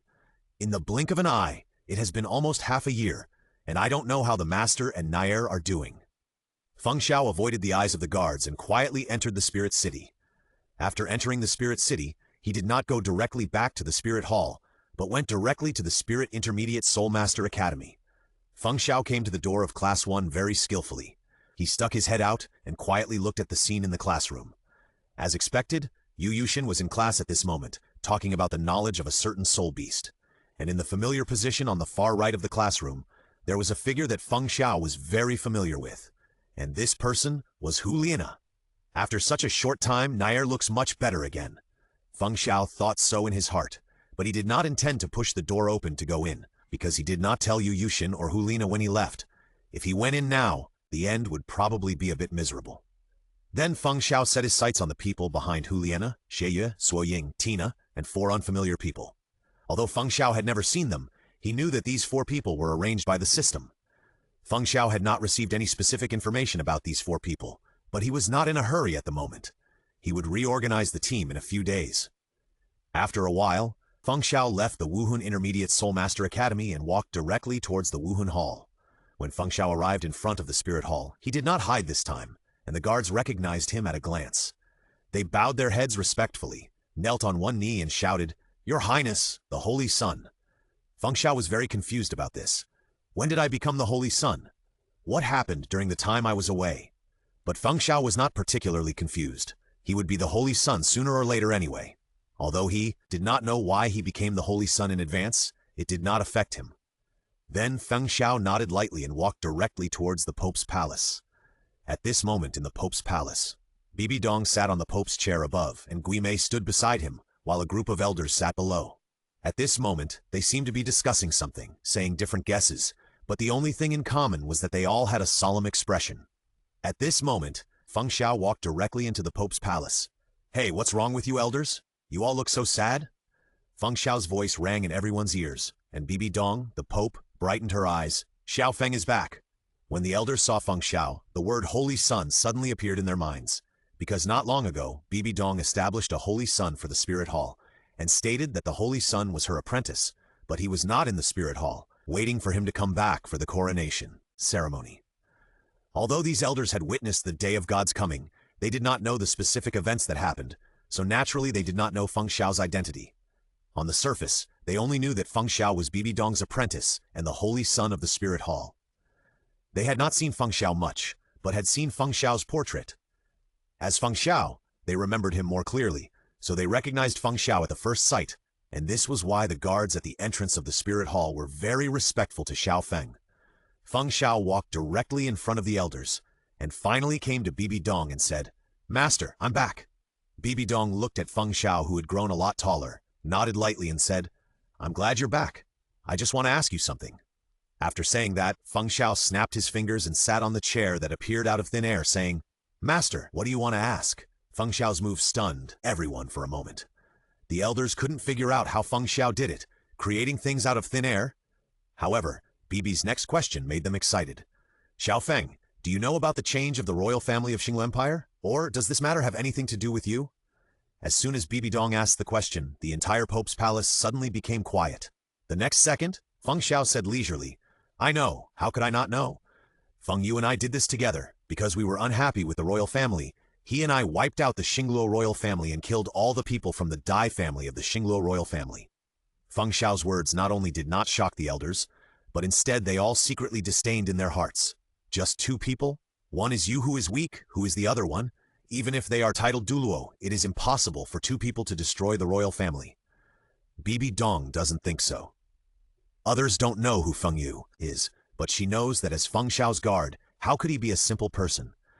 The person who can destroy the Xingluo royal family in a short time must be at least a titled Douluo of level 99, even if he is not a god. "Master, by the way, let me introduce you to Feng Yu. He is the one who left with me at the beginning. He is level 100 and a very powerful god." Feng Xiao's voice sounded, and Feng Yu's figure appeared out of thin air in the Pope's hall. Under Feng Xiao's request in secret, the exaggerated pressure directly made all the titles present stunned. Even Bibi Dong couldn't help but sigh that the pressure that didn't cover her was too terrifying. The elders who disdained Feng Xiao before were directly shocked. In the last second, they thought that what Feng Xiao said was bullshit, but now it seems that these small titles are ignorant. Standing in front of them at this moment is a god of level 100. The last time I saw him was on the day of the last god's arrival, and I didn't see him very clearly, but now there is a living big man standing in front of them. They are afraid and happy. Why are they afraid? Because they disdained the words of the Son of God before, and they were afraid that this big man would get angry and kill them. Why are they happy? Because what Feng Xiao said was true. The royal family of the Xingluo Empire was destroyed and then changed. Doesn't that mean that the Xingluo Empire is secretly the power of their Wuhun Hall? So all of a sudden, the elders' attitudes towards Feng Xiao changed drastically. From today on, the Holy Sun is the one we will follow until death. The subsequent meeting ended with a question and answer session between Bibi Dong and Feng Xiao. Everyone present understood why the Xingluo royal family was destroyed, and for a moment, those who had small thoughts put away their small thoughts. In the previous era, when there was no god, they, a group of titled Douluo, had a certain sense of existence. But now that the god has appeared, their titles seem insignificant, not to mention the ridiculous identity of Spirit Hall elders. It is as easy for a god to kill a title as to kill a chicken. So at this moment, everyone has expressed their loyalty and vowed to follow the Holy Sun Feng Xiao until death. Although Feng Xiao and Bibi Dong knew that these people were probably pretending, they were also satisfied with their attitude. But in fact, these people really intend to be loyal to Feng Xiao. You ask why? Please, the gods are their guards. If these small titles don't stand in the right position, won't they die without knowing how? At Bibi Dong's signal, these elders left the Pope's palace. "Xiao Feng, what are your plans next?" Bibi Dong asked. Feng Xiao looked at Bibi Dong with a trace of sadness between her brows, and after thinking for a while, she said, "Form a team of soul masters, and then investigate Xiao Feng's affairs, privately, and finally settle all the grudges and return to the God realm." Listening to Feng Xiao's words, Bibi Dong was silent for a long time and said, "I will fully support you. 3 days later, hold the coronation ceremony of the Son of God and officially announce it to the world, and then you can do whatever you want." Okay. So, under the arrangement of Bibi Dong, Feng Xiao's coronation ceremony of the Son of God was prepared in an orderly manner. At the same time, the news that the royal family of the Xinglu Empire was destroyed and then changed its owner spread throughout the continent, and countless soul masters were shocked. A royal family that had been passed down for who knows how many years was destroyed, and it was said that it was destroyed by 2 people, which made them even more shocked. In the Tiandou Empire, Emperor Shuiye sat on the throne. He looked at the ministers in front of him with a gloomy look and said, "What do you think about the destruction of the Xingluo royal family?" "Your Majesty, I don't think it's possible at this point. How could the Xingluo royal family be destroyed? You have to know that the Emperor of Xingluo is a titled Douluo, And there are other titled Douluos and many soul Douluos in his royal family. How could they be destroyed just like that? That's right, Your Majesty. I think this is a play put on by the Xingluo royal family. The purpose is to make our Tiando Empire take action against them. Once we take action first, we will lose the initiative. If it is really a trap, they will have a reason to counterattack our Tiando Empire. And I don't think there is any force that can destroy the Xingluo royal family in less than a morning, and it is said that there are only 2 people. How is such a thing possible? I don't believe it. Shuye listened to the words of the people in front of him, and he had an answer in his heart. If the Xingluo royal family is really destroyed, then the only one who has the strength to do it is the Spirit Hall. Then the question is, what is the purpose of the Spirit Hall to destroy the Xingluo royal family? If the Spirit Hall wants to control the Xingluo Empire, why doesn't it take the Xingluo Empire for itself? Instead, the people who control the Xingluo Empire now are the Zhu family. This made Shuye puzzled, but in the end he still said, let's wait and see, and be prepared for war. And this scene was also played out in other forces. 7 Treasures Glazed Tile Sect. Ning Fengji sat in the main seat in the main hall. Uncle Jian, Uncle Gu, what do you think of this? The 2 people next to Ning Fengji were the sword Douluo Chenshin and bone Douluo Gurong of the 7 Treasures Glazed Tile Sect. After hearing Ning Fengji's question, Gurong was the first to speak. I think there is something else strange about this matter. A royal family disappeared just like that? How terrifying a force must be. To do this? I'm afraid that even the Spirit Hall can't destroy a royal family with several titled Douluos so easily, right? Chenshin frowned and said to Gurong's words, don't forget that the Spirit Hall has that person. If he takes action, the titled Douluo of the Xingluo Empire will not be his opponent. Gurong naturally knew who Chenshin was talking about, so he asked in confusion, was it him who did it? And what was his purpose? Ning Fengji listened to what the 2 said, and said with a heavy heart, no matter who did it, it is most likely related to the Spirit Hall, so we have to be careful. The Spirit Hall may make a big move. The Blue Lightning Tyrannosaurus Rex family was also speculating on the strangeness of this matter. Even the secluded Haoqian sect knew about this matter, not to mention the other 3 lower sects and some small sects. In a word, the turmoil in the continent has begun. 3 days later, the huge square of the Spirit Hall was filled with soldiers wearing silver armor. They were in neat formation and their eyes were firm. They all knew what day it was today. They would witness the birth of a future pope today. They felt honored for this. Countless people set their eyes on the gate of the Pope's palace. In front of them, in front of the Pope's palace, stood the titled Douluo elders who were almost invisible on weekdays. Everyone had a majestic temperament on their faces, which made people extremely awed. Finally, an elegant woman holding the purple gold emperor's scepter walked out of the Pope's palace. This person was Bibi Dong. She walked on the red carpet and stopped when she came to the stairs. At the moment when Bibi Dong stopped, everyone below knelt on one knee and shouted in unison, "Welcome to His Holiness." Even the elders with titles bowed slightly. The most aggrieved one was Jin Crocodile. He actually didn't like Bibi Dong very much, but in front of absolute power, he didn't dare to say a word. After all, Bibi Dong had such a disciple, who was really not to be messed with. At this moment, Qian Daoliu had already arrived on the rooftop of a building to his northwest, which showed how big Feng Xiao's face was, or to be more precise, how scary his background was. Stand up! I believe you all know what day it is today, so I hereby announce that the position of the Holy Son of the Spirit Hall will be held by my disciple Feng Xiao. At the same time, Xiao Feng walked out of the Pope's palace. He was wearing a set of luxurious clothes and exuded a calm temperament, which gave everyone present an indescribable feeling. At this moment, they seemed to be facing Bibi Dong, making them want to worship from the bottom of their hearts. When Feng Xiao walked to Bibi Dong, there was another voice of thousands of people. "Welcome to His Majesty the Holy Sun." In response to this, Feng Xiao just raised his hand lightly, and countless people felt a force lifting them up. They were deeply shocked. What kind of strength can be able to do such a feat? From today on, I will become the Holy Son of the Spirit Hall, and I have only one purpose. That is to unify the world. Let the entire continent have only the voice of my Spirit Hall. If you are willing to believe in me, follow me, and be loyal to me, then I will take you to witness an era belonging to the Spirit Hall, an era of legends. As soon as Feng Xiao's words fell, the titled elders standing in front knelt down on one knee and said, "We swear to follow His Majesty the Holy Sun until we die." And those people below also shouted in unison, "We swear to follow His Royal Highness the Holy Sun until death." Feng Xiao's sun ceremony ended. The news of the Spirit Hall's establishment of the sun also spread to the mainland, and various forces began to secretly investigate the identity of the sun. But without exception, no one found any information about Feng Xiao. In their investigation, Feng Xiao was like a person who appeared out of thin air, without any trace of having lived on the mainland. For a time, all forces became alert. After all, this unknown son will be the future pope of the Spirit Hall. No one knows what kind of person this person is, so they have to be careful. And our son of God, Feng Xiao, is sitting on a step below the Pope's hall at this moment, and in front of him there is a group of people who look about the same age as Feng Xiao. That's right, these people are Feng Xiao's future Soul Master team.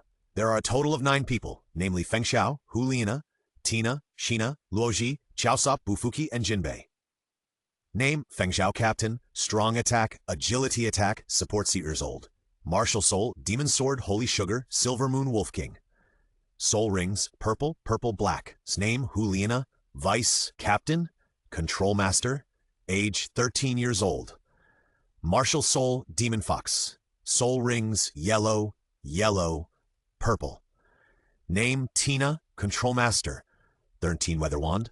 Soul Power level 35. Soul Skills: Soul Shiyuber, Strong Attack Soul Master old. Martial Soul, Moonblade, level 40 Soul Rings, Yellow, Yellow, Purple, Purple. Soul Skills: Name: Power Attack Soul Master, age 13 years old. Martial Soul: Soul Power, level 36, Soul Rings Suoung, name Suo Ying, Agility Attack Soul Master, age 13 years old. Soul Power Rings, Yellow, Yellow, Purple. Chao Sop, Team Member, Long Range Healing, age 13 years old. Martial Slingshot, Soul Power, level 36, Yellow, Yellow, Purple. Soul Skills: Defense Soul Master, age 3rd Soul, Soul Steel. Soul Rings, Yellow, Yellow, Purple. Soul Skinbei, Team Member, Defense Spirit 10 years old, Fish Shield. Soul Power, Yellow, Purple. Soul Skills: This is the specific information Feng Xiao obtained from the system about everyone. For this, Feng Xiao only had 2 fuck. A team of Soul Masters composed of 13-year-old level 36 geniuses is simply terrifying. Almost everyone's talent is not inferior to Huliana. You have to know that Huliana has enjoyed the resources of the Spirit Hall since she was a child to have her current soul power. As for these people, Feng Xiao can only say one sentence: System baby is awesome. YYD. Looking at the people in front of him, Feng Xiao smiled and said, "From today on, you will be the golden generation of the Spirit Hall." What is the so-called golden generation? It is the most talented group of geniuses in the history of the Spirit Hall. To put it more simply, you are the future of the Spirit Hall. Hulina and Sheiyue naturally knew what was going on with Feng Xiao's words. Bibi Dong had told them long ago that the original golden generation also included a dead Yan and several other people with good martial arts. But when these people appeared beside them, everything changed. Only she and Sheiyue were left of the original golden generation, but this did not affect them at all. However, they were very curious about where Feng Xiao found these people. Suo Ying, who only had knives in his eyes, Tina, who only had money in his eyes, Luoji, who only had women in his eyes, Chaosop, who only had marshmallows in his eyes, Bufuchi, who only had music and steel in his eyes, and finally Jinbei, a gentle knight who liked water. A long time ago, these people came to the Spirit Hall one after another, saying that they were partners recruited by Feng Xiao, and then joined the Spirit Hall, and finally became the current golden generation. Although Huliana and Sheiyue were already familiar with these partners, they always felt that something was wrong, but after a few days, they understood. Because this team lacks Feng Xiao, the person who brought them together, and Feng Xiao's return is like the fusion agent of this team, instantly making this team perfect. My request to you is very simple. Bring your strengths to the extreme, and then become a Soul Emperor in the shortest time. When you reach the Soul Emperor level, I will give each of you a surprise, a big surprise. Feng Xiao's voice fell, and the eyes of the people in front of him showed excitement, because in their opinion Feng Xiao's surprise would not be ordinary. So they were very excited. Except for Huliana, Sheiyue, Suo Ying, and Tina, although the others were created by the system, the settings given to them by the system were extremely unique and real, so they were exactly the same as real people. There is no difference. They have their own emotions and feelings like other people, but the only thing in common is that they will always take Feng Xiao's orders as the first rule, and always be loyal to Feng Xiao. Simply put, they will not betray Feng Xiao's partners. Feng Xiao's purpose is very simple. In the future, he is destined to leave Douluo Continent. This group of partners will be the pillars of the future Wuhun Hall. He wants the Wuhun Hall to be passed down forever in this Douluo Continent. The second is boredom. Gather some people to play with the Shrek 7 Devils. Bibi Dong stood at the door of the Pope's palace. She looked at the group of people below, and the smile and excitement in her eyes could not be concealed at all. In her opinion, this is a team that has always been destined to shock the entire continent, and as long as they don't die, they will definitely be top-level titled Douluo or God's Genius in the future. The era of our spirit hall is coming. Bibi Dong thought so, but she was also a little worried because she knew that there was another person from the God realm hiding in this Douluo Continent, but she didn't know that there was actually no one. All this was just a thing that Xiao Feng came up with to kill time. In this way, with the establishment of the golden generation of the Spirit Hall, the era of the Spirit Hall is about to come. Next chapter, 5 years have passed. The plot officially begins. 5 years later, the Kingdom of Barak, located in the south of the Tiando Empire, borders the Phasno province. Its area is only 3/4 of the Phasno province and belongs to the Tiando Empire. There are two most important cities in the Kingdom of Barak. One is the Barak city, the political and economic center of the entire Kingdom of Barak. The other city is Soto City, which stands in the center of the richest Lima plain in the Kingdom of Barak and is known as the Barak Granary. These two cities are heavily guarded by numerous soldiers and are the top priority of the entire Barak Kingdom. Feng Xiao has long been paying attention to these cities.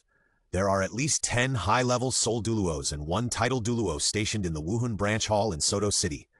If there is any action in the future, this will be a good group of combat forces. At noon, the sun was scorching. 3 young people walked into the west gate of Soto City.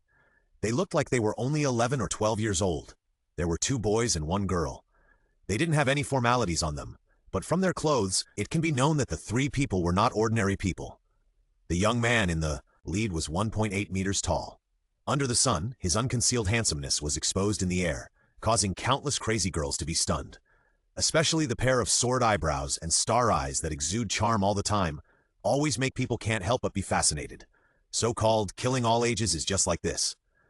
On the left of the young man is a black-haired boy about 1.7 meters tall with an ordinary appearance, but with a faint smile on his lips. On the right of the young man is a very beautiful girl, about 1.72 meters tall, with long brown-pink hair, which is specially braided with butterfly tail hair ornaments and looks particularly beautiful. The second girl is wearing a one-piece pale white and purple long dress.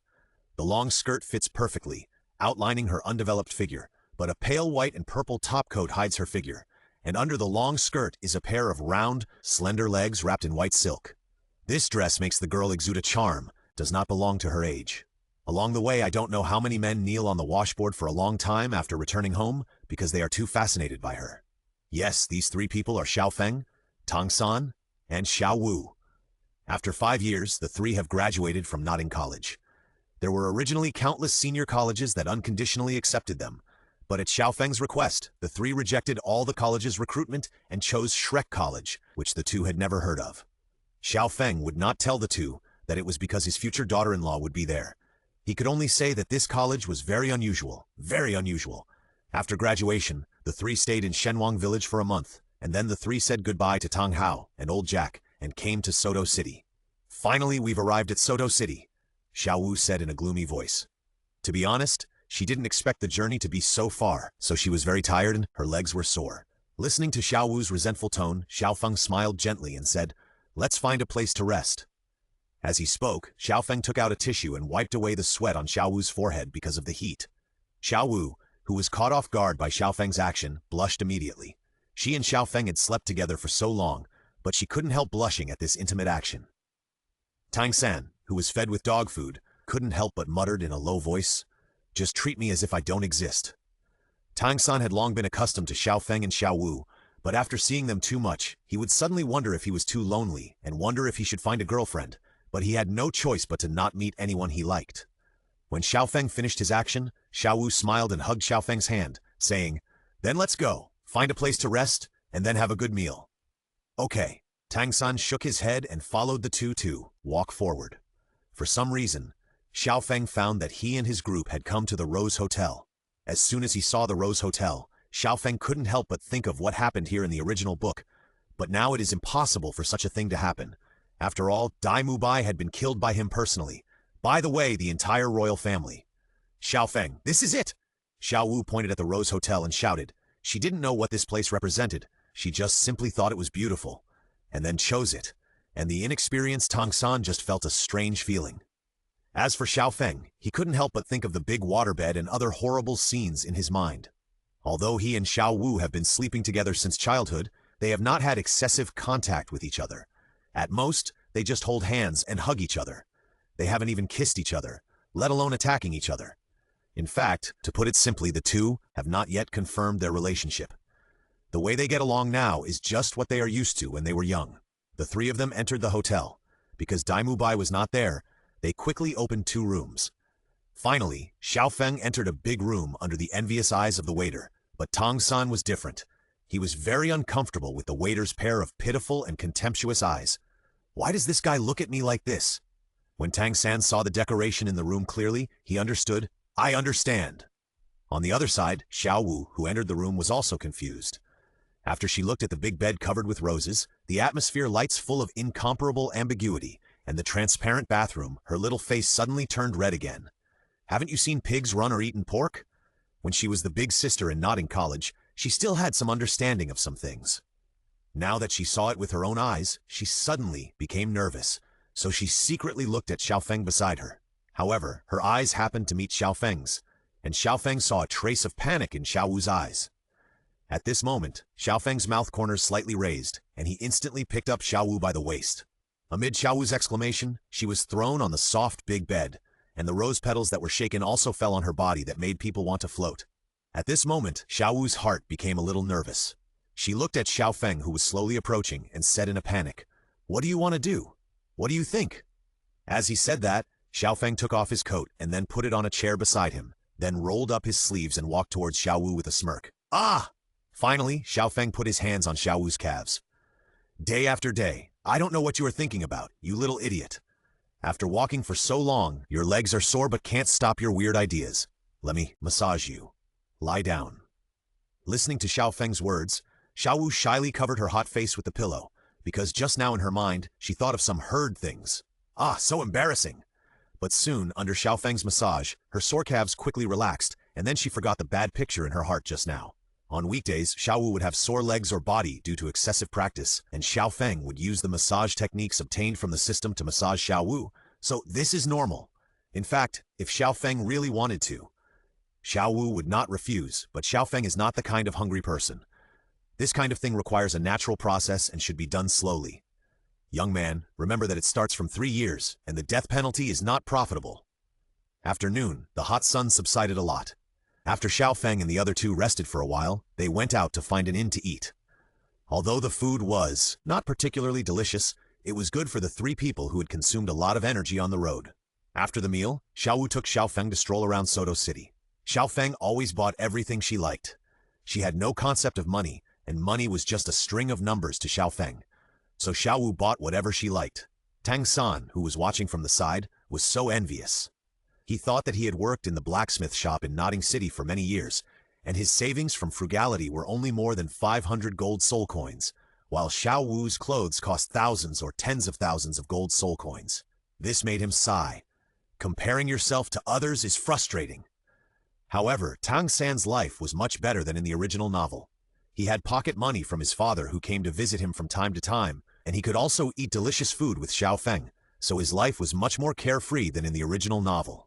After a while, Tang San consciously separated from the 2 of them, leaving them alone, but he did not tell Xiao Feng where he was going.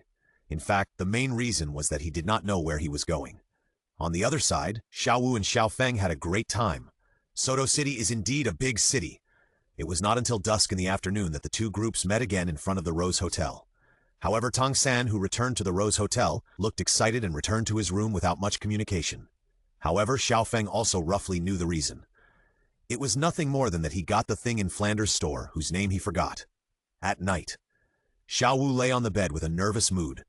She was going to take a shower, but when she saw the transparent and hazy bathroom again, she gave up. After all, she had not yet confirmed her relationship with Xiao Feng, and this kind of shy thing was still, I can't do it. Xiao Feng was the same, but he was not embarrassed, but he was afraid that Xiao Wu would be embarrassed, so he just washed up, took off his shirt and wiped it casually before walking out of the bathroom. Looking at Xiao Feng with his upper body naked, Xiao Wu blushed and covered her cheeks with the quilt, revealing only the head with 2 eyes. Her big eyes were full of shyness. She wanted to see but didn't dare to see it openly. If you want to see it, just look at it.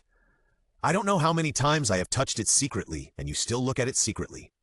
Xiao Feng's words made Xiao Wu cover her face directly. Xiao Feng was right. Since Xiao Feng grew taller and his figure emerged, Xiao Wu, the rogue rabbit, always liked to touch Xiao Feng's abdominal muscles secretly, and Xiao Feng always pretended not to know. Because Xiao Wu always secretly masturbated when Xiao Feng was sleeping, and now that Xiao Feng had exposed her, she was naturally extremely embarrassed and huddled directly into the bed. Xiao Feng, who saw this, immediately lifted the quilt and went directly into the bed. When Xiao Wu screamed, he pulled her into his arms and said jokingly, "How about taking a shower?" Xiao Wu's heartbeat suddenly accelerated, so she asked weakly, "Can I not go?" Looking at the blushing Xiao Wu in his arms, Xiao Feng teased again, "What do you think?" Originally, Xiao Feng just wanted to tease Xiao Wu, but Xiao Wu's words shocked him. Xiao Wu was defeated by Xiao Feng's evil smile, and finally she looked at Xiao Feng shyly with her eyes and said, Then you can't peek."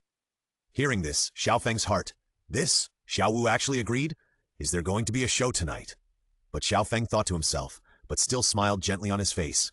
"Okay, you go take a shower. I'll go sit outside, but you have to take a nice shower so that I can sleep comfortably at night." Xiao Feng touched his forehead on Xiao Wu's forehead intimately, then walked out of the room with his shirt. It was not until Xiao Feng left that Xiao Wu came to her senses, but at this moment she felt a little disappointed. But compared to the disappointment, she felt more warm in her heart, and she liked Xiao Feng's love and tolerance for her. After Xiao Feng left the door, he went directly to the roof of the Rose Hotel, found a lounge chair and lay down on it, looking at the starry sky. Xiao Feng suddenly had a question in his mind. "System, do you think I will leave this world in the future? Will I go to another world?" After listening to Xiao Feng's question, this was the first time the system was silent. "System?" Finally, after a few seconds, the system slowly said, "You will know when the time is right, because you need to ask yourself this question. I don't have the final say. Only you can decide whether you are willing to leave this world." The system's answer made Xiao Feng a little confused. He vaguely felt that there was something hidden in the system's words, but now he couldn't quite understand the meaning, and he was not the kind of person who would get stuck in a dead end. Okay, let it go. Half an hour later, Xiao Feng returned to the room, and Xiao Wu had already taken a bath. At this moment, she was lying in the quilt. She had already helped Xiao Feng warm the quilt. When she saw Xiao Feng coming back, she shyly shrank in. Seeing this scene, Xiao Feng smiled and lay down in the bed and took Xiao Wu, whose body exuded a faint fragrance, into his arms and said gently, "Go to sleep." "Yeah?" Xiao Wu murmured in response, leaned on Xiao Feng's arms, and fell asleep slowly with peace of mind. The next morning, the three of them washed up and left the Rose Hotel. After breakfast, the three of them left from the south gate of Soto City under the leadership of Xiao Feng. After a while, the three of them saw a village that was neither big nor small. Looking at this place, Xiao Feng had a bad premonition in his heart. Will it still be as shabby as in the original book? As early as in the past few years, Xiao Feng would always anonymously send a batch of gold soul coins to Shrek Academy. The reason was that he was afraid that Shrek would close down. In the original book, it was only with the financial support of Dai Mubai that it could continue to operate. Dai Mubai has been killed, which means that Shrek has no financial support. I still remember that Dai Mubai in the original book said that if it weren't for his help, Shrek would have disbanded a year ago. So in order to keep Shrek going, Xiao Feng gave Flanders 1 million gold soul coins every year. He thought that with this money, Shrek would get better, but the scene in front of him told Xiao Feng that he had thought too much. On the path in front of the three people, there were many young boys and girls with their parents, and at the end of the long line there was a not very big table, behind which sat an old man, and above the old man, on the frame similar to the village gate, there were a few tattered words, Shrek Academy. For a moment, Xiao Feng had the urge to pin Flanders to the ground and ask him where the money he gave him went. Tang San and Xiao Wu also looked at Xiao Feng, and the meaning in their eyes was probably, "Is this what you call unusual?" "Xiao Feng, is this Shrek Academy? Have we come to the wrong place?" Xiao Wu looked at the shabby Shrek Academy in front of her, and it didn't look like a school at all, and she felt bad all of a sudden. Tang San at the side also did the same thing. He also whispered to Xiao Feng, "Brother Xiao Feng, Xiao Wu is right. Did we come to the wrong place?" Xiao Feng was very embarrassed when he heard what the two said. If he had not been sure that this was the Shrek in his impression, he would definitely doubt whether he came to the wrong place like Xiao Wu and Tang San. Many people in front of him obviously had the same question as Xiao Wu and Tang San. In response, Xiao Feng just said faintly, Yes, this is the Shrek Academy I was talking about. Don't look at it as shabby here, but the rules for admitting new students in this academy are extremely strict. It is a veritable monster academy. Upon hearing Xiao Feng's words, Xiao Wu and Tang San immediately became curious, and some of the people in the queue in front who heard Xiao Feng's words also turned around and looked at Xiao Feng quietly. Shrek Academy is a monster academy, because its rule for recruiting new students is that the age must be under 13 years old. Anyone over 13 will not be accepted, even for a day, and the spirit power must be above level 21. After Xiao Feng finished speaking, Xiao Wu suddenly became excited and said, "It seems very interesting." Even Tang San couldn't help but sighed. People with such talents can indeed be described as monsters. No wonder Shrek is a monster academy. And a middle-aged man in front of Xiao Feng suddenly asked Xiao Feng, "Brother, is what you said true? The age must not exceed 13 and the spirit power must be above level 21. Looking at the middle-aged man, Xiao Feng nodded lightly and said, "Yes, this is the standard for Shrek to admit students, and for some reasons, after registering at Shrek, the registration fee will not be refunded, regardless of whether you pass the entrance test or not." At this time, the old man sitting at the entrance of the village also stood up and shouted loudly, "Listen to me, I will only say it once. There are conditions for us to admit students at Shrek. If you don't understand this condition, you will just give away the registration fee in vain."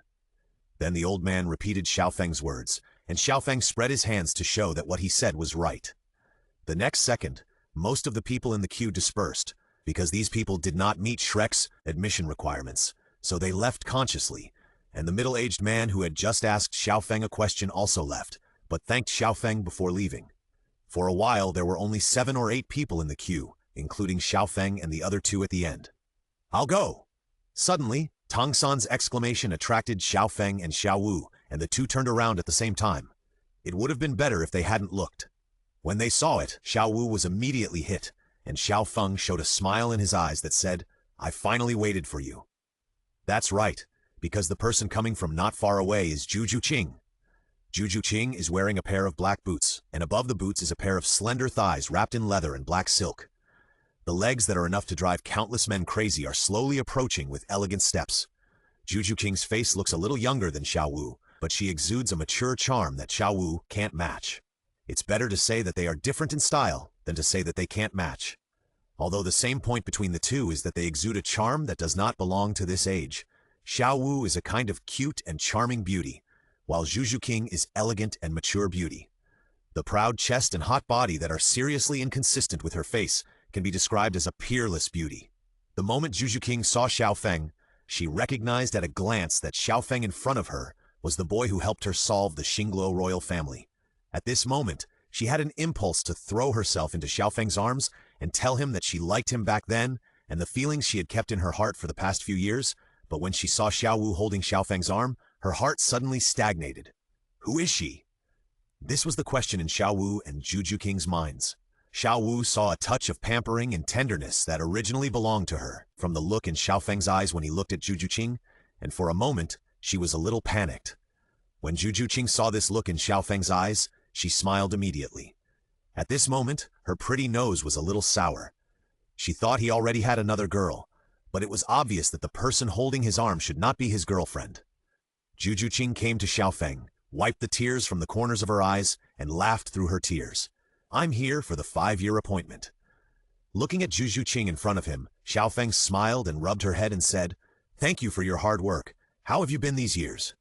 After being touched on the head by Xiao Feng again, Juju Qing's face flushed and she said shyly, "After you left, the relationship between my sister and I returned to normal, and my sister doted on me even more. Also, with your help, my mother became the first empress of the empire." She was so proud. At this moment, Juju Qing did not have the cold aura in the original novel. Without the experiences in the original novel, Juju Qing's personality was still the same as when she was a child, just like a girl next door. Hearing Juju Qing's words, Xiao Wu at the side pouted and asked, "Xiao Feng, who is this beauty? Won't you introduce her?" Looking at Xiao Wu, who obviously had a sense of crisis, Xiao Feng immediately smiled and said, "This is Sister Zhu Qing, the second princess of the Xingluo Empire." "Xiao Feng? Isn't it Feng Xiao?" Juju Qing, who was still confused about the name, turned pale when she heard the words Sister Zhu Qing, and her figure obviously swayed a little. If she is a sister, then the person holding his hand must be his. Seeing Juju Qing with a strange look on her face, Xiao Feng rubbed her head again and smiled. Let me introduce you. She is Xiao Wu, sister, and this one over here is Tong San. When she heard the word sister, Juju King immediately breathed a sigh of relief, and Xiao Wu's face also obviously paled a little. Am I just a sister in his eyes? Seeing Xiao Wu's expression, Juju King immediately understood what was going on, so she walked up to Xiao Wu, stretched out her hand and said with a smile, "Hello, Xiao Wu's sister." Xiao Wu, who heard that the word sister was obviously emphasized, replied, "Looking at your age, I am older than you, so hello, King sister." "Really? Older than me?" At this point, Juju King deliberately straightened her proud and majestic face, which made Xiao Wu so angry that she gritted her teeth, so she could only look at Xiao Feng fiercely and asked, "Tell me the truth, how did you know her?" Xiao Feng really didn't know what to say to Xiao Wu's question. At the beginning, he was so busy with Liao that he forgot to think about the words for the day they met. For a while, he really didn't know how to explain. Tong San on the side. "No, ignored like this? Don't you have any sense of existence? Are you going to sign up or not? If not, don't block the way here." Just as Xiao Feng was thinking about how to explain that he knew Juju Qing, the voice of the old man came from the front and instantly freed Xiao Feng from the dilemma. "Sign up first and I'll tell you in detail later." As he said that, Xiao Feng took the lead in walking to the old man's table, then took out a bag of 50 gold soul coins and put it in the wooden box on the table, saying, "4 people, a total of 40 gold soul coins. There are 50 gold soul coins in the bag. I'm too lazy to take them out." For Xiao Feng, money is just a string of numbers, so it doesn't matter. Seeing Xiao Feng, who was so generous, the old man's mood suddenly improved a lot, and his eyes looking at Xiao Feng were a little more harmonious. "Stretch out your hand for me to see." Listening to the old man's words, Xiao Feng stretched out his hand in front of the old man, and then the old man touched Xiao Feng's hand a few times. "Yes, the age is just right. You can release your martial spirit." However, in response to the old man's words, Xiao Feng just smiled and said, "Let's wait until they finish testing their bone age and then watch it together." "Well, that's fine. Next one." Unlike the others, the old man's attitude towards Xiao Feng was quite good. Then Xiao Wu came to the old man and stretched out her hand, but she still stared at Xiao Feng with a puffy mouth, as if to say that if you don't have an explanation today, you're done. "Well, not bad. The bone age is just right. Next one." The old man's voice sounded. Xiao Wu stood to one side, looking at Juju King, who came to her and whispered, "How can she be so big? I don't know what she ate to grow up." "The bone age is right. Next one." After the old man finished speaking, Juju King came to Xiao Feng's side and talked to Xiao Feng, and Wu also interjected a few words from time to time, trying to declare sovereignty, but Juju Qing naturally ignored it. Tong San at the side, "Just pretend I don't exist." Tong San shook his head and came to the old man and put his legs on the table, saying, "I have practiced some secret method with my hands. Since I can't feel the bone age, you can feel the leg bones." The old man, who was originally quite puzzled by Tong San's behavior, immediately understood. He didn't pretend to be hypocritical and reached out to touch. After a few seconds, the old man nodded and said, "Not bad. The bone age is appropriate, and the calf muscles are well developed. Okay, you can release your martial spirits." After hearing the old man's words, Xiao Wu and Juju King seemed to have reached a consensus and quickly released their martial spirits and spirit rings. "Yellow, yellow, purple. Yellow, yellow, purple." 2 identical spirit rings emerged from the 2 women. The 2 were also stunned. They didn't expect that the other party was actually a level 30 existence. For a moment, the little thoughts in their hearts rose again. Bang! Suddenly, the old man stood up suddenly and looked at the spirit ring configurations of the 2 in disbelief. This! 3 thises in a row proved the old man's inner shock. 12-year-old Soulmaster, how is this possible? If the old man had not been sure that the bone age he had just tested was correct, he would definitely think that he had seen it wrong. "Children, can you tell me in person what level your soul power is?" The old man's voice was trembling slightly, and even his hands on the table were shaking uncontrollably. "My soul power is 32 levels, and I just got the soul ring a few days ago." Xiao Wu said this and glanced at Juju King proudly. Juju King puffed out her chest and said, "My soul power is only 31 levels. Looking at Juju Qing, who deliberately puffed out her chest, Xiao Wu was so angry in her heart, but she had no choice. After all, hers was really not as big as Juju King's, and she couldn't compare at all. Okay. Although there is only a difference of 1 level, there is no doubt that you are all little monsters. Geniuses. No, demons." The old man was very excited. The soul power he felt was different from what he heard with his own ears. At this moment, he had already imagined the future prosperity of Shrek. What kind of concept is a 12-year-old soul master? That is destined to be a titled existence in the future, and there are 2 of them. After recovering from his shock, The old man looked at Tang San and Xiao Feng. The two looked at each other and released their martial soul rings at the same time. Purple, purple, black, black, red, red. Yellow, yellow, purple, black.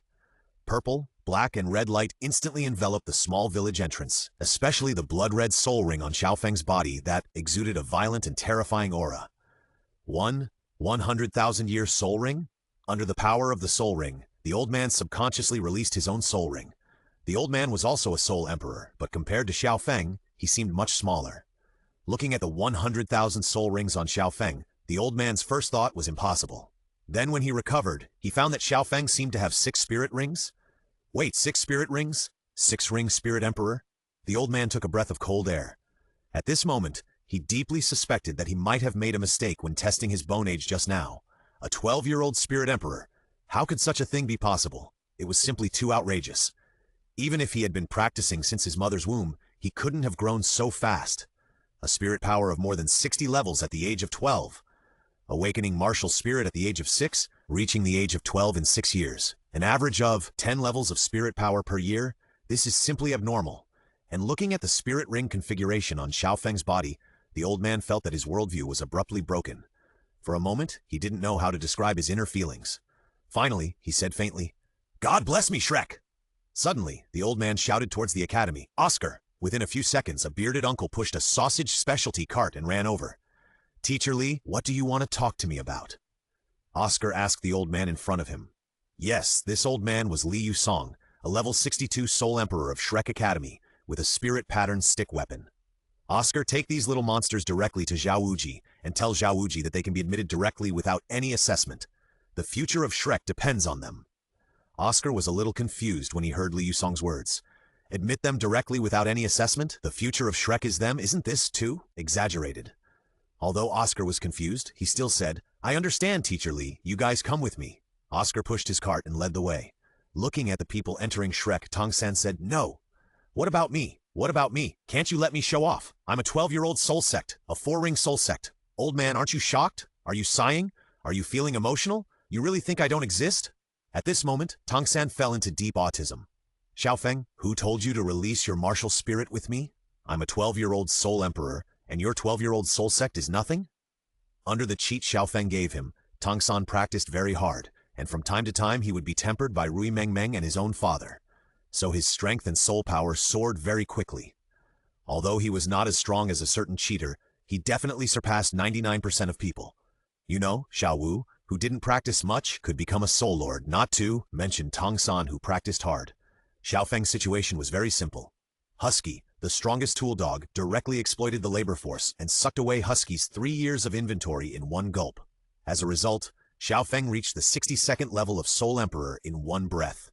The strongest tool dog? You deserve it. Woof woof, Dad, although I'm not a human, you are a real dog in Shrek Academy. Oscar walked in front, looking at the people behind him and asked, "Would you like an Oscar brand sausage? It's delicious and not greasy, and the price is only 1 copper soul coin, which is cheap and affordable." Perhaps because of the absence of Daimu Bai, Oscar is not as wretched as in the original book, but his lazy and sultry temperament has not changed, but it is much better than Oscar in the original book. How about it? Do you want one? Everyone listened to Oscar's words and shook their heads. As for the reason, "Uncle, we have already had breakfast, and I always feel that your sausage is weird." Xiao Wu's uncle made Oscar stagger, and he immediately shouted exaggeratedly, "Uncle, you actually called me uncle? I'm just a student whose hair grows faster." Oscar showed a grief-stricken expression, and everyone was also amused by this idiot. "Are you a student of this academy?" Xiao Wu asked curiously again. "Yes, my name is Oscar. I am a student of Shrek Academy in the previous year. I can be considered as your senior." Oscar touched his hair in a sultry manner, looking very handsome. Xiao Wu wanted to kick Oscar away, but since it was their first meeting, she still endured it. "Since you are freshmen, I will not bother with you. By the way, I will tell you some news about our Shrek. After all, you will soon become the Academy's Academy. We only have 2 students in Shrek at present. If you count the 4 of you, there are only 6 people." When Oscar said this, Xiao Wu was stunned. Even Tang San and Zhu King were the same. There were only 2 students in one academy? Who would dare to believe this? The academy only has 2 students. That's right. Our Shrek is the only academy with more teachers than students, and the reason for this is Shrek's strict standards for admitting students. Our dean said that Shrek Academy only accepts monsters, not ordinary people. So since the establishment of Shrek, only a small number of people have been admitted and then graduated. Until the last few years, except for me, the Academy has not recruited a qualified student. And you can make Teacher Lee express direct admission, which means that you must have freakish talents. Otherwise, Teacher Lee would not be so excited and let you go directly to Teacher Zhao. After Oscar finished speaking, except for Xiao Feng, the three of them admired the Shrek Academy and the Dean of Shrek very much. I'll tell you later when I have a chance. We are now at the second level of the assessment. But you don't need these assessments, so I will take you directly to the fourth level, which is where Teacher Zhao is. Oscar put down the car in his hand, walked to the ear of the second level assessment teacher and said something, but the assessment teacher nodded and said, "Then you can take them directly to the fourth level." Yes. Oscar was ready to take everyone away, but some people were not happy. Why can they go directly to the fourth level without the assessment? Is this the way you recruit students at Shrek Academy? If you have money, you can do whatever you want and you can use the back door? The words of a black-haired boy caused dissatisfaction among the people present. Who among those who can pass the first level is not a genius among thousands of miles? But now someone is using the back door in front of these geniuses? Who can tolerate it? However, just as he finished speaking, the teacher who was conducting the examination said in a cold voice, "If your soul power is over level 25, then you can also go directly to the fourth level. If not, you have to go through each level one by one." The black-haired boy directly refuted the teacher's words. "Impossible. Over level 25? I'm only level 21. How could this group of people have soul power over level 25? The black-haired boy said, but before he could continue to express his own thoughts, Xiao Feng slowly walked in front of him and looked at him with a pair of extremely oppressive eyes. Xiao Feng's height of 1.8 meters seemed particularly tall in front of the black-haired boy, who was less than 1.7 meters tall. Xiao Feng didn't waste any words, raised his slender thigh and swept it horizontally, with exaggerated force, directly kicking the black-haired boy out. As for where he flew to, no one knew, and no one knew whether he was dead or alive. After completing a series of operations, Xiao Feng clapped his hands and said, 12 years old, level 21. You are worse than any garbage? With this talent, where do you get the courage to talk nonsense? And I have tolerated you for a long time since the last life. Xiao Feng didn't say the last sentence, but his action shocked everyone present, especially the few people who just echoed the black-haired boy's protest. They were quiet and didn't dare to say a word. What Xiao Feng didn't notice was that in the queue for the second level, there was a girl with green hair who was curiously looking at Xiao Feng. This person was Ning Rongrong from the Seven Treasures Glazed Tile sect. She looked at Xiao Feng in front of her, full of curiosity. It was the first time she saw such a handsome man, even more handsome than her grandfather Jian. Of course, it didn't mean that she fell in love with Xiao Feng at first sight, but it was the first time she saw such a handsome man with a personality that was somewhat familiar to her. So she couldn't help but curiously look at him a few more times. At the same time, Xiao Feng, who had finished his work, said, "Does anyone have any objections? If not, we'll leave." Xiao Feng looked around at everyone. No one dared to look at him. He also saw Ning Rongrong, but his eyes stayed on Ning Rongrong for only 1 second before moving away. Well, she has a good figure. Although she is not as hot as Zhu Qing or as soft as Xiao Wu, she has the freshness of a girl next door, but she needs to be trained before that. The above thoughts flashed through her mind quickly. At this moment, Ning Rongrong did not know that she had been targeted by a big bad wolf. Then, Xiao Feng led everyone to leave. Just as they were about to leave, Ning Rongrong's voice rang out. "Wait a minute, if the soul power exceeds level 25 and can directly reach the fourth level, I think I can go to the fourth level with them." As she said that, Ning Rongrong walked out of the queue directly, went directly to the assessment teacher, and picked up the crystal ball. 3 seconds later, a light blue number 26 appeared above the crystal ball. With the spirit power of level 26, you can go to the fourth level with them. Looking at Ning Rongrong in front of him, the assessment teacher smiled. At this age and spirit power, she is a little monster, so he is very happy. Ning Rongrong came behind Xiao Feng elegantly under the gaze of everyone. You ask why it's not someone else? One is Tong San with an ordinary appearance, and the other is a bearded uncle. The little princess of the Seven Treasures Glazed Tile sect would not go behind the two of them. To them, Xiao Feng is much more pleasing to the eye. Secondly, the most important thing is that the only 2 girls are by Xiao Feng's side, so the facts prove that no matter what the reason, her choice is correct. However, this is just her idea. Xiao Wu and Juju King don't think so. The two who were secretly competing with each other reached a consensus, tacitly, to get rid of the third party first. In their opinion, Ning Rongrong is the third party who has ideas about Xiao Feng. In an instant, Xiao Wu hugged Xiao Feng's left hand, and Juju King hugged Xiao Feng's right hand. The two turned their heads and looked at Ning Rongrong quietly. Ning Rongrong was a little confused by these looks, so she could only look at them with a smile. In the eyes of the two girls, her gentle smile turned into, "Be careful, I have my eyes on this man. You better stay away from him." So she was greeted with a fiercer look. At this moment, Ning Rongrong didn't know why the two girls in front of her looked at her like this, and for a moment she was speechless. People who didn't know would think that she had done something infuriating. However, with her exquisite acting skills, she stabilized her facial expression and continued to look at Xiao Wu and Juju Qing with a smile. "Let's go." Oscar's voice sounded, and the two girls also retracted their gazes. Then, the group of five, led by Oscar, slowly walked into the depths of the academy. Along the way, Ning Rongrong quietly looked at Xiao Feng in front of her and the two girls holding his arms. To be honest, she was quite curious about the relationship between the three people, because she had clearly felt hostility from the eyes of the two girls just now, and it seems that the only one who can make them hostile to her is Xiao Feng. Ning Rongrong seemed to understand something. Her heart twitched slightly. "No, I am the one who is trying to steal your man.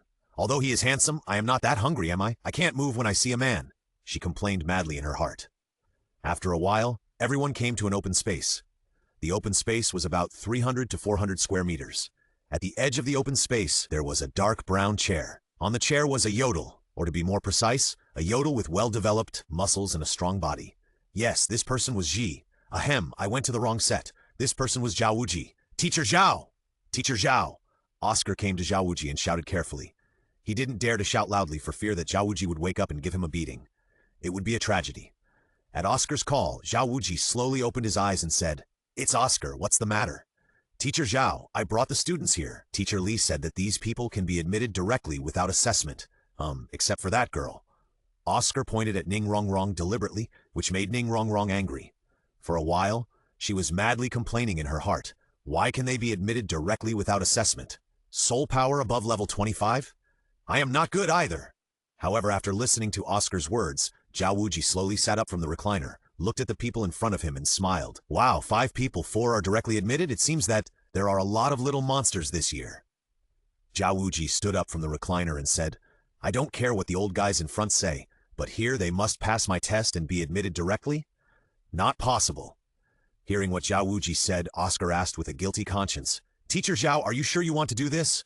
The dean is not here, and I, the vice dean, have the final say in the college." Zhao Wuji came in front of the crowd and said with a smile, "This is the 4th level. The only way to pass is to hold on in my hand for an incense stick of time. If you can hold on, you will pass. If you fail, I'm sorry, Shrek doesn't accept trash." Zhao Wuji's expression slowly changed from smiling to serious, and his tone was particularly deep until the end, but soon a scene he didn't expect appeared. Xiao Feng pulled away the 2 women's arms that were holding his arms, walked out of the team, and smiled at Zhao Wuji, who was as tall as his chest, and said, "1 incense stick is too short, 2 incense sticks." Looking at the indifferent and condescending look, Zhao Wuji's mouth twitched slightly. "Damn! What did this kid eat to grow so tall? This look really makes me unhappy. I have to deal with this ignorant kid later." As soon as Xiao Feng finished speaking, Oscar came to Xiao Feng and said, "Brother, aren't 2 incense sticks too long? Don't blame me for not telling you. Teacher Zhao is a soul saint, and a high-level soul saint." As Oscar said this, Ning Rongrong on the side exclaimed directly, "High-level soul saint?"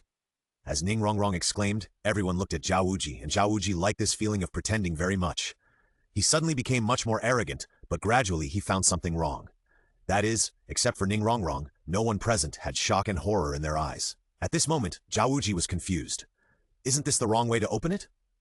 Xiao Feng, who has countless titles or subordinates of gods. High-level soul saint. Tang San, who has the title of Hao Qian Father. High-level soul saint. Xiao Wu, who has a little brother of a 100,000-year-old soul beast. High-level soul saint. Juju King, who has countless powerful subordinates of Xiao Feng. High-level soul saint. Needless to say, Ning Rongrong, the reason why she exclaimed was because she didn't expect to meet a soul saint-level powerhouse in such a junior student, because in her 7 Treasures glazed tile sect, there were not many soul saint-level powerhouses. The only thing they could show off was a double Douluo and the 1st auxiliary martial spirit on the continent. But now it is the 2nd auxiliary martial spirit on the continent.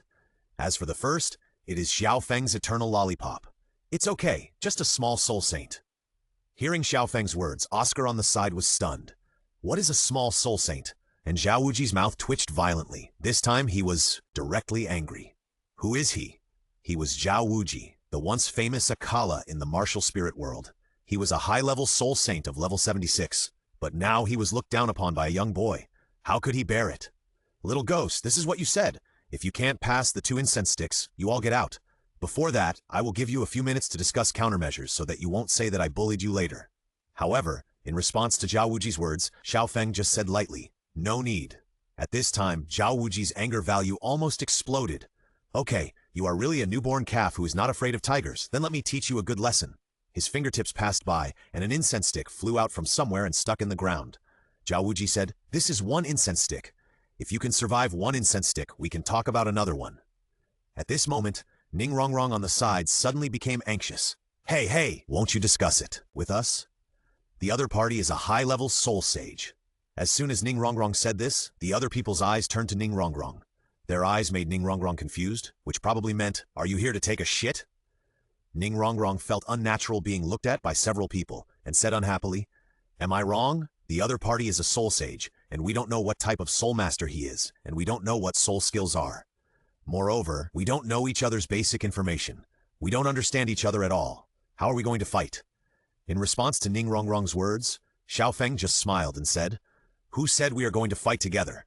The 4 of us are enough to deal with him, right?" Xiao Feng's eyes swept over Xiao Wu, Tang San, and Zhu King, and the 3 of them also smiled and said, "That's right." At this moment, Ning Rongrong was stunned, but Zhao Wuji couldn't help it. "A bunch of little brats, you look down on me like this? 2 incense sticks, I won't let you last even 1 incense stick." Looking at Zhao Wuji, who started the fight first, Xiao Feng smiled and said, "Why are you so impatient to get beaten?"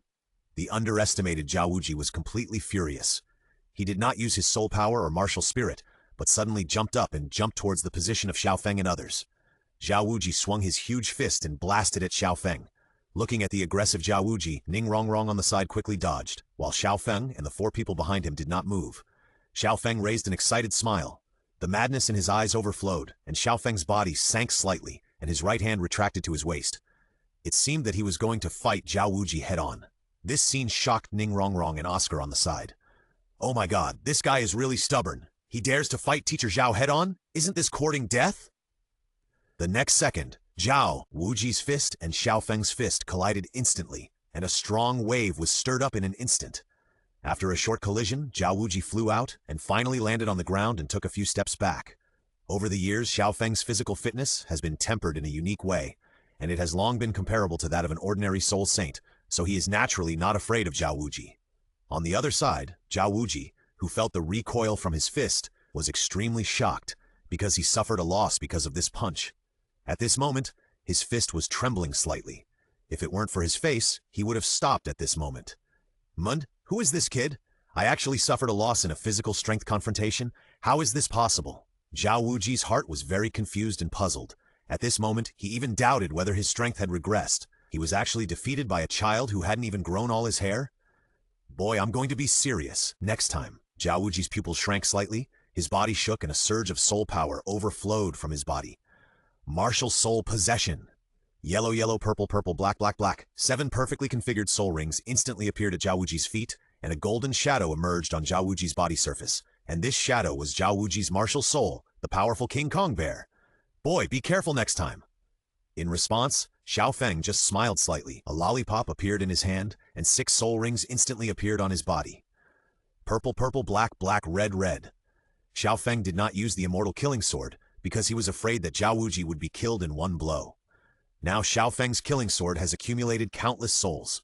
If this blow is combined with soul skills, Zhao Wuji will probably ascend to heaven if he is not careful. So Xiao Feng only used the eternal lollipop because he wanted to play a tough battle with Zhao Wuji. On the other side, Zhao Wuji was already confused when he saw Xiao Feng's soul ring configuration. How is this possible? Soul Emperor, and a Soul Emperor with a 100,000-year soul ring? How can this be absolutely impossible? However, Xiao Feng didn't care about Zhao Wuji's shock. First soul skill, speed. Second soul skill, strength. Fourth soul skill, defense. Fifth soul skill, attack. Sixth soul skill, unparalleled. 5 soul skills in a row, except for the 3rd black soul ring. The other 5 soul rings on Xiao Feng's body all flashed. 5 lollipops with different effects condensed into one. Xiao Feng held it in his mouth and rushed towards Zhao Wuji like a beast. The first soul skill of the Eternal Lollipop has an amplitude of 70% speed. The second soul skill has an amplitude of 70% strength. The fourth soul skill has an amplitude of 70% defense, and the fifth soul skill increases attack power by 70%. As for the sixth soul skill, unparalleled, it is amazing. All attributes increase by 200%. This means that Xiao Feng's attributes in almost all aspects in this state have increased by 270%. What kind of concept is this? You will know when you return to reality. At this moment, Zhao Wuji, whose soul power was as high as level 76, was being beaten by Xiao Feng. Xiao Feng raised his fist and hit Zhao Wuji's chest violently. As the saying goes, don't hit someone in the face. Xiao Feng didn't hit Zhao Wuji's face. Even so, Zhao Wuji didn't have the slightest resistance. Xiao Feng's fist was too heavy, like a mountain, hammering Zhao Wuji's chest fiercely. The fist, like a storm, directly beat Zhao Wuji into a daze. This scene, everyone present was dumbfounded. Ning Rongrong had already widened her eyes, and her mouth was so wide open that it could fit a hole. As for Oscar, his expression was dull. He was already stunned. In his heart, the invincible teacher Zhao was being beaten on the ground at this moment. His worldview was shattered. The same was true for Tong San and Juju King. Although they knew that Xiao Feng would be very strong, they never thought that Xiao Feng would be so violent. The muffled sound of fists hitting flesh echoed in the open space, which made them swallow their saliva involuntarily. Finally, Zhao Wuji, who was beaten violently, seemed to be angry and embarrassed. The soul power in his body suddenly rioted, and Zhao Wuji's seventh soul ring suddenly lit up. Seventh soul skill, Martial Soul True Body. The surging soul power surged out of Zhao Wuji's body, and a golden shadow emerged from behind Zhao Wuji, and Zhao Wuji instantly turned into a golden giant bear. At this moment, Zhao Wuji's strength has surpassed Xiao Feng, who did not use the killing sword. After all, Xiao Feng did not use the killing sword, so under the amplitude of the soul skill, his strength was at most the limit soul saint. Now Zhao Wuji with the seventh soul skill has also reached the limit soul saint. If Zhao Wuji, who has reached the half-step soul Douluo with soul skills, is matched, Xiao Feng is naturally not his opponent. For a moment, Xiao Feng, who was originally suppressing Zhao Wuji, was suppressed by Zhao Wuji. Fortunately, Xiao Feng's body was resistant to beating and he did not cause too much damage to Xiao Feng. However, Xiao Feng was very unhappy. When had he ever been suppressed by someone? At this moment, three crisp voices rang out. First soul skill, Blue Silver Sorrow. Third soul skill, Teleport. Third soul skill, Netherworld Slash. The owners of these three voices were Tang San, Xiao Wu, and Juju King. After seeing the configuration of the soul rings on the three people, Ning Rongrong and Oscar were shocked again. Two soul lords and a soul sect? Ning Rongrong swore that she had never seen such a group of people with such outrageous talents. She thought that as a genius of the seven treasures glazed tile sect, she was a peerless genius. But at this moment, her proud talent seemed to be nothing. In front of her, there were not only two soul lords with soul power exceeding level 30 and a soul sect, but also a soul emperor with a soul ring of 100,000 years. This completely broke the worldview of the little princess of the seven treasures glazed sect. Oscar on the side was so shocked that he couldn't say anything. Xiao Feng, who was supported by three people, felt less pressure, but the situation was still not much better. After all, the strength difference was too great, and they were not monsters like Xiao Feng. Finally, Xiao Feng planned to use the killing sword. However, at this moment, the seven treasures turn out glazed. The seven treasures are famous for speed. The second is strength. Two amplifications instantly enveloped Tong San, Juju King, and Xiao Wu. This was the limit of her ability. She could only amplify three people at the same time. As for why she didn't amplify Xiao Feng, the answer was that her soul power was not enough. Xiao Feng would fall down after a few seconds of amplification. Next. Suddenly, Xiao Feng threw 4 lollipops in his hand, and they were caught by 4 people. Ning Rongrong's lollipop increased soul power, Tong San's lollipop increased attack power, Xiao Wu's lollipop increased speed and strength, and Juju King's lollipop increased speed and attack power. For a moment, the situation began to fall. Even Zhao Wuji, who was in the spirit body, couldn't hold back his roar. In the open space, the battle between Zhao Wuji and the 5 people had entered a white-hot situation. Xiao Feng confronted Zhao Wuji head-on. With the blessing of the second spirit skill, Xiao Feng seemed particularly crazy, and Zhao Wuji felt more and more frustrated. If it was just Xiao Feng alone, he would still be sure to win, but now there were a group of annoying little guys, and he couldn't use his strength. He felt so frustrated in his heart. Finally, third spirit skill, Gravity Enhancement. The third spirit ring on Zhao Wuji's body flickered quietly, and a terrifying gravity field instantly appeared in this small open space. Although this did not have a big impact on Xiao Feng, the others could not stand it. You have to know that the soul skills that Zhao Wuji used now were released under his spirit body. In just a moment, except for Xiao Feng, the other four were instantly pinned to the ground and unable to move. Logically speaking, Tang San, who was a soul master, should be in a better situation. But because his soul skills were too disgusting, although they did not cause any harm to Zhao Wuji, they made Zhao Wuji very uncomfortable. So Tang San was taken care of by Zhao Wuji, and his whole body was buried 3 feet into the ground. Seeing this, Xiao Feng's figure flashed, and he instantly came to the side of the 4 people, one in each hand, first throwing the 3 women out of the range of the gravity field, and then pulling Tang San out of the soil and throwing him out. Although he freed the 4 people, it also meant that the 4 people ended their battle. Haha, now that the annoying little guys are gone, let's see what you can do.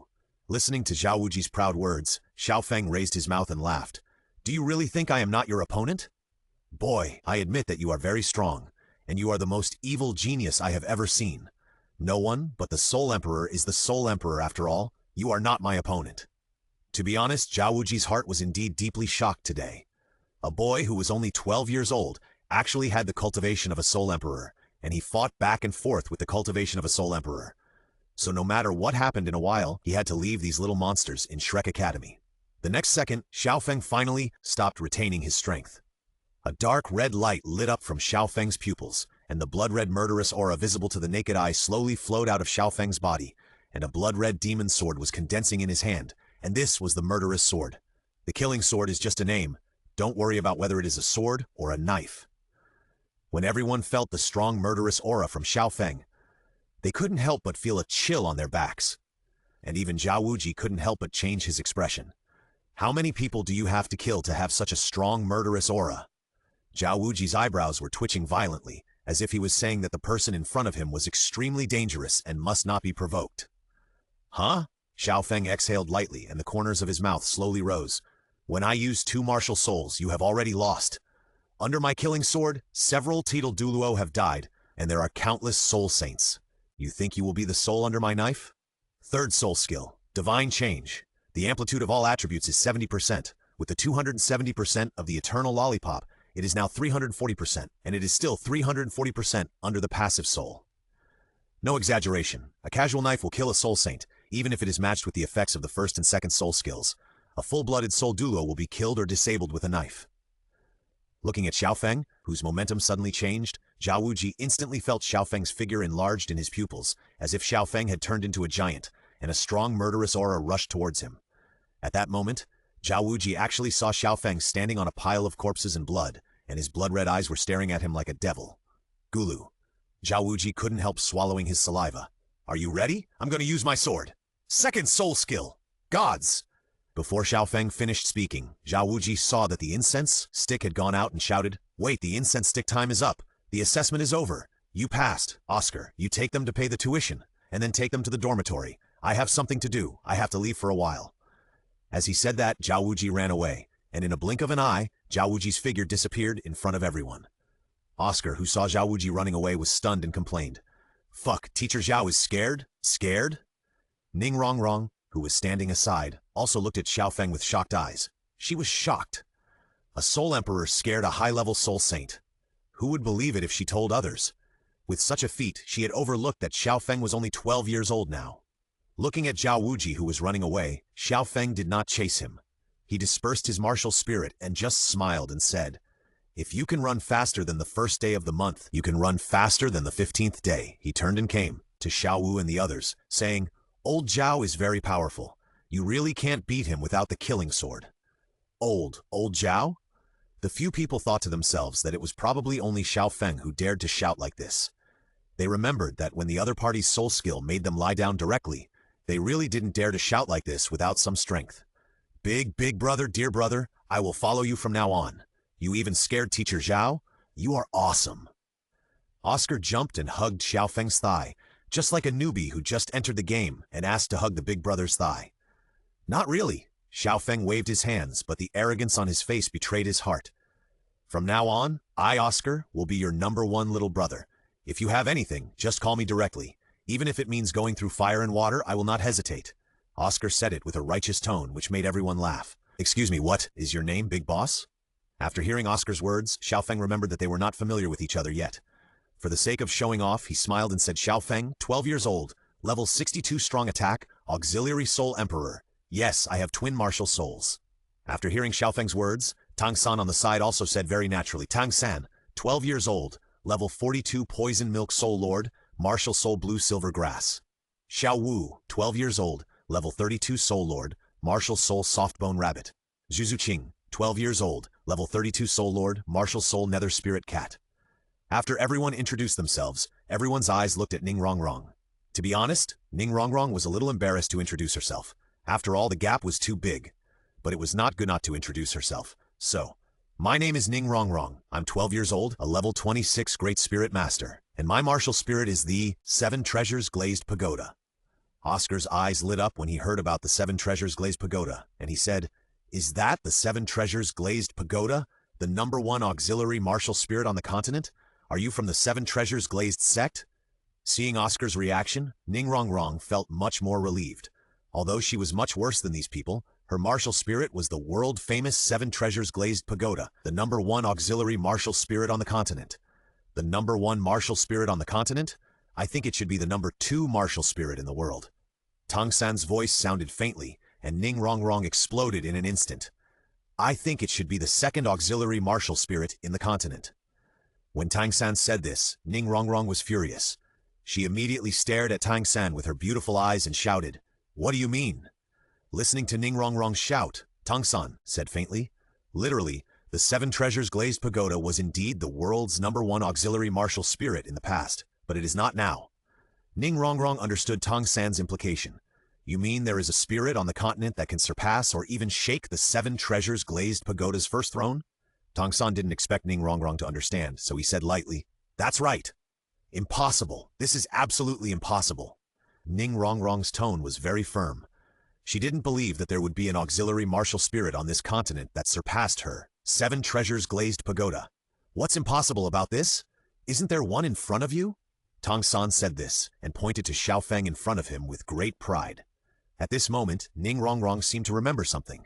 When fighting Zhao Wuji just now, Xiao Feng seemed to throw her a sweet candy, and the effect of that candy. After coming back to her senses, Ning Rongrong remembered Xiao Feng saying that he had twin martial spirits. For a moment, she looked at Xiao Feng with disbelief and said, He's not talking about you, is he? Yes, it's me. Xiao Feng nodded in cooperation with Tang San. Then the candy you threw to me before. Yes, that's my 2nd martial spirit, the Eternal Lollipop. Each of my soul skills can amplify different attributes by 70%, and ignore the level. The same is true for titled Douluo. If you break through to Soul Saint, the effect will reach 100%, not to mention the amplitude under the 7th soul skill, so... Xiao Feng didn't say anything more at this point, and Ning Rongrong also understood what Xiao Feng meant. In this way, her 7 Treasures Glazed Tower was really nothing compared to it. Xiao Feng was right. Compared with that, the effect of the 7 Treasures Glazed Pagoda was nothing. Tang San's statement that her 7 Treasures Glazed Pagoda was the 2nd best auxiliary martial spirit on the continent did not seem to be a problem. However, Ning Rongrong could not accept it at this moment. She could not accept that the 7 Treasures Glazed Pagoda had lost its title as the best auxiliary martial spirit on the continent. However, she had to accept it because it was the reality. She was a little distraught for a while. However, Xiao Feng came to Ning Rongrong, patted her on the shoulder and said, This world is big. There are always people who are better than you, so you don't need to be like this. If you don't want the 7 Treasures Glazed Pagoda to lose its title, then just work hard to practice. Xiao Feng led everyone to the academy's accommodation. Oscar, we don't have to pay the tuition. As for the reason, just tell Dean Flanders what you have used it for in the past 100 years. After that, he will understand. Oscar nodded after hearing what Xiao Feng said. Although he didn't quite understand, he just had to do as he was told. Soon, everyone arrived at the accommodation, but after seeing the accommodation in front of them, Xiao Feng frowned, because it was too shabby. Xiao Feng didn't waste any words and waved his hand directly and said, My treasure, renovate this broken place for me. Okay, treasure. The next second, a golden light flew out from Xiao Feng's hand, and then these golden lights instantly enveloped the area. A few seconds later, the building in front of them instantly became luxurious, completely gone from the previous shabby. Before, it was a small shabby house, and now it is a luxurious small bungalow villa made of reinforced concrete, one by one. Okay, these houses in front of you, pick one to live in. Xiao Feng's words fell, and everyone present was dumbfounded. Even Tang San and Xiao Wu and others were stunned, because this was the first time they saw such an operation, and they all looked at Xiao Feng with their confused eyes. In response to this look, Xiao Feng waved his hands and said, "Don't be stupid, calm down." The next moment, Oscar hugged Xiao Feng's thigh again and said, God, this is a miracle. I hope the big brother can teach me. Go away, you can't learn this kind of operation. It's a natural talent. Finally, one by one began to choose their own room, but only Oscar and Tang San moved. As for Xiao Wu and Juju King, "Xiao Feng, can I live with you? Xiao Feng, can I live with you?" The two women said in unison, causing a war between each other, looking at each other, as if declaring that Xiao Feng would definitely live with them. Finally, at this time, Ning Rongrong, who had not seen Xiao Feng's renovation process, also came here. After seeing the luxurious house in front of her, she couldn't help but sigh. "Is this our dormitory? Why does it feel more luxurious than the place where I live at home? By the way, how should this dormitory be arranged?" Listening to Ning Rongrong's question beside him, Xiao Feng said, "Live wherever you want. Thank you." Ning Rongrong, who had come out of the blow, entered the room she chose. The only people left in the open space were Xiao Feng and the other two. Now the question is, should I live in a room with Xiao Wu or with Juju King? "Xiao Feng, live in a room with me. We have lived together since we were young. I can't sleep without you at night." Xiao Wu said this and deliberately boasted in front of Juju King, which made Juju King angry. But when she thought of Xiao Feng's identity, she felt that Xiao Wu was deliberately irritating her, and she would not be fooled. "How can Xiao Feng sleep with a child? If he wants to sleep, he should sleep with me." Xiao Feng's eyes widened when he heard this. It seems that this is not impossible. Even Xiao Wu did not expect Juju King to say this. For a moment, she was so angry that her face turned red. "I don't care, Feng. You have to live with me." "Humph, Xiao Feng lives with me, not with you." Seeing the two women arguing, Xiao Feng made a decision directly and said, "What are you arguing about? How old are you? Still so childish." At this point, Xiao Wu and Juju King both blushed. It was not known whether it was because of the argument or because of embarrassment. "I've decided I will live with Xiao Wu on Mondays, Wednesdays, and Fridays, and live with Juju King on Tuesdays, Thursdays, and Saturdays. Is this okay?" Two sisters.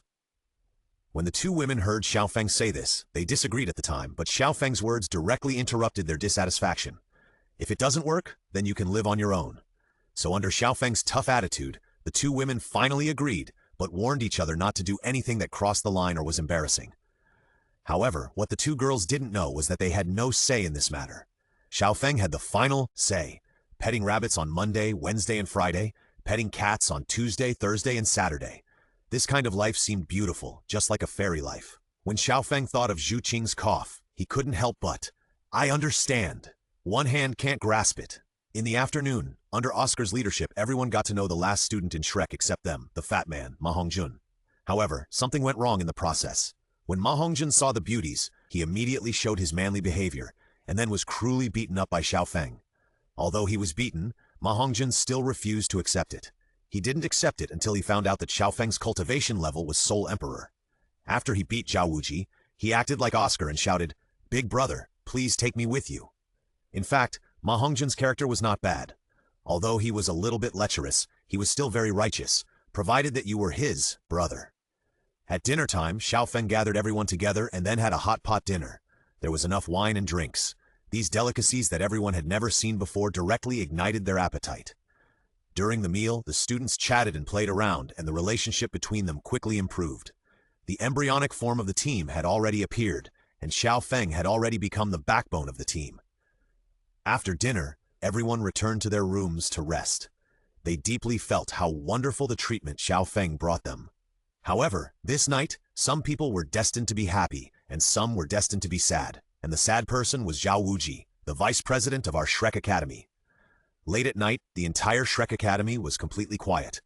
At this moment, Zhao Wuji was staying in the room alone, feeling a little depressed and aggrieved. He really couldn't figure out one thing. He couldn't figure out how a 76th level Soul Saint couldn't even beat a Soul Emperor. He was Zhao Wuji with the title of Akala. Thinking of this, Zhao Wuji suddenly became depressed. So what if Akala was scared by a monster, and the murderous aura on that monster was too terrifying? How many people did he have to kill to have such a strong murderous aura? Thinking about it, Zhao Wuji sighed faintly and said, "It's my bad luck. This face is considered a big loss, but well, I can't beat you, but I can't beat your friends? Jade cannot be made into a tool without being polished. Although this little monster doesn't need me to polish it, I can polish others. Heh heh. I'll polish it hard." At this point, Zhao Wuji showed a somewhat shameless smile. However, in the next second, a faint voice sounded in his ears. Zhao Wuji. Who?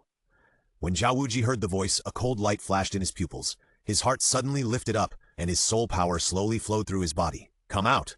Zhao Wuji listened to this faint voice, and he couldn't help but feel a little angry. He couldn't help but think in his heart. You let me go out, so I go out? I, Zhao Wuji, don't want to save face? Although he thought in his heart, his body's actions were the opposite. Zhao Wuji had already jumped out of the window. He was originally depressed because he was beaten during the day. Now someone came to his door. It was really a pillow for a sleepy person. Kill someone to relieve my boredom. After coming outside, Zhao Wuji's soul power suddenly increased to the peak. He was cautiously alert to the surroundings and kept looking at the movements around him. A lion needs to fight a rabbit with all his strength, and he must not be careless in everything, so he was very careful. After a while, following the direction of the breath, Zhao Wuji came to a small forest outside Shrek Academy. Come out! I know you're here! Zhao Wuji shouted in a deep voice. At the same time, also completed his martial spirit possession in the first place. Yellow, yellow, purple, purple, black, black, black. 7 soul rings quietly emerged, looking particularly colorful in the deep night.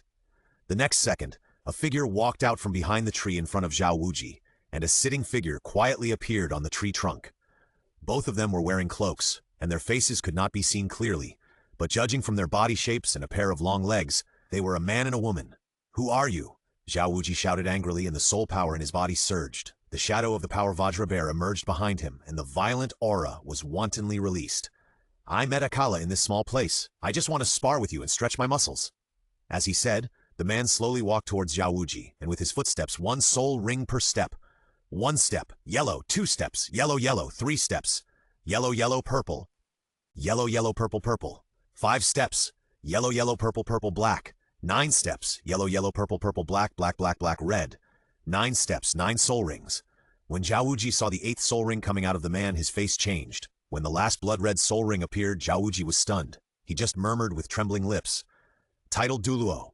At this moment, Zhao Wuji seemed to fall into an ice cave. The coldness quietly came over him. In front of the title Douluo, he was nothing. In an instant, his previous arrogance and domineering attitude disappeared instantly.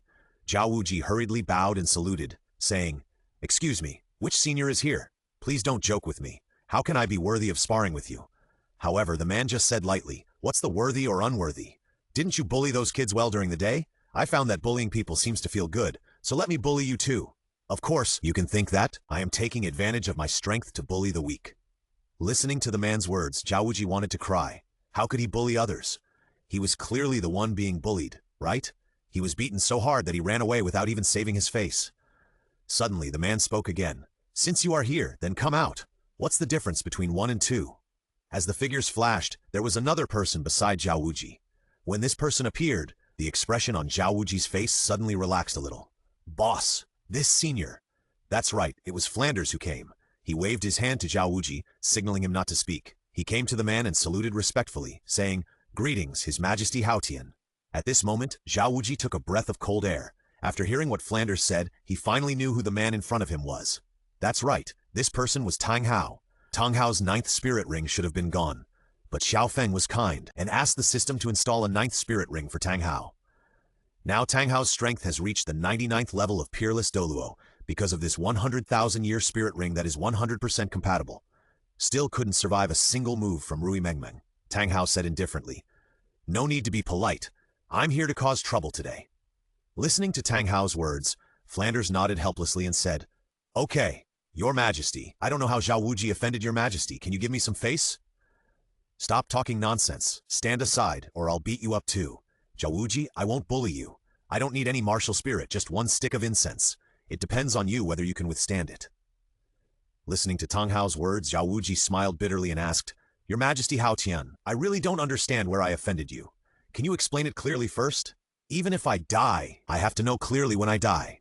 Tang Hao snorted coldly and said, Do I need to say more? If the younger one is beaten, the older one will naturally stand up and seek justice.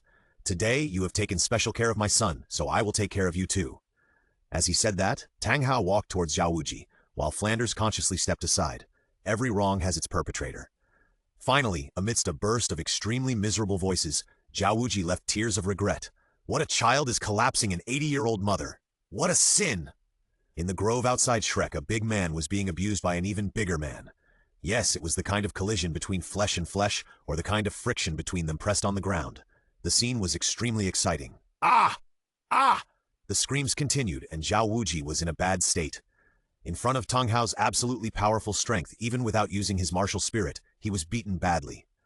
This made Flanders, who was standing aside, turn his head back without being able to bear to watch.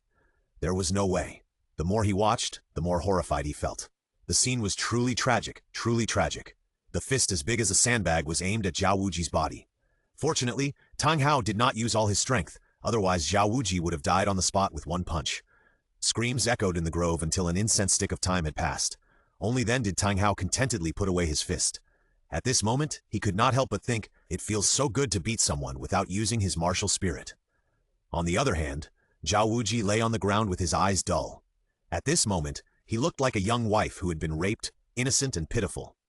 Tang Hao did not punch Zhao Wuji in the face, because he knew that it was not his turn to punch Zhao Wuji in the face. You have to know that there is a super boss above his head, so he had to keep a good position. It is said that it feels especially good to hit someone in the face. Tang Hao came to Zhao Wuji's side, took a look and said, "Don't give me a dying expression. You are taking advantage of me, right?" After Tang Hao finished speaking, Zhao Wuji immediately climbed up. Although his body was in pain, compared to this pain, the improvement of his internal cultivation was the most refreshing. Yes, although Tang Hao beat Zhao Wuji, the effect of giving a slap and a candy was the best. "Thank you for your tempering, your majesty." After this beating, Zhao Wuji's internal cultivation showed signs of breaking through level 76 to level 77, so he was naturally very grateful to Tang Hao, but Tang Hao's next words made him panic. "Don't rush to thank me, my work is over, but a certain senior's is not over yet." After Tang Hao finished speaking, he stood aside quietly and revealed his position. "It's done. It's my turn next." Rui Mengmeng's voice sounded, and then the whole person jumped down from the tree trunk and landed steadily on the ground. In the dark night, Rui Mengmeng's long legs looked particularly attractive, but no one present dared to have any evil thoughts. "Why don't you dare? Isn't that nonsense? How terrifying must a person be if he is called senior by a dignified Haotian Douluo? If he has evil intentions, wouldn't it be like lighting a lantern in the toilet?" When Rui Mengmeng came to pass by Tang Hao called out respectfully, "Senior." Rui Mengmeng said, casually and came to Zhao Wuji. At this moment, Zhao Wuji finally saw the face under the black cloak. It was a very handsome face. Yes, it was the kind of handsomeness that women are as handsome as men. However, the eyes on the handsome face were a little creepy. On the side, Flanders came to Tang Hao silently and asked tentatively, "Your Majesty, do you know who this senior is?" In response to Flanders' words, Tang Hao just said faintly, "It's better for you not to know." Listening to Tang Hao's words, Flanders saw Tang Hao swallowing his saliva uncontrollably. For a moment, he was very shocked. Just mentioning this senior, the dignified Haotian Douluo couldn't help swallowing his saliva. What is swallowing saliva? It is a subconscious action caused by fear. Even Haotian Douluo is afraid, so this person's strength is beyond words. "Wuji, it's not that I don't want to save you, but I really can't do anything. Who told you to say no every day?" Zhao Wuji looked at Rui Mengmeng in front of him and shouted with a trembling voice, "Senior, senior, senior." Rui Mengmeng just smiled and said, "One stick of incense." As soon as these words came out, Zhao Wuji's face suddenly darkened. He had just finished one stick of incense. If there was another stick of incense, he would probably be carried back today, but it was obvious that begging for mercy was useless. So Zhao Wuji could only say his last struggle faintly, "Senior, hit me gently." After Zhao Wuji's words fell, Rui Mengmeng raised her fist, very directly. Unlike Tang Hao, Rui Mengmeng's fist was extremely heavy and harder than fine iron. The most important thing was that all her fists hit Zhao Wuji's face. Bang, bang, bang. Punch after punch, each punch can make the ground shake, and Zhao Wuji screamed after the first punch, and did not scream again in the remaining punches. That's right, Zhao Wuji. Zhao Wuji was knocked unconscious by a punch, but Rui Mengmeng did not allow Zhao Wuji to escape the pain in this way. After a simple treatment, Zhao Wuji woke up. He thought it was over, but what greeted him was a familiar punch. Bang! The ground was shaking, and Zhao Wuji was screaming. Tang Hao and Flanders on the side could not bear to watch this scene. It was too miserable. Fortunately, they could feel that Zhao Wuji's life breath had not weakened, otherwise they would definitely think that Zhao Wuji would be beaten to death. "I told you not to be mean to my young master. I told you not to bully my young master. I told you not to run away after beating my young master. I told you," Rui Mengmeng muttered while punching fiercely. As time passed, the time of an incense stick finally came to an end. At the moment the time came, Rui Mengmeng immediately put away her fist and refused to fight for even a second longer. At this moment, Zhao Wuji's face had completely turned into a pig's head, the kind of pig's head that even a paternity test confirmed was his biological son would not recognize. Zhao Wuji's head was swollen 2 or 3 times, his face was black and it was hard to tell where his eyes, nose, and mouth were. In simple terms, none of his facial features were where they belonged. But at this moment, Zhao Wuji was smiling. However, due to the blurry face and possibly because his mouth was crooked, he laughed with air leaking out, and the sound was extremely weird, which was particularly creepy in the middle of the night. The reason why Zhao Wuji was smiling was that after being beaten by Rui Mengmeng, his soul power directly broke through from level 76 to level 79. He just wanted to say, if being beaten once can increase my soul power, then please abuse me as much as you can. The speed of the soul power increase made Flanders a little envious. His soul power at the moment was only level 78. However, when he saw Zhao Wuji's miserable appearance, he thought about it and decided to forget it. He was not Zhao Wuji, and his body could not withstand such a beating. Looking at Zhao Wuji, who looked neither like a ghost nor a human, Rui Mengmeng expressed satisfaction, and then said lightly, "Do you understand why I beat you up?"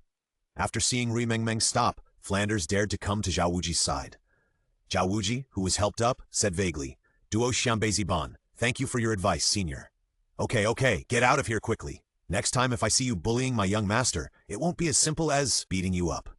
Rui Mengmeng's words made Zhao Wuji's body tremble violently. "I bullied him? Boss, it's obviously your young master who bullied me, okay?" But Zhao Wuji didn't say this. If he said it, he would probably be gone. Then Rui Mengmeng and Teng Hao left, leaving Zhao Wuji, who couldn't even stand steadily, and Flanders, who looked guilty. "Flender, you are such a disloyal fellow. You stand on one side just because they told you to? If these two adults had no ill intentions, my body would have been cold." Zhao Wuji complained vaguely while looking at Flender beside him.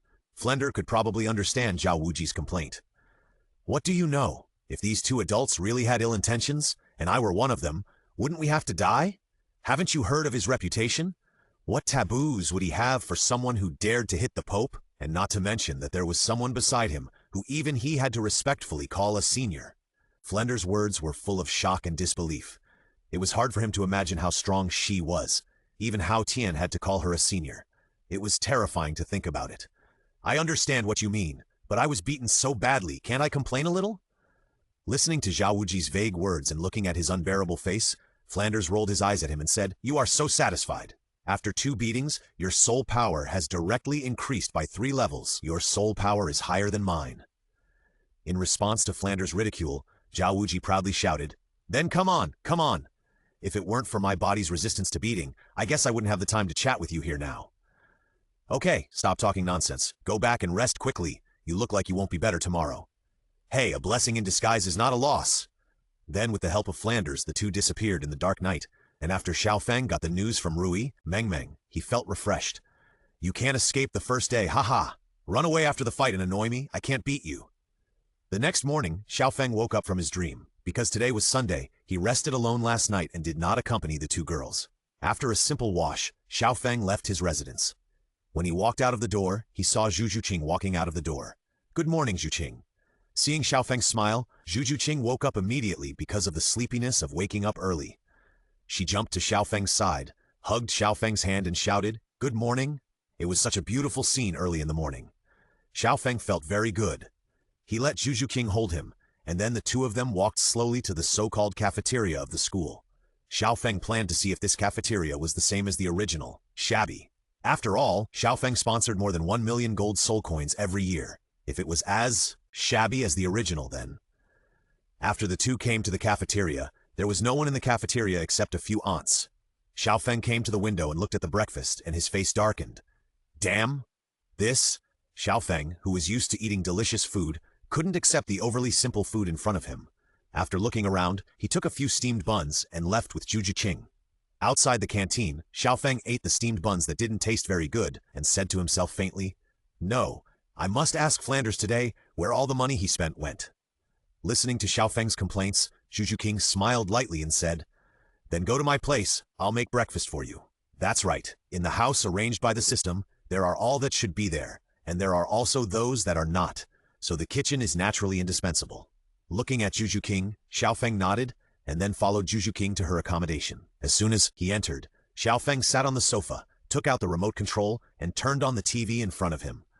That's right, it was the TV, a TV with countless movies and TV series from his previous life. Xiao Feng randomly clicked on Spider-Man No Return and started watching, while Juju King entered the kitchen and started to work. After a while, there was a knock on Juju King's door. Xiao Feng stood up and walked over. When he opened the door, he saw Xiao Wu standing outside. "You, why are you here with her?" Xiao Wu was also stunned for a moment when she saw Xiao Feng, and suddenly the whole person asked in disbelief. However, Xiao Feng said lightly, "Just now, Zhu Qing and I went to the cafeteria, and we came back because we didn't like the food. She said she would make it for me, but I thought you were still asleep, so I didn't call you." After listening to Xiao Feng's explanation, Xiao Wu was relieved. She thought Xiao Feng had secretly spent the night here. "Come in," Xiao Feng said, and just when Xiao Wu was about to come in, a girl walked out of the door next to her, and this person was Ning Rongrong. Unfortunately, Ning Rongrong happened to see Xiao Feng and Xiao Wu standing at the door. "Good morning." As soon as he saw Ning Rongrong, Xiao Feng smiled lightly. "Morning, Zhu Qing is making breakfast. Do you want to eat together?" Hearing Xiao Feng's words, Ning Rongrong's eyes lit up, and she smiled gently. "It's better to obey than to be respectful. That's troublesome." With that, at Xiao Feng's call, the two women entered Zhu Qing's host. "Zhu Qing, Xiao Wu and Ning Rongrong are here." Zhu Qing, who heard Xiao Feng's voice in the kitchen, pouted her lips and said, "You can help them make breakfast, but you have to help me." "Okay." Xiao Feng didn't understand Zhu Qing's little tricks. He walked into the kitchen with a smile on his face. Ning Rongrong and Xiao Wu were attracted by the TV in front of them. It was the first time they had seen such a thing, and the content inside was also very attractive. On the other side, in the cafeteria, Ma Hongjin looked at the empty cafeteria and couldn't help but mutter, "Where are all the people? Why is there no one here?" It was not until around 9 o'clock in the morning that the four people, who had eaten their fill, left their accommodation and came to the playground. Ma Hongjin was stunned to see Xiao Feng and three beauties coming out of the room. Three girls from Yeyu. "Damn, the boss is the boss! I envy you!" Ma Hongjin finally understood why there was no one in the cafeteria.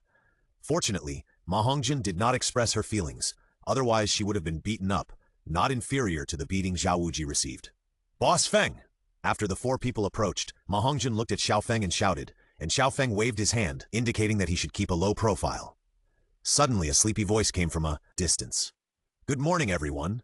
Oscar yawned and walked in front of everyone, and everyone was stunned when they saw Oscar at this moment. "Hey, Oscar, where's your beard?" The fat man looked at Oscar and joked. That's right, Oscar had shaved off his lush beard, revealing a handsome face which Ma Hongjin envied. However, before everyone could chat with Oscar, a bell rang above them. "This is the voice of the dean summoning us. I guess the dean will be here soon." Oscar's voice fell, and two figures came from a distance. That's right, one of the hairy people was Flanders, and the other hairy people was on the playground. In addition to the hairy Flanders, there was another hairy person, and this hairy person was not Zhao Wuji, but Zhao Hao, who was wearing the 24 bridges on the moonlight night around his waist. That's right, it was Yu Xiaogong's disciple, Zhao Hao. Under Yu Xiaogong's special instructions, Zhao Hao also came to Shrek Academy, but something went wrong on the way here, resulting in it being late at night when he arrived at Shrek. At that time, Flanders was helping Zhao Wuji back to the academy.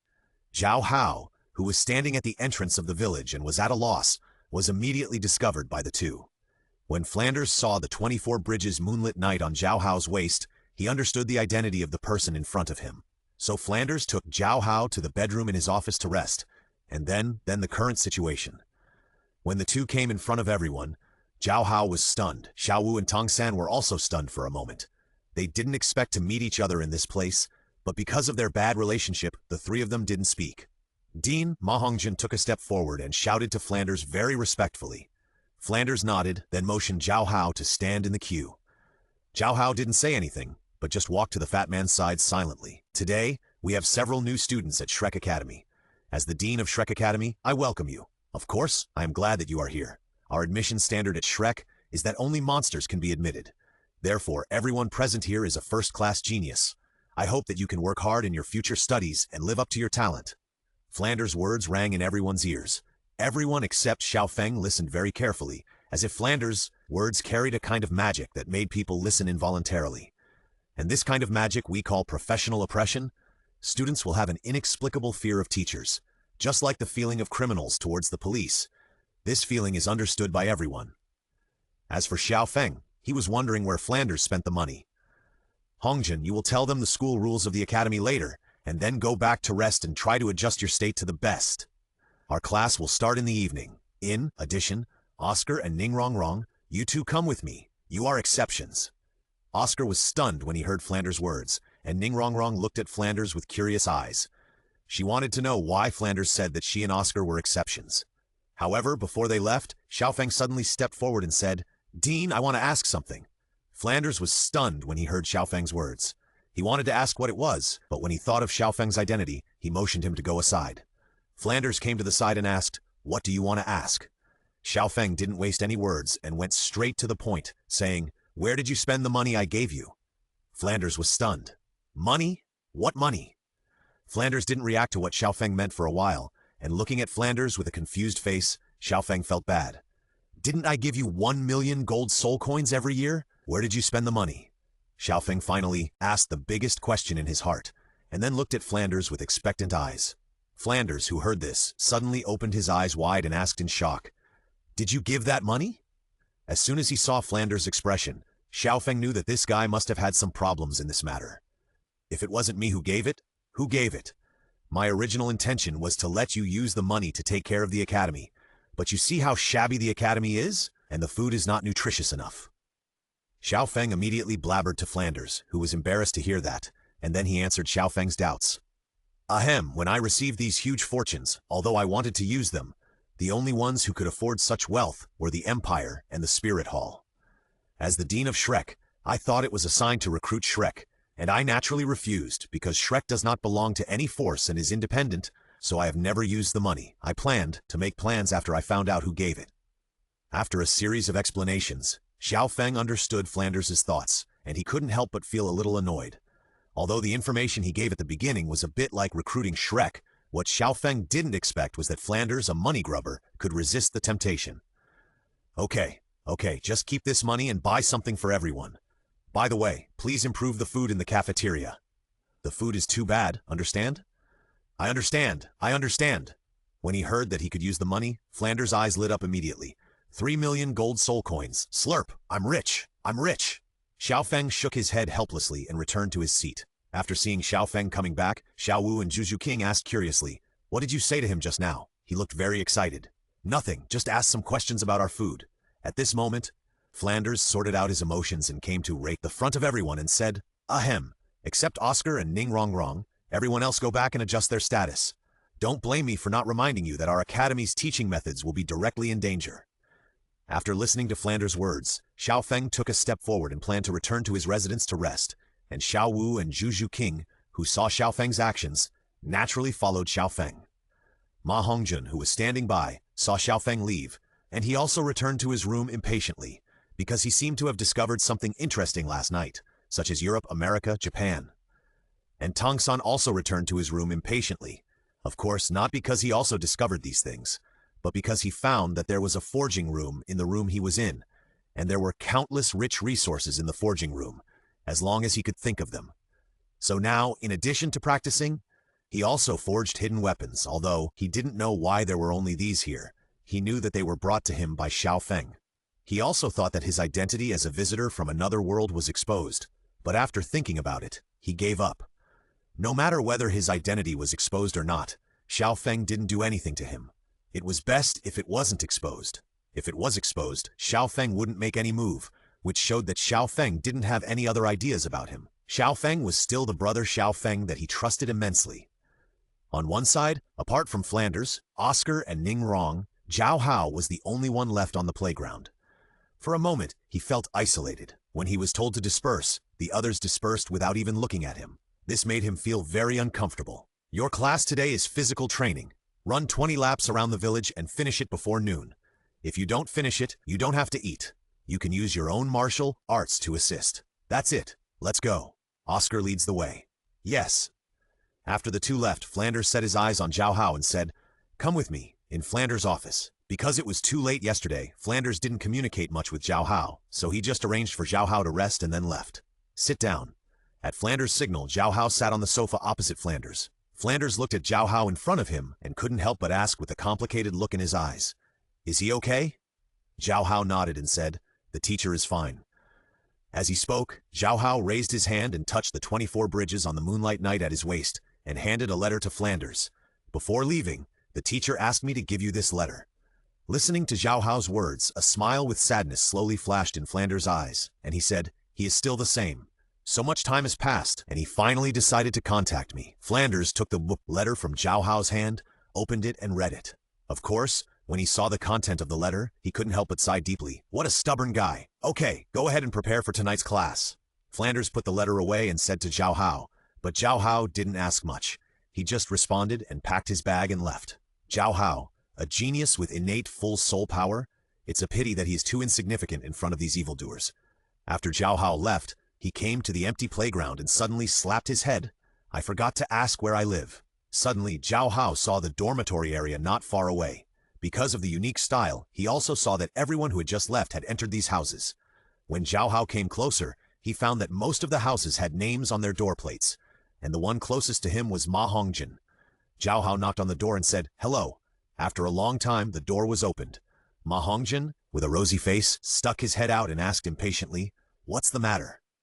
Xiao Hao was a little unhappy with Ma Hongjin's attitude, but he had no choice but to ask for help, so he smiled and asked, "I'm a new student. How is the accommodation arranged?" "See these houses? They can all be lived in. The ones without names on the doors are unoccupied. The ones with names are occupied. The boys are on this side and the girls are on that side. But I advise you not to go to the girls' side, otherwise you will be miserable. Don't ask me why. See you later." With that, Ma Hongjin closed the door directly. As for why he was so anxious, no one knew. Looking at the closed door, Xiao Hao was a little confused. What's wrong with this person? Is this how he treats new students? After looking around, Xiao Hao came to a house without a house number.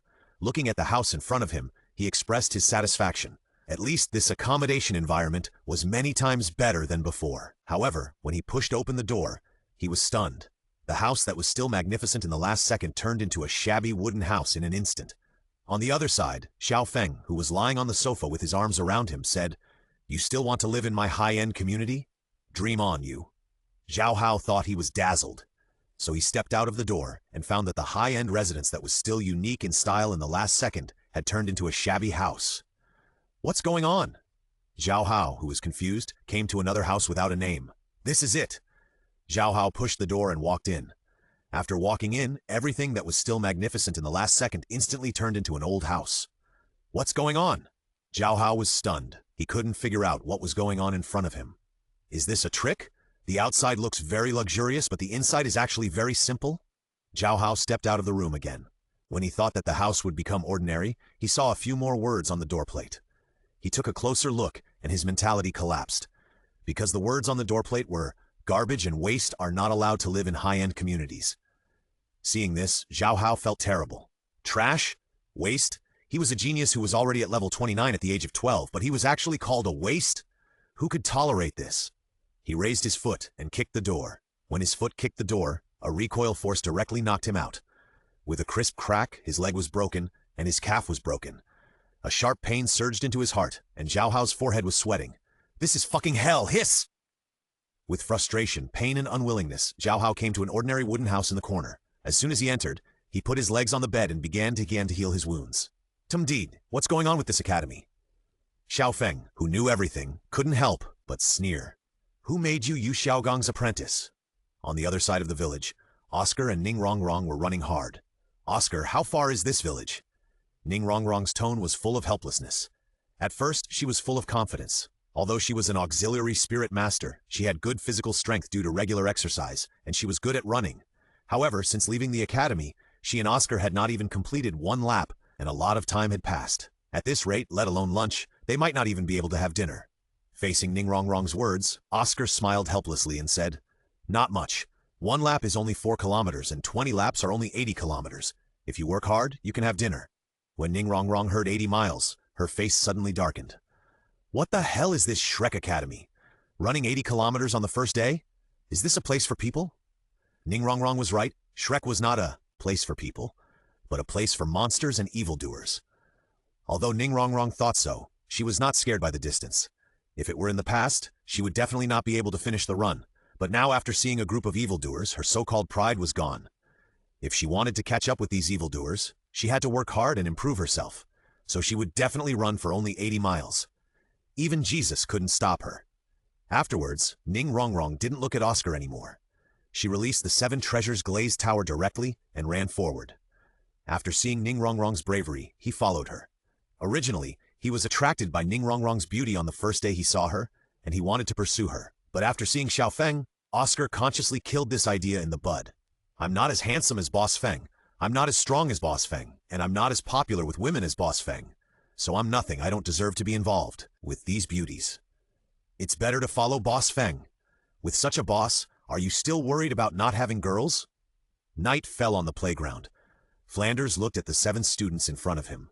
Yes, there were 7 students, not 8, because the 8th student, Zhao Hao, could not attend the class tonight because of a broken leg. Flanders could not understand why a soul master with the dark gold terror claw bear martial spirit would break his leg just by walking. If anyone heard this, they would laugh to death. In the queue, Oscar and Ning Rongrong were sweating profusely. Both of them supported their knees with their hands, and their clothes were almost soaked. The physical strength of the two was almost at its limit. This time, Ning Rongrong did not slack off like in the original book, but ran 20 laps with gritted teeth.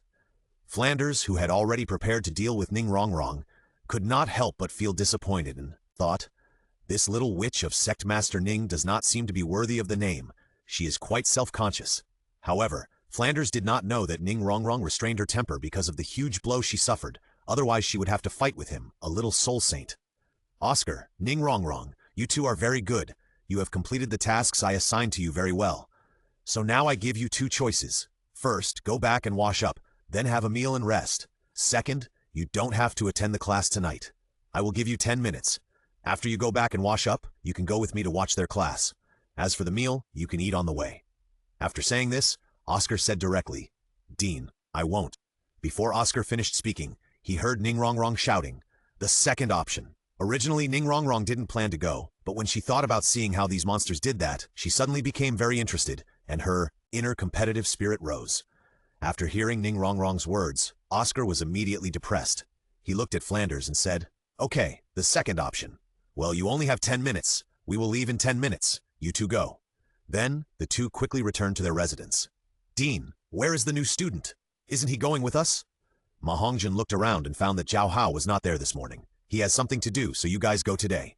Flanders couldn't bring himself to tell the truth. It was too embarrassing. He sprained his leg and broke it while walking.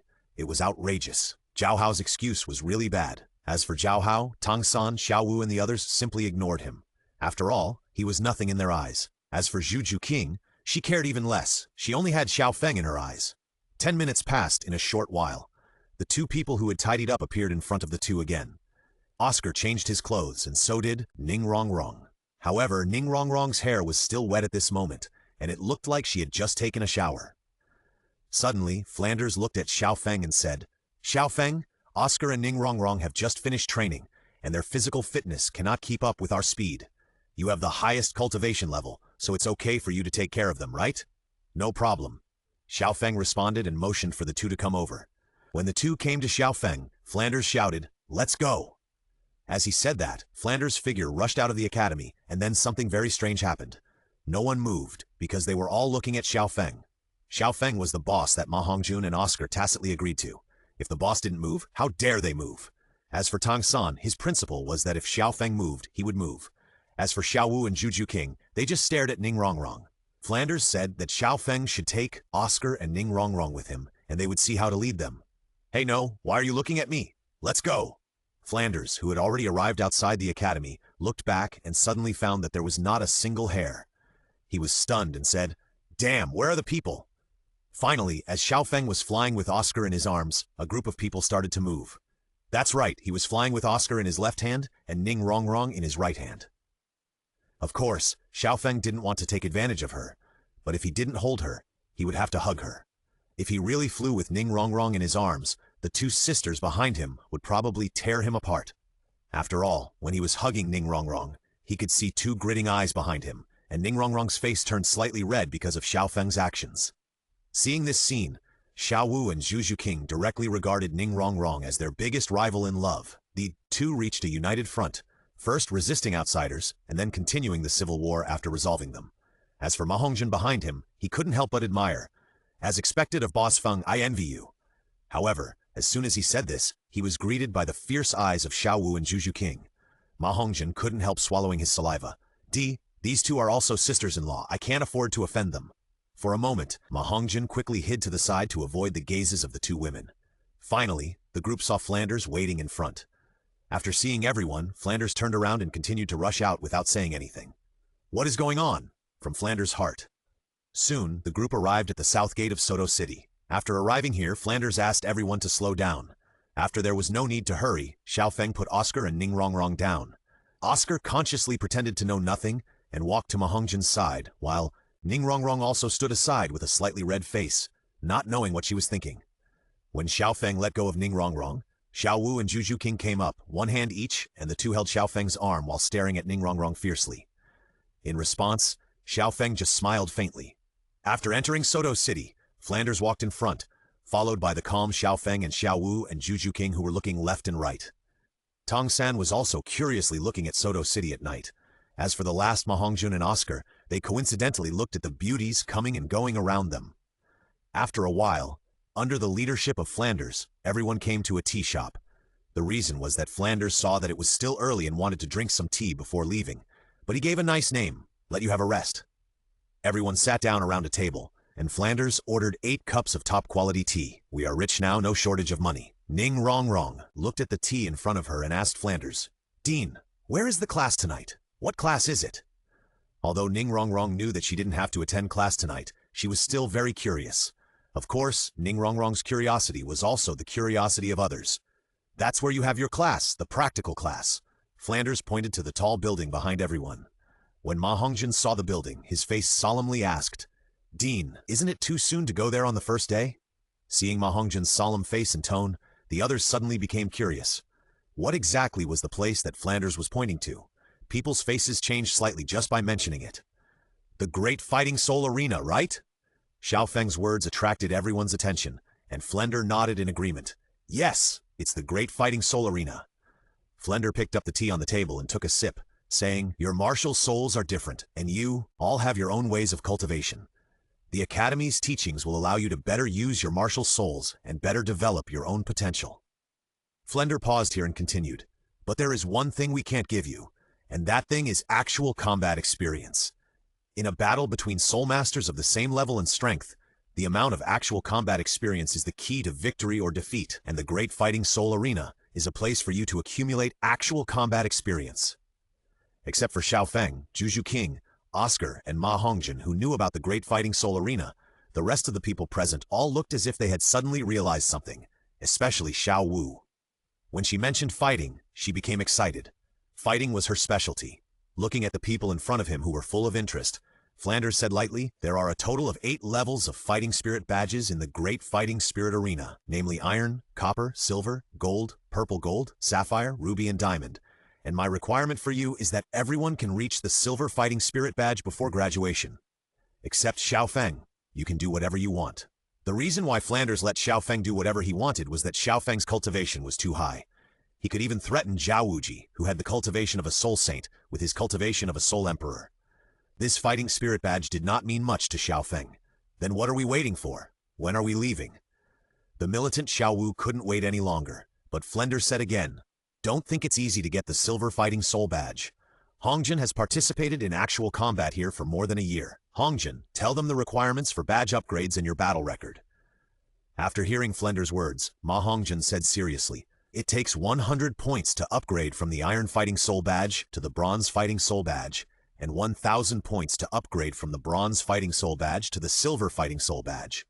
And you only get 1 point for winning a battle." Listening to Ma Hongjin's words, Tang San on the side wondered, "Doesn't it mean that you have to win 1,000 games to get the Silver Fighting Soul badge?" However, there is another way to get points quickly, and this way is to win consecutive games. After winning 5 games in a row, the points will increase by 10 for each consecutive win. If the winning streak reaches 10 games, each consecutive win will increase by 100 points.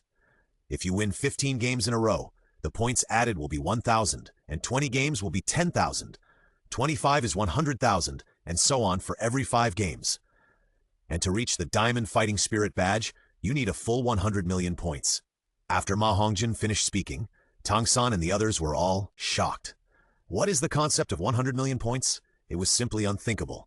but it is extremely difficult to win consecutively. After more than a year of actual combat, I have only fought 33 battles, won 21, lost 12, and only scored 9 points. Winning consecutively is too difficult. Ma Hongjun's cultivation is not high, only level 26, but the power of the mutant martial spirit is still very powerful. Even such a person can't win consecutively, so it is natural to see the difficulty. However, these are only for ordinary geniuses. Everyone present at this moment is a monster. Winning consecutively, except Xiao Feng, I don't know, haha. Okay, time is almost up, let's go. Flanders paid for the tea, and the 8 people walked out of the tea shop and walked towards the Soto Great Fighting Spirit Arena. While walking, Flanders explained many things about the Great Fighting Spirit Arena to everyone. After arriving, Flanders asked Ma Hongjun to take the others to register, and no one knew where he had gone. After arriving at the registration office, everyone filled out a registration form with basic information, paid the money, and then took the soul power test.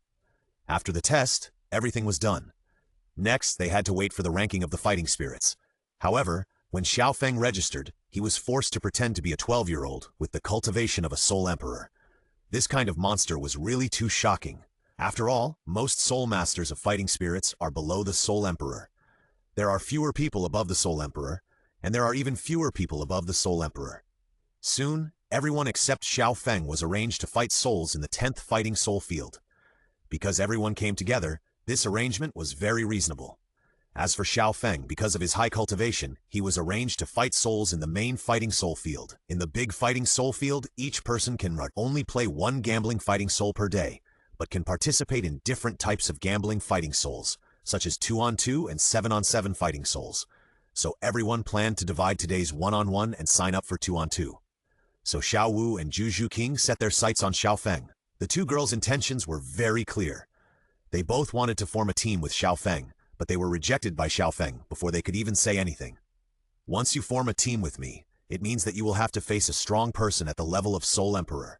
You are only at the level of Soul Lord, and your strength is too weak. Although I can fight 2 people at one time, in this case, 2-on-2 will not help you at all, but will waste your time. After listening to Xiao Feng's words, the 2 girls were immediately discouraged. Xiao Feng was right. They were too weak. No matter how evil they were, they could not cross the soul power of more than 30 levels to fight across levels. Therefore, today, apart from their own 1-on-1 games, there was no 2-on-2 fighting spirit. After a while, everyone came to the rest area, the personal restroom exclusively for the players. Don't ask if you ask. It's just that they are rich and willful. But today, only Xiao Feng, Xiao Wu, Zhu King, and Tang Sun were fighting. As for the others, they were just watching the show. After everyone rested in the private room for a while, a staff member knocked on the door and walked in, saying, "Excuse me, which Xiao Wu is this? It's time to go on stage." The scene changed and they came to the fighting arena. A middle-aged man in a tuxedo stood on the fighting arena. He cleared his throat. Next, we will have the first 1-on-1 fighting of the 10th fighting arena. The 2 soul masters will appear. One is the fighting soul master Xiao Wu, who has the beast spirit Softbone Rabbit, against the fighting soul master Niu Liu, who has the beast spirit Wild Bull. Will Niu Liu be able to continue his brilliant record and win 3 consecutive victories? Or will the newcomer Xiao Wu win? Let's wait and see. Next, please invite 2 more fighting soul masters to the stage. The audience didn't expect that the first fighting soul today would be at the soul master level, and everyone was excited for a while. Soon, a man with a height of 1.8 meters, a strong body, and a fierce face walked onto the field. In contrast, Xiao Wu, who was standing opposite him, looked so delicate. "Boss Feng, this guy looks a bit fierce. Can my sister-in-law do it?" As soon as Ma Hongjun said this, he immediately felt a murderous gaze. Suddenly, he remembered that there was a sister-in-law here. At the same level, a power-type soul master is nothing in front of Xiao Wu. The battle of souls begins. As the middle-aged man in the tuxedo finished speaking, Xiao Wu rushed out like a ghost. Although her soul power level was only level 31, her physical fitness had long been tempered by a special carrot and was extremely extraordinary. Among the soul masters of the same level, 9 out of 10 soul masters who were close to her would be killed directly, so this was a battle without any suspense. In the blink of an eye, Xiao Wu had come to Niu Liu. Facing Xiao Wu, whose size was completely different from his, Niu Liu was very confident. What he meant was, "You are so delicate, how can you beat me, a defensive combat soul master?" However, the reality is very cruel. Xiao Wu's sidekick hit Niu Liu's neck fiercely. At that moment, Niu Liu's eyes widened instantly, and he felt a strong pain. He couldn't believe that such a delicate little girl could kick him. Niu Liu's thoughts were not over yet. Xiao Wu raised her other knee and hit him in the chest with a strong knee strike. The next second, the 3 soul rings on Xiao Wu's body emerged. Yellow, yellow, purple. First, soul skill, waist bow. Niu Liu, who was slightly lifted up by Xiao Wu's knee strike, flew Xiao Wu directly and threw her into the air. His strong resilience shocked everyone present. However, Xiao Wu's attack was not over yet. When Niu Liu flew up, Xiao Wu's legs were slightly bent, and then the whole person jumped up directly when she came to the same level as Niu Liu. Xiao Wu raised her lips slightly, twisted her body in the air, and kicked Niu Liu's waist with a fierce side kick. After the kick, Niu Liu flew out of the range of the fighting arena and landed on the bottom of the fighting arena, and the ground in that area was cracked. And Xiao Wu also landed steadily on the fighting arena. The scene was quiet for a few seconds, and then in an instant, applause and cheers suddenly rang out. They didn't expect that the little girl who was sure to lose in their eyes would end the battle with such a neat and brilliant performance. For a while, the 10th fighting arena became lively, but Niu Liu, who fainted on the side, was carried away by the staff. Soul Master Xiao Wu won, with a record of 1 win and 0 losses. Xiao Wu walked off the stage with a smile under the cheers of the audience. When she returned to the private room, she immediately came to Xiao Feng and said, Xiao Feng, how was my performance? Looking at Xiao Wu, who was begging for praise, Xiao Feng rubbed her head and said, You performed well, and I will give you a pat on the head as a reward. Xiao Wu blushed slightly as Xiao Feng rubbed her flesh.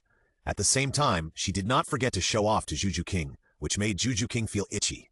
Just when she was about to ask Xiao Feng to give her a pat on the head, Who is Juju King? It's her turn.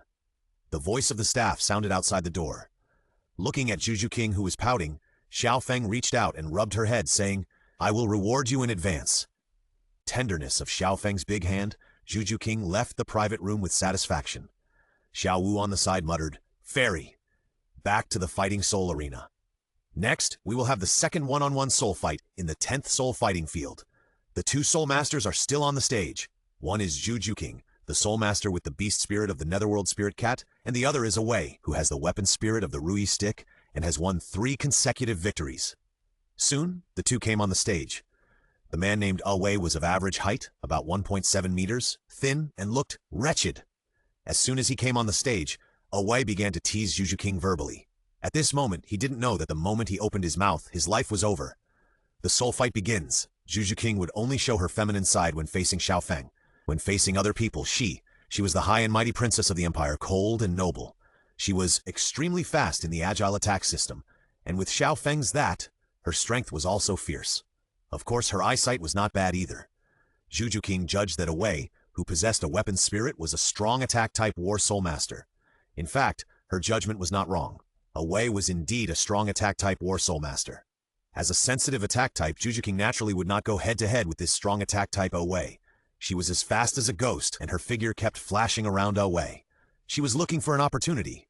Beauty, why are you so fast? Why don't you slow down and have a good talk? Find a place to talk all night long.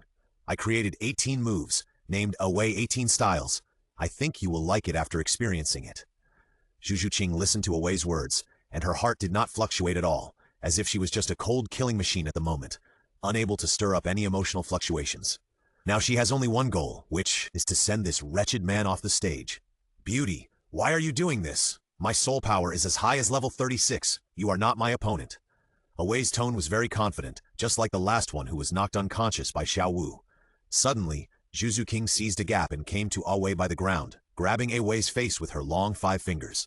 Facing Juju King's attack, Away calmly took out the Rui stick and blocked Juju King's attack. If Juju King continued to attack, she would hurt herself. But the nails on Juju King's long 5 fingers suddenly emitted a dark light, and the speed suddenly increased by more than double. That's right, first soul skill, Netherworld Stab. Juju King's soul skill was quietly activated, and the sudden burst of Juju King made Away, who was originally calm and composed, lose his pace. I underestimated you. Away was ready to fight back, but unfortunately he had fallen behind Juju King's rhythm. Want to break away from the rhythm? Will Juju King allow it?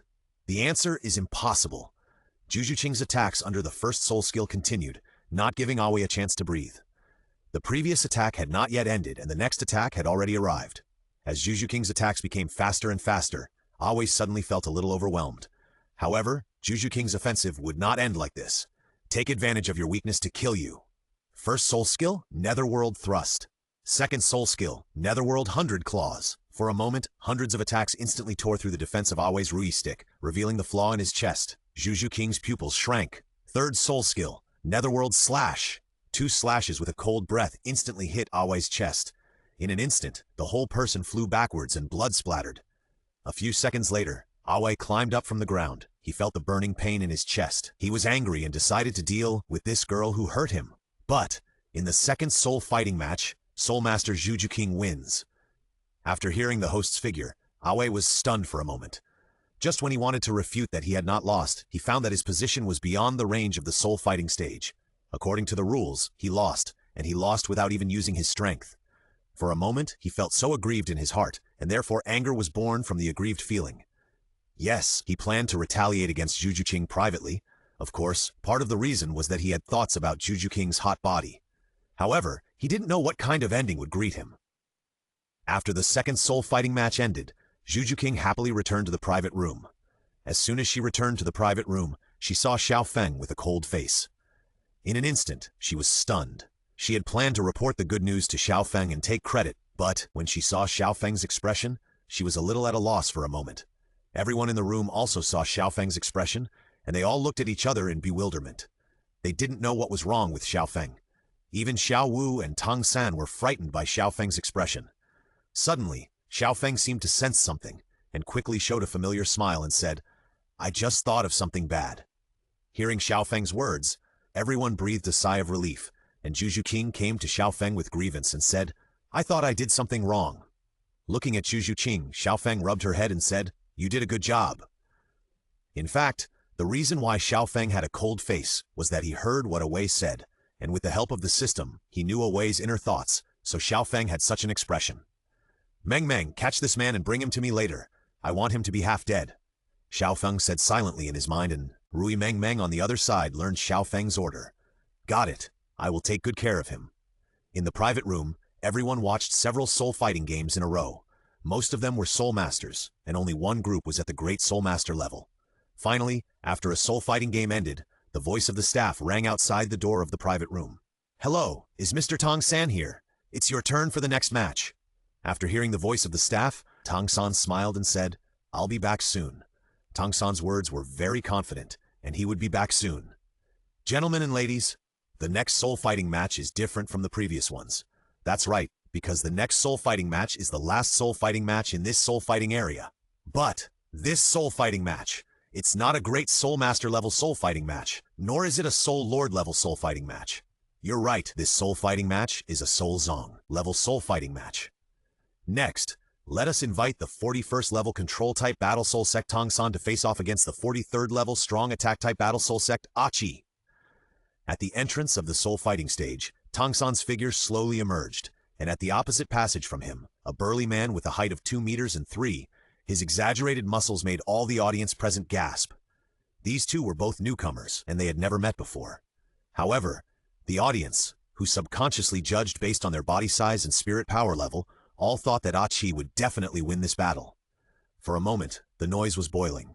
In the battle arena, "Your name is Tang San, right? You should admit defeat." Although control-type spirit masters can restrain attack-type spirit masters, the difference in strength is too great, and this restraint is meaningless. "Before I make a move, you should admit defeat, lest I hurt you later." Achi looked down at Tang San and said, his tone was very confident and arrogant, as if Tang San was nothing in his eyes. However, Tang San just squinted his eyes and smiled, saying, "It's good to be confident, but being too confident is arrogant. I hope you won't be afraid after the fight." Seeing Tang San so ignorant, Achi was directly angry. "Since you won't listen to my advice, then you can't blame me." At the host's shout of soul fighting begins, Achi was the first to release his martial soul, Absolute Armored Rhino, yellow, yellow, purple, purple. With the appearance of the perfect soul ring configuration, Achi's burly body emerged with a faint shadow, and the momentum looked extremely exaggerated, and the audience was boiling because of it. "Boy, you are doomed to lose." A rough voice sounded from Achi's mouth. But, really? Tang San's pupils shrank slightly, and the next moment, a momentum stronger than Achi's momentum burst out from Tang San's body. A blood-red blue-silver grass instantly appeared in Tang San's hand. On the blue-silver grass, the naked eye could see a trace of mist containing a dangerous breath surrounding the leaf roots, and under Tang San's feet, 4 soul rings also quietly emerged. Yellow, yellow, purple, black. Especially the last black 10,000-year soul ring. The deep dark color is like an endless abyss, which brings a deep shock to everyone. This is impossible. When seeing Tang San's soul ring, the originally confident Qi panicked instantly. The first 4 excellent soul rings were yellow, purple, and purple. He didn't believe how anyone could have a 10,000-year soul ring. Impossible. Haha, are you afraid? Tang San's words pierced Qi's heart like a knife. Was he afraid? Yes, he was afraid. What kind of concept is a 10,000-year soul ring? Most soul masters can only bear the weight of a 10,000-year soul ring when they reach the 6th soul ring. Only a few soul masters can bear the weight of 10,000 years with only the 5th soul ring, and Tang San absorbed the 10,000-year soul ring with his 4th soul ring. What kind of concept is that? It's simply outrageous. Tang San held the blue-silver grass in his hand. He looked at Qi and said, "If you are afraid, this battle will have no meaning." 4th soul skill, Fear Cage. As Tang San's 4th black soul ring flashed, a cage composed of blood-red blue-silver grass appeared out of thin air and instantly enveloped Qi without any blind spots. Tang San's 4th 10,000 years was provided by a plant-type soul beast with the black demon leaf, and the effect of his 4th soul skill was to create a cage without any blind spots to imprison the enemy. It would also block the 5 senses of the people in it, and then infinitely magnify the most fearful things in their hearts. Any soul master whose soul power level is not too outrageous than him could not escape. It was a 100-use skill without any mistakes. The most important thing was that this thing was also a group attack skill. As expected, in less than 5 seconds, Qi in the fear cage let out an extremely creepy scream. No one knew what he had experienced in it. Everyone only knew that it must have been a terrible thing. Otherwise, it would not make a 2-meter, 3-meter tall man let out such a creepy scream. After Tang San dispersed the cage of fear, Qi, who was very confident and arrogant not long ago, was lying on the ground. Tears and nose drops mixed together, and his crotch was already wet. A faint, nauseating stench could be smelled. Suddenly, the audience in the entire fighting arena laughed in contempt. In response, Tang San just smiled faintly, because the current situation was what he expected. As early as the moment he saw Qi's martial spirit, Tang San had already made a battle plan. When he met Qi's martial spirit, he would suppress him directly with his spirit rings and attack him from the psychological level. Then he would directly release the invincible skill of the 4th spirit skill to end the battle directly. You ask why he would directly release the 4th spirit skill instead of other spirit skills. The next chapter will explain it to you in detail. As early as when he saw Qi's martial spirit, the absolute iron-armored rhino, Tang San made a battle plan based on his own conditions. The control system does restrain the strong attack system, but if the attributes of the martial spirits are too different, then this restraint does not exist. Tang San's martial spirit is still an ordinary blue-silver grass at this moment, and has not yet awakened the blood of the blue-silver emperor, so it is still very difficult to face the martial spirit of the absolute iron-armored rhino. Moreover, Tang San does not know what the opponent's soul skills are. If the opponent releases soul power, the situation will inevitably become unstable.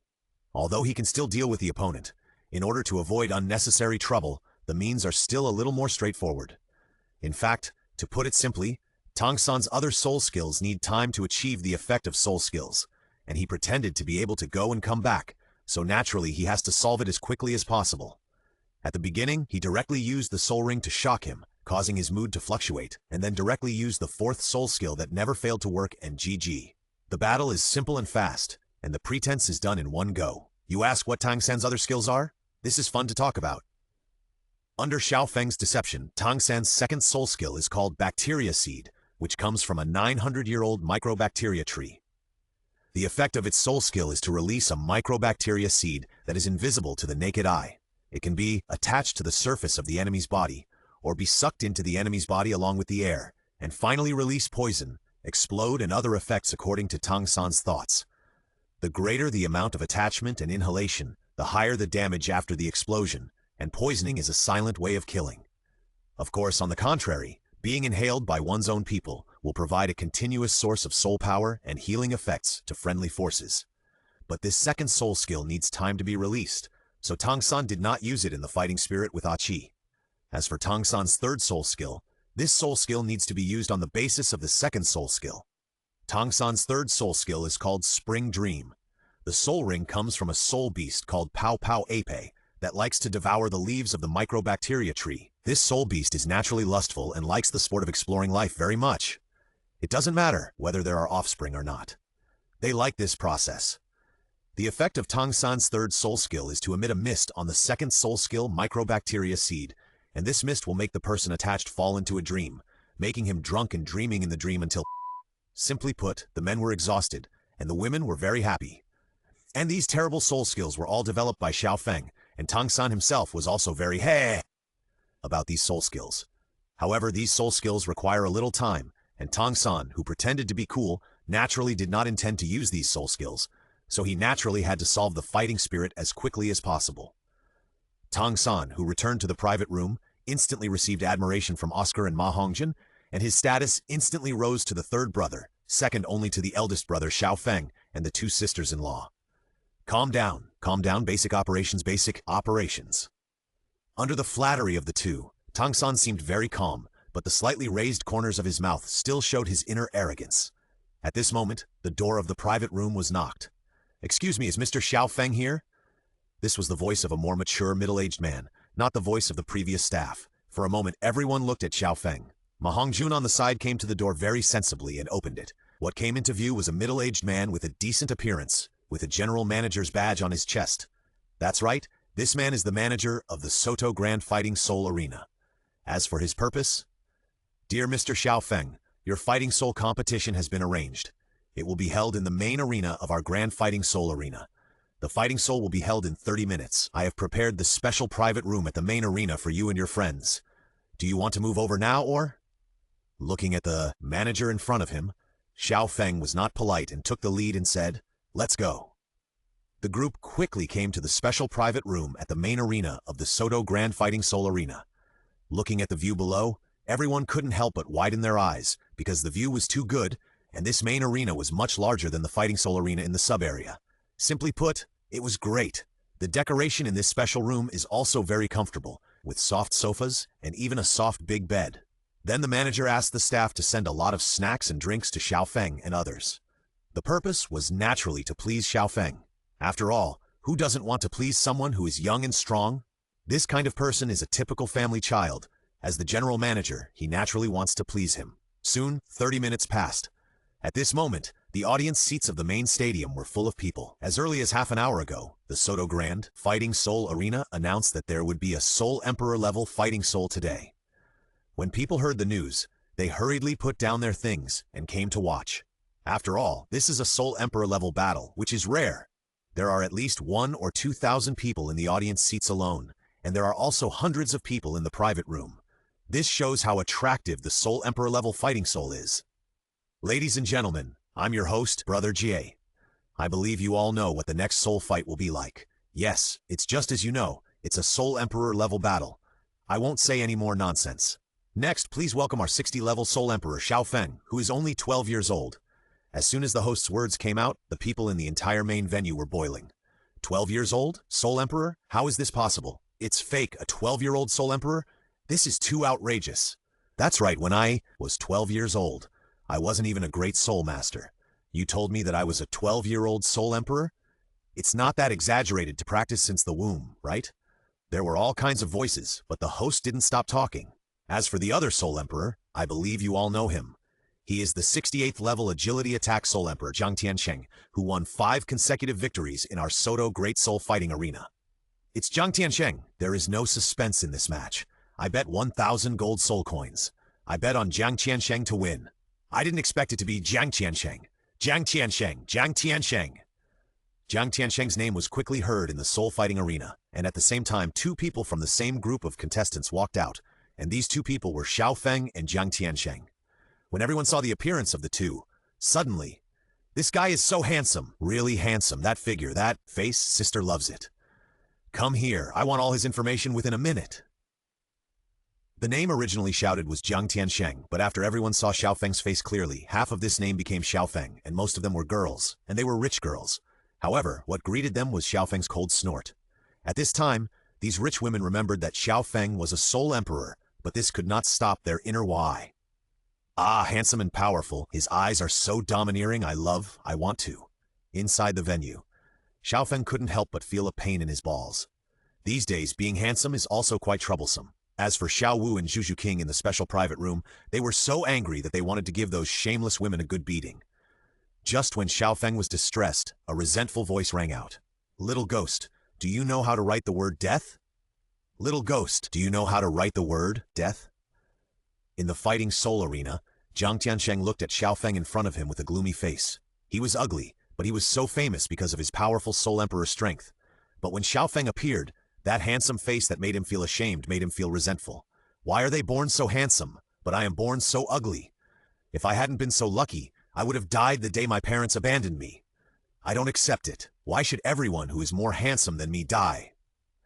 Looking at the resentment and hatred in Jiang Tiansheng's eyes, Xiao Feng couldn't help but complain. Why do you look at me like that? Did I steal your wife or sleep with your daughter? No. With your appearance, your daughter is probably ugly too, and you can't afford to sleep with her.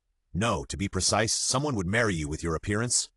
Xiao Feng's words hurt Jiang Tiansheng's heart. Although he was very powerful, he was too ugly. Some ugly people would rather die than follow Jiang Tiansheng, who was so ugly. Little ghost, I will tear you into pieces and then slowly torture you to death. I will let you know what it means to cause trouble from the mouth. Haha, you are so ugly? You have a good dream. Finally, Jiang Tiansheng couldn't help it. He vowed to kill the little level 62 Soul Emperor in front of him. Following the host's shout of "Game on!", Jiang Tiansheng immediately released his martial soul and soul rings. Yellow, yellow, purple, purple, black, black. 6 perfect soul ring configurations emerged, and 2 scimitars quietly appeared in Jiang Tiansheng's hands. And these were his martial soul, the Crescent Blade. First soul skill, Crescent Stab. Jiang Tiansheng was very straightforward. He used soul skills directly without any unnecessary nonsense. His figure was as fast as lightning. In the blink of an eye, he came to Xiao Feng. Looking at Xiao Feng, who didn't react at all, Jiang Tiansheng looked down on him with disdain. How did you cultivate to the Soul Emperor with this reaction? The crescent blade in Jiang Tiansheng's hand cut towards Xiao Feng's neck with the power of breaking the wind. He aimed at the vital part as soon as he attacked, which made Xiao Feng puzzled. Is this guy afraid of death and has a problem with his brain? He was puzzled. Just when Jiang Tiansheng's attack was a few centimeters away from his neck, Xiao Feng easily pinched Jiang Tiansheng's wrist with one hand, and Jiang Tiansheng, who was caught, suddenly changed his face. Of course, it was not just because he was caught by Xiao Feng, but also because Xiao Feng's strength was exaggerated. Instantly, severe pain came from his wrist. Xiao Feng looked at Jiang Tiansheng, who was sweating and twitching, and asked curiously, "Why do you hate me so much?" Jiang Tiansheng didn't say anything, but the resentment in his eyes became stronger. I understand why you hate me so much. Is it because I'm too handsome? And you're so ugly, the kind of ugly that your parents don't recognize you, so you feel inferior when you see me, and think that there shouldn't be someone as handsome as me in this world, so you want to kill me, right? Xiao Feng's words hurt Jiang Tiansheng's heart directly, but before Jiang Tiansheng's microcosm exploded, he let out a heart-wrenching scream, and of course, there was a crisp sound of bones breaking. You have to know that Xiao Feng's physical fitness is at the Soul Saint level, and it's easy to beat a Soul Emperor. With a little force, Xiao Feng directly broke Jiang Tiansheng's wrist, and the crescent blade in Jiang Tiansheng's hand fell to the ground. That's it? You want to kill me too? Xiao Feng raised his slender thigh and swung it directly on Jiang Tiansheng's face, knocking him flying. He rolled on the ground for several circles before stopping. If he was not afraid of kicking Jiang Tiansheng out of bounds and causing the game to end too quickly, Xiao Feng would have kicked him a few hundred meters away. Come on, Ant, show me your strength. I'll only give you 10 seconds. You can attack as you like within 10 seconds. I won't fight back, but you'll have to say goodbye to this world after 10 seconds, because I'll kill you. Hearing Xiao Feng's arrogant words, Jiang Tiansheng shouted angrily, I'm a level 68 Soul Emperor. Who are you looking down on? Second Martial Soul, Crescent Blade.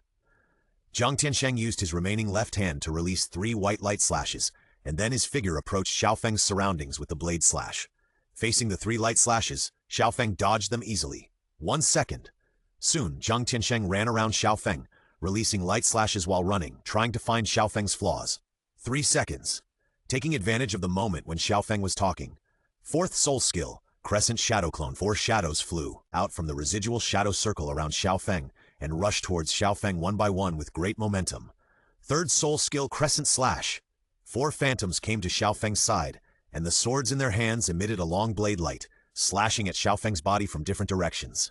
If they hit, Xiao Feng would be dead. But is this possible? 5 seconds. At that moment, Xiao Feng's body turned into an irregular liquid, dodging the attacks of Jiang Tiansheng's 4 phantoms with an incredible flexibility. 6 seconds. I don't know why, but when Jiang Tiansheng heard Xiao Feng's timing, He felt very anxious, as if he would really die when the time was up. 5th soul skill, Crescent Wings. A wing appeared on Jiang Tiansheng's back. This scene surprised Xiao Feng a lot. Flying soul skill, not bad. 6th soul skill, Crescent Fusion. The next second, the crescent in Jiang Tiansheng's hand and another crescent on the ground were absorbed into his body. After a white light, Jiang Tiansheng appeared in another form. Simply put, it was like a layer of light armor appeared on the body surface, or armor with wings, which looked quite domineering at first glance. Not bad. Let our system make one later. Xiao Feng looked at Jiang Tiansheng in front of him and thought secretly in his heart, when I use the 6th soul skill, the game is over. Facing Jiang Tiansheng's words, Xiao Feng just smiled faintly and said, you are right, the game is over, because 10 seconds have passed, and you have a little more time to pretend, so it's time to send you to see God. The next second, Xiao Feng directly took out the killing sword, and with it came 6 soul rings that shocked everyone. Purple, purple, black, black, red, red. The blood-red aura of violence spread in this fighting soul field. An endless, murderous aura invaded the hearts of countless people. Emotions such as chill and fear could not help but surge into their hearts. Especially Jiang Tiansheng, who was at the center. His face had turned into a dead gray at this moment. He knew that he was finished today. Xiao Feng slightly opened his cold eyes and said, the killing intention also arises, and the killing also follows. Xiao Feng slowly raised the sword to kill. One cut. The blood-red blade light flew towards Jiang Tiansheng, and a 999 true injury that only Xiao Feng could see appeared on his body. In an instant, Jiang Tiansheng exploded into a blood mist. What a boring battle! Outside the Soto Great Fighting Soul Arena, Xiao Feng and his group had quietly left. There was no way. From the moment Xiao Feng's battle ended, the entire Soto Great Fighting Soul Arena was boiling. As for the reason? The reason was that Xiao Feng's terrifying murderous aura, the heaven-defying soul ring, and the extremely violent martial soul directly made this group of people explode. In order to avoid unnecessary trouble, Xiao Feng chose to pretend to be a boss and then dragged everyone away. After coming outside, Ma Hongjun and Oscar once again expressed their feelings incoherently, and the others had already gotten used to it. When everyone was having fun, Flanders jumped out from nowhere. When he saw everyone, he smiled and said, not bad, not bad. You all performed very well, especially Xiao Feng, so this dean decided to treat you to a meal today, a big meal. As he said that, Flanders led the way to the largest restaurant in Soto City. Don't ask why this money grubber was so generous. Just ask that he earned 300,000 gold soul coins from the game just now. After the meal, the group walked back to Shrek Academy slowly. Along the way, everyone was chatting, and even Ning Rongrong couldn't help chatting with him. Of course, the person she was chatting with was Tang San, and her purpose was to understand Xiao Feng. It's a pity that not much information was obtained. After returning to Shrek Academy, everyone returned to their rooms, and Xiao Feng entered Xiao Wu's room under Juju King's gnashing eyes, and Xiao Wu looked at Juju King proudly. 1, 3, and 5, play with rabbits. 2, 4, and 6, play with cats. This kind of life is very pleasant. The next morning, everyone came to the cafeteria, which had been completely renovated. The extremely rich breakfast on the table was so delicious, much better than the previous ones. Ma Hongjun started eating as soon as he arrived at the cafeteria. He ate chicken legs and duck legs with great pleasure. The others did the same, but they ate in a more elegant manner. Where is Oscar? Ma Hongjun asked curiously while eating. Unfortunately, no one could answer his question. After all, everyone was in a single room now. Who knows what he was doing? After a while, everyone who had almost finished eating heard the bell for class, and then everyone came to the playground where Flanders had been, waiting for a long time. When everyone lined up neatly, Flanders asked, where is Oscar? Is he sleeping in again? Hongjun, go call him. We can't do without him in this class. Okay, Dean. Ma Hongjun was about to go out and call Oscar. Suddenly, Oscar's room door suddenly opened, and Oscar ran over excitedly. Dean, I've broken through level 30. Everyone present was surprised when they heard Oscar's words. Although not as outrageous as the other monsters present, he was still a monster. A 14-year-old level 30 food-type soul master. Just thinking about it made them feel great. Congratulations, Xiao Ao. Xiao Feng's congratulations were the first to ring out, followed by the congratulations of others. Oscar scratched his head a little embarrassedly and said, hey, thank you everyone. Flanders on the side was also secretly happy that Oscar did not disappoint him. Okay, let's stop chatting here and start today's class. We'll talk about Oscar's third soul ring after today's class is over. Flanders' voice rang out, and everyone looked at Flanders. Today's class is very simple. Except for Oscar, everyone will eat at least one of the 2 sausages made by Oscar today. Everyone present was stunned when they heard Flanders' words.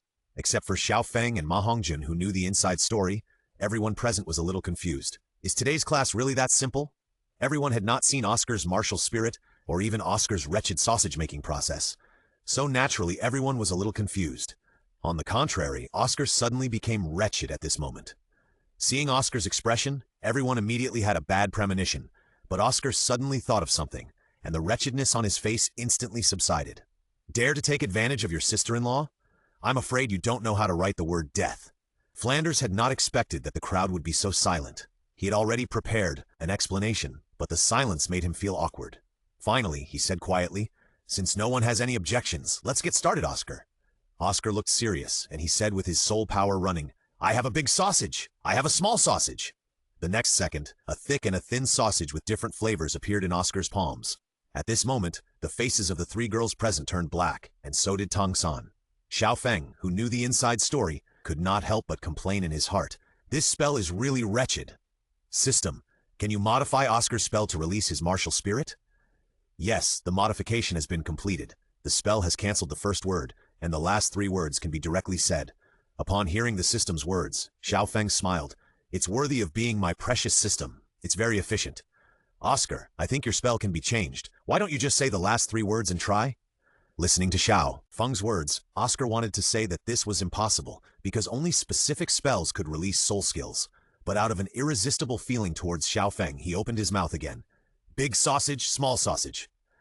The next second, two more sausages appeared. This time, Oscar was shocked. He looked at Xiao Feng in a daze and said, "Boss, this is also okay?" "Okay, now everyone won't be so repulsive, right?" Without those fucking words before, this sausage looked much more pleasing to the eye, and as the backbone, Xiao Feng naturally came to Oscar first and said, "Let me try how it tastes." Looking at Xiao Feng, who was the first to come forward, Oscar was deeply moved. This was the first man who was so not repulsive to his martial soul. "Boss Feng, I love you." Oscar was about to hug Xiao Feng, but Xiao Feng put one hand on Oscar's face while eating sausage and said, "Go away, I don't like this." In addition to Xiao Feng's statement, everyone also finished at least one sausage, which touched Oscar very much. Looking at Flanders, who had no obstacles in the course, he was even relieved, but he knew that the biggest contributor was Xiao Feng, the backbone. "Okay, since today's course is finished, you can go back and rest. You have a day to adjust your state. Tomorrow morning, everyone will set off. Teacher Zhao Wuji will take you to the Xingdou Great Forest to help Oscar obtain the third soul ring. And before you encounter a soul beast that you can't fight, Xiao Feng and Teacher Zhao are not allowed to help. Everything depends on you. Of course, Xiao Feng, you can use your other martial soul to assist them." The next morning, after breakfast, everyone came to the playground. There were already 3 people on the playground at this moment. These 3 people were Flanders, Zhao Wuji, whose face was still bruised and black, and Zhao Hao, who was using a cane. When everyone saw Zhao Wuji and Zhao Hao, they were stunned for a moment, and then they couldn't help laughing. After all, Zhao Wuji and Zhao Hao were really funny at this moment. Zhao Wuji had at least 7 or 8 bruises on his face, especially the dark panda eyes in his eye sockets, which were very funny, just like a living giant panda.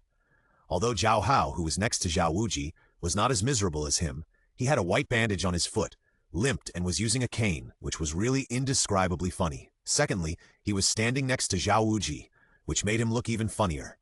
"Haha, Mr. Zhao, and this? Brother, what's wrong with you two? One looks like he got beaten up, and the other looks like his leg got broken. Puff, puff, haha," Oscar said jokingly, and Ma Hongjin laughed at him mercilessly, and the others couldn't help laughing. For a moment, Zhao Wuji and Zhao Hao's faces darkened, but they were both angry but dared not speak. There was no way, neither of them dared to tell the truth. One was beaten by the boss, and the other broke his leg while walking. If they told others, one was afraid of being beaten again, and the other was afraid of being laughed to death. All right, I'll say a few words, and then you can set off." Flanders' voice sounded, and everyone slowly stopped laughing, and Zhao Wuji's dark face looked better. "Something happened to Zhao Hao, so I won't go to the Stardow Great Forest with you. After you leave the academy, be careful. Also, don't disgrace the name of our Shrek Academy when you walk outside." "Okay, I'll stop here. You can set off." Flanders waved to everyone, indicating that they could set off. Zhao Wuji on the side said, "Tang San, your cultivation is the highest except for Xiao Feng. You lead the team. Before you encounter a soul beast that you can't deal with, Xiao Feng and I will not help you." "Yes." Tang San nodded and said, "I heard from Brother Xiao Feng that the Stardew Great Forest is not a place to joke. There are many soul beasts there, and they are extremely aggressive. It is extremely dangerous, so you must be careful. In addition, I will lead the team in the front. Xiao Wu and Zhu King will be on the left and right sides. Oscar and Ning Rongrong, you will be in the middle, and Fatty will be the last. Don't be too far away from Oscar and Ning Rongrong. If an emergency occurs, you are their umbrella of protection. Do you understand? Everyone listened to Tang San's arrangement and nodded. Xiao Feng didn't join them because after joining, these people would relax their vigilance because of his strong strength, and the training effect would not be achieved. Zhao Wuji looked at everyone and arranged the team and said, "Let's go!"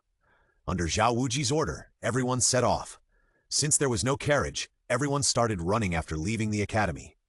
Not long after the journey, Oscar started his sausage supply running all the way, consuming physical strength all the way. But everyone found that these consumptions seemed to be nothing under Oscar's supply. For a while, everyone began to take Oscar's martial spirit seriously, and with Ning Rongrong's assistance, this journey seemed very easy, and every time Ning Rongrong's soul power was not enough, Xiao Feng would hand her a lollipop to restore soul power. So everyone's speed was very fast. In just one day at dusk, everyone had arrived in front of a small town nearly 100 kilometers away from the Star-Do Great Forest. It seems that we can't reach the Qingdou Great Forest today, so let's rest here today. Following Zhao Wuji's order to rest, everyone relaxed at once. After a day's journey, although they were not very tired physically, they were mentally tired. After all, they had been traveling all the time and were exhausted. Soon, the group arrived in front of a hotel in the town. Let's stay here and rest for one night. We will set off early tomorrow morning. The cost of accommodation and meals will be reimbursed by the academy.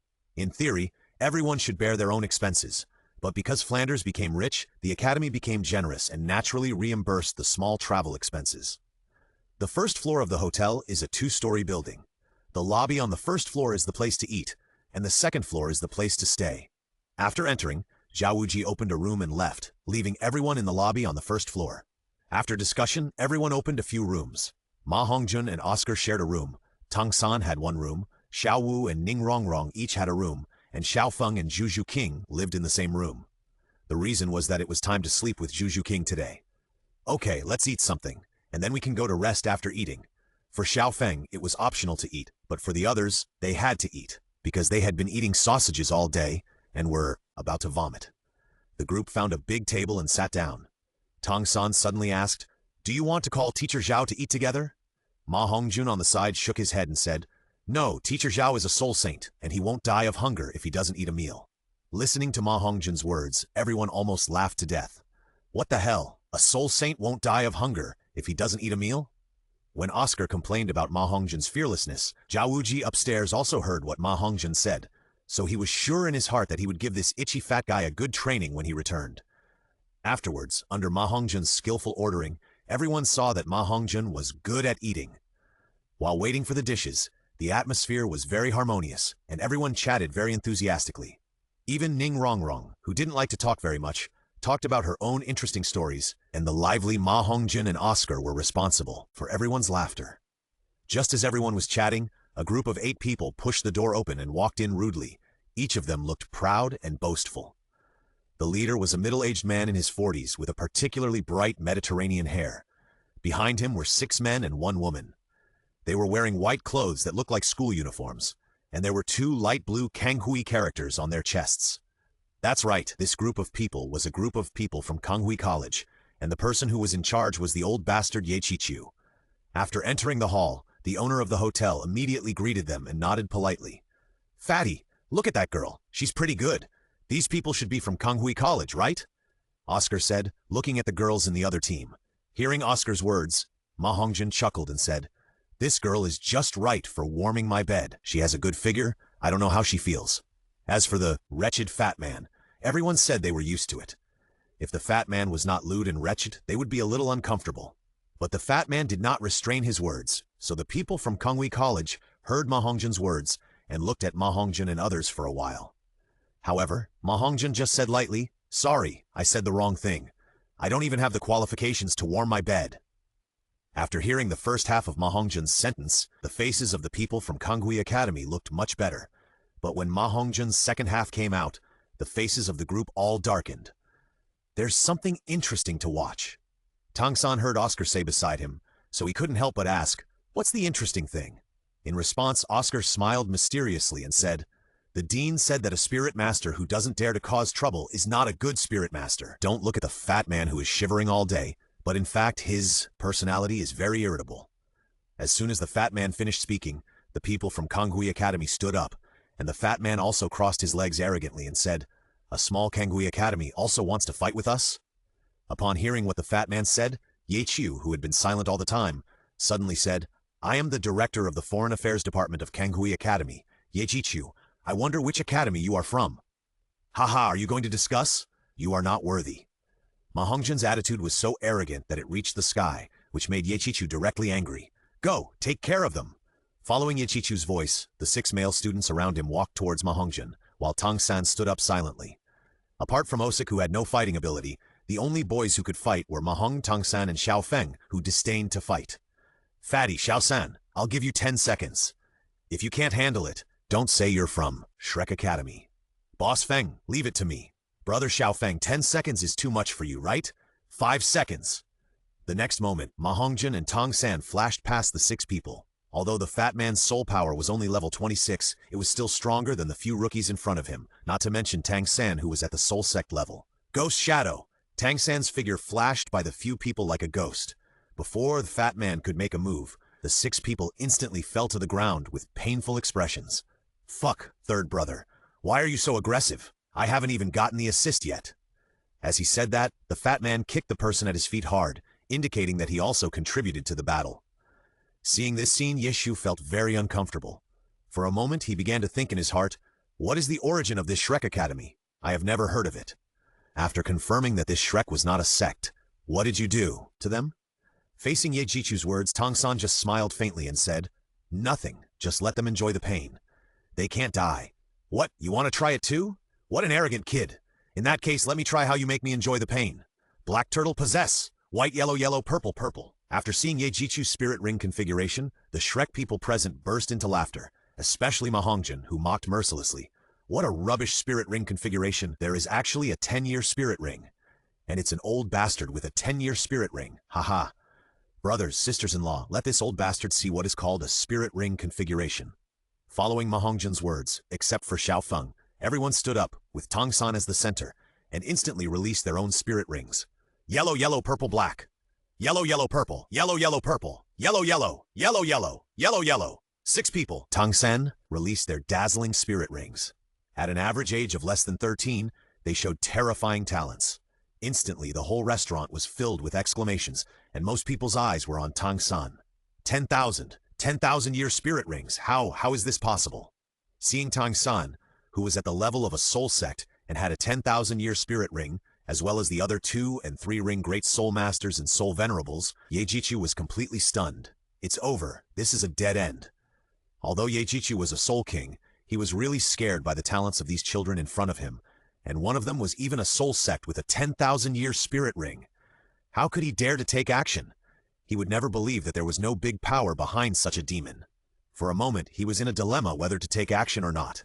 Finally, he set his sights on Xiao Feng, who had been sitting at the table watching the show. Although Xiao Feng looked very young, his calmness and composure were obviously not possessed by ordinary people, so Ye Jichu asked, "You should be their teacher, right?" However, Xiao Feng just smiled and said, "This old bastard is your opponent. A rubbish soul king can't defeat you, right?" Hearing Xiao Feng's tone, everyone got excited, and Ye Jichu's face became gloomy. "In that case, don't blame me for bullying the weak." "Haha, you old bastards still want to bully us? You haven't woken up yet." Amid the fat man's ridicule, the war was about to be triggered. Suddenly, everyone, all soul masters, please don't fight in the small store anymore. Small business, small business. Listening to the words of the store owner, Ye Jichu said coldly, "Wait for you at the door." With that, Ye Jichu walked out of the hotel, and the college who had fallen to the ground before slowly climbed up and came out one by one. "This is the first time you have cooperated, formally, but I believe you will have no problem dealing with a trash soul king. If you can't do it, I will assist you. If you still can't beat it with my assistance, I will really train you well." Soon, the Shrek people also came to the outside of the hotel. Because of the huge momentum, there were already many onlookers outside. After seeing the crowd, Ye Jichu said with a stiff face, "I will give you another chance. It's not too late to admit your mistakes now." However, Tang San just smiled faintly and said, "If you want us to admit our mistakes, you are not qualified, and as long as the fist is bigger, then he is right. Want us to admit our mistakes? In the next life, old bastard. What a little brat. Then let me teach you how to behave on behalf of your elders. In response, the fat man on the plate shouted, You are a tyrant. The next moment, Tang San, who was in the lead, took action directly. Ghost Shadow. Tang San rushed towards Ye Jiqiu like lightning. Although he was not a strong attack spirit master, his physical quality was very strong, not inferior to the average strong attack spirit master. Mysterious Jade Hand. Control the crane and capture the dragon. The sophisticated attack angle made Ye Jiqiu's heart tremble, but Tang San was not alone. On both sides of him, Xiao Wu and Zhu King were approaching, and Ma Hongjun occupied the airspace. 7 treasures turn out glaze. 1 is speed, 2 is strength. The light of the 7 treasures glaze tower emerged instantly, and 6 rays of light entered the bodies of Tang San, Xiao Wu, and Zhu King, respectively. When Ye Jiqiu saw the 7 treasures glazed tower, he immediately thought of giving up. MD, how could they be from the 7 treasures glazed sect?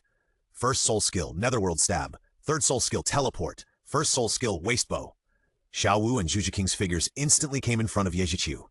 Zhu King's sharp claws grabbed Ye Jiqiu's neck, and Xiao Wu's slender legs kicked Ye Jiqiu's chest from the other side. Black Turtle, protect your body. Ye Jiqiu's first 10-year soul ring lit up, and a layer of emerald green tortoiseshell appeared on Ye Jiqiu's body, and his head shrank in an instant. Ye Jiqiu blocked the attacks of several people. The few people who couldn't attack also retreated instantly, and at the moment of retreat, Ma Hongjun's soul skills had arrived. First soul skill, Phoenix Fireline. The scorching flames fell from the sky and directly enveloped Ye Jiqiu. However, due to the huge difference in level, it did not cause much damage to Ye Jiqiu. First soul skill, Blue Silver Sorrow. Tang San waved his hand, and the blood-red and thick blue-silver grass instantly bound Ye Jiqiu. Then he thought, poison. Instantly, Ye Jiqiu's limbs, without the protection of the tortoise shell, instantly felt numb, followed by the disappearance of intuition, and finally, the brain was still dizzy. Poison. Second soul skill, Mysterious Water Freeze. The second soul skill was released continuously, and the cold air instantly spread out, and the dizziness in Ye Jiqiu's mind was also relieved a lot. Ha! Soul power surged. Ye Jiqiu opened Tang San's restraints, but what Ye Jiqiu didn't know was that Tang San not only released the first soul skill, but also hid the second soul skill in this first soul skill. The bacteria seeds of the second soul skill had already floated through the air. Although Ye Jiqiu's second soul skill alleviated the dispersion of the bacteria, many of them had already attached to Ye Jiqiu's body and body. The game is over. After Ye Jiqiu broke free from Tang San's blue-silver grass, his whole face was extremely livid.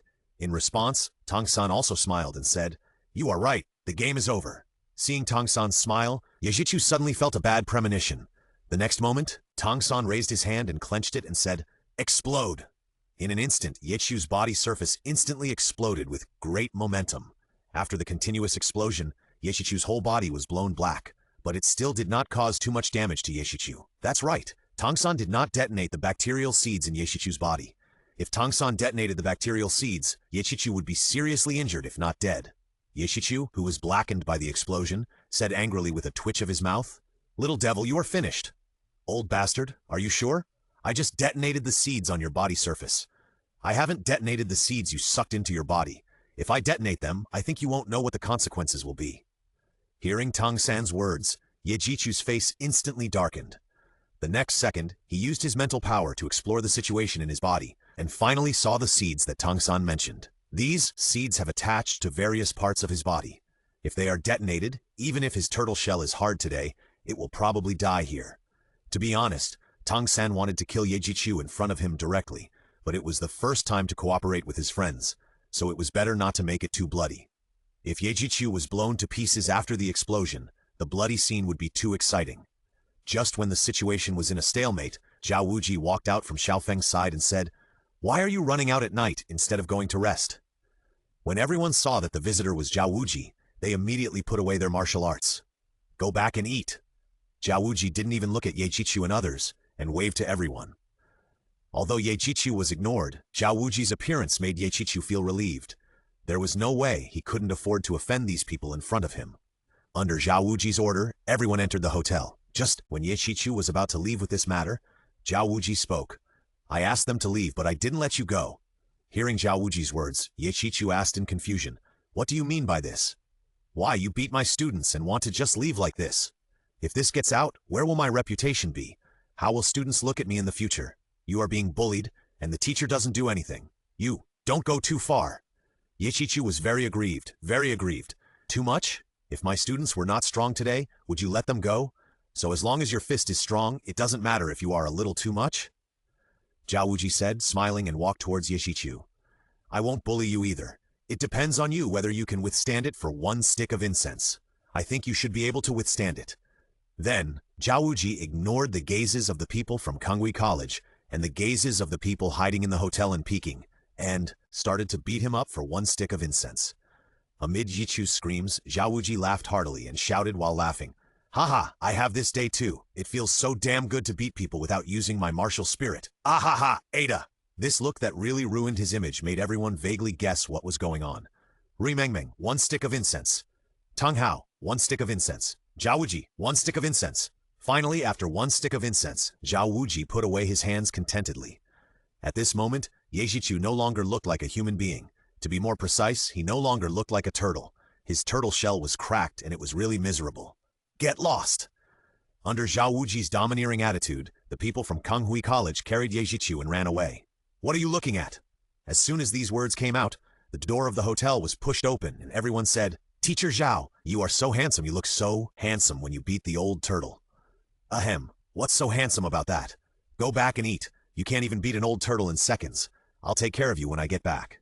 With that, Zhao Wuji went upstairs, leaving everyone laughing secretly.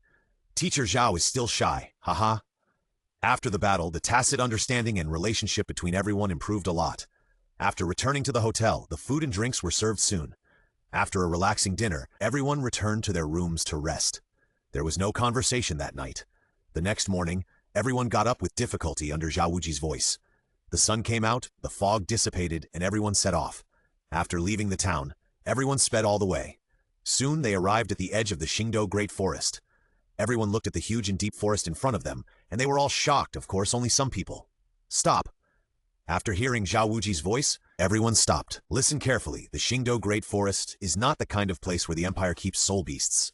The soul beasts here are extremely dangerous. You may face attacks from 1,000-year or even 10,000-year-old monsters at any time.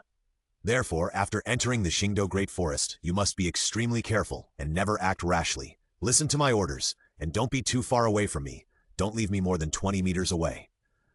Oscar, Ning Rongrong, you two follow me. I say again, without my order, no one is allowed to attack soul beasts easily. Do you understand?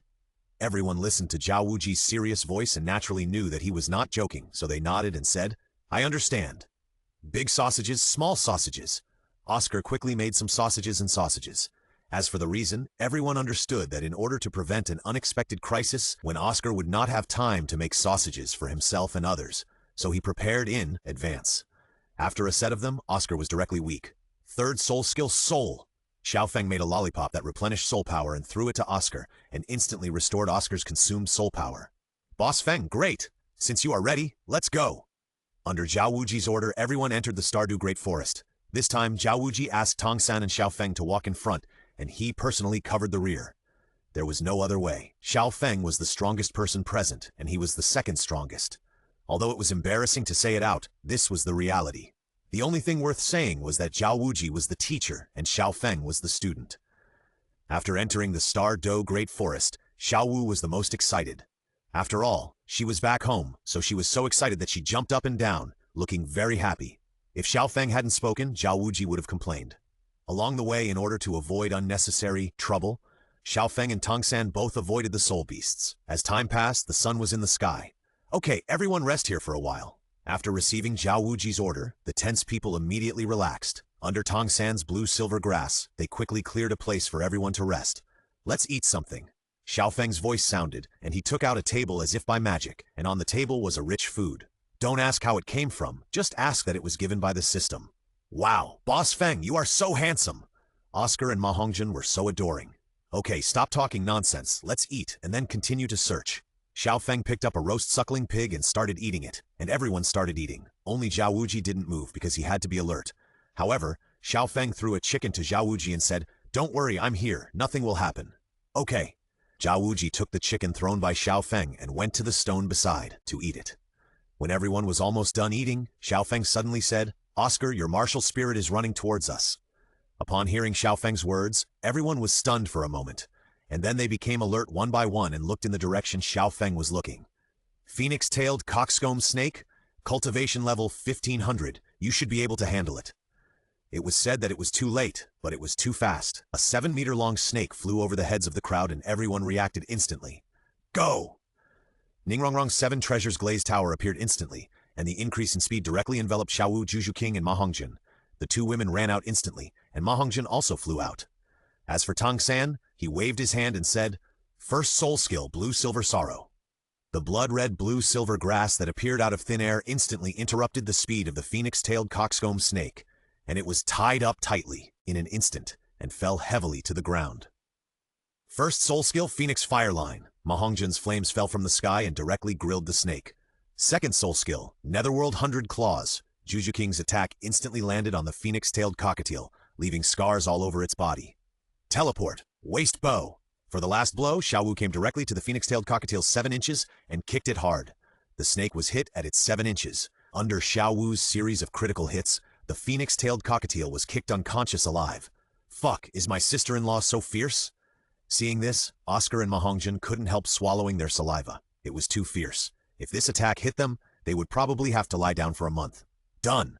Looking at the fainted phoenix-tailed cockatiel, Xiaowu clapped her hands. The battle ended so quickly, which made Zhaowuji on the side very satisfied. It's worthy of a group of little monsters.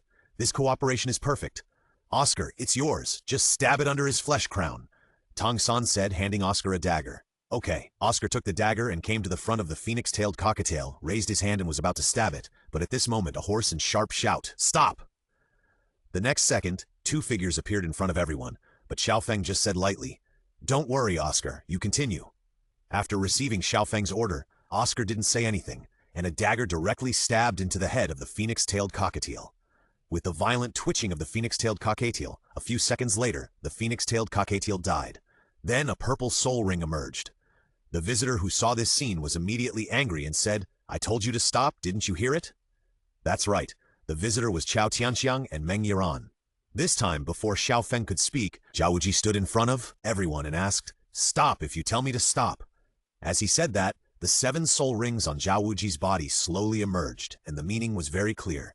If you want to cause trouble, you should first gather your strength to see if you have enough. When Chao Tianxiang saw Zhaowuji's spirit ring, her face darkened. Oscar, you absorb the martial spirit, and I'll take care of the rest. After Xiao Feng's words, Oscar was very arrogant and directly absorbed the spirit ring. He looked so arrogant. This almost pissed off Chao Tianxiang and Meng Yiran. These people didn't even let her say a word, and just killed the phoenix-tailed coxcomb snake that they had been chasing for a long time and absorbed the spirit ring so arrogantly. This was simply too arrogant. But the problem came. In front of Zhao Wuji's 7 spirit rings, Chao Tianxiang had no way to deal with it. She could only say faintly, Respected Soul Saint, we were the first to discover this phoenix-tailed coxcomb snake, you. However, before Chao Tianxiang finished speaking, Xiao Feng uttered a word faintly. Get lost. The next moment, a strong murderous aura rushed towards the 2 of them. Under the strong murderous aura of Xiao Feng, Meng Yiran and Chao Tianxiang could not help but take a step back. In their pupils, Xiao Feng's figure was invisible and enlarged, as if he appeared in front of them in an instant. The invisible murderous aura made them a little breathless. Meng Yiran was fine, but Chao Tianxiang was a soul emperor. The boy opposite looked so young, but the murderous aura he exuded was so terrifying that even a soul emperor like her could feel scared. Chao Tianxiang couldn't believe what level of cultivation this boy would have. The strong murderous aura emanating from Xiao Feng made Chao Tianxiang want to retreat. If a soul beast was lost, she could find another one. If she let her granddaughter die here for a soul beast, it would not be worth it. Chao Tianxiang looked at Xiao Feng deeply, and then turned and left after looking at Zhao Wuji and the others. Meng Yiran, who was standing aside, was even more breathless. After the 2 left, Zhao Wuji said, Xiao Feng, you are too impulse strong. It is not very strong, it is not good to act rashly before you figure out the other party's identity. Moreover, I feel that the other party seems to have seen her appearance somewhere. However, Xiao Feng just waved his hand and said, It's okay, just a little snake woman. Upon hearing this, Zhao Wuji suddenly asked, Snake woman? Is it the snake woman of the peerless dragon snake? After saying this, Zhao Wuji seemed to realize something and asked tentatively, That dragon man? Just a small soul Douluo, not worth mentioning. Sure enough, Xiao Feng's answer hit Zhao Wuji's heart, and Zhao Wuji immediately relaxed. If his most famous student said that it was not worth mentioning, then what should he, a teacher who was not even as strong as his student, worry about? In that case, let's continue to rest where we are. We will leave after Oscar absorbs the soul ring. Following Zhao Wuji's words, everyone formed a big circle, surrounding Oscar in the center, while Zhao Wuji lay on a stone beside him and kept a low profile. More than half an hour later, Oscar slowly opened his eyes, and a purple spirit ring rose from under his feet. This was the spirit ring of the phoenix-tailed coxcomb snake, and it was also his third spirit ring, which meant that Oscar officially entered the ranks of the Soul Master. However, after Oscar absorbed the spirit ring, he only raised one spirit ring, and his spirit power cultivation was only level 31. Congratulations, Oscar. Tang San came over and smiled. Then Ma Hongjin's voice came. Oscar, congratulations, let us see, what is your third spirit skill? As Ma Hongjin spoke, everyone gathered around very excited. Then I'll try. Yeah. Oscar raised his right hand, then chanted a spell saying, Mushroom sausage. After hearing this, everyone couldn't help but add a sentence in their minds. I have roots. Suddenly, a group of people burst into laughter, which confused Oscar. He didn't think there was anything wrong with his spell, but soon he seemed to have thought of something, and immediately shouted angrily, Don't laugh! However, the more Oscar spoke, the more exaggerated the laughter of the crowd. Even Zhao Wuji, who was standing next to him, couldn't help laughing. The words that emerged in his mind and the strange sausage in Oscar's hand made it difficult not to laugh. Okay, restrain yourself, Xiao. Tell everyone what the effect of your mushroom sausage is. Under Zhao Wuji's voice, everyone slowly calmed down and looked at Oscar, waiting for Oscar's answer. You guys can just laugh. From now on, when Boss Feng comes out, no one will be allowed to eat my mushroom sausage. Oscar's arrogant words made Xiao Feng, who was not laughing, a little embarrassed. What do you mean? No one will be allowed to eat your mushroom sausage except me? Why does this sound so weird? Listen carefully. The effect of my third soul skill is flying. But this is not a simple flight, but flying at the speed of a phoenix-tailed cockroach for 1 minute. How is it? This soul skill is awesome. As soon as Oscar's words fell, everyone present was also shocked. Even Tang San was no exception. He knew how fast the phoenix-tailed cockroach was, and the others obviously understood it too, and were stunned for a moment. Not bad, Xiao. Your third soul skill is very good. With your current soul power, how many sausages can you make? Oscar thought for a moment and said, With my current soul power, I can only make 10 sausages at a time. After making them, my soul power is gone. I can only make them again after I have restored all my soul power. Zhao Wuji nodded with satisfaction at Oscar's answer, while Xiao Feng on the side said, It's not a big problem. With the assistance of my third soul skill, there is no such thing as lack of soul power. I believe Ning Rongrong has experienced this. Xiao Feng was right. His auxiliary martial spirit's third soul skill can instantly restore 70% of the mana, regardless of the level. If one is not enough, 2 can be used, and then the road to unlimited mana will be embarked on. With Xiao Feng here, I think we will not have the situation of excessive soul power consumption. Instantly restoring 70% of the soul power is a great effect. Boss Feng, awesome! Ma Hongjun and Oscar naturally offered their worship. Okay, pack up and get ready to leave. Zhao Wuji's voice sounded, and everyone did not plan to stay in the Xingdou Great Forest for too long, but Xiao Feng said lightly, I'm afraid we can't leave for a while. When everyone heard Xiao Feng's words, they all looked at Xiao Feng, their eyes full of confusion and puzzlement. Even Zhao Wuji was a little confused. But the next second, Zhao Wuji's face changed. He subconsciously pulled Xiao Feng behind him, accompanied by a low roar. Zhao Wuji directly released his martial arts spirit. Everyone all behind me. Zhao Wuji stared at one direction, and under his serious words, everyone immediately came behind Zhao Wuji and stood guard. If anything happens later, don't worry about me. Just leave here. Leave the Xingdou Great Forest. Xiao Feng, when I'm not here, the responsibility of protecting everyone will be handed over to you. Looking at Zhao Wuji, who was much shorter than him, standing in front of him, Xiao Feng felt a little warm in his heart. He was obviously not as strong as himself, but he stood in front of him as soon as he sensed danger. Xiao Feng was right. Zhao Wuji's first thought was that these little guys must not get into trouble. If something happened, he would never forgive himself in his life.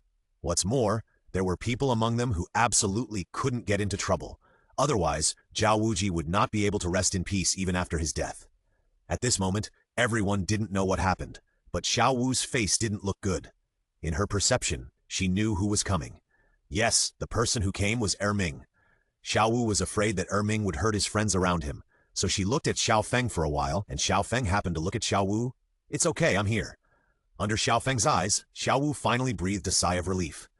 The next second, the trees in front of the crowd slowly parted to both sides, and an extremely huge figure appeared in front of everyone. Except for Xiao Feng and Xiao Wu who knew about it, everyone else's face changed drastically. Ming's body was too huge, and his dark mountain-like outline was too oppressive. An invisible sledgehammer hit everyone's heart, hard, making everyone a little breathless. It's the Titan ape! Zhao Wuji's pupils shrank a few points. He didn't expect to encounter such a forest overlord in the outskirts of the Qingdou Great Forest. I'll stop him. You eat Oscar's mushroom sausage and leave here immediately. I'm afraid I can't hold on for long. You must move quickly. As he said that, Zhao Wuji directly released his martial soul avatar and rushed towards the Titan ape. Xiao Feng had an idea in his mind. Xiao Feng looked at everyone and said, Xiao San, you take them away. I'll go to help Teacher Zhao. After Xiao Feng finished speaking, he summoned the killing sword, picked it up and rushed in the direction of the Titan ape. Looking at the two people rushing towards the Titan giant ape, Tang San looked at Xiao Wu beside him and said, Xiao Wu, you take them away. I'm going to support brother Xiao Feng. Then Tang San also followed Xiao Feng's footsteps. Looking at Tang San leaving, Ning Rongrong and the team said, You go, I'm going to help them. The 7 treasures turn out colored glaze. One is strength, the other is speed. Ning Rongrong's 7 treasures colored glaze tower appeared instantly, and the amplitude instantly fell on the 3 people in front. Looking at Ning Rongrong like this, how could Xiao Wu and Juju King leave? And they didn't have the slightest intention of leaving in their hearts, or it could be said that this idea didn't exist at all. And what about the remaining Ma Hongjun and Oscar? The two smiled at each other and said, It's said that if you follow Boss Feng, you will be the boss for a day and a lifetime. You don't ask to be born on the same day of the same month of the same year, but you ask to die on the same day of the same month of the same year. No one present had the intention of retreating.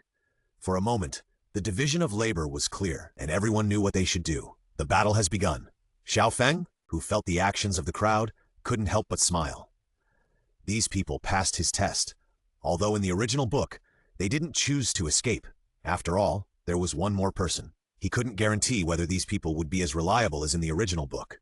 In the face of life and death, nothing can be said for sure. But according to the current situation, his vision is still correct. This group of people are reliable. Once they are recognized by him, they will enjoy different treatment. The 8 people in the group began to fight with the Titan giant ape. To be more precise, the fight began. After all, if Erming really wanted to attack them, these people would not be able to hold on for even a few seconds. They would be killed in seconds as soon as they met. Even Xiao Feng couldn't beat Erming now. Of course, he couldn't beat him without cheating. If he cheated, he would probably beat Erming like a younger brother, and beat him violently. This time, with the addition of Xiao Feng, the team's cooperation was as if everyone was instantly sublimated. The team became extremely tacit. Xiao Feng attacked, Ma Hongjun interfered in the airspace, Xiao Wu and Juju King harassed from both sides, Oscar and Ning Rongrong assisted, and Tang San sat beside the 2 auxiliary spirit masters to control the overall situation. At the beginning, Xiao Feng did not use his full strength because he knew that he could not hurt Erming even if he used his full strength. So he did not use his full strength. He just tried to protect everyone's battle secretly. Xiao Feng felt that this was a very meaningful trial, but he had to ensure that these teammates would not die. Zhao Wuji, who was resisting the Titan giant ape at the front, was angry and happy when he saw the people who came back to help him. The reason was clear. Finally, Erming could not stand the harassment of this group of little ants, and the spirit power in his body began to operate. A deafening sound burst out from his mouth. In an instant, except for Xiao Feng and Zhao Wuji, the others flew out directly. System, don't worry, I'm here. The force that everyone who flew out received at the moment of collision or landing was relieved a lot, and Erming also recognized Xiao Wu and stretched out his big hand to grab Xiao Wu. Everyone's eyes widened when they saw this scene. Even Juju Qing couldn't help but shout at Xiao Wu to be careful. However, Xiao Wu just looked at Xiao Feng, and Xiao Feng responded with a look that said, You go ahead, I'll find you later. Xiao Wu, who understood Xiao Feng's meaning in a second, did not resist at all. She was held in Erming's hand and flew away. The next moment, Zhao Wuji was about to chase her, but Xiao Feng held Zhao Wuji back and said, No need to chase her. Xiao Wu is fine. This Titan giant ape is here to find Xiao Wu. Let them go, I'll find her later. When everyone heard Xiao Feng's words, they were all confused. Even Tang San and Juju King were confused. Brother Xiao Feng, what's going on? You said the Titan giant ape is here to find Xiao Wu? Tang San was a little confused, and Juju King's eyes were also full of confusion. That's right. Xiao Feng did not intend to hide Xiao Wu's identity. As for his purpose, it was very simple. I have something to tell you. Xiao Wu is actually a human who was reborn from a 100,000-year-old soul beast. The Titan ape just now was Xiao Wu's former friend. When Xiao Feng said this, everyone present was dumbfounded, including Tang San. Tong San was not there when Xiao Feng resurrected his mother and Xiao Wu's mother, and Tong Hao and his wife did not tell Tong San the truth, so they were not clear about the identities of Xiao Wu and Xiao Wu's mother, not to mention the others who had no idea about the situation. After Xiao Feng finished speaking, everyone was stunned and could not come back to their senses for a long time. Even Zhao Wuji's brain was a little out of control. What the hell? My student is a human who was reborn from a 100,000-year-old soul beast? This is ridiculous. Finally, everyone calmed down. Okay, I didn't expect Ming to suddenly come to Xiao Wu. The battle just now was just to show you how big this world is, and to let you know how small your own strength is. In front of powerful strength, the talent you are proud of is nothing. Only the genius who has grown up is qualified to stand to the end. Please understand what I said, Lao Jiao. I will leave them to you. I will go to find Xiao Wu. With that, Xiao Feng left, leaving everyone in deep thought. In the Xingdou Great Forest, Ming's figure was running and flying rapidly on the ground. In this home where he had lived for who knows how many years, Ming was very familiar with it. No matter what the terrain in front of him was, he would pass by it with a whoosh. As for Xiao Wu, she sat quietly on Ming's shoulder. There was joy in her eyes and a trace of worry, but after she seemed to think of something, this worry disappeared. After a while, the man and the beast saw a blue lake, and the name of this lake is Lake of Life. It is also mistakenly believed to be the core of the Star Forest. In fact, this is just the inner circle, but it is more iconic. Too few people see it, and there are two extremely powerful soul beasts here, so this place is considered to be the core of the Star Forest. Just as Xiao Wu and Ming approached, ripples began to appear on the lake. As the ripples broke, a huge and exaggerated bull head emerged from the lake. This was Daming, Sister Xiao Wu. A strong voice sounded, and Xiao Wu smiled and said, "Daming, have you been okay recently?" Daming nodded. "I'm fine. How about you, Sister Xiao Wu?" Arriving at the lake, Xiao Wu jumped off Ming's body, and after arriving at a familiar position, she took off her shoes and put her feet into the lake, and then a comfortable expression appeared on her face. "Daming, Ming, I have good news for you." Hearing Xiao Wu's words, Ming looked at Xiao Wu with some doubts, and Daming asked directly, "Sister Xiao Wu, what good news?" Xiao Wu looked at her reflection in the water, dangling her feet, and said, "Mom is resurrected." After the voice fell, both beasts were silent for several seconds, or to be more precise, they were stunned for several seconds. Finally, Daming was the first to react, looking at Xiao Wu with disbelief. "Sister Xiao Wu, are you telling the truth? Is Aunt Ru really resurrected?" Daming knew that Xiao Wu would not joke about her mother, so it was sure that this was true, but it was still a little unbelievable for a while, and Ming was also dancing with excitement, gesturing with his hands, and almost spoke in a hurry. "Well, I met a very good person who helped me revive my mother." After getting Xiao Wu's confirmation, Daming was even more shocked. He blamed himself for Wu Qingrou's death. If he had been stronger, he would not have let Wu Qingrouo get into trouble. But soon, Daming thought of something. Could it be that Xiao Wu was deceived? It is said that humans are very insidious and cunning, and he remembered that Aunt Ru had already turned into a spirit ring, and it was the 9th spirit ring of the Pope of the Spirit Hall. Is it too difficult to revive such a dead person? Daming thought so in his heart, but he did not say it out loud at the first time. Suddenly, he felt a breath that appeared quietly. "Who is it? Come out!" Its voice instantly shocked the sky, and its eyes stared coldly in a certain direction. Ming also instantly entered a state of alert. As for Xiao Wu, she showed a faint smile because she knew who was coming. In the woods not far away, Xiao Feng walked out slowly, looked at the azure bull python, and smiled. As expected of the azure bull python, this spiritual perception is indeed very strong. After seeing Xiao Feng, the azure bull python said coldly, "Human, you shouldn't come here." As soon as the voice fell, the hot-tempered Ming took off directly on the spot and pressed down on Xiao Feng like a mountain. "Ming, don't, he..." Before Xiao Wu finished speaking, she saw Xiao Feng clenched his hands, and the titan giant ape Ming was imprisoned in the air as if he was held by some invisible force. "I gave it a hang!" The held Ming roared unwillingly, and his momentum scared the soul beasts within a few miles. "This little guy has a very bad temper. Let him dry for a while." As he said, Xiao Feng walked slowly towards Xiao Wu. "Who are you?" Facing Daming's question, Xiao Feng smiled and said, "Why didn't Xiao Wu tell you?" When Daming heard the name Xiao Wu, he seemed to think of something, and with Xiao Feng's weird method, he immediately said, "Are you the one who resurrected Aunt Ru? If you answer correctly, I'll give you a reward." Then, Xiao Feng raised his hand and pointed at Daming.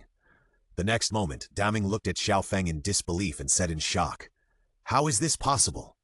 The reason why Daming was so shocked was that Xiao Feng's finger directly pushed his cultivation to the mark of 199 years, and he had a feeling that as long as he wanted, He could break through the mark of 200,000 years at any time, and he didn't need to go through the tribulation.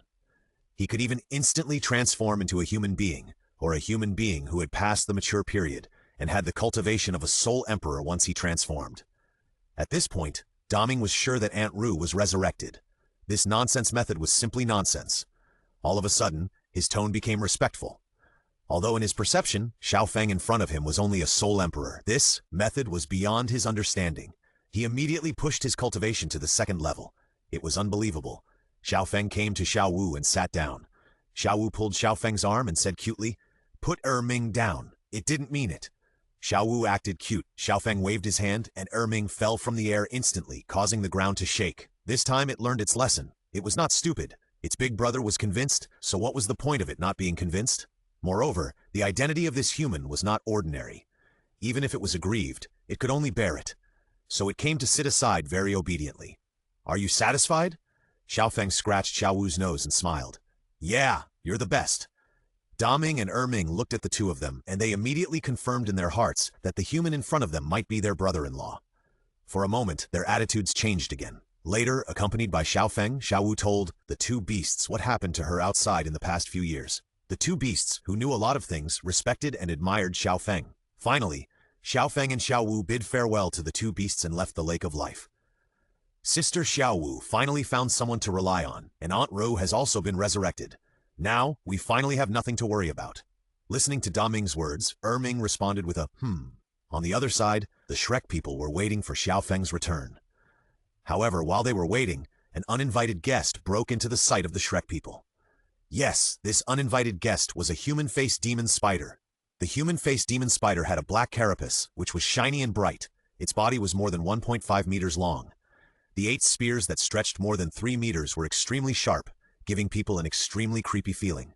"Be careful, it's the 1,000-year-old human-faced demon spider." Tang San recognized the other party at the first sight. He knew that this thing was not easy to deal with, so he shouted to everyone at the first time. Everyone immediately entered a state of alert under Tang San's reminder.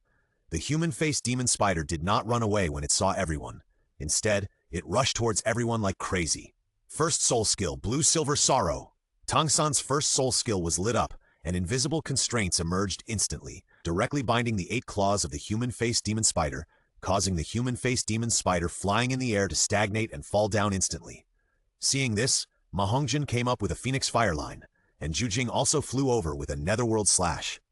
The human-faced demon spider was caught off guard and was hit hard, and it immediately let out a miserable scream.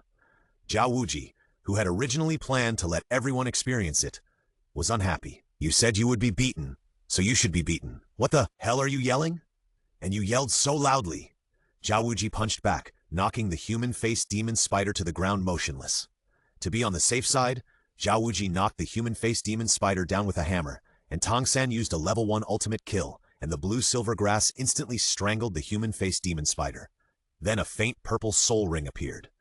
Tang San's original intention was not to kill the human-faced demon spider, but he knew that it was not easy to mess with, so he just killed it. However, not long after Tang San killed the human-faced demon spider, 3 figures flashed out from the woods, and these 3 figures were none other than Meng Yuran's family of 3. The 3 people who came here instantly saw the Shrek people and the human-faced demon spider that had become a corpse and emerged with soul rings. "No, how could this happen? Why, who is it? Who killed my magic bead?" Seeing the dead human-faced demon spider on the ground, Meng Yuran's face turned pale with anger. At this moment, she had her grandfather to support her. She glared at the Shrek people, and after seeing the old man behind Meng Yuran, Zhao Wuji's face darkened. "You have to know that Xiao Feng is not here now. As a soul saint, he is no match for a soul Douluo. Moreover, there are these little monsters here. He is not afraid of death, but these little guys must not get into any trouble." At this moment, Chao Tianxiang said something to Meng Shu beside him. A few seconds later, Meng Shu's face also darkened. "I was wondering why my Yining was always unhappy before.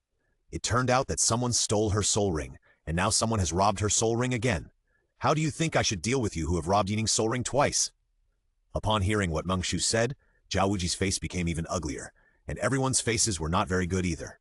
After all, they all saw Zhao Wuji's face, and it was obvious that they couldn't afford to offend the man in front of them. Senior Long Gong, the previous incident was a misunderstanding, and this incident is also a misunderstanding. I am Zhao Wuji. This human-faced demon spider attacked us right from the start, and we didn't know it was your prey, so we had to kill it. To be honest, Zhao Wuji didn't want to bow his head, but Xiao Feng was not there, and he was the strongest, and he had the obligation to protect the little guys, so he had to bow his head to delay time. After Zhao Wuji finished speaking, Meng Shu laughed. I was wondering who dared to snatch my granddaughter's soul ring. It turned out to be the famous Akala. Meng Shu's voice was filled with a hint of disdain and ridicule, which made Zhao Wuji's face pale. I don't care what your reasons are, but it is a fact that you stole my Yining's spirit ring. Besides, you have a little brat? My wife told me to get out of here? I want to see where he got the courage from. As soon as Meng Shu finished speaking, everyone was upset. How could the boss, the elder brother, and the man in their hearts tolerate Meng Shu saying this about Xiao Feng? Little brat, you bastard, you old man, fuck you. Tang San's voice was the first to sound, followed by Zhu Zhuqing's angry rebuke and Ma Hongjun and Oscar's b. At this moment, Meng Shu's face turned black. Well, what a bunch of sharp-tongued brats. If that's the case, don't blame me for being cruel. At this moment, Meng Shu had already moved his murderous heart. How could he, a sole Douluo, tolerate a group of brats insulting him? However, something he didn't expect happened. Come on, if you have the guts, try to touch me. My father is Tang Hao, and his title is Hao Tian. If you have the guts, try to touch me. At this moment, Tang San's tone was so arrogant that he looked like he wanted to look down on Meng Shu. At this moment, a silver hammer with lightning also quietly appeared in Tang San's hand. Immediately afterwards, Zhu Zhuqing's voice also sounded. Xiao San is right. Try to touch us. I am Zhu Zhuqing, the second princess of the Xinglu Empire. If you have the guts, try to touch us. As she said that, Ning Rongrong on the side also released her martial spirit and said proudly, I am Ning Rongrong, the daughter of Ning Fengji, the leader of the Seven Treasures Glazed sect. I am also the next heir to the Seven Treasures Glazed sect. At this moment, everyone present was stunned. What the hell? Title Hao Tian? Third brother's father is actually a title Douluo. What the hell? Oscar, what the hell? One of my sisters-in-law is a princess of the empire, and the other is the next heir of the Seven Treasures Glazed Tile sect. After sighing, the two looked at each other. What about us? It seems that we are nothing. Wait, we are the #1 younger brothers of boss Xiao Feng.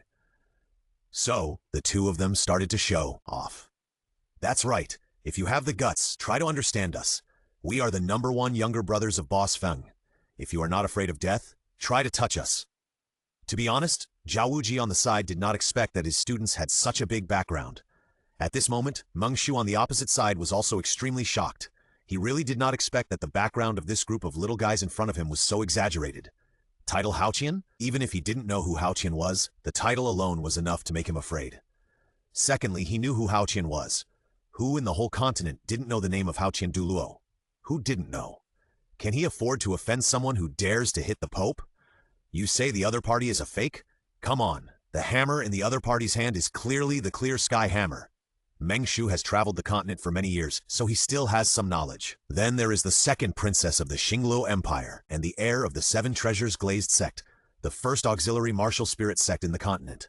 As for the two top brothers of Boss Feng, he doesn't know, but the former ones are so powerful, and the latter two are not much lower. For a moment, Meng Shu was entangled. He didn't dare to move any of these people in front of him, but if he didn't move, would he, a dignified soul Douluo, have no face? Was he just scared? Under the large-scale moving of the family, Meng Shu was really confused.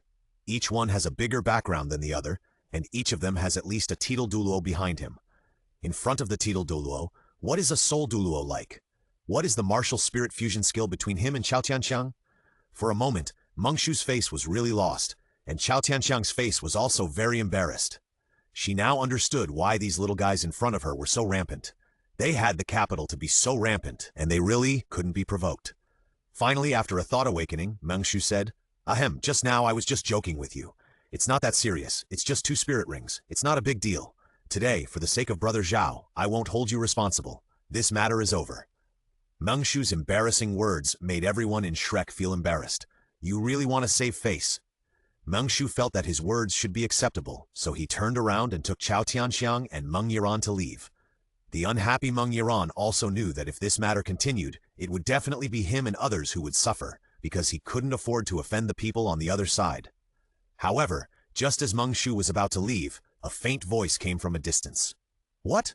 The people who bullied me just walked away like this? When the Shrek people heard this voice, they all smiled, and Zhao Wuji also breathed a sigh of relief, while Chao Tianxiang's face suddenly became solemn. When he saw Chao Tianxiang's face, Meng Shu probably knew who the person was. Following the direction of the voice, Xiao Feng was holding Xiao Wu's hand and slowly walking towards the crowd, with a playful anger on his face. "Boss Feng, you are finally here. This stinky old man threatened us and wanted to attack us just now. It seems that he is going to kill us." That's right, this old man was so fierce just now. With the arrival of Xiao Feng, Oscar and Ma Hongjun, two lively guys, immediately reported him, and their words made Meng Shu's face darken. After arriving in front of everyone, Xiao Wu consciously came to Zhu King's side, while Xiao Feng walked to the front indifferently, looked at Meng Shu and said, "Don't you give me an explanation?" Xiao Feng's attitude was so arrogant. He was so despised as a sole Douluo. Although Meng Shu was very angry, he also felt that Xiao Feng's background must be terrifying, otherwise Xiao Feng would not look down on him like this. To be precise, Sol Douluo seemed to be nothing in his eyes. Fortunately, Xiao Feng didn't know what Meng Shu was thinking, otherwise he would definitely say, "Sol Douluo, even a title Douluo I don't care about." "Little brother, this is all a misunderstanding." "A misunderstanding, the thing is like this." Meng Shu quickly recounted what happened just now. In his cognition, both parties didn't want to cause trouble. Following the process of his fabrication, the matter ended like this, and everyone also heard what Meng Shu meant. But how could the Shrek people just let it go? You know, Meng Shu looked down on Xiao Feng just now. How could he tolerate this? Suddenly, one of them directly refuted, which made Meng Shu very confused. Why are these people so stubborn? It's not good for anyone if the matter gets out of hand, and I'm a sole Douluo. You really don't give me any face. Then what do you say we should do? Finally, Meng Shu also put aside his pride and said. Xiao Feng looked at everyone, and saw that everyone said in unison, "Apologize." "That's right, apologize to brother Xiao Feng. Apologize to us, otherwise this matter will not end." Tang San's tone was very sure, because in his heart, brother Xiao Feng was someone who could not be despised by anyone, including his father.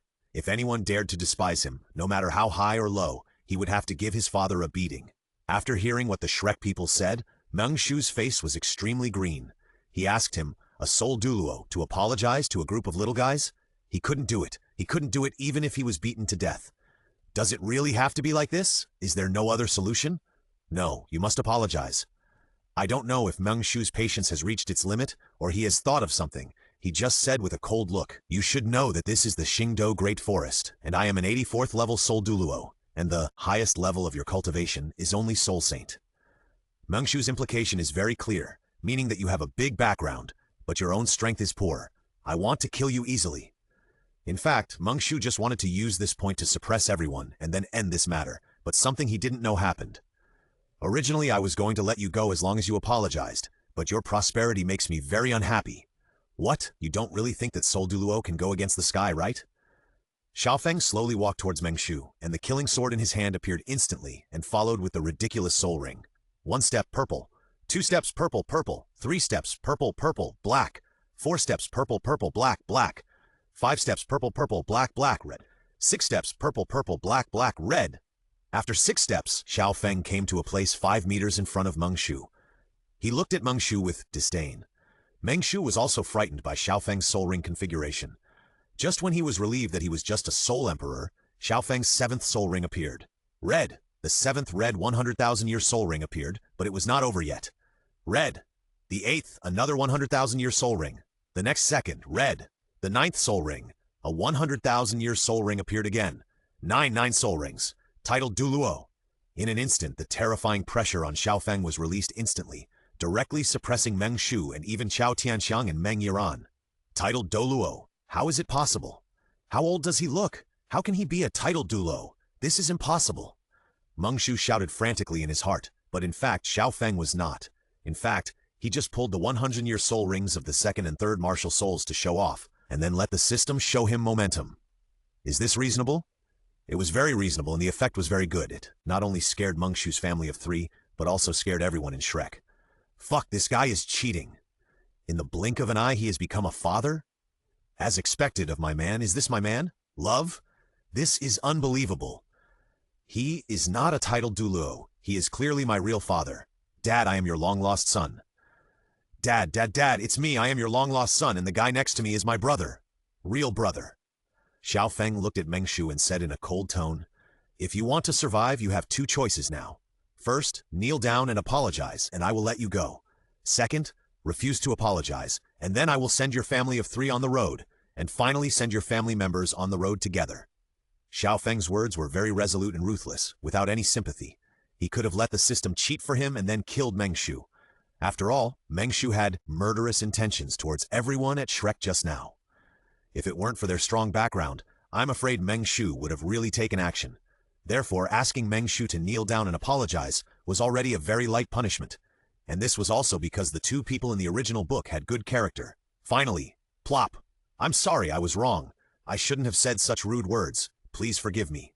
That's right, Meng Shu knelt down. In front of absolute strength, dignity is nothing, and he was the one who was wrong in the first place. So in the end, he just suffered the consequences.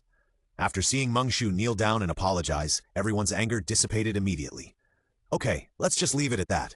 If there is a next time, I don't think you will want to experience this fate. Xiao Feng dispersed his spirit ring, and Meng Shu said respectfully, I know, Your Majesty. Although Meng Shu was unwilling to admit that the young man in front of him was a titled Douluo, the fact was that he had to admit it. Then Meng Shu took Chao Tianxiang and Meng Yiren away, but at the moment of leaving, Meng Yiren secretly looked back at the crowd and was discovered by Xiao Feng, Zhao Wuji, and Tang San. Those were eyes full of resentment and hatred. Brother Xiao Feng, this girl. Tang San looked at Xiao Feng and said, and Xiao Feng also understood the meaning of his eyes. She is just a mediocre person. She won't make a big splash. Don't worry about her. Hearing the conversation between the two, Zhao Wuji also breathed a sigh of relief. It's finally over. What happened every day, a weak heart really can't bear it. Okay, pack up, we're ready to go back. Then, with a whole day of trekking, until it got dark, everyone returned to Shrek Academy. After returning to the academy, everyone went back to their rooms to rest.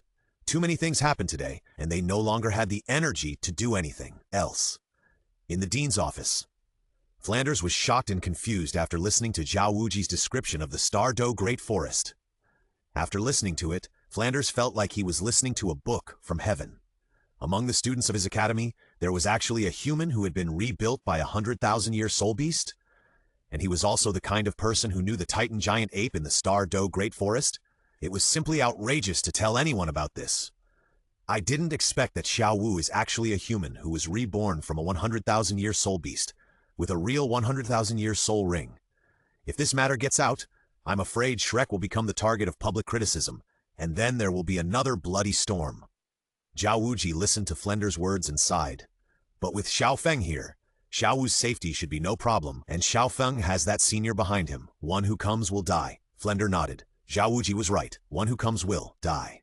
By the way, Lao Zhao, Xiao Wu said that in addition to the Titan giant ape in the Star-Do Great Forest, there is another one called what? It seems to be called Tian. While the two were talking, a voice sounded outside the house. It's called Tianqing Bull Python. As soon as the voice fell, the door was pushed open, and a man with short hair walked in, and this man was Yu Xiaogang. Upon hearing this voice, Flanders laughed and said, The person who knows is here, Xiaogang. Come in quickly. Let me introduce you. This is Lao Zhao, Zhao Wuji.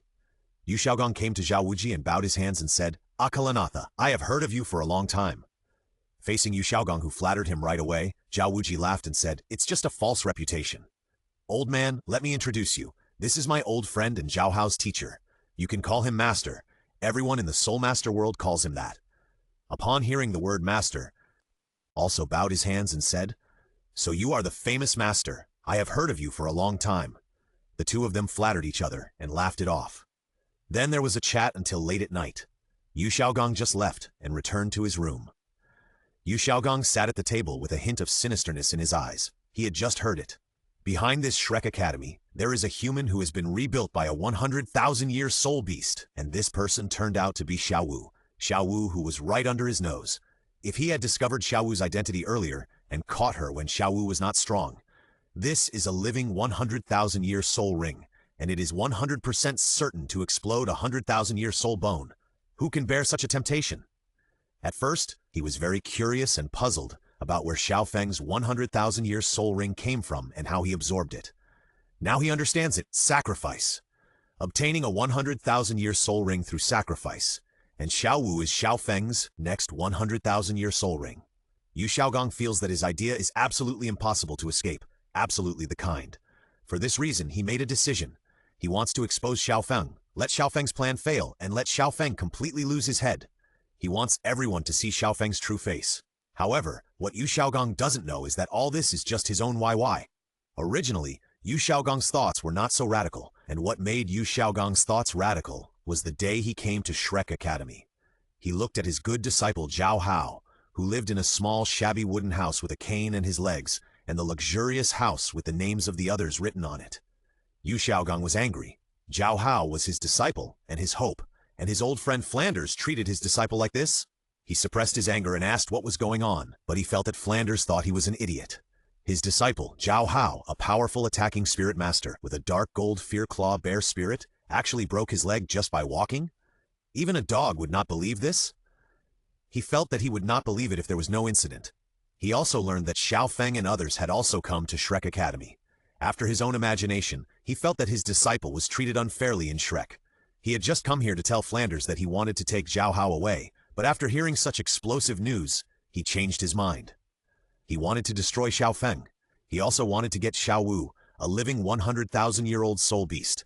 Although he couldn't use it, his apprentice Zhao Hao used it well. If the matter didn't succeed in the end, he would spread the news.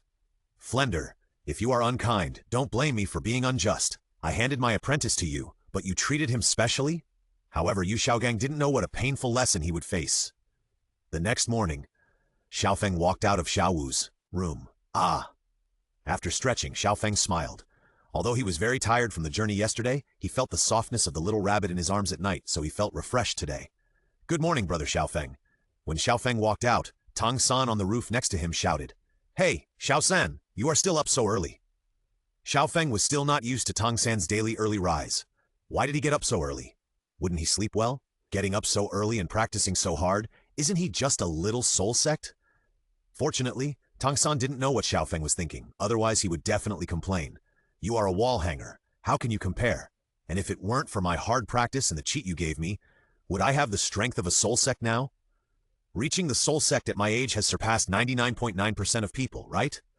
You ask who that 0.01% person is? Of course, it's Qian Renshui in the Spirit Hall.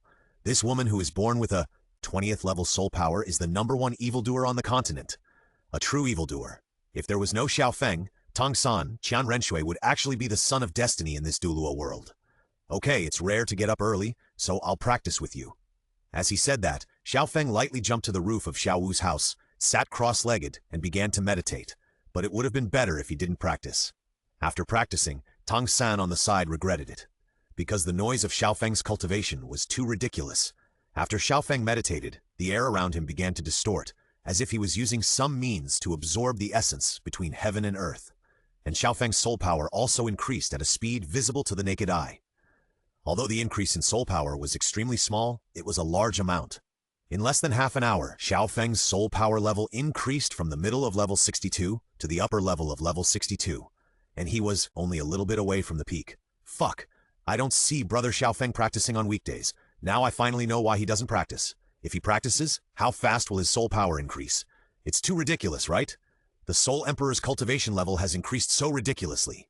When the horizon was covered with fishbelly, a purple light flashed by, and in such a moment, a faint purple light slowly flowed into Tang San's eyes.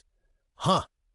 After taking a deep breath, Tang San ended today's practice, and Xiao Feng suddenly seemed to be fascinated by practice, motionless. Tang San did not bother Xiao Feng but returned to his room to prepare breakfast. Xiao Feng encountered something that made him a little confused. During his training and meditation, he came to a white world. Where is this? White, white. All around was white, white without a boundary. Xiao Feng looked around and felt uneasy. System! Xiao Feng's voice did not get a response from the system. Baby? Baby system? Dear treasure? Xiao Feng's voice echoed in this space as if the system no longer existed. After Xiao Feng's shout, the system's voice did not sound like in the past. It was quiet, quiet. Xiao Feng could hear his heartbeat that was beginning to get a little nervous. Instinctively, Xiao Feng subconsciously wanted to use his martial soul, but something unexpected happened to him. No martial soul. That's right, no martial soul. At this moment, his body was more ordinary than an ordinary person. There was no trace of soul power in his body, let alone martial soul. No, nothing. At this moment, Xiao Feng panicked. His breathing became rapid, his heartbeat began to speed up, and an indescribable feeling surged in his heart. What is going on? Where is this place? How did I get here? Where did the system go? Where is my martial soul and my soul power? In a trance, Xiao Feng seemed to hear someone calling his name. Xiao Feng? Wake up, Xiao Feng, wake up. Now a feeling emerged in his heart. This feeling is very similar. very similar to the feeling at the moment of his death in his previous life, as if the soul had left the body, and in that confusion, he heard his relatives calling his name. As the shouting suddenly became louder, Xiao Feng suddenly opened his eyes. When he opened his eyes, Xiao Feng saw the Shrek people surrounding him. At this moment, he was lying in the arms of Xiao Wu and Juju King, and the two women were looking at him and crying. "Hoo-hoo, what's wrong with me?" Xiao Feng panted. He asked a little confused. He didn't know what happened. Xiao Wu and Juju King, who saw Xiao Feng wake up, lay directly on his shoulders and burst into tears, which made Xiao Feng even more confused. "Brother Xiao Feng, what happened just now? You almost scared us to death." Hearing Tong San's relieved words, Xiao Feng asked, "Did anything happen to me?"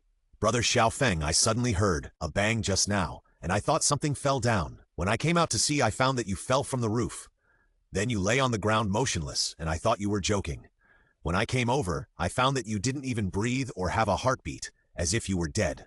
At that moment, I was almost scared to death, but everyone was also called out by my call.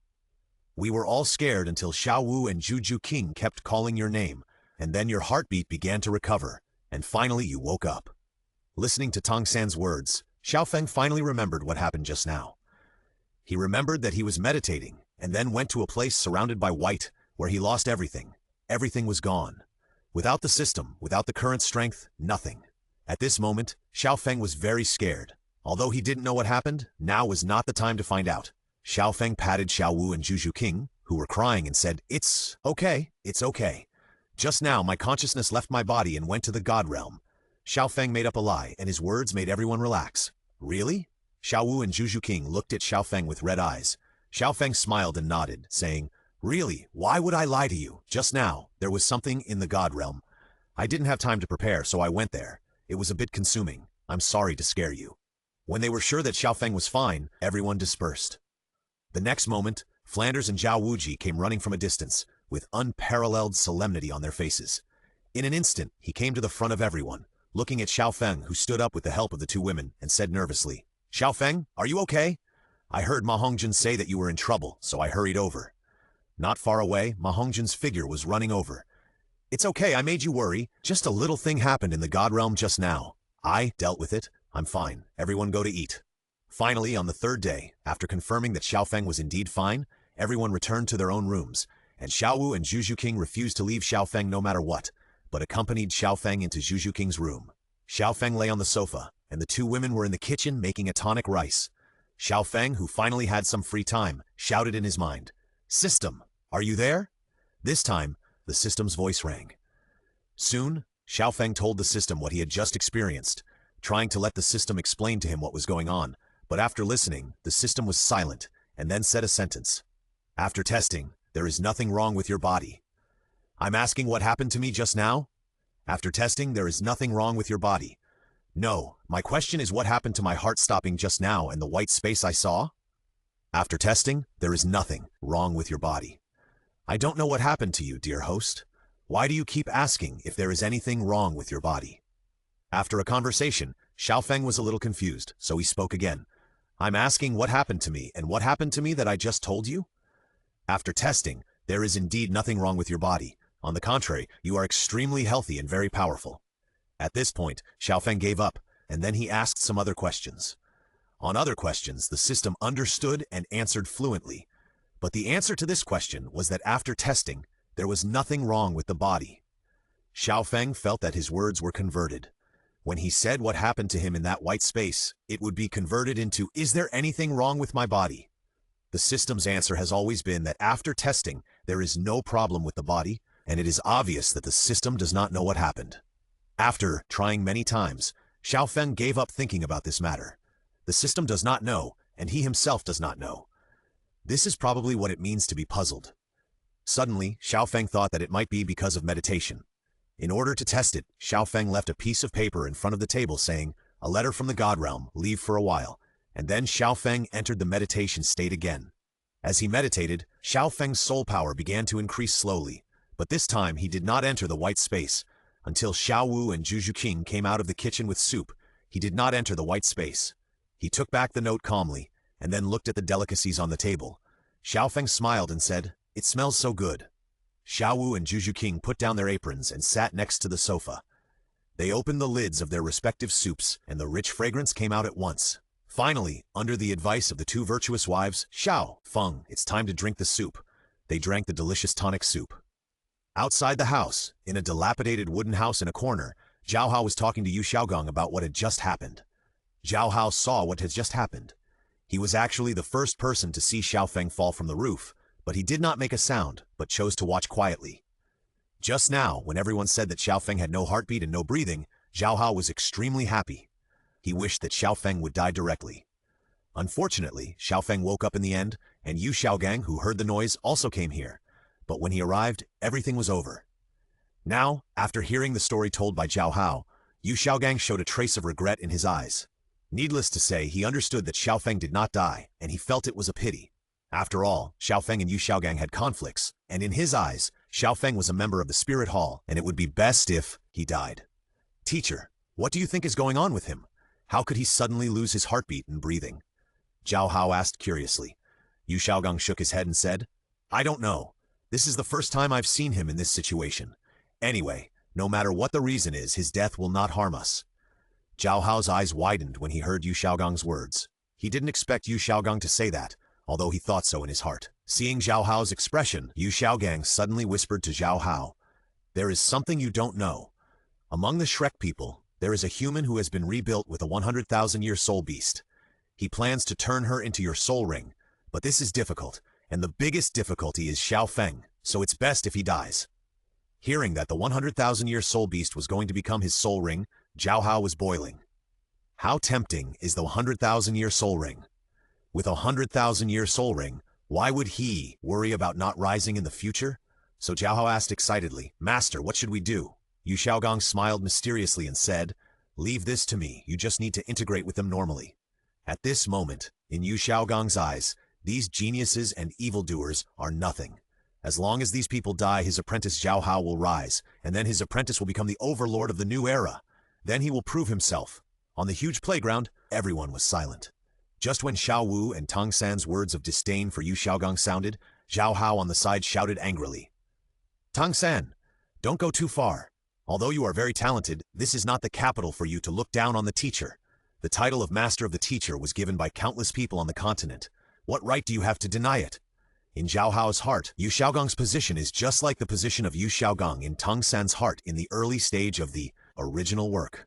He does not allow anyone to insult his teacher. Before and not in college, Xiao Feng and his three companions were never present in his teacher's class, and in other classes, except Xiao Feng, everyone was there.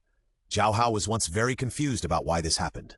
When he asked Yu Xiaogang just told him with a gloomy and unpleasant face to stay away from the three people from the Spirit Hall. Now Zhao Hao finally understood why Xiao Feng and the others did not come to his teacher's class, because the three of them looked down on their teacher. Although Zhao Hao's strength was not as good as Tang San's, he was eager to protect his dog, Ba, and his teacher, so he refuted it directly at the first time. Ning Rongrong on the side also nodded and said, Tang San, do you have any misunderstandings about the Master? His title of Master was indeed given by the Spirit Master world. Although no one has proved that his theory is right, no one has proved that it is wrong, and in theory, he is indeed worthy of being called a Master. Listening to Ning Rongrong's words, Flanders also nodded. Yu Xiaogang was his brother, and he knew that Yu Xiaogang should not be such a bad person. But Tang San and Xiao Wu did not seem to be the kind of people who talk nonsense, so he looked at Xiao Feng. After seeing Flanders' gaze, Xiao Feng also said lightly, Yu Xiaogang, he is indeed not worthy of the title of Master, and he is not worthy of being a teacher. Rongrong, you said that no one has proved that his theory is wrong. Now ask him if anyone has proved that his theory is wrong 6 years ago. What do you think he will answer? As he said this, Xiao Feng looked at Yu Xiaogang, and following Xiao Feng's gaze, everyone's eyes were also on Yu Xiaogang. At this moment, Yu Xiaogang's face was full of lividity, and this was the best answer. But it was obvious that Yu Xiaogang did not give up. Maybe some of my theories are indeed wrong, but there are also many that are right. As soon as Yu Xiaogang said this, everyone felt the guilt in Yu Xiaogang's words. Xiao Feng just smiled coldly and said, Yes, there are many things in your theory that are correct, but is this knowledge yours? Do you want me to tell everyone how you obtained this knowledge back then? Do you want me to tell you how you, as an honorary elder of the Spirit Hall, seek benefits in the Spirit Hall? Do you want me to tell you how you treated Dean Flender back then? Do you want me to tell you how you abandoned Liu Erlong and that girl emotionally? Every time Xiao Feng finished his words, the faces of the people present became gloomy. From the beginning, the nominal elder of the Spirit Hall, in the hearts of everyone present, what kind of existence the Spirit Hall is, everyone knows it. At the beginning, Flender's face did not change. He knew that Yu Xiaogong was an honorary elder of the Spirit Hall, but he knew that Yu Xiaogong obtained the status of honorary elder of the Spirit Hall because of theoretical knowledge, not because of the old love of a certain pope for him. When Yu Xiaogong said how he treated Dean Flanders, and how he abandoned him in the end, Flanders' expression finally changed. To be honest, he wanted to imagine his brother, but through Yu Xiaogong's expression, he knew that these things were not groundless. There must be something he didn't know. Even Zhao Hao's expression changed. He was the first to shout in disbelief. Impossible! How could my teacher be the honorary elder of the Spirit Hall? How could he be a member of the Spirit Hall? Xiao Feng, don't think you can talk nonsense just because you have a high level of cultivation. To Zhao Hao, the Spirit Hall was his enemy. The people of the Spirit Hall killed his parents. He and the people of the Spirit Hall were mortal enemies. Now others told him that his teacher, whom he regarded as a relative, was actually an enemy? How could he accept this? As Zhao Hao spoke, Yu Xiaogong's expression became very ugly. Talking nonsense? Why don't you ask your teacher if he is the honorary elder of the Spirit Hall? Hearing Xiao Feng's confident words, Zhao Hao also looked at Yu Xiaogong with some hesitation. When his eyes met Yu Xiaogong's eyes were a little evasive. At this moment, nameless anger surged from his heart. The teacher he regarded as a relative was actually a member of the Spirit Hall? In fact, everyone was misunderstood by Xiao Feng's words. Xiao Feng said that Yu Xiaogong was the honorary elder of the Spirit Hall, but did not say that Yu Xiaogong was a member of the Spirit Hall. Yu Xiaogong did not realize that everyone would misunderstand Xiao Feng's meaning and regard him as a member of the Spirit Hall. Yu Xiaogong looked at Zhao Hao and said with a bit of evasion in his eyes, "Although I am indeed an honorary elder of the Spirit Hall, but enough." After hearing Yu Xiaogong's admission, Zhao Hao lost his sanity in an instant. He felt deceived and used. The scene of his parents being killed appeared in his mind. Hatred rose in his heart. He looked at Yu Xiaogong with pain, entanglement, and anger in his eyes. At this time, Xiao Feng continued. Back then, when he was in Notting College, Yu Xiaogong discovered Tong San's talent, so he wanted to use Tong San to prove his ridiculous theories. He didn't know that if he made the slightest mistake, Tong San would explode and die because of the problem of his martial spirit. But fortunately, his purpose was exposed by me. If I hadn't been unable to beat him at the time, I would definitely kill him. Then he left Notting College, and when he came back, you, Zhao Hao, appeared. Isn't this too coincidental? A Tong San experimenter with full innate soul power was lost, and now you appear. Your parents were killed by the Spirit Hall. Zhao Hao,